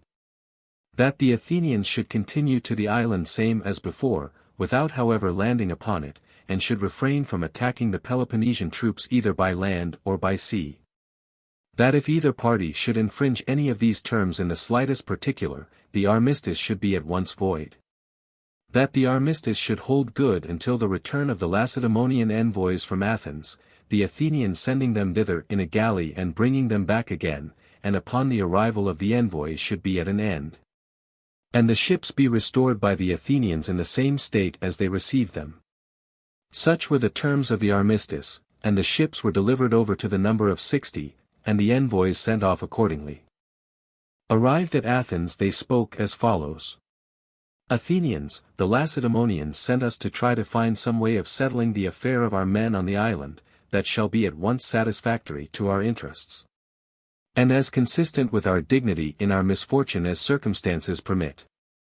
We can venture to speak at some length without any departure from the habit of our country. Men of few words where many are not wanted, we can be less brief when there is a matter of importance to be illustrated and an end to be served by its illustration. Meanwhile we beg you to take what we may say, not in a hostile spirit, nor as if we thought you ignorant and wished to lecture you, but rather as a suggestion on the best course to be taken, addressed to intelligent judges. You can now, if you choose, employ your present success to advantage, so as to keep what you have got and gain honor and reputation besides, and you can avoid the mistake of those who meet with an extraordinary piece of good fortune, and are led on by hope to grasp continually at something further, through having already succeeded without expecting it. While those who have known most vicissitudes of good and bad, have also justly least faith in their prosperity, and to teach your city and ours this lesson experience has not been wanting. To be convinced of this you have only to look at our present misfortune. What power in Hellas stood higher than we did? And yet we are come to you, although we formerly thought ourselves more able to grant what we are now here to ask. Nevertheless, we have not been brought to this by any decay in our power, or through having our heads turned by aggrandizement. No, our resources are what they have always been, and our error has been an error of judgment, to which all are equally liable. Accordingly, the prosperity which your city now enjoys, and the accession that it has lately received, must not make you fancy that fortune will be always with you. Indeed, sensible men are prudent enough to treat their gains as precarious, just as they would also keep a clear head in adversity, and think that war, so far from staying within the limit to which a combatant may wish to confine it, will run the course that its chances prescribe. And thus, not being puffed up by confidence in military success, they are less likely to come to grief, and most ready to make peace, if they can, while their fortune lasts. This, Athenians, you have a good opportunity to do now with us, and thus to escape the possible disasters which may follow upon your refusal, and the consequent imputation of having owed to accident even your present advantages, when you might have left behind you a reputation for power and wisdom which nothing could endanger. The Lacedaemonians accordingly invite you to make a treaty and to end the war, and offer peace and alliance and the most friendly and intimate relations in every way and on every occasion between us. And in return ask for the men on the island, thinking it better for both parties not to stand out to the end, on the chance of some favorable accident enabling the men to force their way out, or of their being compelled to succumb under the pressure of blockade. Indeed, if great enmities are ever to be really settled, we think it will be, not by the system of revenge and military success, and by forcing an opponent to swear to a treaty to his disadvantage, but when the more fortunate combatant waives these his privileges, to be guided by gentler feelings conquers his rival in generosity, and accords peace on more moderate conditions than he expected. From that moment, instead of the debt of revenge which violence must entail, his adversary owes a debt of generosity to be paid in kind, and is inclined by honor to stand to his agreement. And men oftener act in this manner towards their greatest enemies than where the quarrel is of less importance. They are also by nature as glad to give way to those who first yield to them, as they are apt to be provoked by arrogance to risks condemned by their own judgment. To apply this to ourselves, if peace was ever desirable for both parties, it is surely so at the present moment, before anything irremediable befall us and force us to hate you eternally, personally as well as politically, and you to miss the advantages that we now offer you. While the issue is still in doubt, and you have reputation and our friendship in prospect, and we the compromise of our misfortune before anything fatal occur, let us be reconciled, and for ourselves choose peace instead of war. And grant to the rest of the Hellenes a remission from their sufferings, for which be sure they will think they have chiefly you to thank.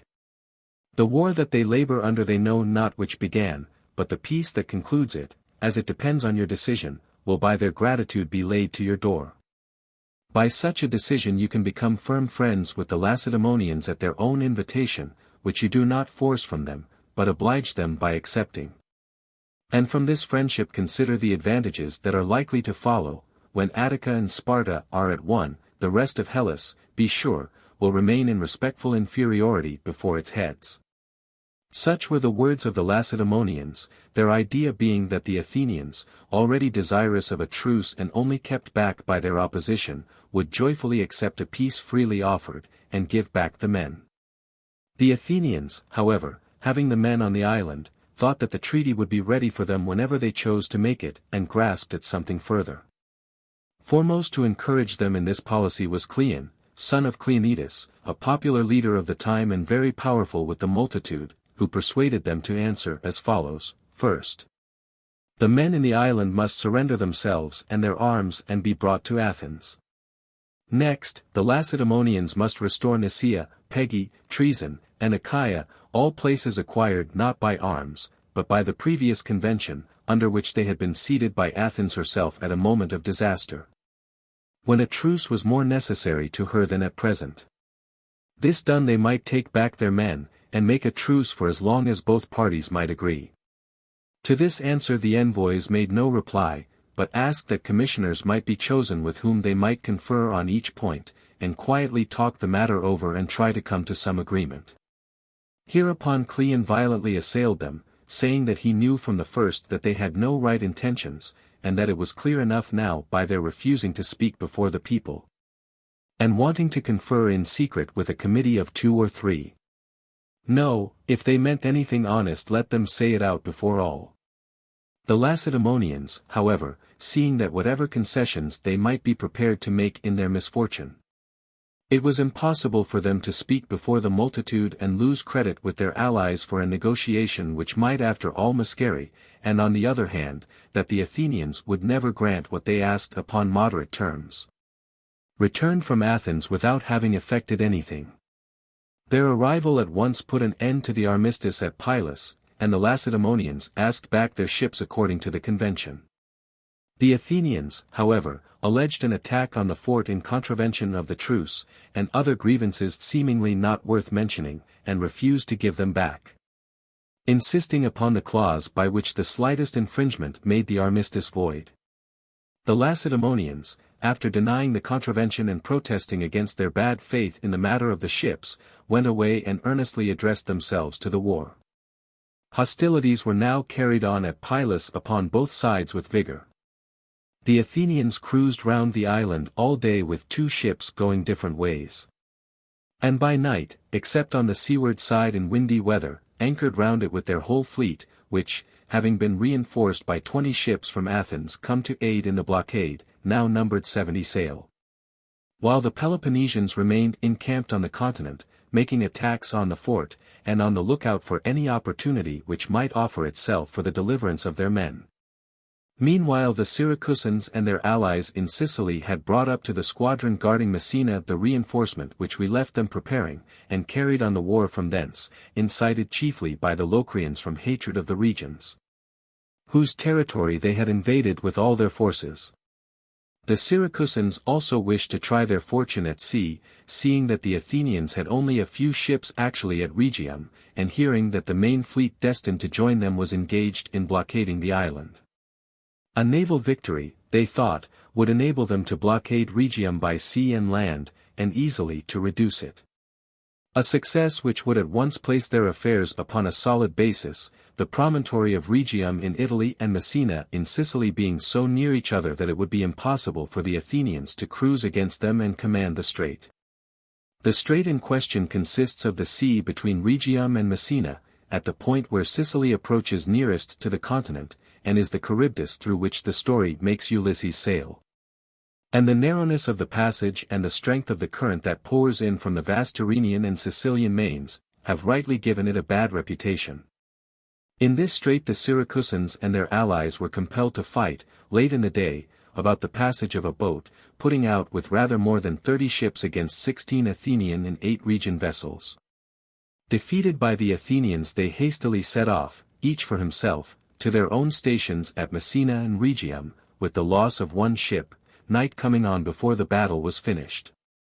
After this the Locrians retired from the Rhegian territory, and the ships of the Syracusans and their allies united and came to anchor at Cape Pelorus, in the territory of Messina, where their land forces joined them. Here the Athenians and Rhegians sailed up, and seeing the ships unmanned, made an attack, in which they in their turn lost 1 vessel, which was caught by a grappling iron, the crew saving themselves by swimming. After this the Syracusans got on board their ships, and while they were being towed alongshore to Messina, were again attacked by the Athenians, but suddenly got out to sea and became the assailants, and caused them to lose another vessel. After thus holding their own in the voyage alongshore and in the engagement as above described, the Syracusans sailed on into the harbor of Messina. Meanwhile the Athenians, having received warning that Camarina was about to be betrayed to the Syracusans by Archias and his party, sailed thither. And the Messinese took this opportunity to attack by sea and land with all their forces their Chalcidian neighbor, Naxos. The first day they forced the Naxians to keep their walls, and laid waste their country. The next they sailed round with their ships, and laid waste their land on the river Axines, while their land forces menaced the city. Meanwhile the Sicels came down from the high country in great numbers, to aid against the Messinese. And the Naxians, elated at the sight, and animated by a belief that the Leontines and their other Hellenic allies were coming to their support, suddenly sallied out from the town, and attacked and routed the Messinese, killing more than 1,000 of them.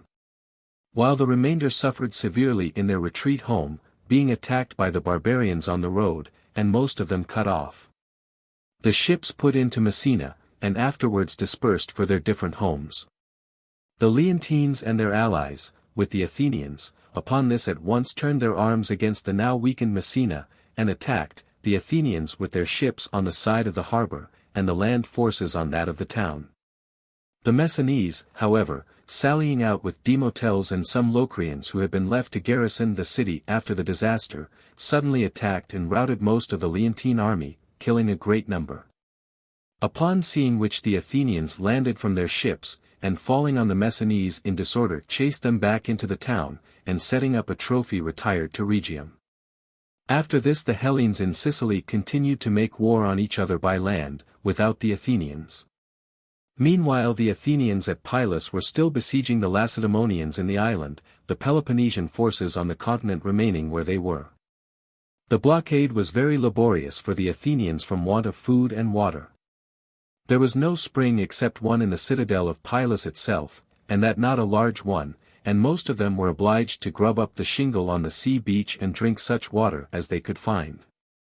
They also suffered from want of room, being encamped in a narrow space, and as there was no anchorage for the ships, some took their meals on shore in their turn, while the others were anchored out at sea. But their greatest discouragement arose from the unexpectedly long time which it took to reduce a body of men shut up in a desert island, with only brackish water to drink, a matter which they had imagined would take them only a few days. The fact was that the Lacedaemonians had made advertisement for volunteers to carry into the island ground corn, wine, cheese, and any other food useful in a siege. High prices being offered, and freedom promised to any of the Helots who should succeed in doing so. The Helots accordingly were most forward to engage in this risky traffic, putting off from this or that part of Peloponnese, and running in by night on the seaward side of the island. They were best pleased, however, when they could catch a wind to carry them in. It was more easy to elude the lookout of the galleys, when it blew from the seaward, as it became impossible for them to anchor round the island. While the Helots had their boats rated at their value in money, and ran them ashore, without caring how they landed, being sure to find the soldiers waiting for them at the landing places. But all who risked it in fair weather were taken. Divers also swam in under water from the harbor, dragging by a cord in skins poppy seed mixed with honey, and bruised linseed. These at first escaped notice, but afterwards a lookout was kept for them. In short, both sides tried every possible contrivance, the one to throw in provisions, and the other to prevent their introduction. At Athens, meanwhile, the news that the army was in great distress, and that corn found its way into the men in the island, caused no small perplexity. And the Athenians began to fear that winter might come on and find them still engaged in the blockade. They saw that the convoying of provisions round Peloponnese would be then impossible. The country offered no resources in itself, and even in summer they could not send round enough. The blockade of a place without harbors could no longer be kept up. And the men would either escape by the siege being abandoned, or would watch for bad weather and sail out in the boats that brought in their corn. What caused still more alarm was the attitude of the Lacedaemonians, who must, it was thought by the Athenians, feel themselves on strong ground not to send them any more envoys, and they began to repent having rejected the treaty. Cleon, perceiving the disfavor with which he was regarded for having stood in the way of the convention, now said that their informants did not speak the truth. And upon the messengers recommending them, if they did not believe them, to send some commissioners to see, Cleon himself and Theagenes were chosen by the Athenians as commissioners. Aware that he would now be obliged either to say what had been already said by the men whom he was slandering, or be proved a liar if he said the contrary, he told the Athenians, whom he saw to be not altogether disinclined for a fresh expedition, that instead of sending and wasting their time and opportunities, if they believed what was told them, they ought to sail against the men. And pointing at Nicias, son of Niceratus, then general, whom he hated, he tauntingly said that it would be easy, if they had men for generals, to sail with a force and take those in the island, and that if he had himself been in command, he would have done it. Nicias, seeing the Athenians murmuring against Cleon for not sailing now if it seemed to him so easy, and further seeing himself the object of attack, told him that for all that the generals cared, he might take what force he chose and make the attempt. At first Cleon fancied that this resignation was merely a figure of speech, and was ready to go, but finding that it was seriously meant, he drew back, and said that Nicias, not he, was general, being now frightened. And having never supposed that Nicias would go so far as to retire in his favor. Nicias, however, repeated his offer, and resigned the command against Pylos, and called the Athenians to witness that he did so. And as the multitude is wont to do, the more Cleon shrank from the expedition and tried to back out of what he had said, the more they encouraged Nicias to hand over his command, and clamored at Cleon to go. At last, not knowing how to get out of his words, he undertook the expedition, and came forward and said that he was not afraid of the Lacedaemonians, but would sail without taking any one from the city with him, except the Lemnians and Imbrians that were at Athens, with some targeteers that had come up from Enus, and 400 archers from other quarters. With these and the soldiers at Pylos, he would within 20 days either bring the Lacedaemonians alive, or kill them on the spot. The Athenians could not help laughing at his fatuity, while sensible men comforted themselves with the reflection that they must gain in either circumstance. Either they would be rid of Cleon, which they rather hoped, or if disappointed in this expectation, would reduce the Lacedaemonians. After he had settled everything in the assembly, and the Athenians had voted him the command of the expedition, he chose as his colleague Demosthenes, one of the generals at Pylos, and pushed forward the preparations for his voyage. His choice fell upon Demosthenes because he heard that he was contemplating a descent on the island. The soldiers, distressed by the difficulties of the position, and rather besieged than besiegers, being eager to fight it out, while the firing of the island had increased the confidence of the general. He had been at first afraid, because the island having never been inhabited was almost entirely covered with wood and without paths, thinking this to be in the enemy's favor, as he might land with a large force, and yet might suffer loss by an attack from an unseen position. The mistakes and forces of the enemy the wood would in a great measure conceal from him, while every blunder of his own troops would be at once detected, and they would be thus able to fall upon him unexpectedly just where they pleased, the attack being always in their power. If, on the other hand, he should force them to engage in the thicket, the smaller number who knew the country would, he thought, have the advantage over the larger who were ignorant of it, while his own army might be cut off imperceptibly. In spite of its numbers, as the men would not be able to see where to succor each other. The Aetolian disaster, which had been mainly caused by the wood, had not a little to do with these reflections.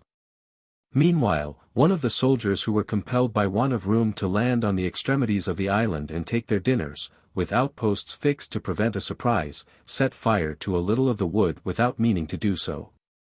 And as it came on to blow soon afterwards, almost the whole was consumed before they were aware of it. Demosthenes was now able for the first time to see how numerous the Lacedaemonians really were, having up to this moment been under the impression that they took in provisions for a smaller number.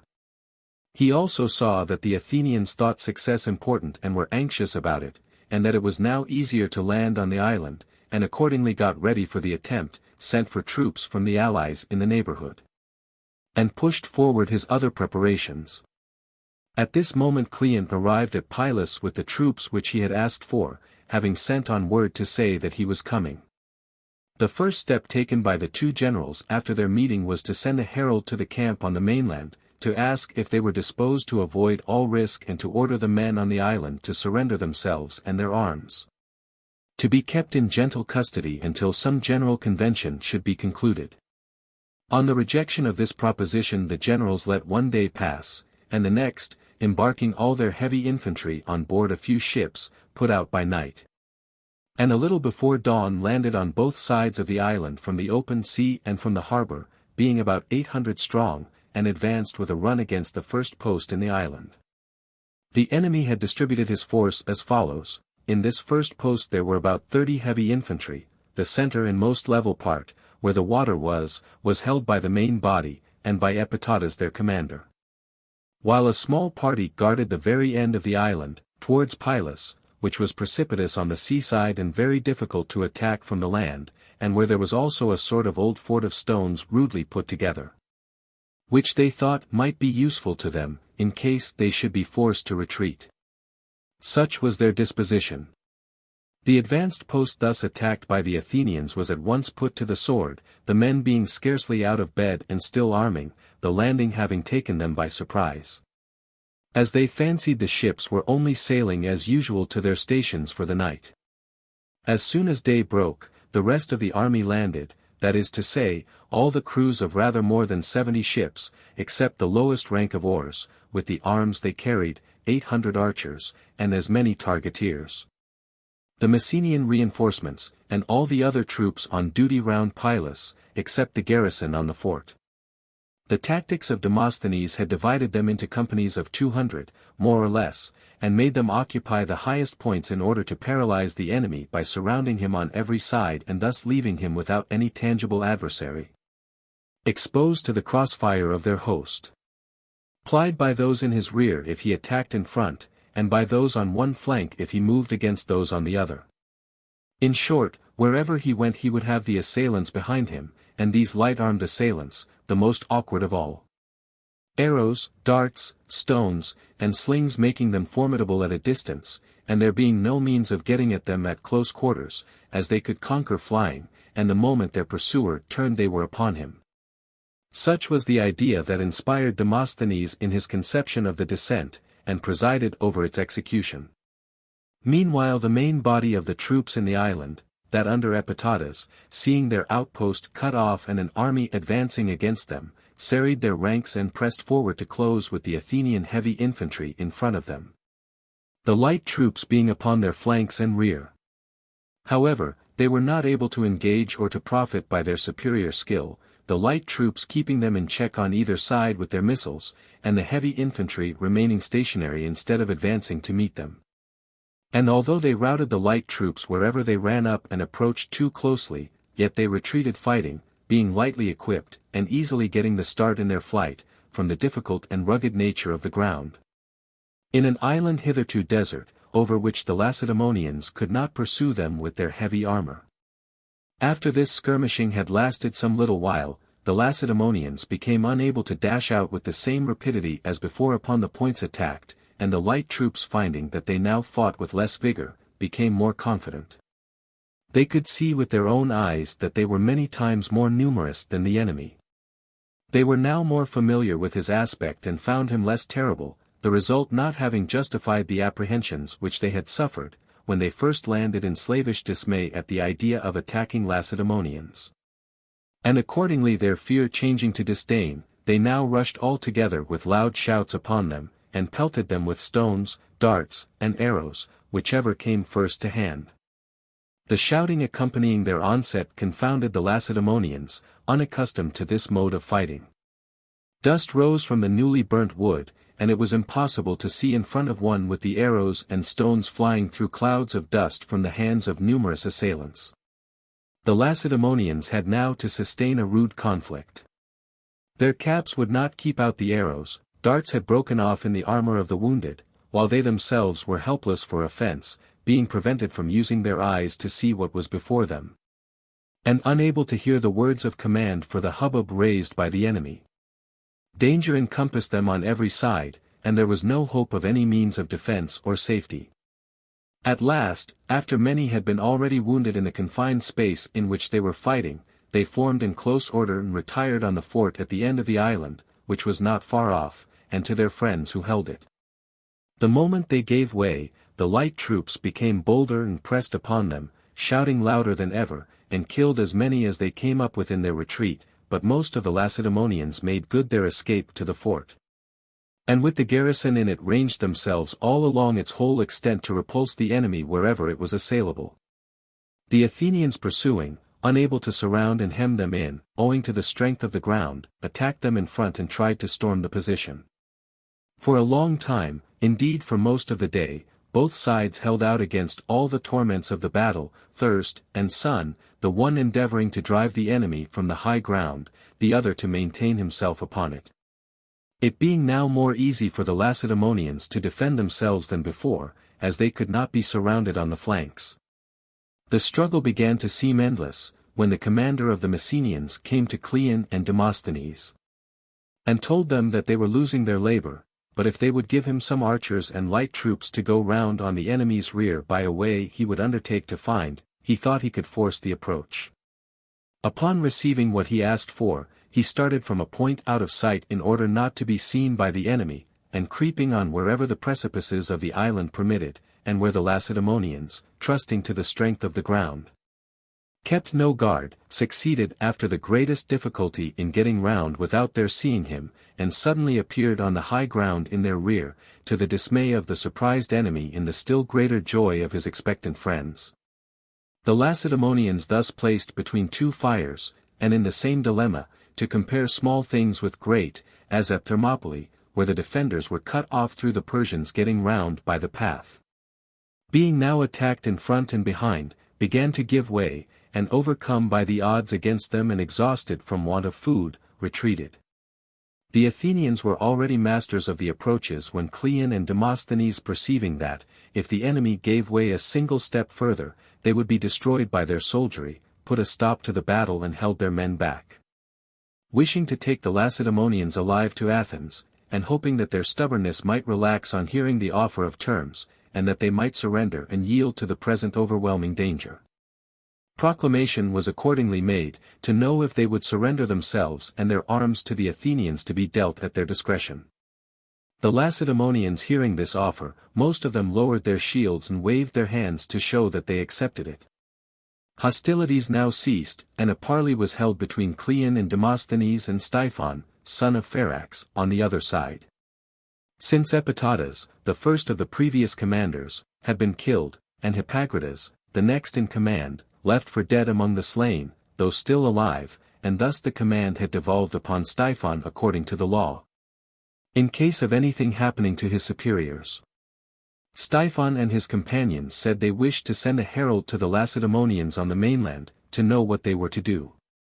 The Athenians would not let any of them go, but themselves called for heralds from the mainland, and after questions had been carried backwards and forwards 2 or 3 times, the last man that passed over from the Lacedaemonians on the continent brought this message: the Lacedaemonians bid you to decide for yourselves so long as you do nothing dishonorable. Upon which, after consulting together, they surrendered themselves and their arms.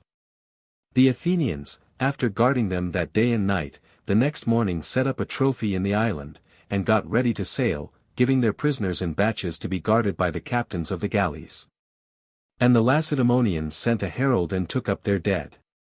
The number of the killed and prisoners taken in the island was as follows: 420 heavy infantry had passed over, 300 all but 8 were taken alive to Athens. The rest were killed. About 120 of the prisoners were Spartans. The Athenian loss was small, the battle not having been fought at close quarters.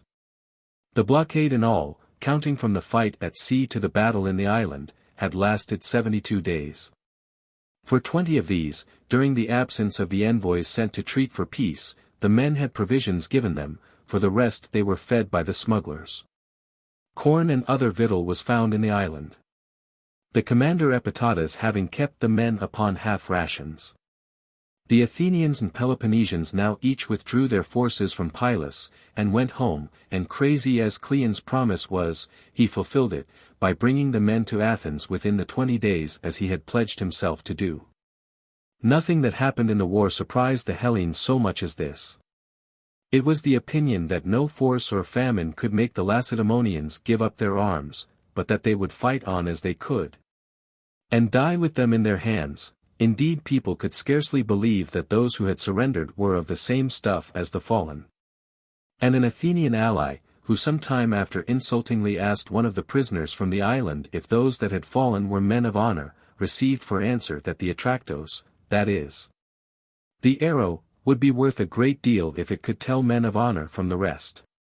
In allusion to the fact that the killed were those whom the stones and the arrows happened to hit. Upon the arrival of the men, the Athenians determined to keep them in prison until the peace, and if the Peloponnesians invaded their country in the interval, to bring them out and put them to death. Meanwhile the defense of Pylos was not forgotten. The Messenians from Naupactus sent to their old country, to which Pylos formerly belonged, some of the likeliest of their number, and began a series of incursions into Laconia, which their common dialect rendered most destructive. The Lacedaemonians, hitherto without experience of incursions or a warfare of the kind, finding the Helots deserting, and fearing the march of revolution in their country, began to be seriously uneasy. And in spite of their unwillingness to betray this to the Athenians, began to send envoys to Athens, and tried to recover Pylos and the prisoners. The Athenians, however, kept grasping at more, and dismissed envoy after envoy without their having effected anything. Such was the history of the affair of Pylos. Chapter 13. 7th and 8th years of the war, end of Corcyraean revolution, peace of Gela, capture of Nicaea. The same summer, directly after these events, the Athenians made an expedition against the territory of Corinth with 80 ships and 2,000 Athenian heavy infantry, and 200 cavalry on board horse transports, accompanied by the Milesians, Andrians, and Carystians from the allies. Under the command of Nicias, son of Niceratus, with 2 colleagues. Putting out to sea, they made land at daybreak between Chersonese and Rhytus, at the beach of the country underneath the Ciligian hill, upon which the Dorians in old times established themselves and carried on war against the Aeolian inhabitants of Corinth, and where a village now stands called Ciligia. The beach where the fleet came to is about 1.5 miles from the village, 7 miles from Corinth, and 2.25 from the isthmus. The Corinthians had heard from Argos of the coming of the Athenian armament, and had all come up to the isthmus long before, with the exception of those who lived beyond it, and also of 500 who were away in garrison in Ambracia and Leucadia. And they were there in full force watching for the Athenians to land. These last, however, gave them the slip by coming in the dark. And being informed by signals of the fact, the Corinthians left half their number at Cenchreae, in case the Athenians should go against Cramion, and marched in all haste to the rescue. Battus, one of the 2 generals present at the action, went with a company to defend the village of Ciligia, which was unfortified, Lycophron remaining to give battle with the rest. The Corinthians first attacked the right wing of the Athenians, which had just landed in front of Chersonese, and afterwards the rest of the army. The battle was an obstinate one, and fought throughout hand to hand. The right wing of the Athenians and Carystians, who had been placed at the end of the line, received and with some difficulty repulsed the Corinthians, who thereupon retreated to a wall upon the rising ground behind. And throwing down the stones upon them, came on again singing the paean, and being received by the Athenians, were again engaged at close quarters. At this moment a Corinthian company having come to the relief of the left wing, routed and pursued the Athenian right to the sea, whence they were in their turn driven back by the Athenians and Corinthians from the ships.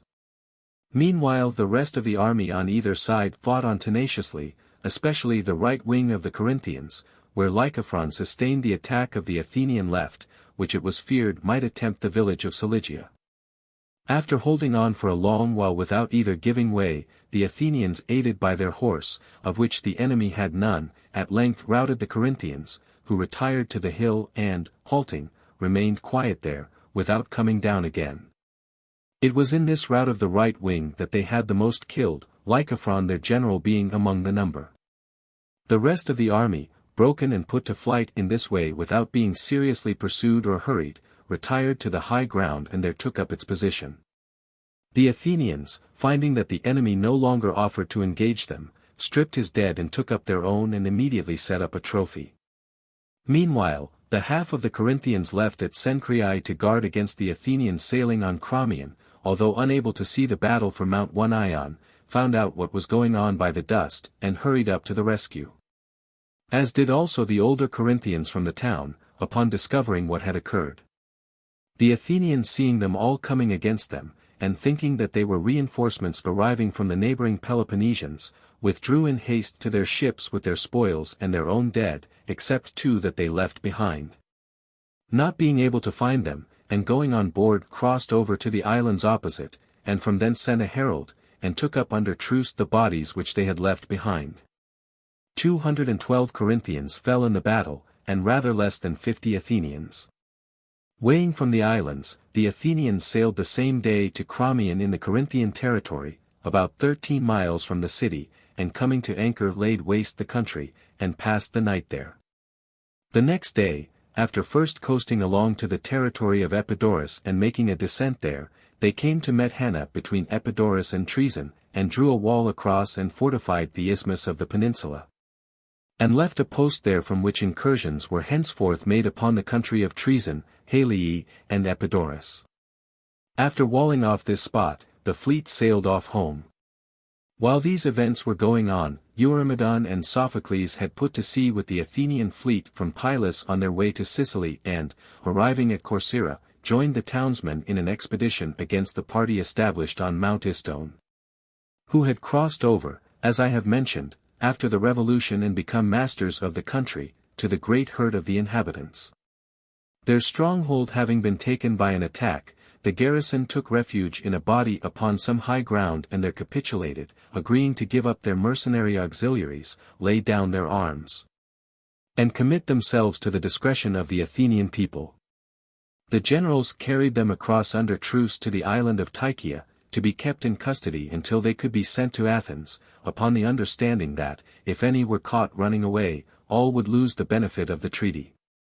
Meanwhile the leaders of the Corcyraean commons, afraid that the Athenians might spare the lives of the prisoners, had recourse to the following stratagem. They gained over some few men on the island by secretly sending friends with instructions to provide them with a boat, and to tell them, as if for their own sakes, that they had best escape as quickly as possible, as the Athenian generals were going to give them up to the Corcyraean people.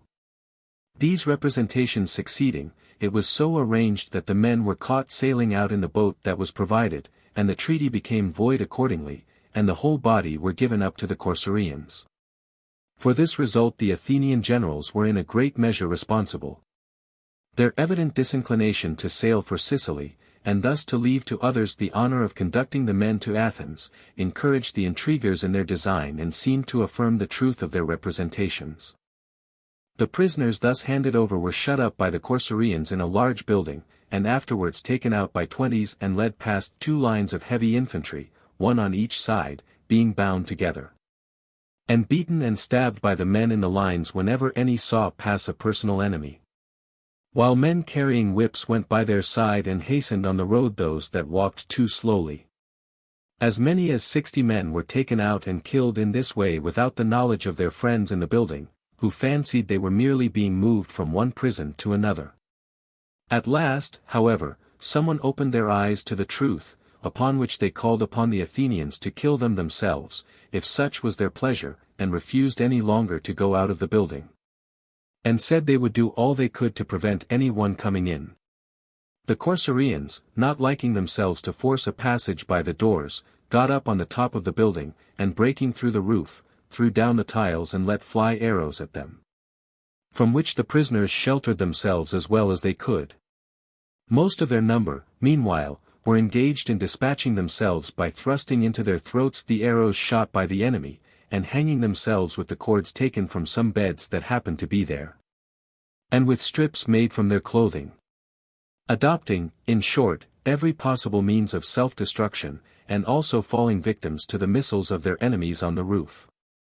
Night came on while these horrors were enacting, and most of it had passed before they were concluded. When it was day the Corcyraeans threw them in layers upon wagons and carried them out of the city. All the women taken in the stronghold were sold as slaves. In this way the Corcyraeans of the mountain were destroyed by the commons. And so after terrible excesses the party strife came to an end, at least as far as the period of this war is concerned, for of one party there was practically nothing left. Meanwhile the Athenians sailed off to Sicily, their primary destination, and carried on the war with their allies there. At the close of the summer, the Athenians at Naupactus and the Acarnanians made an expedition against Anactorium, the Corinthian town lying at the mouth of the Ambracian Gulf, and took it by treachery. And the Acarnanians themselves, sending settlers from all parts of Acarnania, occupied the place. Summer was now over. During the winter ensuing, Aristides, son of Archippus, one of the commanders of the Athenian ships sent to collect money from the allies, arrested at Ion, on the Strymon, Artaphernes, a Persian, on his way from the king to Lacedaemon. He was conducted to Athens, where the Athenians got his dispatches translated from the Assyrian character and read them. With numerous references to other subjects, they in substance told the Lacedaemonians that the king did not know what they wanted, as of the many ambassadors they had sent him no two ever told the same story. If however they were prepared to speak plainly they might send him some envoys with this Persian. The Athenians afterwards sent back Artaphernes in a galley to Ephesus, and ambassadors with him, who heard there of the death of King Artaxerxes, son of Xerxes, which took place about that time, and so returned home. The same winter the Chians pulled down their new wall at the command of the Athenians, who suspected them of meditating an insurrection, after first however obtaining pledges from the Athenians. And security as far as this was possible for their continuing to treat them as before. Thus the winter ended, and with it ended the 7th year of this war of which Thucydides is the historian. In first days of the next summer there was an eclipse of the sun at the time of new moon, and in the early part of the same month an earthquake. Meanwhile, the Mytilenean and other Lesbian exiles set out, for the most part from the continent, with mercenaries hired in Peloponnese, and others levied on the spot, and took Rhetium. But restored it without injury on the receipt of 2,000 Phocian staters. After this they marched against Antandrus and took the town by treachery, their plan being to free Antandrus and the rest of the Actaean towns, formerly owned by Mytilene but now held by the Athenians. Once fortified there, they would have every facility for shipbuilding from the vicinity of Ida and the consequent abundance of timber, and plenty of other supplies, and might from this base easily ravage Lesbos, which was not far off, and make themselves masters of the Aeolian towns on the continent. While these were the schemes of the exiles, the Athenians in the same summer made an expedition with 60 ships, 2,000 heavy infantry, a few cavalry, and some allied troops from Miletus and other parts, against Cythera. Under the command of Nicias, son of Niceratus, Nicostratus, son of Diotrephes, and Autocles, son of Ptolemaeus. Cythera is an island lying off Laconia, opposite Malea. The inhabitants are Lacedaemonians of the class of the Perioeci, and an officer called the judge of Cythera went over to the place annually from Sparta. A garrison of heavy infantry was also regularly sent there, and great attention paid to the island, as it was the landing place for the merchantmen from Egypt and Libya. And at the same time secured Laconia from the attacks of privateers from the sea, at the only point where it is assailable, as the whole coast rises abruptly towards the Sicilian and Cretan seas. Coming to land here with their armament, the Athenians with 10 ships and 2,000 Milesian heavy infantry took the town of Scandia, on the sea. And with the rest of their forces landing on the side of the island looking towards Malea, went against the lower town of Cythera, where they found all the inhabitants encamped. A battle ensuing, the Cytherians held their ground for some little while, and then turned and fled into the upper town, where they soon afterwards capitulated to Nicias and his colleagues. Agreeing to leave their fate to the decision of the Athenians, their lives only being safe.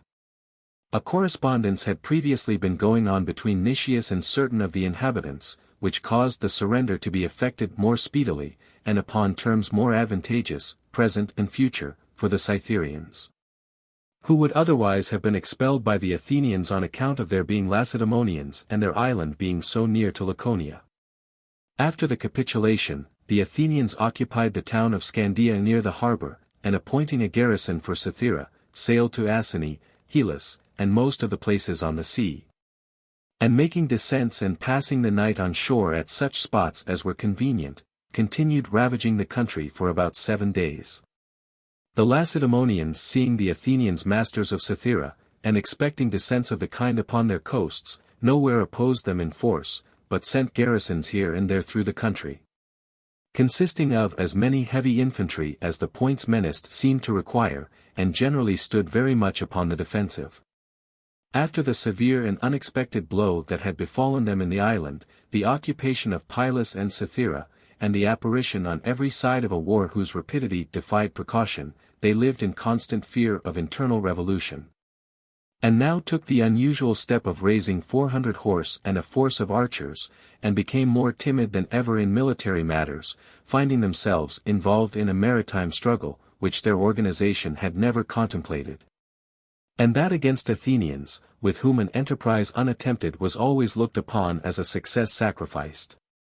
Besides this, their late numerous reverses of fortune, coming close one upon another without any reason, had thoroughly unnerved them, and they were always afraid of a second disaster like that on the island. And thus scarcely dared to take the field, but fancied that they could not stir without a blunder, for being new to the experience of adversity they had lost all confidence in themselves. Accordingly they now allowed the Athenians to ravage their seaboard, without making any movement, the garrisons in whose neighborhood the descents were made always thinking their numbers insufficient, and sharing the general feeling. A single garrison which ventured to resist, near Coterta and Aphrodisia, struck terror by its charge into the scattered mob of light troops, but retreated, upon being received by the heavy infantry, with the loss of a few men and some arms. For which the Athenians set up a trophy, and then sailed off to Cythera. From thence they sailed round to Epidaurus Limera, ravaged part of the country, and so came to Thyrea in the Sinurian territory, upon the Argive and Laconian border. This district had been given by its Lacedaemonian owners to the expelled Aeginetans to inhabit, in return for their good offices at the time of the earthquake and the rising of the Helots. And also because, although subjects of Athens, they had always sided with Lacedaemon. While the Athenians were still at sea, the Aeginetans evacuated a fort which they were building upon the coast, and retreated into the upper town where they lived, rather more than a mile from the sea. One of the Lacedaemonian district garrisons which was helping them in the work, refused to enter here with them at their entreaty, thinking it dangerous to shut themselves up within the wall, and retiring to the high ground remained quiet, not considering themselves a match for the enemy. Meanwhile the Athenians landed, and instantly advanced with all their forces and took Thyrea. The town they burnt, pillaging what was in it. The Aeginetans who were not slain in action they took with them to Athens, with Tantalus, son of Patroclus, their Lacedaemonian commander, who had been wounded and taken prisoner. They also took with them a few men from Cythera whom they thought it safest to remove. These the Athenians determined to lodge in the islands. The rest of the Cytherians were to retain their lands and pay 4 talents tribute. The Aeginetans captured to be all put to death, on account of the old inveterate feud, and Tantalus to share the imprisonment of the Lacedaemonians taken on the island.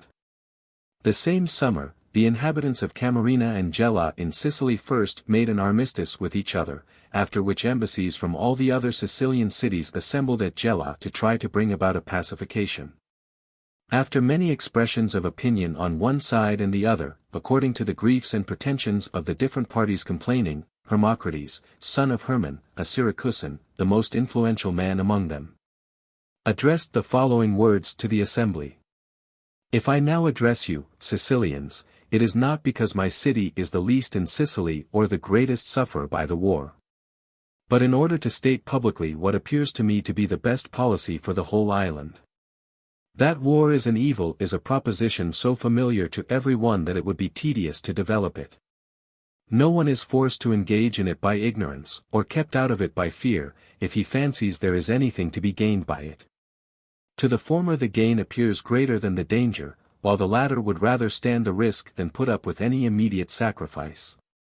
But if both should happen to have chosen the wrong moment for acting in this way, advice to make peace would not be unserviceable, and this, if we did but see it, is just what we stand most in need of at the present juncture. I suppose that no one will dispute that we went to war at first in order to serve our own several interests, that we are now, in view of the same interests, debating how we can make peace. And that if we separate without having as we think our rights, we shall go to war again.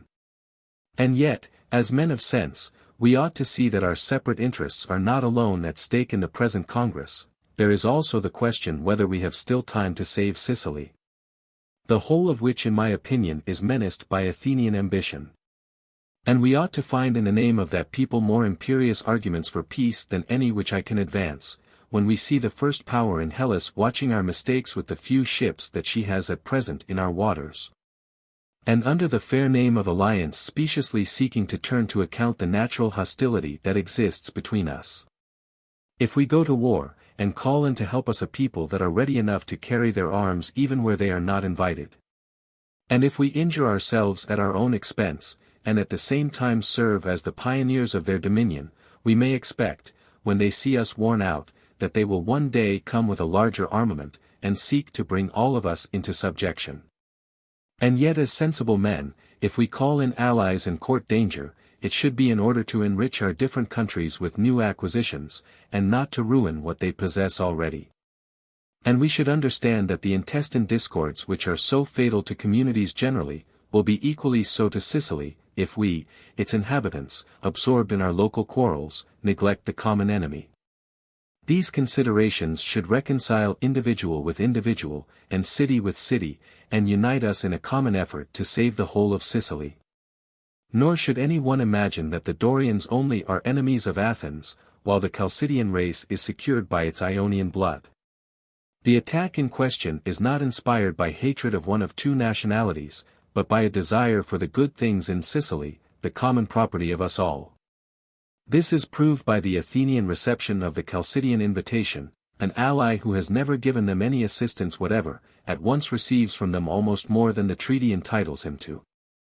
That the Athenians should cherish this ambition and practice this policy is very excusable, and I do not blame those who wish to rule, but those who are over-ready to serve. It is just as much in men's nature to rule those who submit to them, as it is to resist those who molest them. One is not less invariable than the other. Meanwhile all who see these dangers and refuse to provide for them properly, or who have come here without having made up their minds that our first duty is to unite to get rid of the common peril, are mistaken. The quickest way to be rid of it is to make peace with each other, since the Athenians menace us not from their own country, but from that of those who invited them here. In this way instead of war issuing in war, peace quietly ends our quarrels. And the guests who come hither under fair pretenses for bad ends, will have good reason for going away without having attained them. So far as regards the Athenians, such are the great advantages proved inherent in a wise policy. Independently of this, in the face of the universal consent, that peace is the first of blessings, how can we refuse to make it amongst ourselves?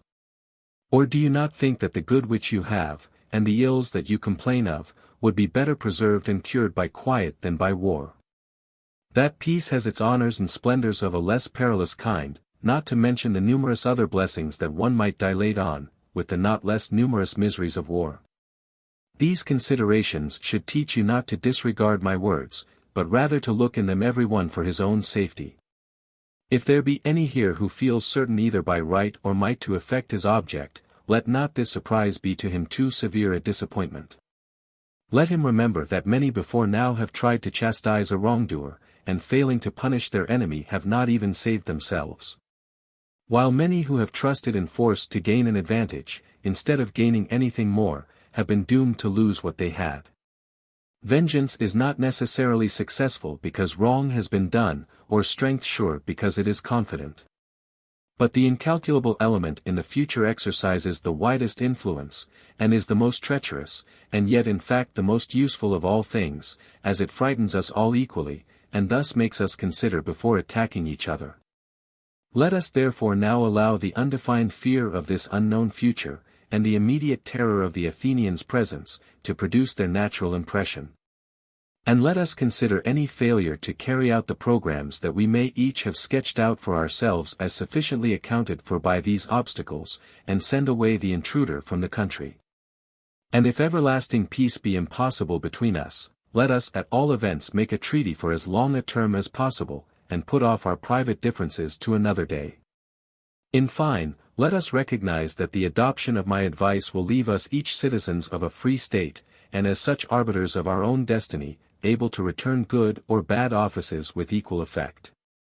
While its rejection will make us dependent on others, and thus not only impotent to repel an insult, but on the most favorable supposition, friends to our direst enemies, and at feud with our natural friends. For myself, though, as I said at first, the representative of a great city, and able to think less of defending myself than of attacking others, I am prepared to concede something in provision of these dangers. I am not inclined to ruin myself for the sake of hurting my enemies, or so blinded by animosity as to think myself equally master of my own plans and of fortune which I cannot command, but I am ready to give up anything in reason. I call upon the rest of you to imitate my conduct of your own free will, without being forced to do so by the enemy. There is no disgrace in connections giving way to one another, a Dorian to a Dorian, or a Chalcidian to his brethren. Above and beyond this we are neighbors, live in the same country, are girt by the same sea, and go by the same name of Sicilians. We shall go to war again, I suppose, when the time comes, and again make peace among ourselves by means of future congresses. But the foreign invader, if we are wise, will always find us united against him, since the hurt of one is the danger of all, and we shall never, in future, invite into the island either allies or mediators. By so acting we shall at the present moment do for Sicily a double service, ridding her at once of the Athenians, and of civil war, and in future shall live in freedom at home, and be less menaced from abroad. Such were the words of Hermocrates. The Sicilians took his advice, and came to an understanding among themselves to end the war. Each keeping what they had, the Camarinaeans taking Morgantina at a price fixed to be paid to the Syracusans, and the allies of the Athenians called the officers in command, and told them that they were going to make peace and that they would be included in the treaty. The generals assenting, the peace was concluded, and the Athenian fleet afterwards sailed away from Sicily. Upon their arrival at Athens, the Athenians banished Pythodorus and Sophocles, and fined Eurymedon for having taken bribes to depart when they might have subdued Sicily. So thoroughly had the present prosperity persuaded the citizens that nothing could withstand them, and that they could achieve what was possible and impracticable alike, with means ample or inadequate it mattered not. The secret of this was their general extraordinary success, which made them confuse their strength with their hopes. The same summer the Megarians in the city, pressed by the hostilities of the Athenians, who invaded their country twice every year with all their forces, and harassed by the incursions of their own exiles at Pegae, who had been expelled in a revolution by the popular party, began to ask each other whether it would not be better to receive back their exiles, and free the town from one of its two scourges. The friends of the emigrants, perceiving the agitation, now more openly than before demanded the adoption of this proposition. And the leaders of the commons, seeing that the sufferings of the times had tired out the constancy of their supporters, entered in their alarm into correspondence with the Athenian generals, Hippocrates, son of Ariphron, and Demosthenes. son of Alcesthenes, and resolved to betray the town, thinking this less dangerous to themselves than the return of the party which they had banished. It was accordingly arranged that the Athenians should first take the long walls extending for nearly a mile from the city to the port of Nicaea, to prevent the Peloponnesians coming to the rescue from that place, where they formed the sole garrison to secure the fidelity of Megara. And that after this the attempt should be made to put into their hands the upper town, which it was thought would then come over with less difficulty. The Athenians, after plans had been arranged between themselves and their correspondents both as to words and actions, sailed by night to Minoa, the island off Megara, with 600 heavy infantry under the command of Hippocrates, and took post in a quarry not far off, out of which bricks used to be taken for the walls. While Demosthenes, the other commander, with a detachment of Plataean light troops and another of Peripoli, placed himself in ambush in the precinct of Enyalius, which was still nearer. No one knew of it, except those whose business it was to know that night. A little before daybreak, the traders in Megara began to act. Every night for a long time back, under pretense of marauding, in order to have a means of opening the gates, they had been used, with the consent of the officer in command, to carry by night a sculling boat upon a cart along the ditch to the sea, and so to sail out, bringing it back again before day upon the cart, and taking it within the wall through the gates, in order, as they pretended, to baffle the Athenian blockade at Minoa, there being no boat to be seen in the harbour. On the present occasion the cart was already at the gates, which had been opened in the usual way for the boat, when the Athenians, with whom this had been concerted, saw it, and ran at the top of their speed from the ambush in order to reach the gates before they were shut again, and while the cart was still there to prevent their being closed. Their Megarian accomplices at the same moment killing the guard at the gates. The first to run in was Demosthenes with his Plataeans and Peripoli, just where the trophy now stands. And he was no sooner within the gates than the Plataeans engaged and defeated the nearest party of Peloponnesians who had taken the alarm and come to the rescue, and secured the gates for the approaching Athenian heavy infantry. After this, each of the Athenians as fast as they entered went against the wall. A few of the Peloponnesian garrison stood their ground at first, and tried to repel the assault, and some of them were killed, but the main body took fright and fled. The night attack and the sight of the Megarian traders in arms against them making them think that all Megara had gone over to the enemy. It so happened also that the Athenian herald of his own idea called out and invited any of the Megarians that wished, to join the Athenian ranks. And this was no sooner heard by the garrison than they gave way, and, convinced that they were the victims of a concerted attack, took refuge in Nicaea. By daybreak, the walls being now taken and the Megarians in the city in great agitation, the persons who had negotiated with the Athenians, supported by the rest of the popular party which was privy to the plot, said that they ought to open the gates and march out to battle. It had been concerted between them that the Athenians should rush in, the moment that the gates were opened, while the conspirators were to be distinguished from the rest by being anointed with oil, and so to avoid being hurt. They could open the gates with more security, as 4,000 Athenian heavy infantry from Eleusis, and 600 horse, had marched all night, according to agreement, and were now close at hand. The conspirators were already anointed and at their posts by the gates, when one of their accomplices denounced the plot to the opposite party, who gathered together and came in a body, and roundly said that they must not march out, a thing they had never yet ventured on even when in greater force than at present, or wantonly compromise the safety of the town, and that if what they said was not attended to, the battle would have to be fought in Megara. For the rest, they gave no signs of their knowledge of the intrigue, but stoutly maintained that their advice was the best, and meanwhile kept close by and watched the gates, making it impossible for the conspirators to effect their purpose.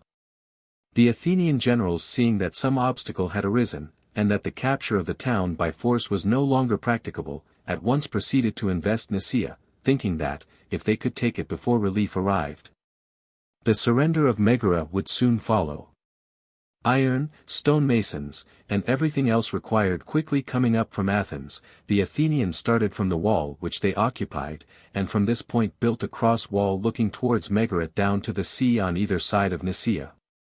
The ditch and the walls being divided among the army, stones and bricks taken from the suburb, and the fruit trees and timber cut down to make a palisade wherever this seemed necessary. The houses also in the suburb with the addition of battlements sometimes entering into the fortification.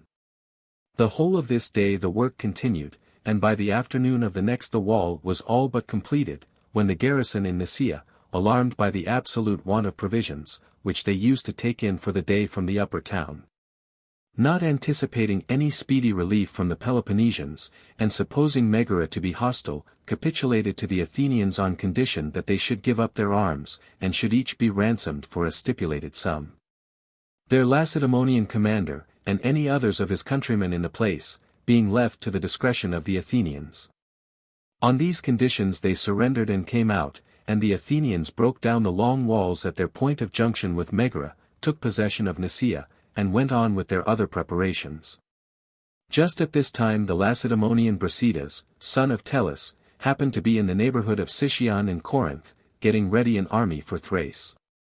As soon as he heard of the capture of the walls, fearing for the Peloponnesians in Nicaea and the safety of Megara, he sent to the Boeotians to meet him as quickly as possible at Tripodiscus, a village so called of the Megarids, under Mount Geronea. And went himself, with 2,700 Corinthian heavy infantry, 400 Phliasians, 600 Sicyonians, and such troops of his own as he had already levied, expecting to find Nicaea not yet taken.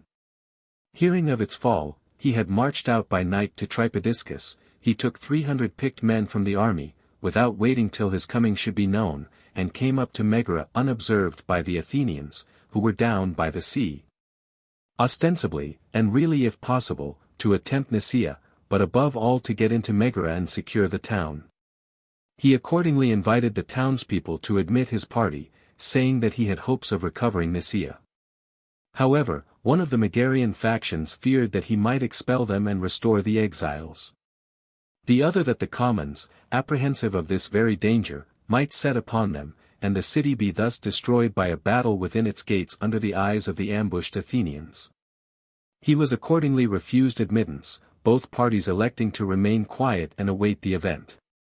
Each expecting a battle between the Athenians and the relieving army, and thinking it safer to see their friends victorious before declaring in their favor. Unable to carry his point, Brasidas went back to the rest of the army. At daybreak the Boeotians joined him.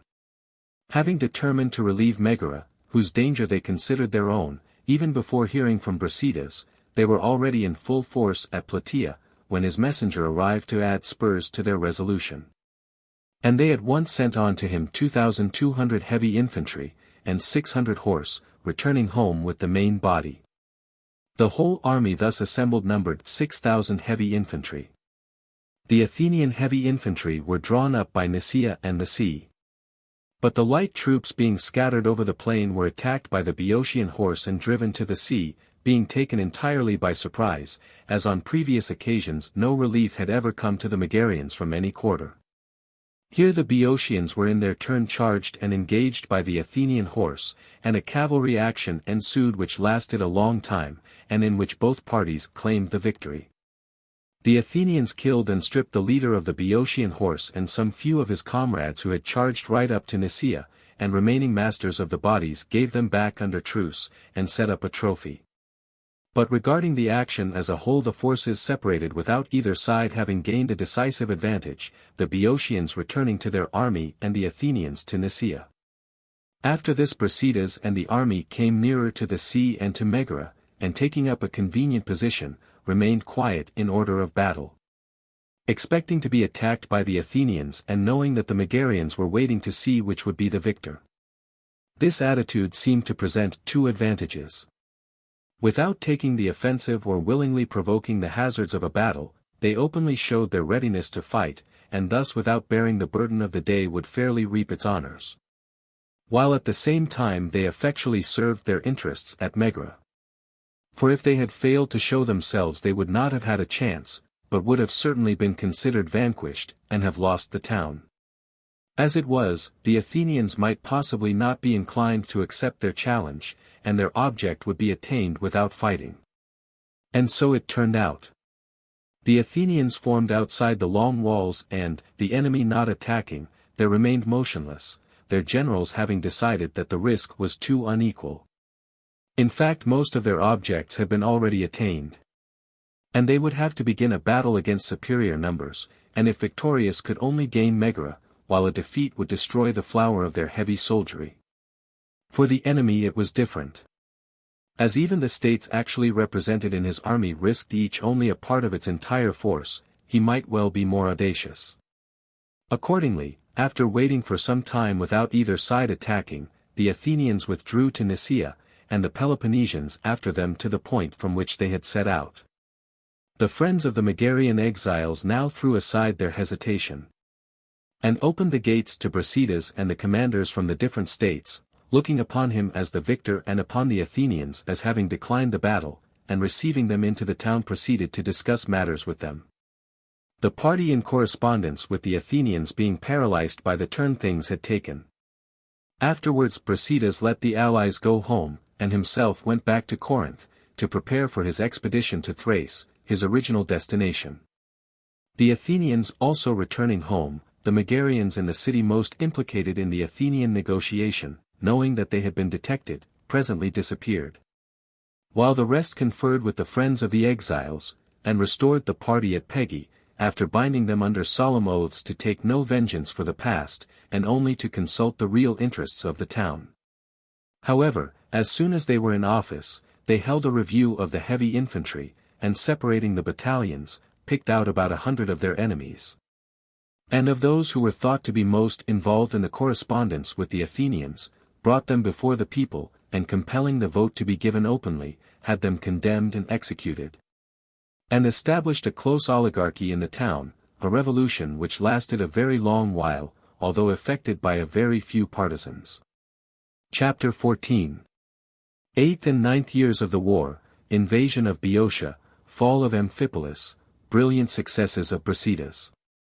The same summer the Mytileneans were about to fortify Antandrus, as they had intended, when Demodocus and Aristides, the commanders of the Athenian squadron, engaged in levying subsidies, heard on the Hellespont of what was being done to the place, Lamachus their colleague having sailed with 10 ships into the Pontus, and conceived fears of its becoming a second Aeneia, the place in which the Samian exiles had established themselves to annoy Samos, helping the Peloponnesians by sending pilots to their navy, and keeping the city in agitation and receiving all its outlaws.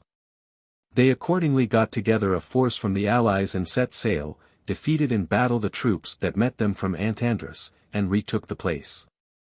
Not long after, Lamachus, who had sailed into the Pontus, lost his ships at anchor in the river Calex, in the territory of Heraclea, rain having fallen in the interior and the flood coming suddenly down upon them. And himself and his troops passed by land through the Bithynian Thracians on the Asiatic side, and arrived at Chalcedon, the Megarian colony at the mouth of the Pontus.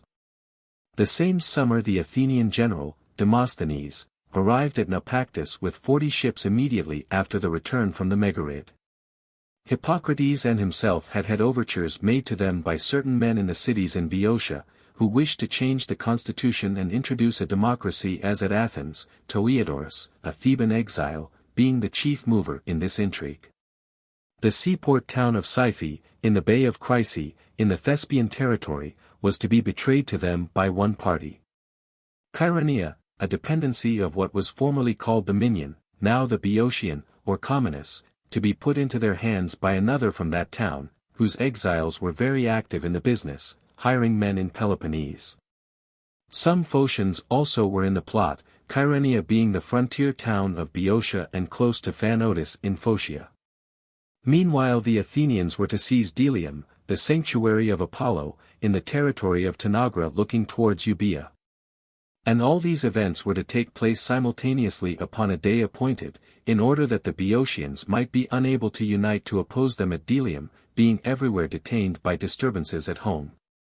Should the enterprise succeed, and Delium be fortified, its authors confidently expected that even if no revolution should immediately follow in Boeotia, yet with these places in their hands, and the country being harassed by incursions, and a refuge in each instance near for the partisans engaged in them, things would not remain as they were, but that the rebels being supported by the Athenians and the forces of the oligarchs divided It would be possible after a while to settle matters according to their wishes. Such was the plot in contemplation. Hippocrates with a force raised at home awaited the proper moment to take the field against the Boeotians. While he sent on Demosthenes with the 40 ships above mentioned to Naupactus, to raise in those parts an army of Acarnanians and of the other allies, and sail and receive Psyche from the conspirators. A day having been agreed on for the simultaneous execution of both these operations. Demosthenes on his arrival found Oeniade already compelled by the united Acarnanians to join the Athenian confederacy, and himself raising all the allies in those countries marched against and subdued Salynthius and the Agrians. After which he devoted himself to the preparations necessary to enable him to be at Psyche by the time appointed. About the same time in the summer, Brasidas set out on his march for the Thracian places with 1,700 heavy infantry, and arriving at Heraclea in Trachis, from thence sent on a messenger to his friends at Pharsalus, to ask them to conduct himself and his army through the country. Accordingly there came to militia in Achaia Paneris, Dorus, Hippolochidas, Taurolas, and Strophicus, the Chalcidian Proxenus, under whose escort he resumed his march, being accompanied also by other Thessalians. Among whom was Niconidas from Larissa, a friend of Perdiccas. It was never very easy to traverse Thessaly without an escort, and throughout all Hellas for an armed force to pass without leave through a neighbor's country was a delicate step to take. Besides this, the Thessalian people had always sympathized with the Athenians. Indeed, if instead of the customary close oligarchy there had been a constitutional government in Thessaly, he would never have been able to proceed. Since even as it was, he was met on his march at the river Enipeus by certain of the opposite party who forbade his further progress, and complained of his making the attempt without the consent of the nation. To this his escort answered that they had no intention of taking him through against their will, they were only friends in attendance on an unexpected visitor. Brasidas himself added that he came as a friend to Thessaly and its inhabitants, his arms not being directed against them but against the Athenians, with whom he was at war. And that although he knew of no quarrel between the Thessalians and Lacedaemonians to prevent the two nations having access to each other's territory, he neither would nor could proceed against their wishes. He could only beg them not to stop him. With this answer they went away, and he took the advice of his escort, and pushed on without halting, before a greater force might gather to prevent him. Thus in the day that he set out from Militia he performed the whole distance to Pharsalus, and encamped on the river Apidanus, and so to Phaeacium and from thence to Perhybia. Here his Thessalian escort went back, and the Peribibians, who are subjects of Thessaly, set him down at Dium in the dominions of Perdiccas, a Macedonian town under Mount Olympus, looking towards Thessaly. In this way Brasidas hurried through Thessaly before any one could be got ready to stop him, and reached Perdiccas and Chalcidice. The departure of the army from Peloponnese had been procured by the Thracian towns in revolt against Athens and by Perdiccas, alarmed at the successes of the Athenians. The Chalcidians thought that they would be the first objects of an Athenian expedition, not that the neighboring towns which had not yet revolted did not also secretly join in the invitation. And Perdiccas also had his apprehensions on account of his old quarrels with the Athenians, although not openly at war with them, and above all wished to reduce Arabius, king of the Lyncestians. It had been less difficult for them to get an army to leave Peloponnese, because of the ill fortune of the Lacedaemonians at the present moment. The attacks of the Athenians upon Peloponnese, and in particular upon Laconia, might, it was hoped, be diverted most effectually by annoying them in return, and by sending an army to their allies. Especially as they were willing to maintain it and asked for it to aid them in revolting.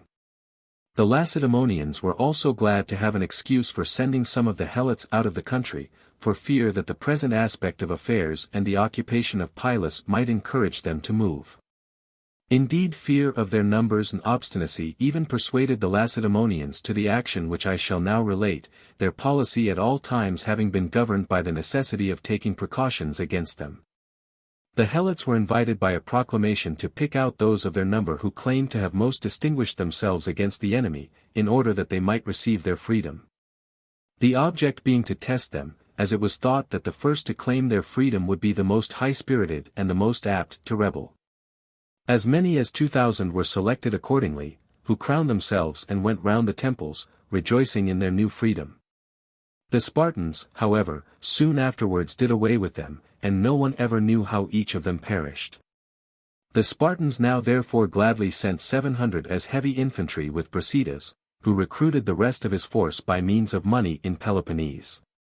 Brasidas himself was sent out by the Lacedaemonians mainly at his own desire, although the Chalcidians also were eager to have a man so thorough as he had shown himself whenever there was anything to be done at Sparta, and whose after-service abroad proved of the utmost use to his country. At the present moment his just and moderate conduct towards the towns generally succeeded in procuring their revolt, besides the places which he managed to take by treachery. And thus when the Lacedaemonians desired to treat, as they ultimately did, they had places to offer in exchange, and the burden of war meanwhile shifted from Peloponnese. Later on in the war, after the events in Sicily, the present valor and conduct of Brasidas, known by experience to some, by hearsay to others, was what mainly created in the allies of Athens a feeling for the Lacedaemonians. He was the first who went out and showed himself so good a man at all points as to leave behind him the conviction that the rest were like him. Meanwhile his arrival in the Thracian country no sooner became known to the Athenians than they declared war against Perdiccas, whom they regarded as the author of the expedition, and kept a closer watch on their allies in that quarter. Upon the arrival of Brasidas and his army, Perdiccas immediately started with them and with his own forces against Arabius, son of Bromorus, king of the Lyncestian Macedonians, his neighbor, with whom he had a quarrel and whom he wished to subdue. However, when he arrived with his army in Brasidas at the pass leading into Lyncus, Brasidas told him that before commencing hostilities he wished to go and try to persuade Arabius to become the ally of Lacedaemon. This latter having already made overtures intimating his willingness to make Brasidas arbitrator between them, and the Chalcidian envoys accompanying him having warned him not to remove the apprehensions of Perdiccas, in order to ensure his greater zeal in their cause. Besides, the envoys of Perdiccas had talked at Lacedaemon about his bringing many of the places round him into alliance with them, and thus Brasidas thought he might take a larger view of the question of Arabius. Perdiccas however retorted that he had not brought him with him to arbitrate in their quarrel, but to put down the enemies whom he might point out to him. And that while he, Perdiccas, maintained half his army it was a breach of faith for Brasidas to parley with Arabius. Nevertheless Brasidas disregarded the wishes of Perdiccas and held the parley in spite of him, and suffered himself to be persuaded to lead off the army without invading the country of Arabius. After which Perdiccas, holding that faith had not been kept with him, contributed only a third instead of half of the support of the army. The same summer, without loss of time, Brasidas marched with the Chalcidians against Acanthus, a colony of the Andrians, a little before vintage. The inhabitants were divided into two parties on the question of receiving him. Those who had joined the Chalcidians in inviting him, and the popular party. However, fear for their fruit, which was still out, enabled Brasidas to persuade the multitude to admit him alone, and to hear what he had to say before making a decision. And he was admitted accordingly and appeared before the people, and not being a bad speaker for a Lacedaemonian, addressed them as follows. Acanthians. The Lacedaemonians have sent out me and my army to make good the reason that we gave for the war when we began it, viz. that we were going to war with the Athenians in order to free Hellas. Our delay in coming has been caused by mistaken expectations as to the war at home, which led us to hope, by our own unassisted efforts and without your risking anything, to effect the speedy downfall of the Athenians. And you must not blame us for this, as we are now come the moment that we were able, prepared with your aid to do our best to subdue them. Meanwhile I am astonished at finding your gates shut against me, and at not meeting with a better welcome. We Lacedaemonians thought of you as allies eager to have us, to whom we should come in spirit even before we were with you in body. And in this expectation undertook all the risks of a march of many days through a strange country, so far did our zeal carry us.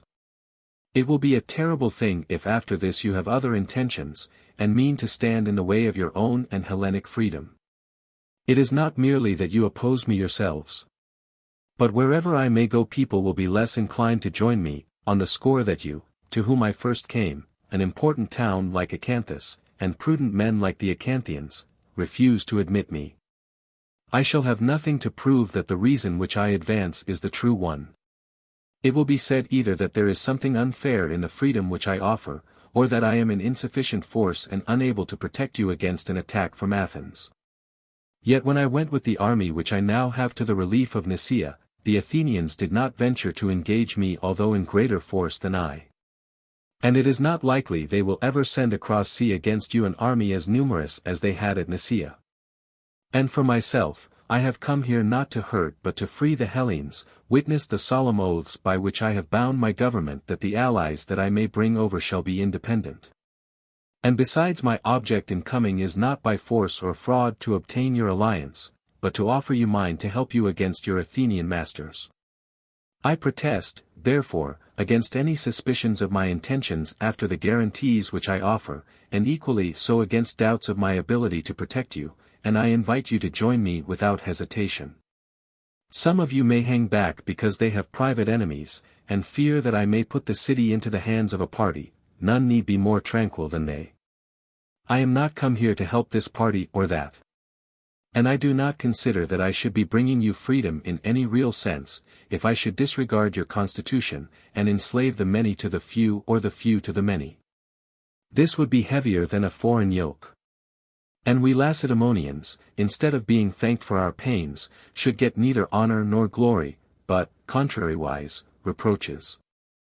The charges which strengthen our hands in the war against the Athenians would on our own showing be merited by ourselves, and more hateful in us than in those who make no pretensions to honesty. As it is more disgraceful for persons of character to take what they covet by fair-seeming fraud than by open force, the one aggression having for its justification the might which fortune gives, the other being simply a piece of clever roguery. A matter which concerns us thus nearly we naturally look to most jealously. And over and above the oaths that I have mentioned, what stronger assurance can you have, when you see that our words, compared with the actual facts, produce the necessary conviction that it is our interest to act as we say? If to these considerations of mine you put in the plea of inability, and claim that your friendly feeling should save you from being hurt by your refusal. If you say that freedom, in your opinion, is not without its dangers, and that it is right to offer it to those who can accept it, but not to force it on any against their will. Then I shall take the gods and heroes of your country to witness that I came for your good and was rejected, and shall do my best to compel you by laying waste your land. I shall do so without scruple, being justified by the necessity which constrains me, first, to prevent the Lacedaemonians from being damaged by you, their friends, in the event of your non-adhesion, through the moneys that you pay to the Athenians.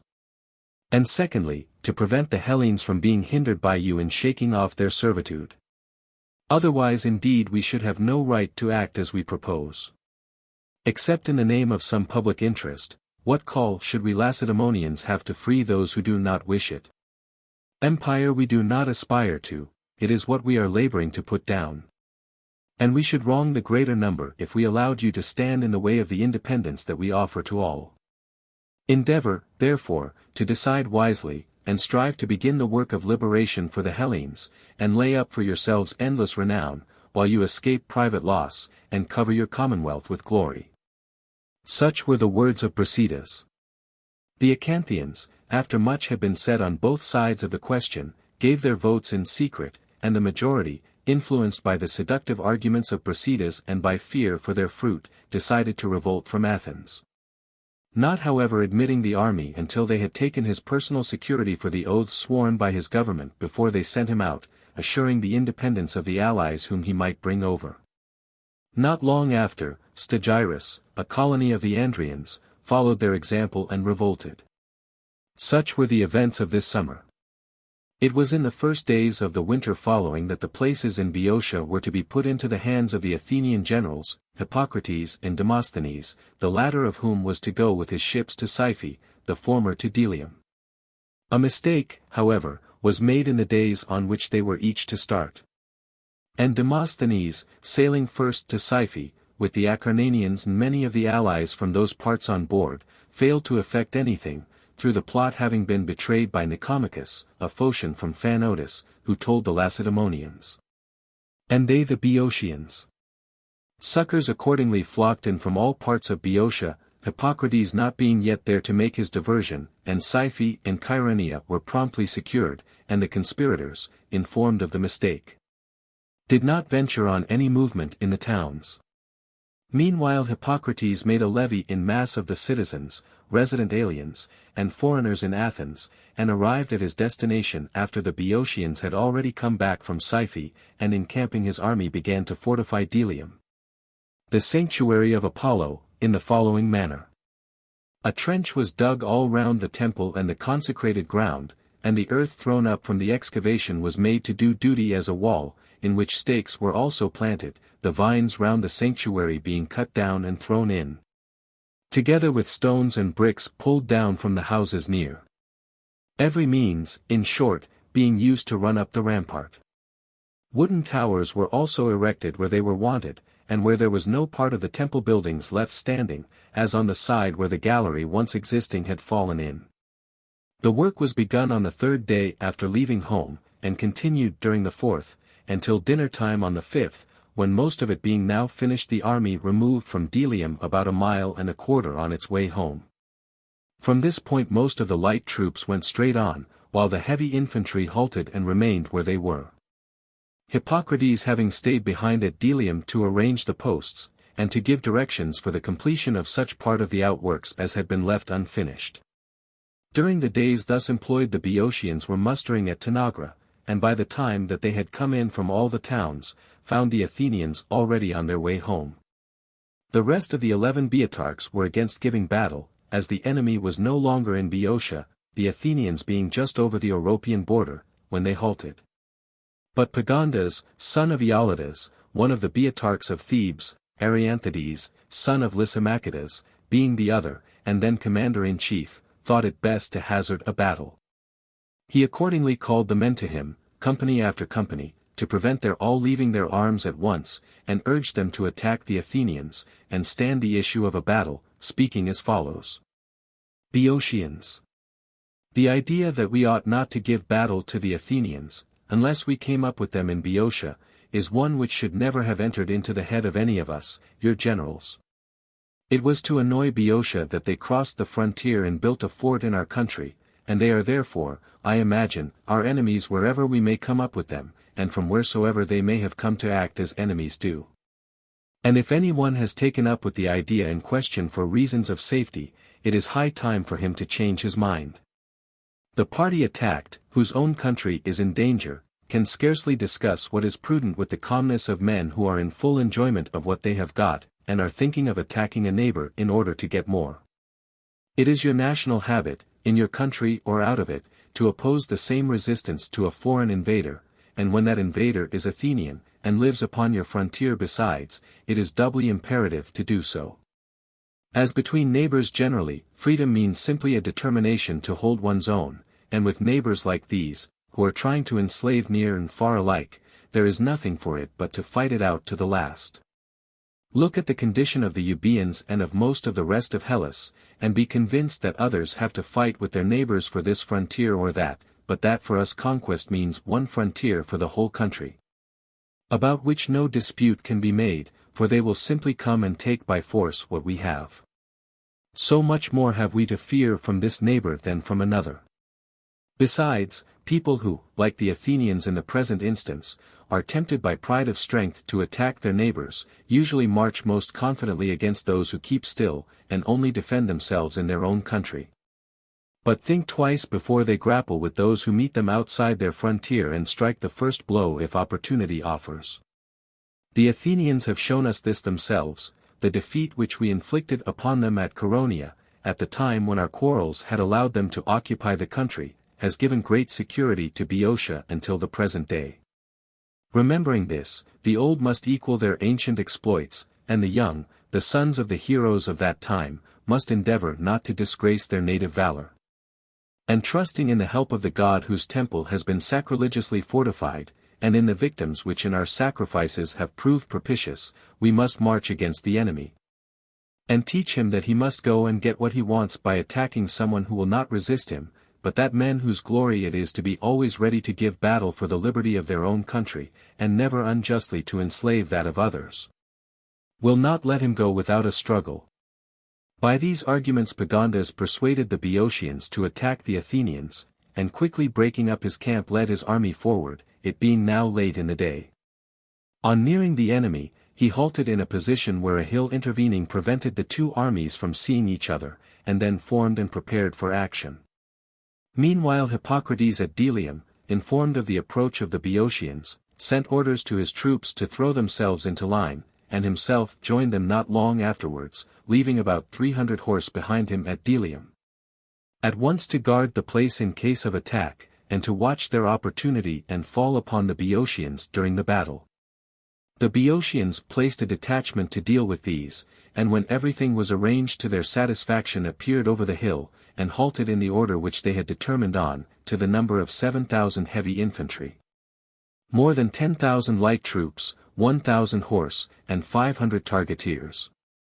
On their right were the Thebans and those of their province, in the center the Haliartians, Coronians, Copians, and the other people around the lake, and on the left the Thespians, Tanagrians, and Orchomenians. The cavalry and the light troops being at the extremity of each wing. The Thebans formed 25 shields deep, the rest as they pleased. Such was the strength and disposition of the Boeotian army.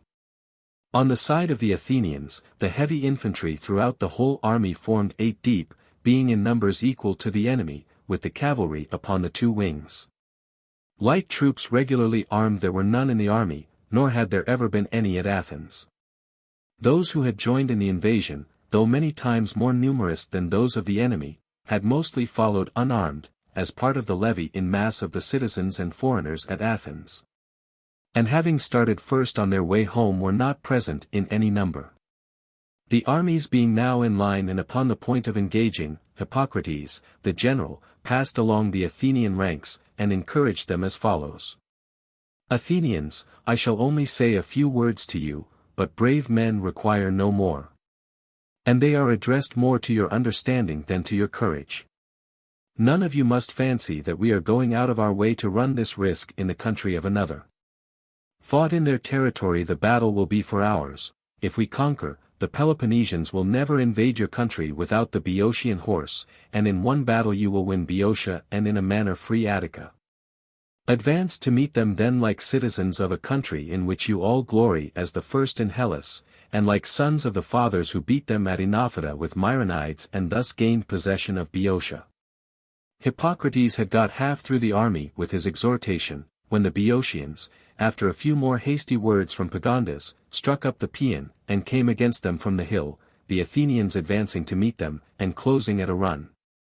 The extreme wing of neither army came into action, one like the other being stopped by the watercourses in the way, the rest engaged with the utmost obstinacy, shield against shield. The Boeotian left, as far as the center, was worsted by the Athenians. The Thespians in that part of the field suffered most severely. The troops alongside them having given way, they were surrounded in a narrow space and cut down fighting hand to hand. Some of the Athenians also fell into confusion in surrounding the enemy and mistook and so killed each other. In this part of the field the Boeotians were beaten, and retreated upon the troops still fighting, but the right, where the Thebans were, got the better of the Athenians and shoved them further and further back, though gradually at first. It so happened also that Pagondas, seeing the distress of his left, had sent 2 squadrons of horse, where they could not be seen, round the hill, and their sudden appearance struck a panic into the victorious wing of the Athenians, who thought that it was another army coming against them. At length in both parts of the field, disturbed by this panic, and with their line broken by the advancing Thebans, the whole Athenian army took to flight. Some made for Delium and the sea, some for Oropus, others for Mount Parnes, or wherever they had hopes of safety, pursued and cut down by the Boeotians, and in particular by the cavalry, composed partly of Boeotians and partly of Locrians, who had come up just as the rout began. Night however coming on to interrupt the pursuit, the mass of the fugitives escaped more easily than they would otherwise have done. The next day the troops at Oropus and Delium returned home by sea, after leaving a garrison in the latter place, which they continued to hold notwithstanding the defeat. The Boeotians set up a trophy, took up their own dead, and stripped those of the enemy, and leaving a guard over them retired to Tanagra, there to take measures for attacking Delium. Meanwhile a herald came from the Athenians to ask for the dead, but was met and turned back by a Boeotian herald, who told him that he would effect nothing until the return of himself the Boeotian herald, and who then went on to the Athenians, and told them on the part of the Boeotians that they had done wrong in transgressing the law of the Hellenes.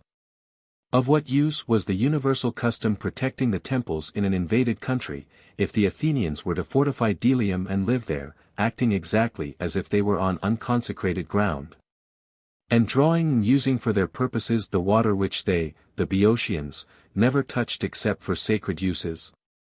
Accordingly for the god as well as for themselves, in the name of the deities concerned, and of Apollo, the Boeotians invited them first to evacuate the temple, if they wished to take up the dead that belonged to them. After these words from the herald, the Athenians sent their own herald to the Boeotians to say that they had not done any wrong to the temple, and for the future would do it no more harm than they could help. Not having occupied it originally in any such design, but to defend themselves from it against those who were really wronging them.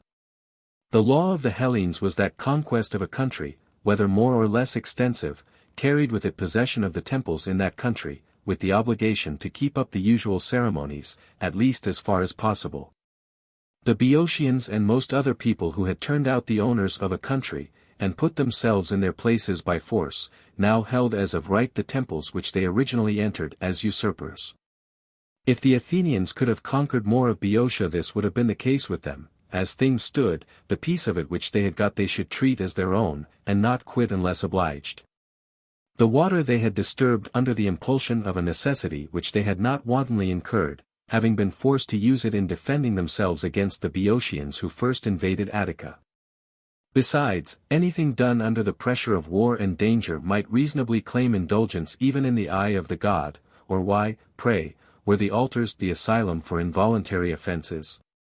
Transgression also was a term applied to presumptuous offenders, not to the victims of adverse circumstances.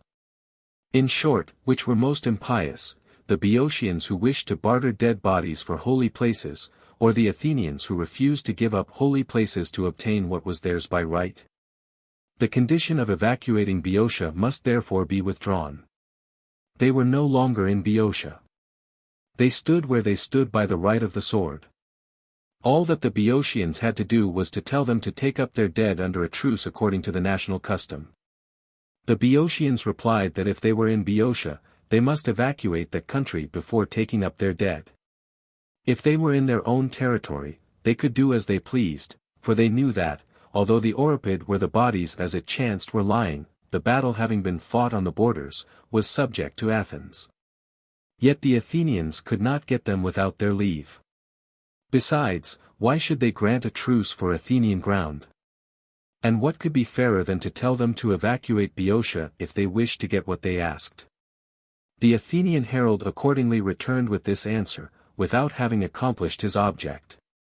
Meanwhile the Boeotians at once sent for darters and slingers from the Malian Gulf, and with 2,000 Corinthian heavy infantry who had joined them after the battle, the Peloponnesian garrison which had evacuated Nicaea.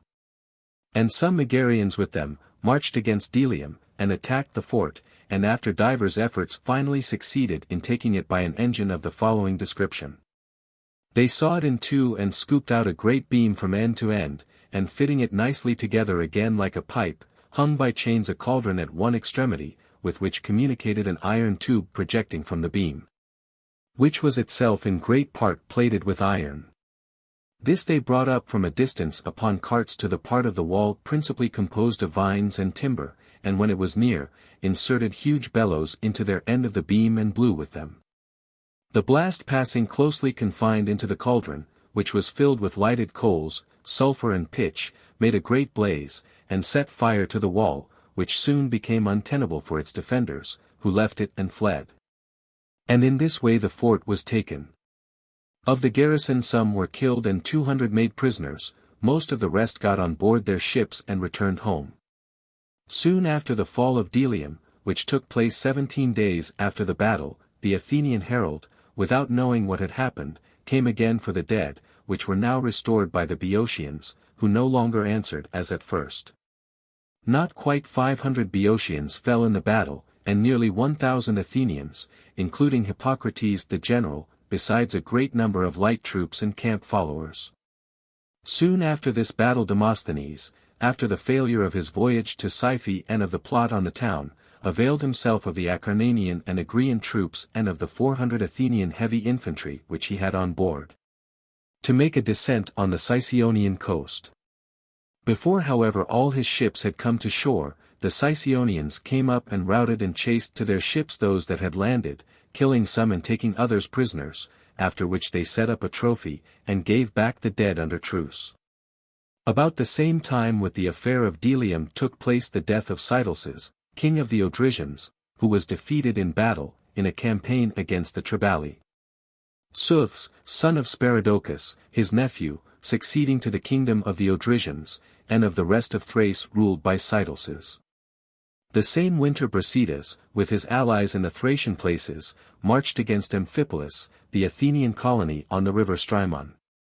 A settlement upon the spot on which the city now stands was before attempted by Aristagoras, the Milesian, when he fled from King Darius, who was however dislodged by the Edonians. And 32 years later by the Athenians, who sent thither 10,000 settlers of their own citizens, and whoever else chose to go. These were cut off at Drabescus by the Thracians. 29 years after, the Athenians returned, Hagnon, son of Nicias, being sent out as leader of the colony, and drove out the Edonians, and founded a town on the spot, formerly called Enia Hodoi or 9 Ways.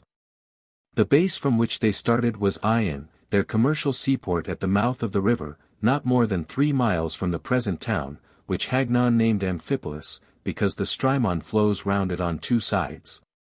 And he built it so as to be conspicuous from the sea and land alike, running a long wall across from river, to complete the circumference. Brasidas now marched against this town, starting from Arne in Chalcidice. Arriving about dusk at Aulon and Bromiscus, where the lake of Balbi runs into the sea, he supped there, and went on during the night. The weather was stormy and it was snowing a little, which encouraged him to hurry on, in order, if possible, to take every one at Amphipolis by surprise, except the party who were to betray it. The plot was carried on by some natives of Argolis, an Andrian colony, residing in Amphipolis, where they had also other accomplices gained over by Perdiccas or the Chalcidians. But the most active in the matter were the inhabitants of Argolis itself, which is close by, who had always been suspected by the Athenians, and had had designs on the place. These men now saw their opportunity arrive with Brasidas, and having for some time been in correspondence with their countrymen in Amphipolis for the betrayal of the town, at once received him into Argolis, and revolted from the Athenians. And that same night took him on to the bridge over the river, where he found only a small guard to oppose him, the town being at some distance from the passage, and the walls not reaching down to it as at present. This guard he easily drove in, partly through there being treason in their ranks, partly from the stormy state of the weather and the suddenness of his attack, and so got across the bridge, and immediately became master of all the property outside, the Amphipolitans having houses all over the quarter. The passage of Brasidas was a complete surprise to the people in the town.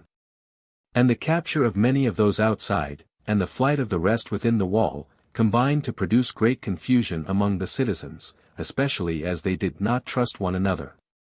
It is even said that if Brasidas, instead of stopping to pillage, had advanced straight against the town, he would probably have taken it. In fact, however, he established himself where he was and overran the country outside, and for the present remained inactive, vainly awaiting a demonstration on the part of his friends within.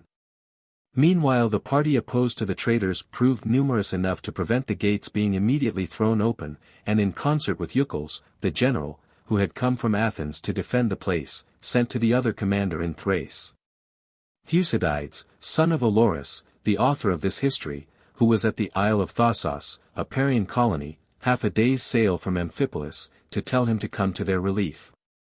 On receipt of this message he at once set sail with 7 ships which he had with him, in order, if possible, to reach Amphipolis in time to prevent its capitulation, or in any case to save Ion. Meanwhile Brasidas, afraid of succors arriving by sea from Thasos, and learning that Thucydides possessed the right of working the gold mines in that part of Thrace, and had thus great influence with the inhabitants of the continent, hastened to gain the town, if possible, before the people of Amphipolis should be encouraged by his arrival to hope that he could save them by getting together a force of allies from the sea and from Thrace, and so refused to surrender. He accordingly offered moderate terms, proclaiming that any of the Amphipolitans and Athenians who chose, might continue to enjoy their property with full rights of citizenship, while those who did not wish to stay had 5 days to depart, taking their property with them. The bulk of the inhabitants, upon hearing this, began to change their minds, especially as only a small number of the citizens were Athenians, the majority having come from different quarters. And many of the prisoners outside had relations within the walls. They found the proclamation a fair one in comparison of what their fear had suggested. The Athenians being glad to go out, as they thought they ran more risk than the rest, and further, did not expect any speedy relief, and the multitude generally being content at being left in possession of their civic rights, and at such an unexpected reprieve from danger. The partisans of Brasidas now openly advocated this course, seeing that the feeling of the people had changed, and that they no longer gave ear to the Athenian general present. And thus the surrender was made and Brasidas was admitted by them on the terms of his proclamation. In this way they gave up the city, and late in the same day Thucydides and his ships entered the harbor of Ion, Brasidas having just got hold of Amphipolis. And having been within a night of taking Ion, had the ships been less prompt in relieving it, in the morning it would have been his. After this Thucydides put all in order at Ion to secure it against any present or future attack of Brasidas, and received such as had elected to come there from the interior according to the terms agreed on. Meanwhile Brasidas suddenly sailed with a number of boats down the river to Ion to see if he could not seize the point running out from the wall, and so command the entrance. At the same time he attempted it by land, but was beaten off on both sides and had to content himself with arranging matters at Amphipolis and in the neighborhood. Myrsinus, an Edonian town, also came over to him. The Edonian king Pittacus having been killed by the sons of Goaxes and his own wife Brauro, and Galepsis and Osyme, which are Thasian colonies, not long after followed its example. Perdiccas too came up immediately after the capture and joined in these arrangements. The news that Amphipolis was in the hands of the enemy caused great alarm at Athens.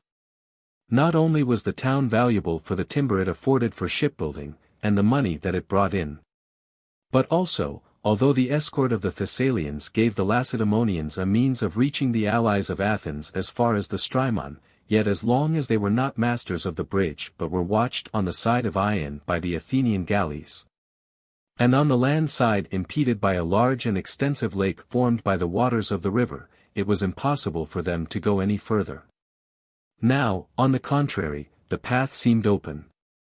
There was also the fear of the allies revolting, owing to the moderation displayed by Brasidas in all his conduct, and to the declarations which he was everywhere making that he sent out to free Hellas.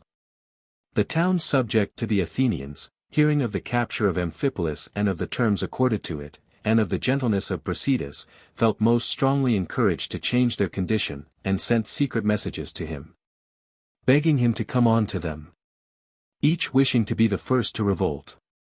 Indeed there seemed to be no danger in so doing.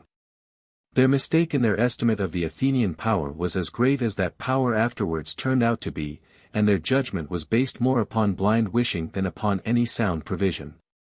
For it is a habit of mankind to entrust to careless hope what they long for, and to use sovereign reason to thrust aside what they do not fancy.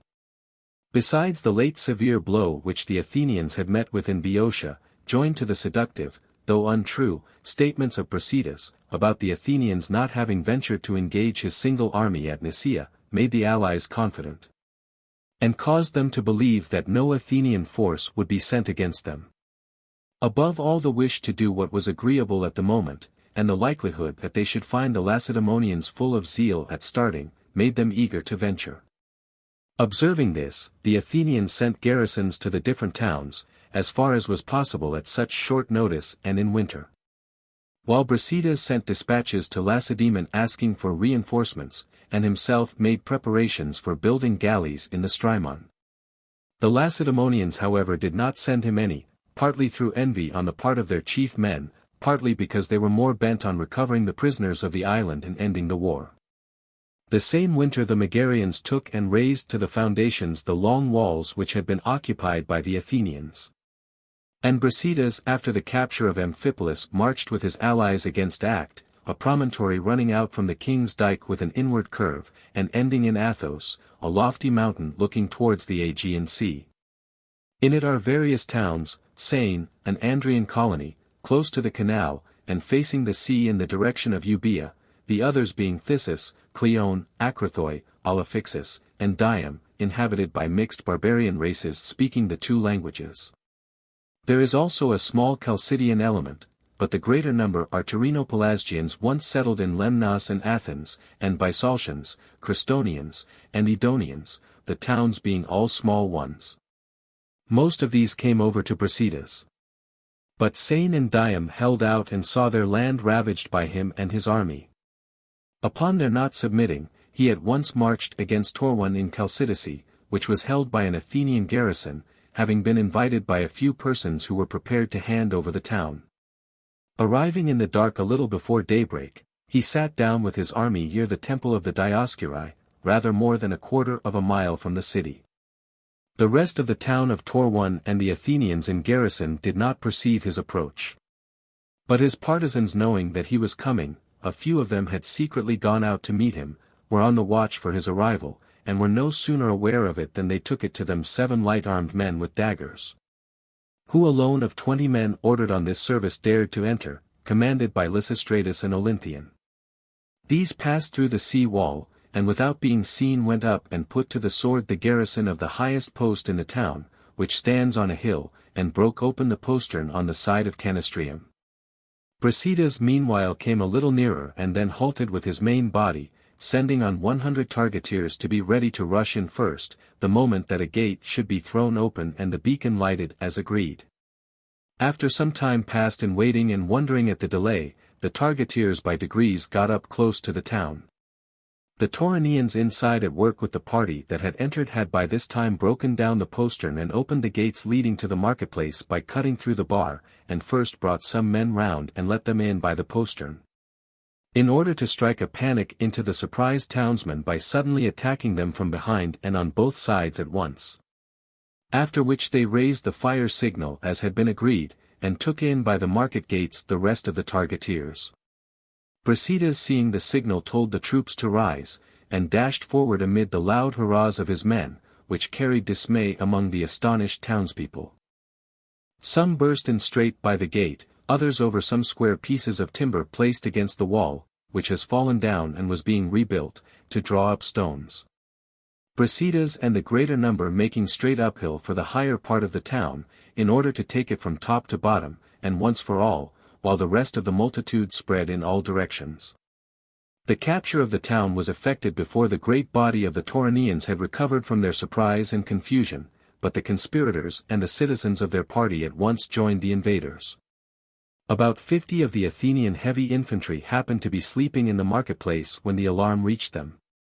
A few of these were killed fighting. The rest escaped, some by land, others to the 2 ships on the station, and took refuge in Lecythus, a fort garrisoned by their own men in the corner of the town running out into the sea and cut off by a narrow isthmus, where they were joined by the Toroneans of their party. Day now arrived, and the town being secured, Brasidas made a proclamation to the Toroneans who had taken refuge with the Athenians, to come out, as many as chose, to their homes without fearing for their rights or persons. And sent a herald to invite the Athenians to accept a truce, and to evacuate Lecythus with their property, as being Chalcidian ground. The Athenians refused this offer, but asked for a truce for a day to take up their dead. Brasidas granted it for 2 days, which he employed in fortifying the houses near, and the Athenians in doing the same to their positions. Meanwhile he called a meeting of the Toroneans, and said very much what he had said at Acanthus, namely, that they must not look upon those who had negotiated with him for the capture of the town as bad men or as traitors. As they had not acted as they had done from corrupt motives or in order to enslave the city, but for the good and freedom of Torone. Nor again must those who had not shared in the enterprise fancy that they would not equally reap its fruits, as he had not come to destroy either city or individual. This was the reason of his proclamation to those that had fled for refuge to the Athenians. He thought none the worse of them for their friendship for the Athenians. He believed that they had only to make trial of the Lacedaemonians to like them as well, or even much better, as acting much more justly. It was for want of such a trial that they were now afraid of them. Meanwhile he warned all of them to prepare to be staunch allies, and for being held responsible for all faults in future. For the past, they had not wronged the Lacedaemonians but had been wronged by others who were too strong for them. And any opposition that they might have offered him could be excused. Having encouraged them with this address, as soon as the truce expired he made his attack upon Lesethus, the Athenians defending themselves from a poor wall and from some houses with parapets. One day they beat him off. The next the enemy were preparing to bring up an engine against them from which they meant to throw fire upon the wooden defences, and the troops were already coming up to the point where they fancied they could best bring up the engine, and where place was most assailable. Meanwhile the Athenians put a wooden tower upon a house opposite, and carried up a quantity of jars and casks of water and big stones, and a large number of men also climbed up. The house thus laden too heavily suddenly broke down with a loud crash, at which the men who were near and saw it were more vexed than frightened, but those not so near, and still more those furthest off, thought that the place was already taken at that point, and fled in haste to the sea and the ships. Brasidas, perceiving that they were deserting the parapet, and seeing what was going on, dashed forward with his troops, and immediately took the fort, and put to the sword all whom he found in it. In this way the place was evacuated by the Athenians, who went across in their boats and ships to Pellene. Now there is a temple of Athene in Lesethus, and Brasidas had proclaimed in the moment of making the assault that he would give 30 silver minae to the man first on the wall. Being now of opinion that the capture was scarcely due to human means, he gave the 30 minae to the goddess for her temple, and razed and cleared Lesethus, and made the whole of it consecrated ground. The rest of the winter he spent in settling the places in his hands, and in making designs upon the rest, and with the expiration of the winter the 8th year of this war ended. In the spring of the summer following, the Lacedaemonians and Athenians made an armistice for a year. The Athenians thinking that they would thus have full leisure to take their precautions before Brasidas could procure the revolt of any more of their towns, and might also, if it suited them, conclude a general peace. The Lacedaemonians divining the actual fears of the Athenians, and thinking that after once tasting a respite from trouble and misery they would be more disposed to consent to a reconciliation, and to give back the prisoners, and make a treaty for the longer period. The great idea of the Lacedaemonians was to get back their men while Brasidas's good fortune lasted. Further successes might make the struggle a less unequal one in Chalcidice, but would leave them still deprived of their men, and even in Chalcidice not more than a match for the Athenians and by no means certain of victory. An armistice was accordingly concluded by Lacedaemon and her allies upon the terms following. 1. As to the temple and oracle of the Pythian Apollo, we are agreed that whosoever will shall have access to it, without fraud or fear, according to the usages of his forefathers.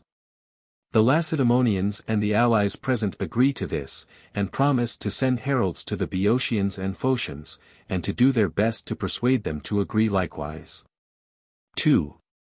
As to the treasure of the god, we agree to exert ourselves to detect all malversators, truly and honestly following the customs of our forefathers, we and you and all others willing to do so, all following the customs of our forefathers. As to these points the Lacedaemonians and the other allies are agreed as has been said. 3.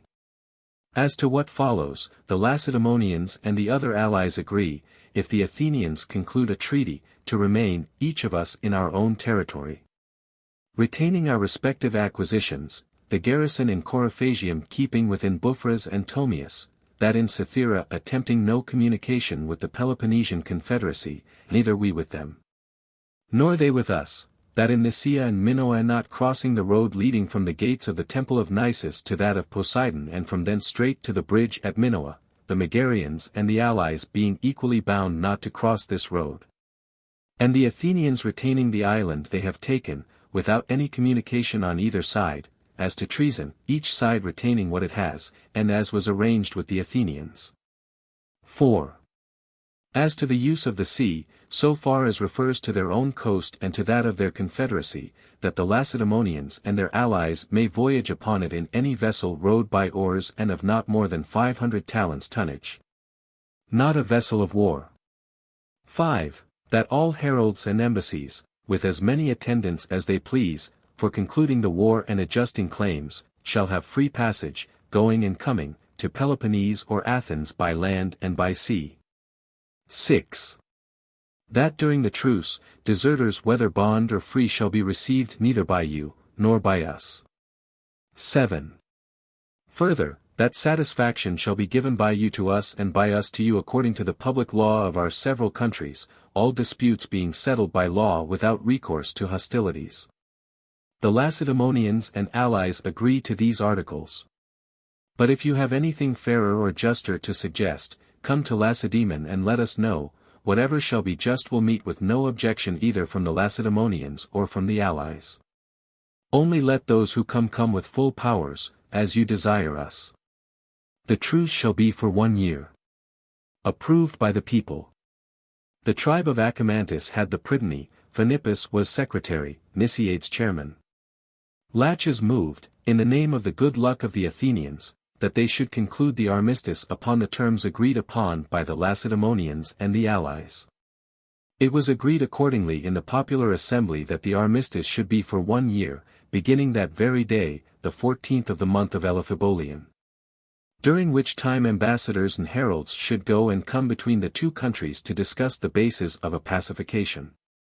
That the generals and prytanes should call an assembly of the people, in which the Athenians should first consult on the peace, and on the mode in which the embassy for putting an end to the war should be admitted. That the embassy now present should at once take the engagement before the people to keep well and truly this truce for 1 year. On these terms the Lacedaemonians concluded with the Athenians and their allies on the 12th day of the Spartan month Gerastius, the allies also taking the oaths. Those who concluded and poured the libation were Taurus, son of Echetamides, Athenius, son of Pericleides, and Philocarides, son of Eryxidates, Lacedaemonians, Aeneas, son of Ositis, and Euphamidas, son of Aristonomus, Corinthians.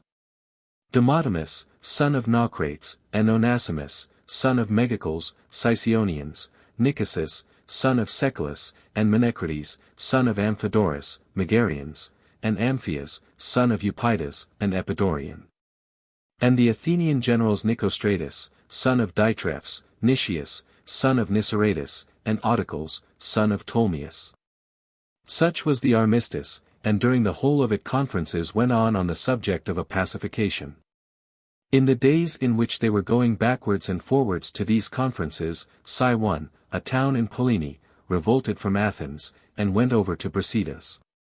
The Cyaneans say that they are Pellenians from Peloponnese, and that their first founders on their voyage from Troy were carried into this spot by the storm which the Achaeans were caught in, and there settled. The Cyaneans had no sooner revolted than Brasidas crossed over by night to Cyae, with a friendly galley ahead and himself in a small boat some way behind. His idea being that if he fell in with a vessel larger than the boat he would have the galley to defend him, while a ship that was a match for the galley would probably neglect the small vessel to attack the large one, and thus leave him time to escape. His passage effected, he called a meeting of the Cyaneans and spoke to the same effect as at Acanthus and Torone, adding that they merited the utmost commendation, in that, in spite of Pellene within the isthmus being cut off by the Athenian occupation of Potidaea and of their own practically insular position, they had of their own free will gone forward to meet their liberty instead of timorously waiting until they had been by force compelled to their own manifest good. This was a sign that they would valiantly undergo any trial, however great, and if he should order affairs as he intended, he should count them among the truest and sincerest friends of the Lacedaemonians, and would in every other way honor them. The Cyaneans were elated by his language, and even those who had at first disapproved of what was being done catching the general confidence, they determined on a vigorous conduct of the war, and welcomed Brasidas with all possible honors. publicly crowning him with a crown of gold as the liberator of Hellas. While private persons crowded round him and decked him with garlands as though he had been an athlete. Meanwhile Brasidas left them a small garrison for the present and crossed back again, and not long afterwards sent over a larger force, intending with the help of the Cyaneans to attempt Mende and Potidaea before the Athenians should arrive. XIII, he felt, being too like an island for them not to relieve it. He had besides intelligence in the above towns about their betrayal. In the midst of his designs upon the towns in question, a galley arrived with the commissioners carrying round the news of the armistice, Aristonymus for the Athenians and Athenius for the Lacedaemonians. The troops now crossed back to Torone, and the commissioners gave Brasidas notice of the convention. All the Lacedaemonian allies in Thrace accepted what had been done. And Aristonymus made no difficulty about the rest, but finding, on counting the days, that the Cyaneans had revolted after the date of the convention, refused to include them in it. To this Brasidas earnestly objected, asserting that the revolt took place before, and would not give up the town. Upon Aristonymus reporting the case to Athens, the people at once prepared to send an expedition to XIII. Upon this, envoys arrived from Lacedaemon, alleging that this would be a breach of the truce, and laying claim to the town upon the faith of the assertion of Brasidas, and meanwhile offering to submit the question to arbitration. Arbitration, however, was what the Athenians did not choose to risk. Being determined to send troops at once to the place, and furious at the idea of even the islanders now daring to revolt, in a vain reliance upon the power of the Lacedaemonians by land. Besides, the facts of the revolt were rather as the Athenians contended, the Cyaneans having revolted 2 days after the convention. Cleon accordingly succeeded in carrying a decree to reduce and put to death the Cyaneans. And the Athenians employed the leisure which they now enjoyed in preparing for the expedition. Meanwhile Mende revolted, a town in Pellene and a colony of the Eretrians, and was received without scruple by Brasidas, in spite of its having evidently come over during the armistice. On account of certain infringements of the truce alleged by him against the Athenians. This audacity of Mende was partly caused by seeing Brasidas forward in the matter and by the conclusions drawn from his refusal to betray XIII. And besides, the conspirators in Mende were few, and, as I have already intimated, had carried on their practices too long not to fear detection for themselves, and not to wish to force the inclination of the multitude. This news made the Athenians more furious than ever, and they at once prepared against both towns. Brasidas, expecting their arrival, conveyed away to Olynthus in Chalcidice the women and children of the Cyaneans and Mendeans, and sent over to them 500 Peloponnesian heavy infantry and 300 Chalcidian targeteers. All under the command of Polydamidas. Leaving these 2 towns to prepare together against the speedy arrival of the Athenians, Brasidas and Perdiccas started on a second joint expedition into Lyncus against Arabius. The latter with the forces of his Macedonian subjects, and a corps of heavy infantry composed of Hellenes domiciled in the country. The former with the Peloponnesians whom he still had with him and the Chalcidians, Acanthians, and the rest in such force as they were able. In all there were about 3,000 Hellenic heavy infantry, accompanied by all the Macedonian cavalry with the Chalcidians, near 1,000 strong, besides an immense crowd of barbarians. On entering the country of Arabius, they found the Lyncestians encamped awaiting them, and themselves took up a position opposite. The infantry on either side were upon a hill, with a plain between them, into which the horse of both armies first galloped down and engaged a cavalry action. After this the Lyncestian heavy infantry advanced from their hill to join their cavalry and offered battle, upon which Brasidas and Perdiccas also came down to meet them, and engaged and routed them with heavy loss. The survivors taking refuge upon the heights and their remaining inactive. The victors now set up a trophy and waited 2 or 3 days for the Illyrian mercenaries who were to join Perdiccas. Perdiccas then wished to go on and attack the villages of Arabius, and to sit still no longer. But Brasidas, afraid that the Athenians might sail up during his absence, and of something happening to Mende, and seeing besides that the Illyrians did not appear, far from seconding this wish was anxious to return. While they were thus disputing, the news arrived that the Illyrians had actually betrayed Perdiccas and had joined Arabius, and the fear inspired by their warlike character made both parties now think it best to retreat. However, owing to the dispute, nothing had been settled as to when they should start, and night coming on, the Macedonians and the barbarian crowd took fright in a moment in one of those mysterious panics to which great armies are liable. And persuaded that an army many times more numerous than that which had really arrived was advancing and all but upon them, suddenly broke and fled in the direction of home, and thus compelled Perdiccas, who at first did not perceive what had occurred, to depart without seeing Brasidas, the two armies being encamped at a considerable distance from each other. At daybreak Brasidas, perceiving that the Macedonians had gone on, and that the Illyrians and Arabius were on the point of attacking him, formed his heavy infantry into a square, with the light troops in the center, and himself also prepared to retreat. Posting his youngest soldiers to dash out wherever the enemy should attack them, he himself with 300 picked men in the rear intended to face about during the retreat and beat off the most forward of their assailants. Meanwhile, before the enemy approached, he sought to sustain the courage of his soldiers with the following hasty exhortation. Peloponnesians, if I did not suspect you of being dismayed at being left alone to sustain the attack of a numerous and barbarian enemy, I should just have said a few words to you as usual without further explanation.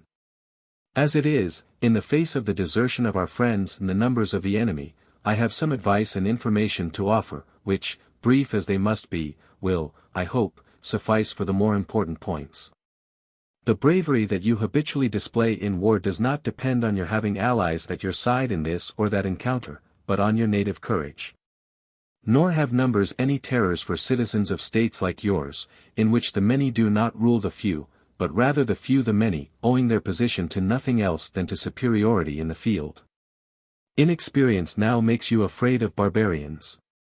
And yet the trial of strength which you had with the Macedonians among them, and my own judgment, confirmed by what I hear from others, should be enough to satisfy you that they will not prove formidable. Where an enemy seems strong but is really weak, a true knowledge of the facts makes his adversary the bolder, just as a serious antagonist is encountered most confidently by those who do not know him. Thus the present enemy might terrify an inexperienced imagination, they are formidable in outward bulk, their loud yelling is unbearable, and the brandishing of their weapons in the air has a threatening appearance. But when it comes to real fighting with an opponent who stands his ground, they are not what they seemed, they have no regular order that they should be ashamed of deserting their positions when hard pressed. Flight and attack are with them equally honorable, and afford no test of courage. Their independent mode of fighting never leaving anyone who wants to run away without a fair excuse for so doing. In short, they think frightening you at a secure distance a surer game than meeting you hand to hand, otherwise they would have done the one and not the other. You can thus plainly see that the terrors with which they were at first invested are in fact trifling enough, though to the eye and ear very prominent. Stand your ground therefore when they advance, and again wait your opportunity to retire in good order, and you will reach a place of safety all the sooner, and will know forever afterwards that rabble such as these. To those who sustain their first attack, do but show off their courage by threats of the terrible things that they are going to do, at a distance. But with those who give way to them are quick enough to display their heroism in pursuit when they can do so without danger. With this brief address Brasidas began to lead off his army. Seeing this, the barbarians came on with much shouting and hubbub, thinking that he was flying and that they would overtake him and cut him off. But wherever they charged they found the young men ready to dash out against them, while Brasidas with his picked company sustained their onset. Thus the Peloponnesians withstood the first attack, to the surprise of the enemy, and afterwards received and repulsed them as fast as they came on, retiring as soon as their opponents became quiet. The main body of the barbarians ceased therefore to molest the Hellenes with Brasidas in the open country, and leaving behind a certain number to harass their march, the rest went on after the flying Macedonians, slaying those with whom they came up, and so arrived in time to occupy the narrow pass between two hills that leads into the country of Arabius. They knew that this was the only way by which Brasidas could retreat, and now proceeded to surround him just as he entered the most impracticable part of the road, in order to cut him off. Brasidas, perceiving their intention, told his 300 to run on without order, each as quickly as he could, to the hill which seemed easiest to take, and to try to dislodge the barbarians already there, before they should be joined by the main body closing round him. These attacked and overpowered the party upon the hill. And the main army of the Hellenes now advanced with less difficulty towards it, the barbarians being terrified at seeing their men on that side driven from the height and no longer following the main body, who, they considered, had gained the frontier and made good their escape. The heights once gained, Brasidas now proceeded more securely, and the same day arrived at Arniza, the first town in the dominions of Perdiccas. The soldiers, enraged at the desertion of the Macedonians, vented their rage on all their yokes of oxen which they found on the road, and on any baggage which had tumbled off, as might easily happen in the panic of a night retreat, by unyoking and cutting down the cattle and taking the baggage for themselves. From this moment Perdiccas began to regard Brasidas as an enemy and to feel against the Peloponnesians a hatred which could not be congenial to the adversary of the Athenians. However, he departed from his natural interests and made it his endeavor to come to terms with the latter and to get rid of the former. On his return from Macedonia to Torone, Brasidas found the Athenians already masters of Mende, and remained quiet where he was, thinking it now out of his power to cross over into Pellene and assist the Mendeans, but he kept good watch over Torone. For about the same time as the campaign in Lyncus, the Athenians sailed upon the expedition which we left them preparing against Mende and Sicyon, with 50 ships, 10 of which were Chians. 1,000 Athenian heavy infantry and 600 archers, 100 Thracian mercenaries and some targeteers drawn from their allies in the neighborhood, under the command of Nicias, son of Niceratus, and Nicostratus, son of Ditrephes. Weighing from Potidaea, the fleet came to land opposite the temple of Poseidon, and proceeded against Mende. The men of which town, reinforced by 300 Cyaneans, with their Peloponnesian auxiliaries, 700 heavy infantry in all, under Polydamidas, they found encamped upon a strong hill outside the city. These Nicias, with 120 light-armed Methanians, 60 picked men from the Athenian heavy infantry, and all the archers, tried to reach by a path running up the hill, but received a wound and found himself unable to force the position. While Nicostratus, with all the rest of the army, advancing upon the hill, which was naturally difficult, by a different approach further off, was thrown into utter disorder, and the whole Athenian army narrowly escaped being defeated. For that day, as the Mendeans and their allies showed no signs of yielding, the Athenians retreated and encamped, and the Mendeans at nightfall returned into the town. The next day the Athenians sailed round to the Sicyon side, and took the suburb, and all day plundered the country, without any one coming out against them, partly because of intestine disturbances in the town. And the following night the 300 Cyaneans returned home. On the morrow Nicias advanced with half the army to the frontier of Sicyon and laid waste the country, while Nicostratus with the remainder sat down before the town near the upper gate on the road to Potidaea. The arms of the Mendeans and of their Peloponnesian auxiliaries within the wall happened to be piled in that quarter, where Polydamidas accordingly began to draw them up for battle, encouraging the Mendeans to make a sortie. At this moment one of the popular party answered him factiously that they would not go out and did not want a war, and for thus answering was dragged by the arm and knocked about by Polydamidas. Hereupon the infuriated commons at once seized their arms and rushed at the Peloponnesians and at their allies of the opposite faction. The troops thus assaulted were at once routed, partly from the suddenness of the conflict and partly through fear of the gates being opened to the Athenians, with whom they imagined that the attack had been concerted. As many as were not killed on the spot took refuge in the citadel, which they had held from the first.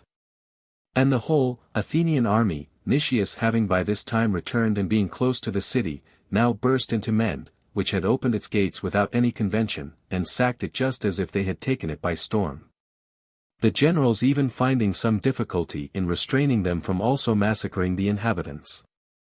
After this the Athenians told the Mendeans that they might retain their civil rights, and themselves judged the supposed authors of the revolt, and cut off the party in the citadel by a wall built down to the sea on either side, appointing troops to maintain the blockade. Having thus secured Mende, they proceeded against XIII. The Cyaneans and Peloponnesians marched out against them, occupying a strong hill in front of the town, which had to be captured by the enemy before they could invest the place. The Athenians stormed the hill, defeated and dislodged its occupants, and, having encamped and set up a trophy, prepared for the work of circumvallation. Not long after they had begun their operations, the auxiliaries besieged in the citadel of Ment forced the guard by the seaside and arrived by night at XIII, into which most of them succeeded in entering, passing through the besieging army. While the investment of XIII was in progress, Perdiccas sent a herald to the Athenian generals and made peace with the Athenians, through spite against Brasidas for the retreat from Lyncus, from which moment indeed he had begun to negotiate. The Lacedaemonian Ischagoras was just then upon the point of starting with an army overland to join Brasidas. And Perdiccas, being now required by Nicias to give some proof of the sincerity of his reconciliation to the Athenians, and being himself no longer disposed to let the Peloponnesians into his country, put in motion his friends in Thessaly, with whose chief men he always took care to have relations, and so effectually stopped the army and its preparation that they did not even try the Thessalians. Ischagoras himself, however, with Amanias and Aristeus, succeeded in reaching Brasidas. They had been commissioned by the Lacedaemonians to inspect the state of affairs, and brought out from Sparta, in violation of all precedent, some of their young men to put in command of the towns, to guard against their being entrusted to the persons upon the spot. Brasidas accordingly placed Clearidas, son of Cleonymus, in Amphipolis, and Pasitelidas, son of Hedgesander, in Torone. The same summer the Thebans dismantled the wall of the Thespians on the charge of Atticism, having always wished to do so, and now finding it an easy matter, as the flower of the Thespian youth had perished in the battle with the Athenians. The same summer also the temple of Hera at Argos was burnt down, through Chrysis, the priestess, placing a lighted torch near the garlands and then falling asleep, so that they all caught fire and were in a blaze before she observed it. Chrysis that very night fled to Phlius for fear of the Argives, who, agreeably to the law in such a case, appointed another priestess named Phaenis. Chrysis at the time of her flight had been priestess for 8 years of the present war and half the 9th.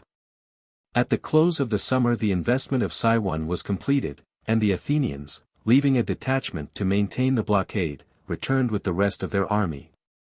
During the winter following, the Athenians and Lacedaemonians were kept quiet by the armistice, but the Mantineans and Tegeans, and their respective allies, fought a battle at Laodicea, in the Orestid.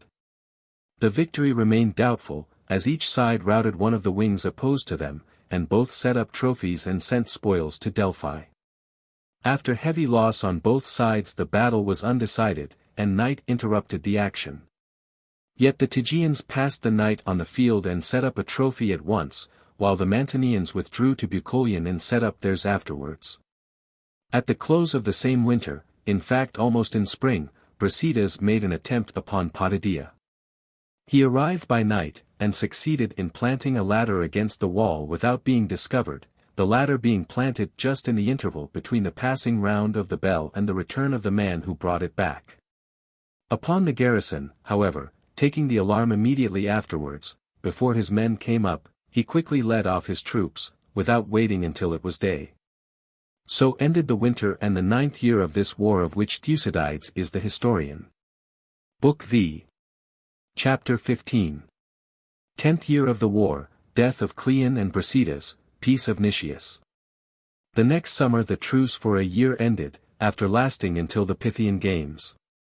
During the armistice the Athenians expelled the Delians from Delos, concluding that they must have been polluted by some old offense at the time of their consecration, and that this had been the omission in the previous purification of the island, which, as I have related, had been thought to have been duly accomplished by the removal of the graves of the dead. The Delians had Atramidium in Asia given them by Pharnaces, and settled there as they removed from Delos. Meanwhile Cleon prevailed on the Athenians to let him set sail at the expiration of the armistice for the towns in the direction of Thrace with 1,200 heavy infantry and 300 horse from Athens, a large force of the allies, and 30 ships. First touching at the still besieged Scione, and taking some heavy infantry from the army there, He next sailed into Cophos, a harbor in the territory of Torwan, which is not far from the town. From thence, having learnt from deserters that Brasidas was not in Torwan, and that its garrison was not strong enough to give him battle, he advanced with his army against the town, sending 10 ships to sail round into the harbor. He first came to the fortification lately thrown up in front of the town by Brasidas in order to take in the suburb, to do which he had pulled down part of the original wall and made it all one city. To this point Pasitelides, the Lacedaemonian commander, with such garrison as there was in the place, hurried to repel the Athenian assault.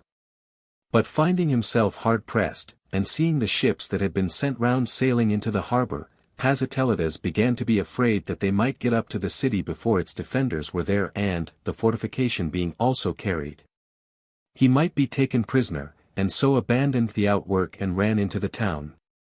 But the Athenians from the ships had already taken Torwan, and their land forces following at his heels burst in with him with a rush over the part of the old wall that had been pulled down, killing some of the Peloponnesians and Tauronians in the melee, and making prisoners of the rest, and Pasitelides their commander amongst them. Brasidas meanwhile had advanced to relieve Torwan, and had only about 4 miles more to go when he heard of its fall on the road, and turned back again. Cleon and the Athenians set up 2 trophies, one by the harbor, the other by the fortification and, making slaves of the wives and children of the Tauronians, sent the men with the Peloponnesians and any Chalcidians that were there, to the number of 700, to Athens. Whence, however, they all came home afterwards, the Peloponnesians on the conclusion of peace, and the rest by being exchanged against other prisoners with the Olynthians. About the same time Panactum, a fortress on the Athenian border, was taken by treachery by the Boeotians.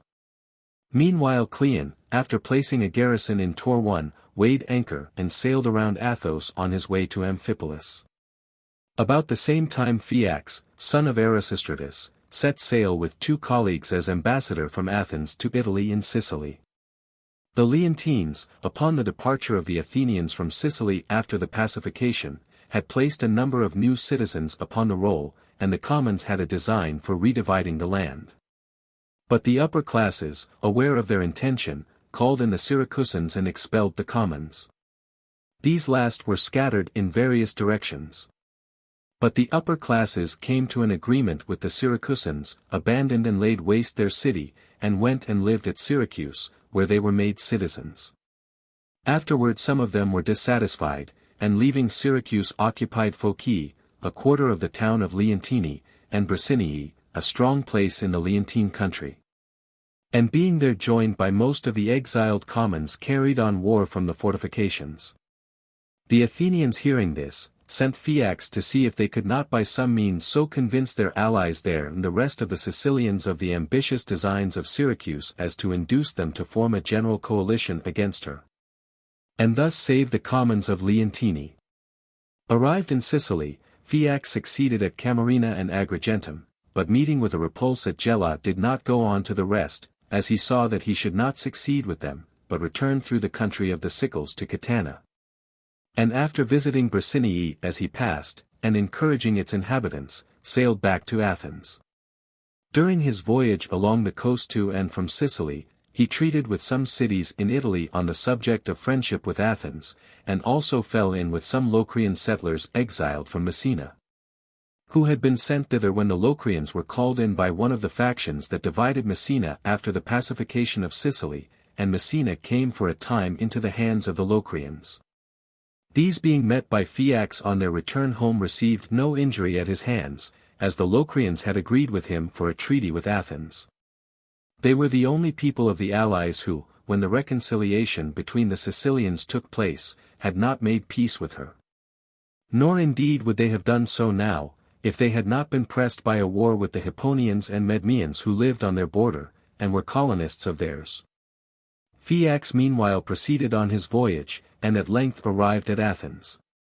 Cleon, whom we left on his voyage from Torwan to Amphipolis, made Ion his base, and after an unsuccessful assault upon the Andrian colony of Stagirus, took Calepsis, a colony of Thassos, by storm. He now sent envoys to Perdiccas to command his attendants with an army, as provided by the alliance, and others to Thrace, to Pauls, king of the Odomantians, who was to bring as many Thracian mercenaries as possible. And himself remained inactive in Ion, awaiting their arrival. Informed of this, Brasidas on his part took up a position of observation upon Cerdylium, a place situated in the Argilian country on high ground across the river, not far from Amphipolis, and commanding a view on all sides. And thus made it impossible for Cleon's army to move without his seeing it. For he fully expected that Cleon, despising the scanty numbers of his opponent, would march against Amphipolis with the force that he had got with him. At the same time Brasidas made his preparations, calling to his standard 1,500 Thracian mercenaries and all the Edonians, horse and targeteers.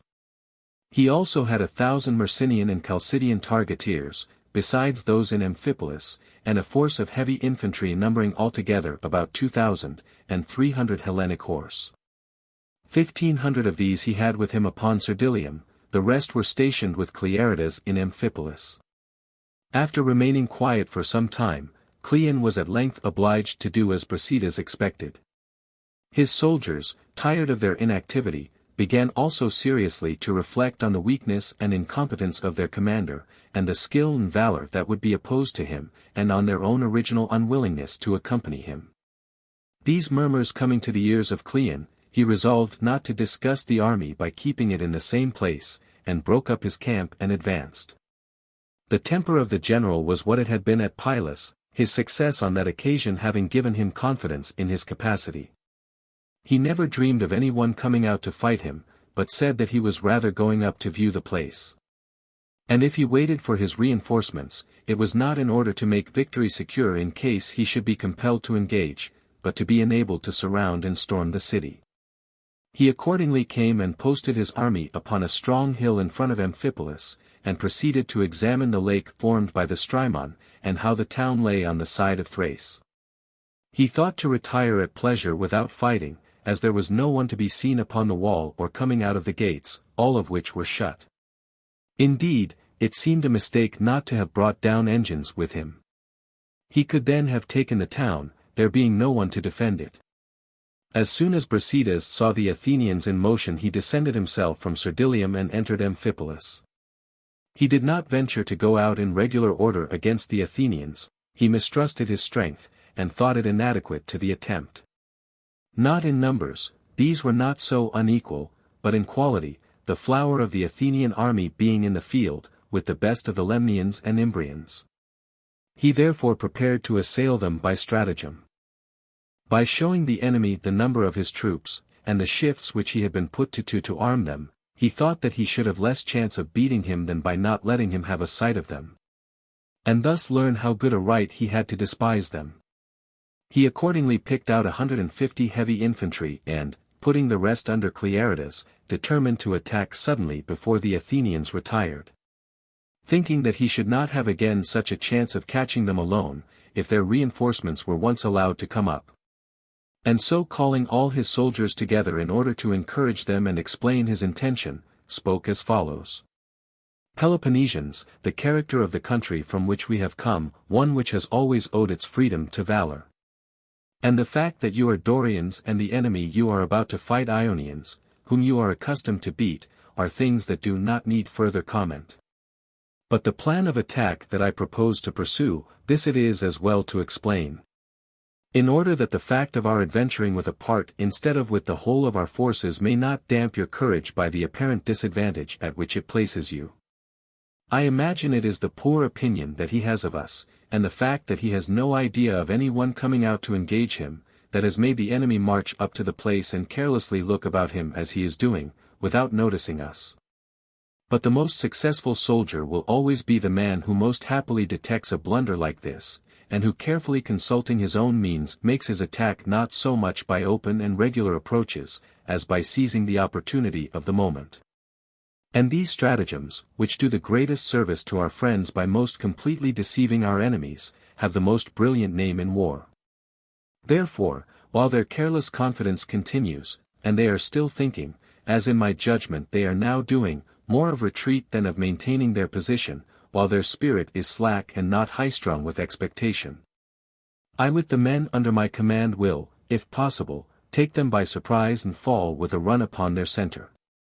And do you, Clearidas, afterwards, when you see me already upon them, and, as is likely, dealing terror among them, take with you the Amphipolitans, and the rest of the allies, and suddenly open the gates and dash at them. And hasten to engage as quickly as you can. That is our best chance of establishing a panic among them, as a fresh assailant has always more terrors for an enemy than the one he is immediately engaged with. Show yourself a brave man, as a Spartan should. And do you, allies, follow him like men, and remember that zeal, honor, and obedience mark the good soldier, and that this day will make you either free men and allies of Lacedaemon, or slaves of Athens. Even if you escape without personal loss of liberty or life, your bondage will be on harsher terms than before, and you will also hinder the liberation of the rest of the Hellenes. No cowardice then on your part, seeing the greatness of the issues at stake, and I will show that what I preach to others I can practice myself. After this brief speech Brasidas himself prepared for the sally, and placed the rest with Clearidas at the Thracian gates to support him as had been agreed. Meanwhile he had been seen coming down from Cerdylium and then in the city, which is overlooked from the outside, sacrificing near the temple of Athene. In short, all his movements had been observed, and word was brought to Cleon, who had at the moment gone on to look about him, that the whole of the enemy's force could be seen in the town. And that the feet of horses and men in great numbers were visible under the gates, as if a sally were intended. Upon hearing this he went up to look, and having done so, being unwilling to venture upon the decisive step of a battle before his reinforcements came up, and fancying that he would have time to retire, bid the retreat be sounded and sent orders to the men to effect it by moving on the left wing in the direction of Ion, which was indeed the only way practicable. This however not being quick enough for him, he joined the retreat in person and made the right wing wheel round, thus turning its unarmed side to the enemy. It was then that Brasidas, seeing the Athenian force in motion and his opportunity come, said to the men with him and the rest, "Those fellows will never stand before us, one can see that by the way their spears and heads are going. Troops which do as they do seldom stand a charge. Quick, someone, and open the gates I spoke of, and let us be out and at them with no fears for the result." Accordingly issuing out by the palisade gate and by the first in the long wall then existing, he ran at the top of his speed along the straight road, where the trophy now stands as you go by the steepest part of the hill, and fell upon and routed the center of the Athenians, panic-stricken by their own disorder and astounded at his audacity. At the same moment Clearidas in execution of his orders issued out from the Thracian gates to support him, and also attacked the enemy.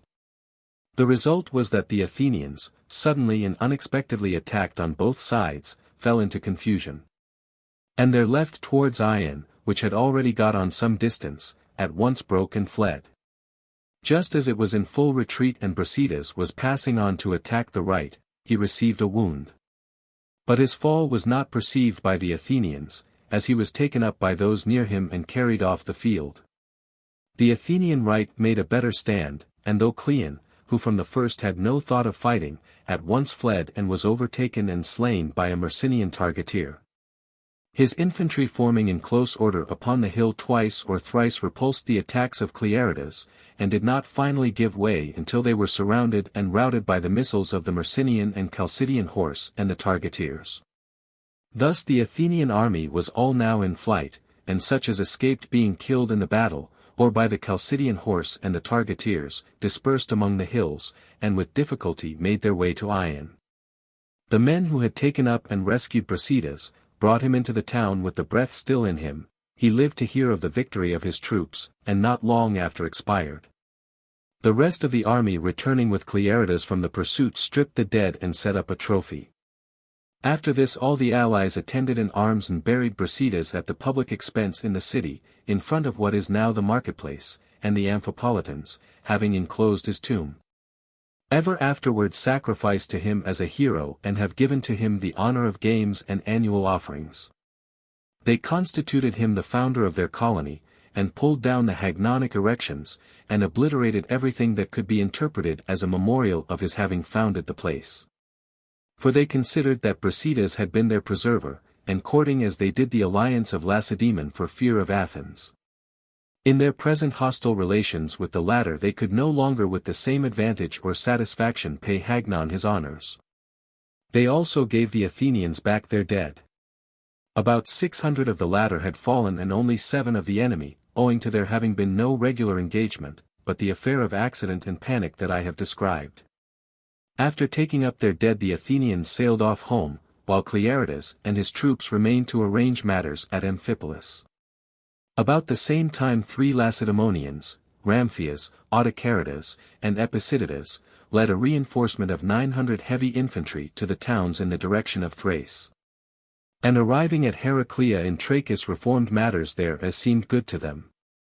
While they delayed there, this battle took place and so the summer ended. With the beginning of the winter following, Ramphias and his companions penetrated as far as Pieria in Thessaly. But as the Thessalians opposed their further advance, and Brasidas whom they came to reinforce was dead, they turned back home, thinking that the moment had gone by, the Athenians being defeated and gone, and themselves not equal to the execution of Brasidas's designs. The main cause however of their return was because they knew that when they set out Lacedaemonian opinion was really in favor of peace. Indeed it so happened that directly after the battle of Amphipolis and the retreat of Ramphias from Thessaly, both sides ceased to prosecute the war and turned their attention to peace. Athens had suffered severely at Delium, and again shortly afterwards at Amphipolis, and had no longer that confidence in her strength which had made her before refuse to treat in the belief of ultimate victory which her success at the moment had inspired. Besides, she was afraid of her allies being tempted by her reverses to rebel more generally, and repented having let go the splendid opportunity for peace which the affair of Pylus had offered. Lacedaemon, on the other hand, found the event of the war to falsify her notion that a few years would suffice for the overthrow of the power of the Athenians by the devastation of their land. She had suffered on the island a disaster hitherto unknown at Sparta, she saw her country plundered from Pylus and Cythera. The Helots were deserting, and she was in constant apprehension that those who remained in Peloponnese would rely upon those outside and take advantage of the situation to renew their old attempts at revolution. Besides this, as chance would have it, her 30 years' truce with the Argives was upon the point of expiring, and they refused to renew it unless Sinuria were restored to them, so that it seemed impossible to fight Argos and Athens at once. She also suspected some of the cities in Peloponnese of intending to go over to the enemy, and that was indeed the case. These considerations made both sides disposed for an accommodation.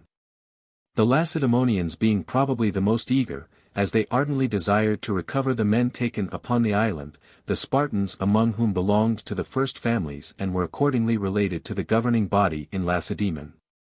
Negotiations had been begun directly after their capture, but the Athenians in their hour of triumph would not consent to any reasonable terms. Though after their defeat at Delium, Lacedaemon, knowing that they would be now more inclined to listen, at once concluded the armistice for a year, during which they were to confer together and see if a longer period could not be agreed upon. Now, however, after the Athenian defeat at Amphipolis, and the death of Cleon and Brasidas, who had been the two principal opponents of peace on either side, the latter from the success and honor which war gave him. The former because he thought that, if tranquility were restored, his crimes would be more open to detection and his slanders less credited, the foremost candidates for power in either city, Pleistouanax, son of Pausanias, king of Lacedaemon, and Nicias, son of Niceratus, the most fortunate general of his time, each desired peace more ardently than ever. Nicias, while still happy and honored, wished to secure his good fortune, to obtain a present release from trouble for himself and his countrymen, and hand down to posterity a name as an ever-successful statesman. And thought the way to do this was to keep out of danger and commit himself as little as possible to fortune, and that peace alone made this keeping out of danger possible. Pleistouanax, again, was assailed by his enemies for his restoration, and regularly held up by them to the prejudice of his countrymen, upon every reverse that befell them, as though his unjust restoration were the cause. The accusation being that he and his brother Aristocles had bribed the prophetess of Delphi to tell the Lacedaemonian deputations which successively arrived at the temple to bring home the seed of the demigod son of Zeus from abroad. Else they would have to plough with a silver share. In this way, it was insisted, in time he had induced the Lacedaemonians in the 19th year of his exile to Lycaeum, whither he had gone when banished on suspicion of having been bribed to retreat from Attica. And had built half his house within the consecrated precinct of Zeus for fear of the Lacedaemonians, to restore him with the same dances and sacrifices with which they had instituted their kings upon the first settlement of Lacedaemon. The smart of this accusation, and the reflection that in peace no disaster could occur, and that when Lacedaemon had recovered her men there would be nothing for his enemies to take hold of, whereas, while war lasted, the highest station must always bear the scandal of everything that went wrong, made him ardently desire a settlement. Accordingly this winter was employed in conferences. And as spring rapidly approached, the Lacedaemonians sent round orders to the cities to prepare for a fortified occupation of Attica, and held this as a sword over the heads of the Athenians to induce them to listen to their overtures. And at last, after many claims had been urged on either side at the conferences, a peace was agreed on upon the following basis. Each party was to restore its conquests, but Athens was to keep Nicaea. Her demand for Plataea being met by the Thebans asserting that they had acquired the place not by force or treachery, but by the voluntary adhesion upon agreement of its citizens. And the same, according to the Athenian account, being the history of her acquisition of Nicaea. This arranged, the Lacedaemonians summoned their allies, and all voting for peace except the Boeotians, Corinthians, Hellenes, and Megarians, who did not approve of these proceedings, they concluded the treaty and made peace. Each of the contracting parties swearing to the following articles. The Athenians and Lacedaemonians and their allies made a treaty, and swore to it, city by city, as follows. 1. Touching the national temples, there shall be a free passage by land and by sea to all who wish it, to sacrifice, travel, consult, and attend the oracle or games, according to the customs of their countries. 2. The temple and shrine of Apollo at Delphi and the Delphians shall be governed by their own laws, taxed by their own state, and judged by their own judges, the land and the people, according to the custom of their country. 3. The treaty shall be binding for 50 years upon the Athenians and the allies of the Athenians, and upon the Lacedaemonians and the allies of the Lacedaemonians, without fraud or hurt by land or by sea. 4. It shall not be lawful to take up arms, with intent to do hurt, either for the Lacedaemonians and their allies against the Athenians and their allies, or for the Athenians and their allies against the Lacedaemonians and their allies, in any way or means whatsoever. But should any difference arise between them they are to have recourse to law and oaths, according as may be agreed between the parties. 5. The Lacedaemonians and their allies shall give back Amphipolis to the Athenians. Nevertheless, in the case of cities given up by the Lacedaemonians to the Athenians, the inhabitants shall be allowed to go where they please and to take their property with them, and the cities shall be independent, paying only the tribute of Aristides. And it shall not be lawful for the Athenians or their allies to carry on war against them after the treaty has been concluded, so long as the tribute is paid. The cities referred to are Argolis, Stagirus, Acanthus, Scolis, Olynthus, and Spartolus. These cities shall be neutral, allies neither of the Lacedaemonians nor of the Athenians, but if the cities consent, it shall be lawful for the Athenians to make them their allies, provided always that the cities wish it. The Mesobernians, Senians, and Singians shall inhabit their own cities, as also the Olynthians and Acanthians, but the Lacedaemonians and their allies shall give back Panactum to the Athenians. 6. The Athenians shall give back Coryphagium, Cythera, Methana, Lacedaemonians that are in the prison at Athens or elsewhere in the Athenian dominions, and shall let go the Peloponnesians besieged in XIII. And all others in XIII that are allies of the Lacedaemonians, and all whom Brasidas sent in there, and any others of the allies of the Lacedaemonians that may be in the prison at Athens or elsewhere in the Athenian dominions. 7. The Lacedaemonians and their allies shall in like manner give back any of the Athenians or their allies that they may have in their hands. 8.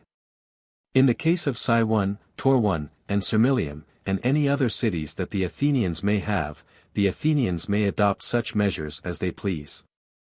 9. The Athenians shall take an oath to the Lacedaemonians and their allies, city by city. Every man shall swear by the most binding oath of his country, 17 from each city. The oath shall be as follows: I will abide by this agreement and treaty honestly and without deceit.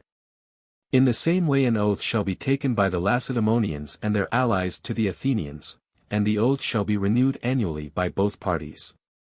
Pillars shall be erected at Olympia, Pythia, the Isthmus, at Athens in the Acropolis, and at Lacedaemon in the temple at Amyclae. 10. If anything be forgotten, whatever it be, and on whatever point, it shall be consistent with their oath for both parties, the Athenians and Lacedaemonians, to alter it, according to their discretion. The treaty begins from the ephoralty of Pleistolas in Lacedaemon, on the 27th day of the month of Artemisium, and from the archonship of Alcaeus at Athens, on the 25th day of the month of Elaphibolium. Those who took the oath and poured the libations for the Lacedaemonians were Pleistoanax, Agis, Pleistolas, Damoctes, Chiones, Metagenes, Acanthus, Dithus, Iscagras, Philocaridas, Zeuxidas, Antipas, Tellus, Alcinatas, Ampedias, Minas, and Laphalus, for the Athenians, Lampon, Ismonicus, Nicias, Laches, Euthydemus, Procles, Pythodorus, Hagnon, Myrtilus, Thrasycles, Theagenes, Aristocrates, Ialcius, Timocrates, Leon, Lamachus, and Demosthenes. This treaty was made in the spring, just at the end of winter, directly after the city festival of Dionysus, just 10 years, with the difference of a few days, from the first invasion of Attica and the commencement of this war. This must be calculated by the seasons rather than by trusting to the enumeration of the names of the several magistrates or offices of honor that are used to mark past events. Accuracy is impossible where an event may have occurred in the beginning, or middle, or at any period in their tenure of office. But by computing by summers and winters, the method adopted in this history, it will be found that, each of these amounting to half a year, there were 10 summers and as many winters contained in this first war. Meanwhile the Lacedaemonians, to whose lot it fell to begin the work of restitution, immediately set free all the prisoners of war in their possession, and sent Iscagras, Minas, and Philocaridas as envoys to the towns in the direction of Thrace, to order Clearidas to hand over Amphipolis to the Athenians, and the rest of their allies each to accept the treaty as it affected them. They, however, did not like its terms, and refused to accept it. Clearidas also, willing to oblige the Chalcidians, would not hand over the town, averring his inability to do so against their will. Meanwhile he hastened in person to Lacedaemon with envoys from the place, to defend his disobedience against the possible accusations of Iscagras and his companions, and also to see whether it was too late for the agreement to be altered. And on finding the Lacedaemonians were bound, quickly set out back again with instructions from them to hand over the place, if possible, or at all events to bring out the Peloponnesians that were in it. The allies happened to be present in person at Lacedaemon, and those who had not accepted the treaty were now asked by the Lacedaemonians to adopt it. This, however, they refused to do, for the same reasons as before, unless a fairer one than the present were agreed upon. And remaining firm in their determination were dismissed by the Lacedaemonians, who now decided on forming an alliance with the Athenians, thinking that Argos, who had refused the application of Empelidas and Lycus for a renewal of the treaty, would without Athens be no longer formidable, and that the rest of the Peloponnese would be most likely to keep quiet, if the coveted alliance of Athens were shut against them. Accordingly, after conference with the Athenian ambassadors, an alliance was agreed upon and oaths were exchanged, upon the terms following. 1. The Lacedaemonians shall be allies of the Athenians for 50 years. 2. Should any enemy invade the territory of Lacedaemon and injure the Lacedaemonians, the Athenians shall help in such way as they most effectively can, according to their power. But if the invader be gone after plundering the country, that city shall be the enemy of Lacedaemon and Athens, and shall be chastised by both, and one shall not make peace without the other. This to be honestly, loyally, and without fraud. 3. Should any enemy invade the territory of Athens and injure the Athenians, the Lacedaemonians shall help them in such way as they most effectively can, according to their power. But if the invader be gone after plundering the country, that city shall be the enemy of Lacedaemon and Athens, and shall be chastised by both, and one shall not make peace without the other. This to be honestly, loyally, and without fraud. 4. Should the slave population rise, the Athenians shall help the Lacedaemonians with all their might, according to their power. 5. This treaty shall be sworn to by the same persons on either side that swore to the other. It shall be renewed annually by the Lacedaemonians going to Athens for the Dionysia, and the Athenians to Lacedaemon for the Hyacinthia, and a pillar shall be set up by either party, at Lacedaemon near the statue of Apollo at Amyclae, and at Athens on the Acropolis near the statue of Athene. Should the Lacedaemonians and Athenians see to add to or take away from the alliance in any particular, it shall be consistent with their oaths for both parties to do so, according to their discretion. Those who took the oath for the Lacedaemonians were Pleistoanax, Agis, Pleistolas, Damagetus, Chiones, Metagenes, Acanthus, Dithus, Iscagras, Philocaridas, Suxidas, Antipas, Alcinadas, Tellus, Empedias, Minas, and Laphlus. For the Athenians, Lampon, Ismionicus, Laches, Nicias, Euthydemus, Procles, Pythodorus, Hagnon, Myrtilus, Thrasycles, Theagenes, Aristocrates, Ialcius, Timocrates, Leon, Lamachus, and Demosthenes. This alliance was made not long after the treaty. And the Athenians gave back the men from the island to the Lacedaemonians, and the summer of the 11th year began. This completes the history of the first war, which occupied the whole of the 10 years previously. Chapter 16.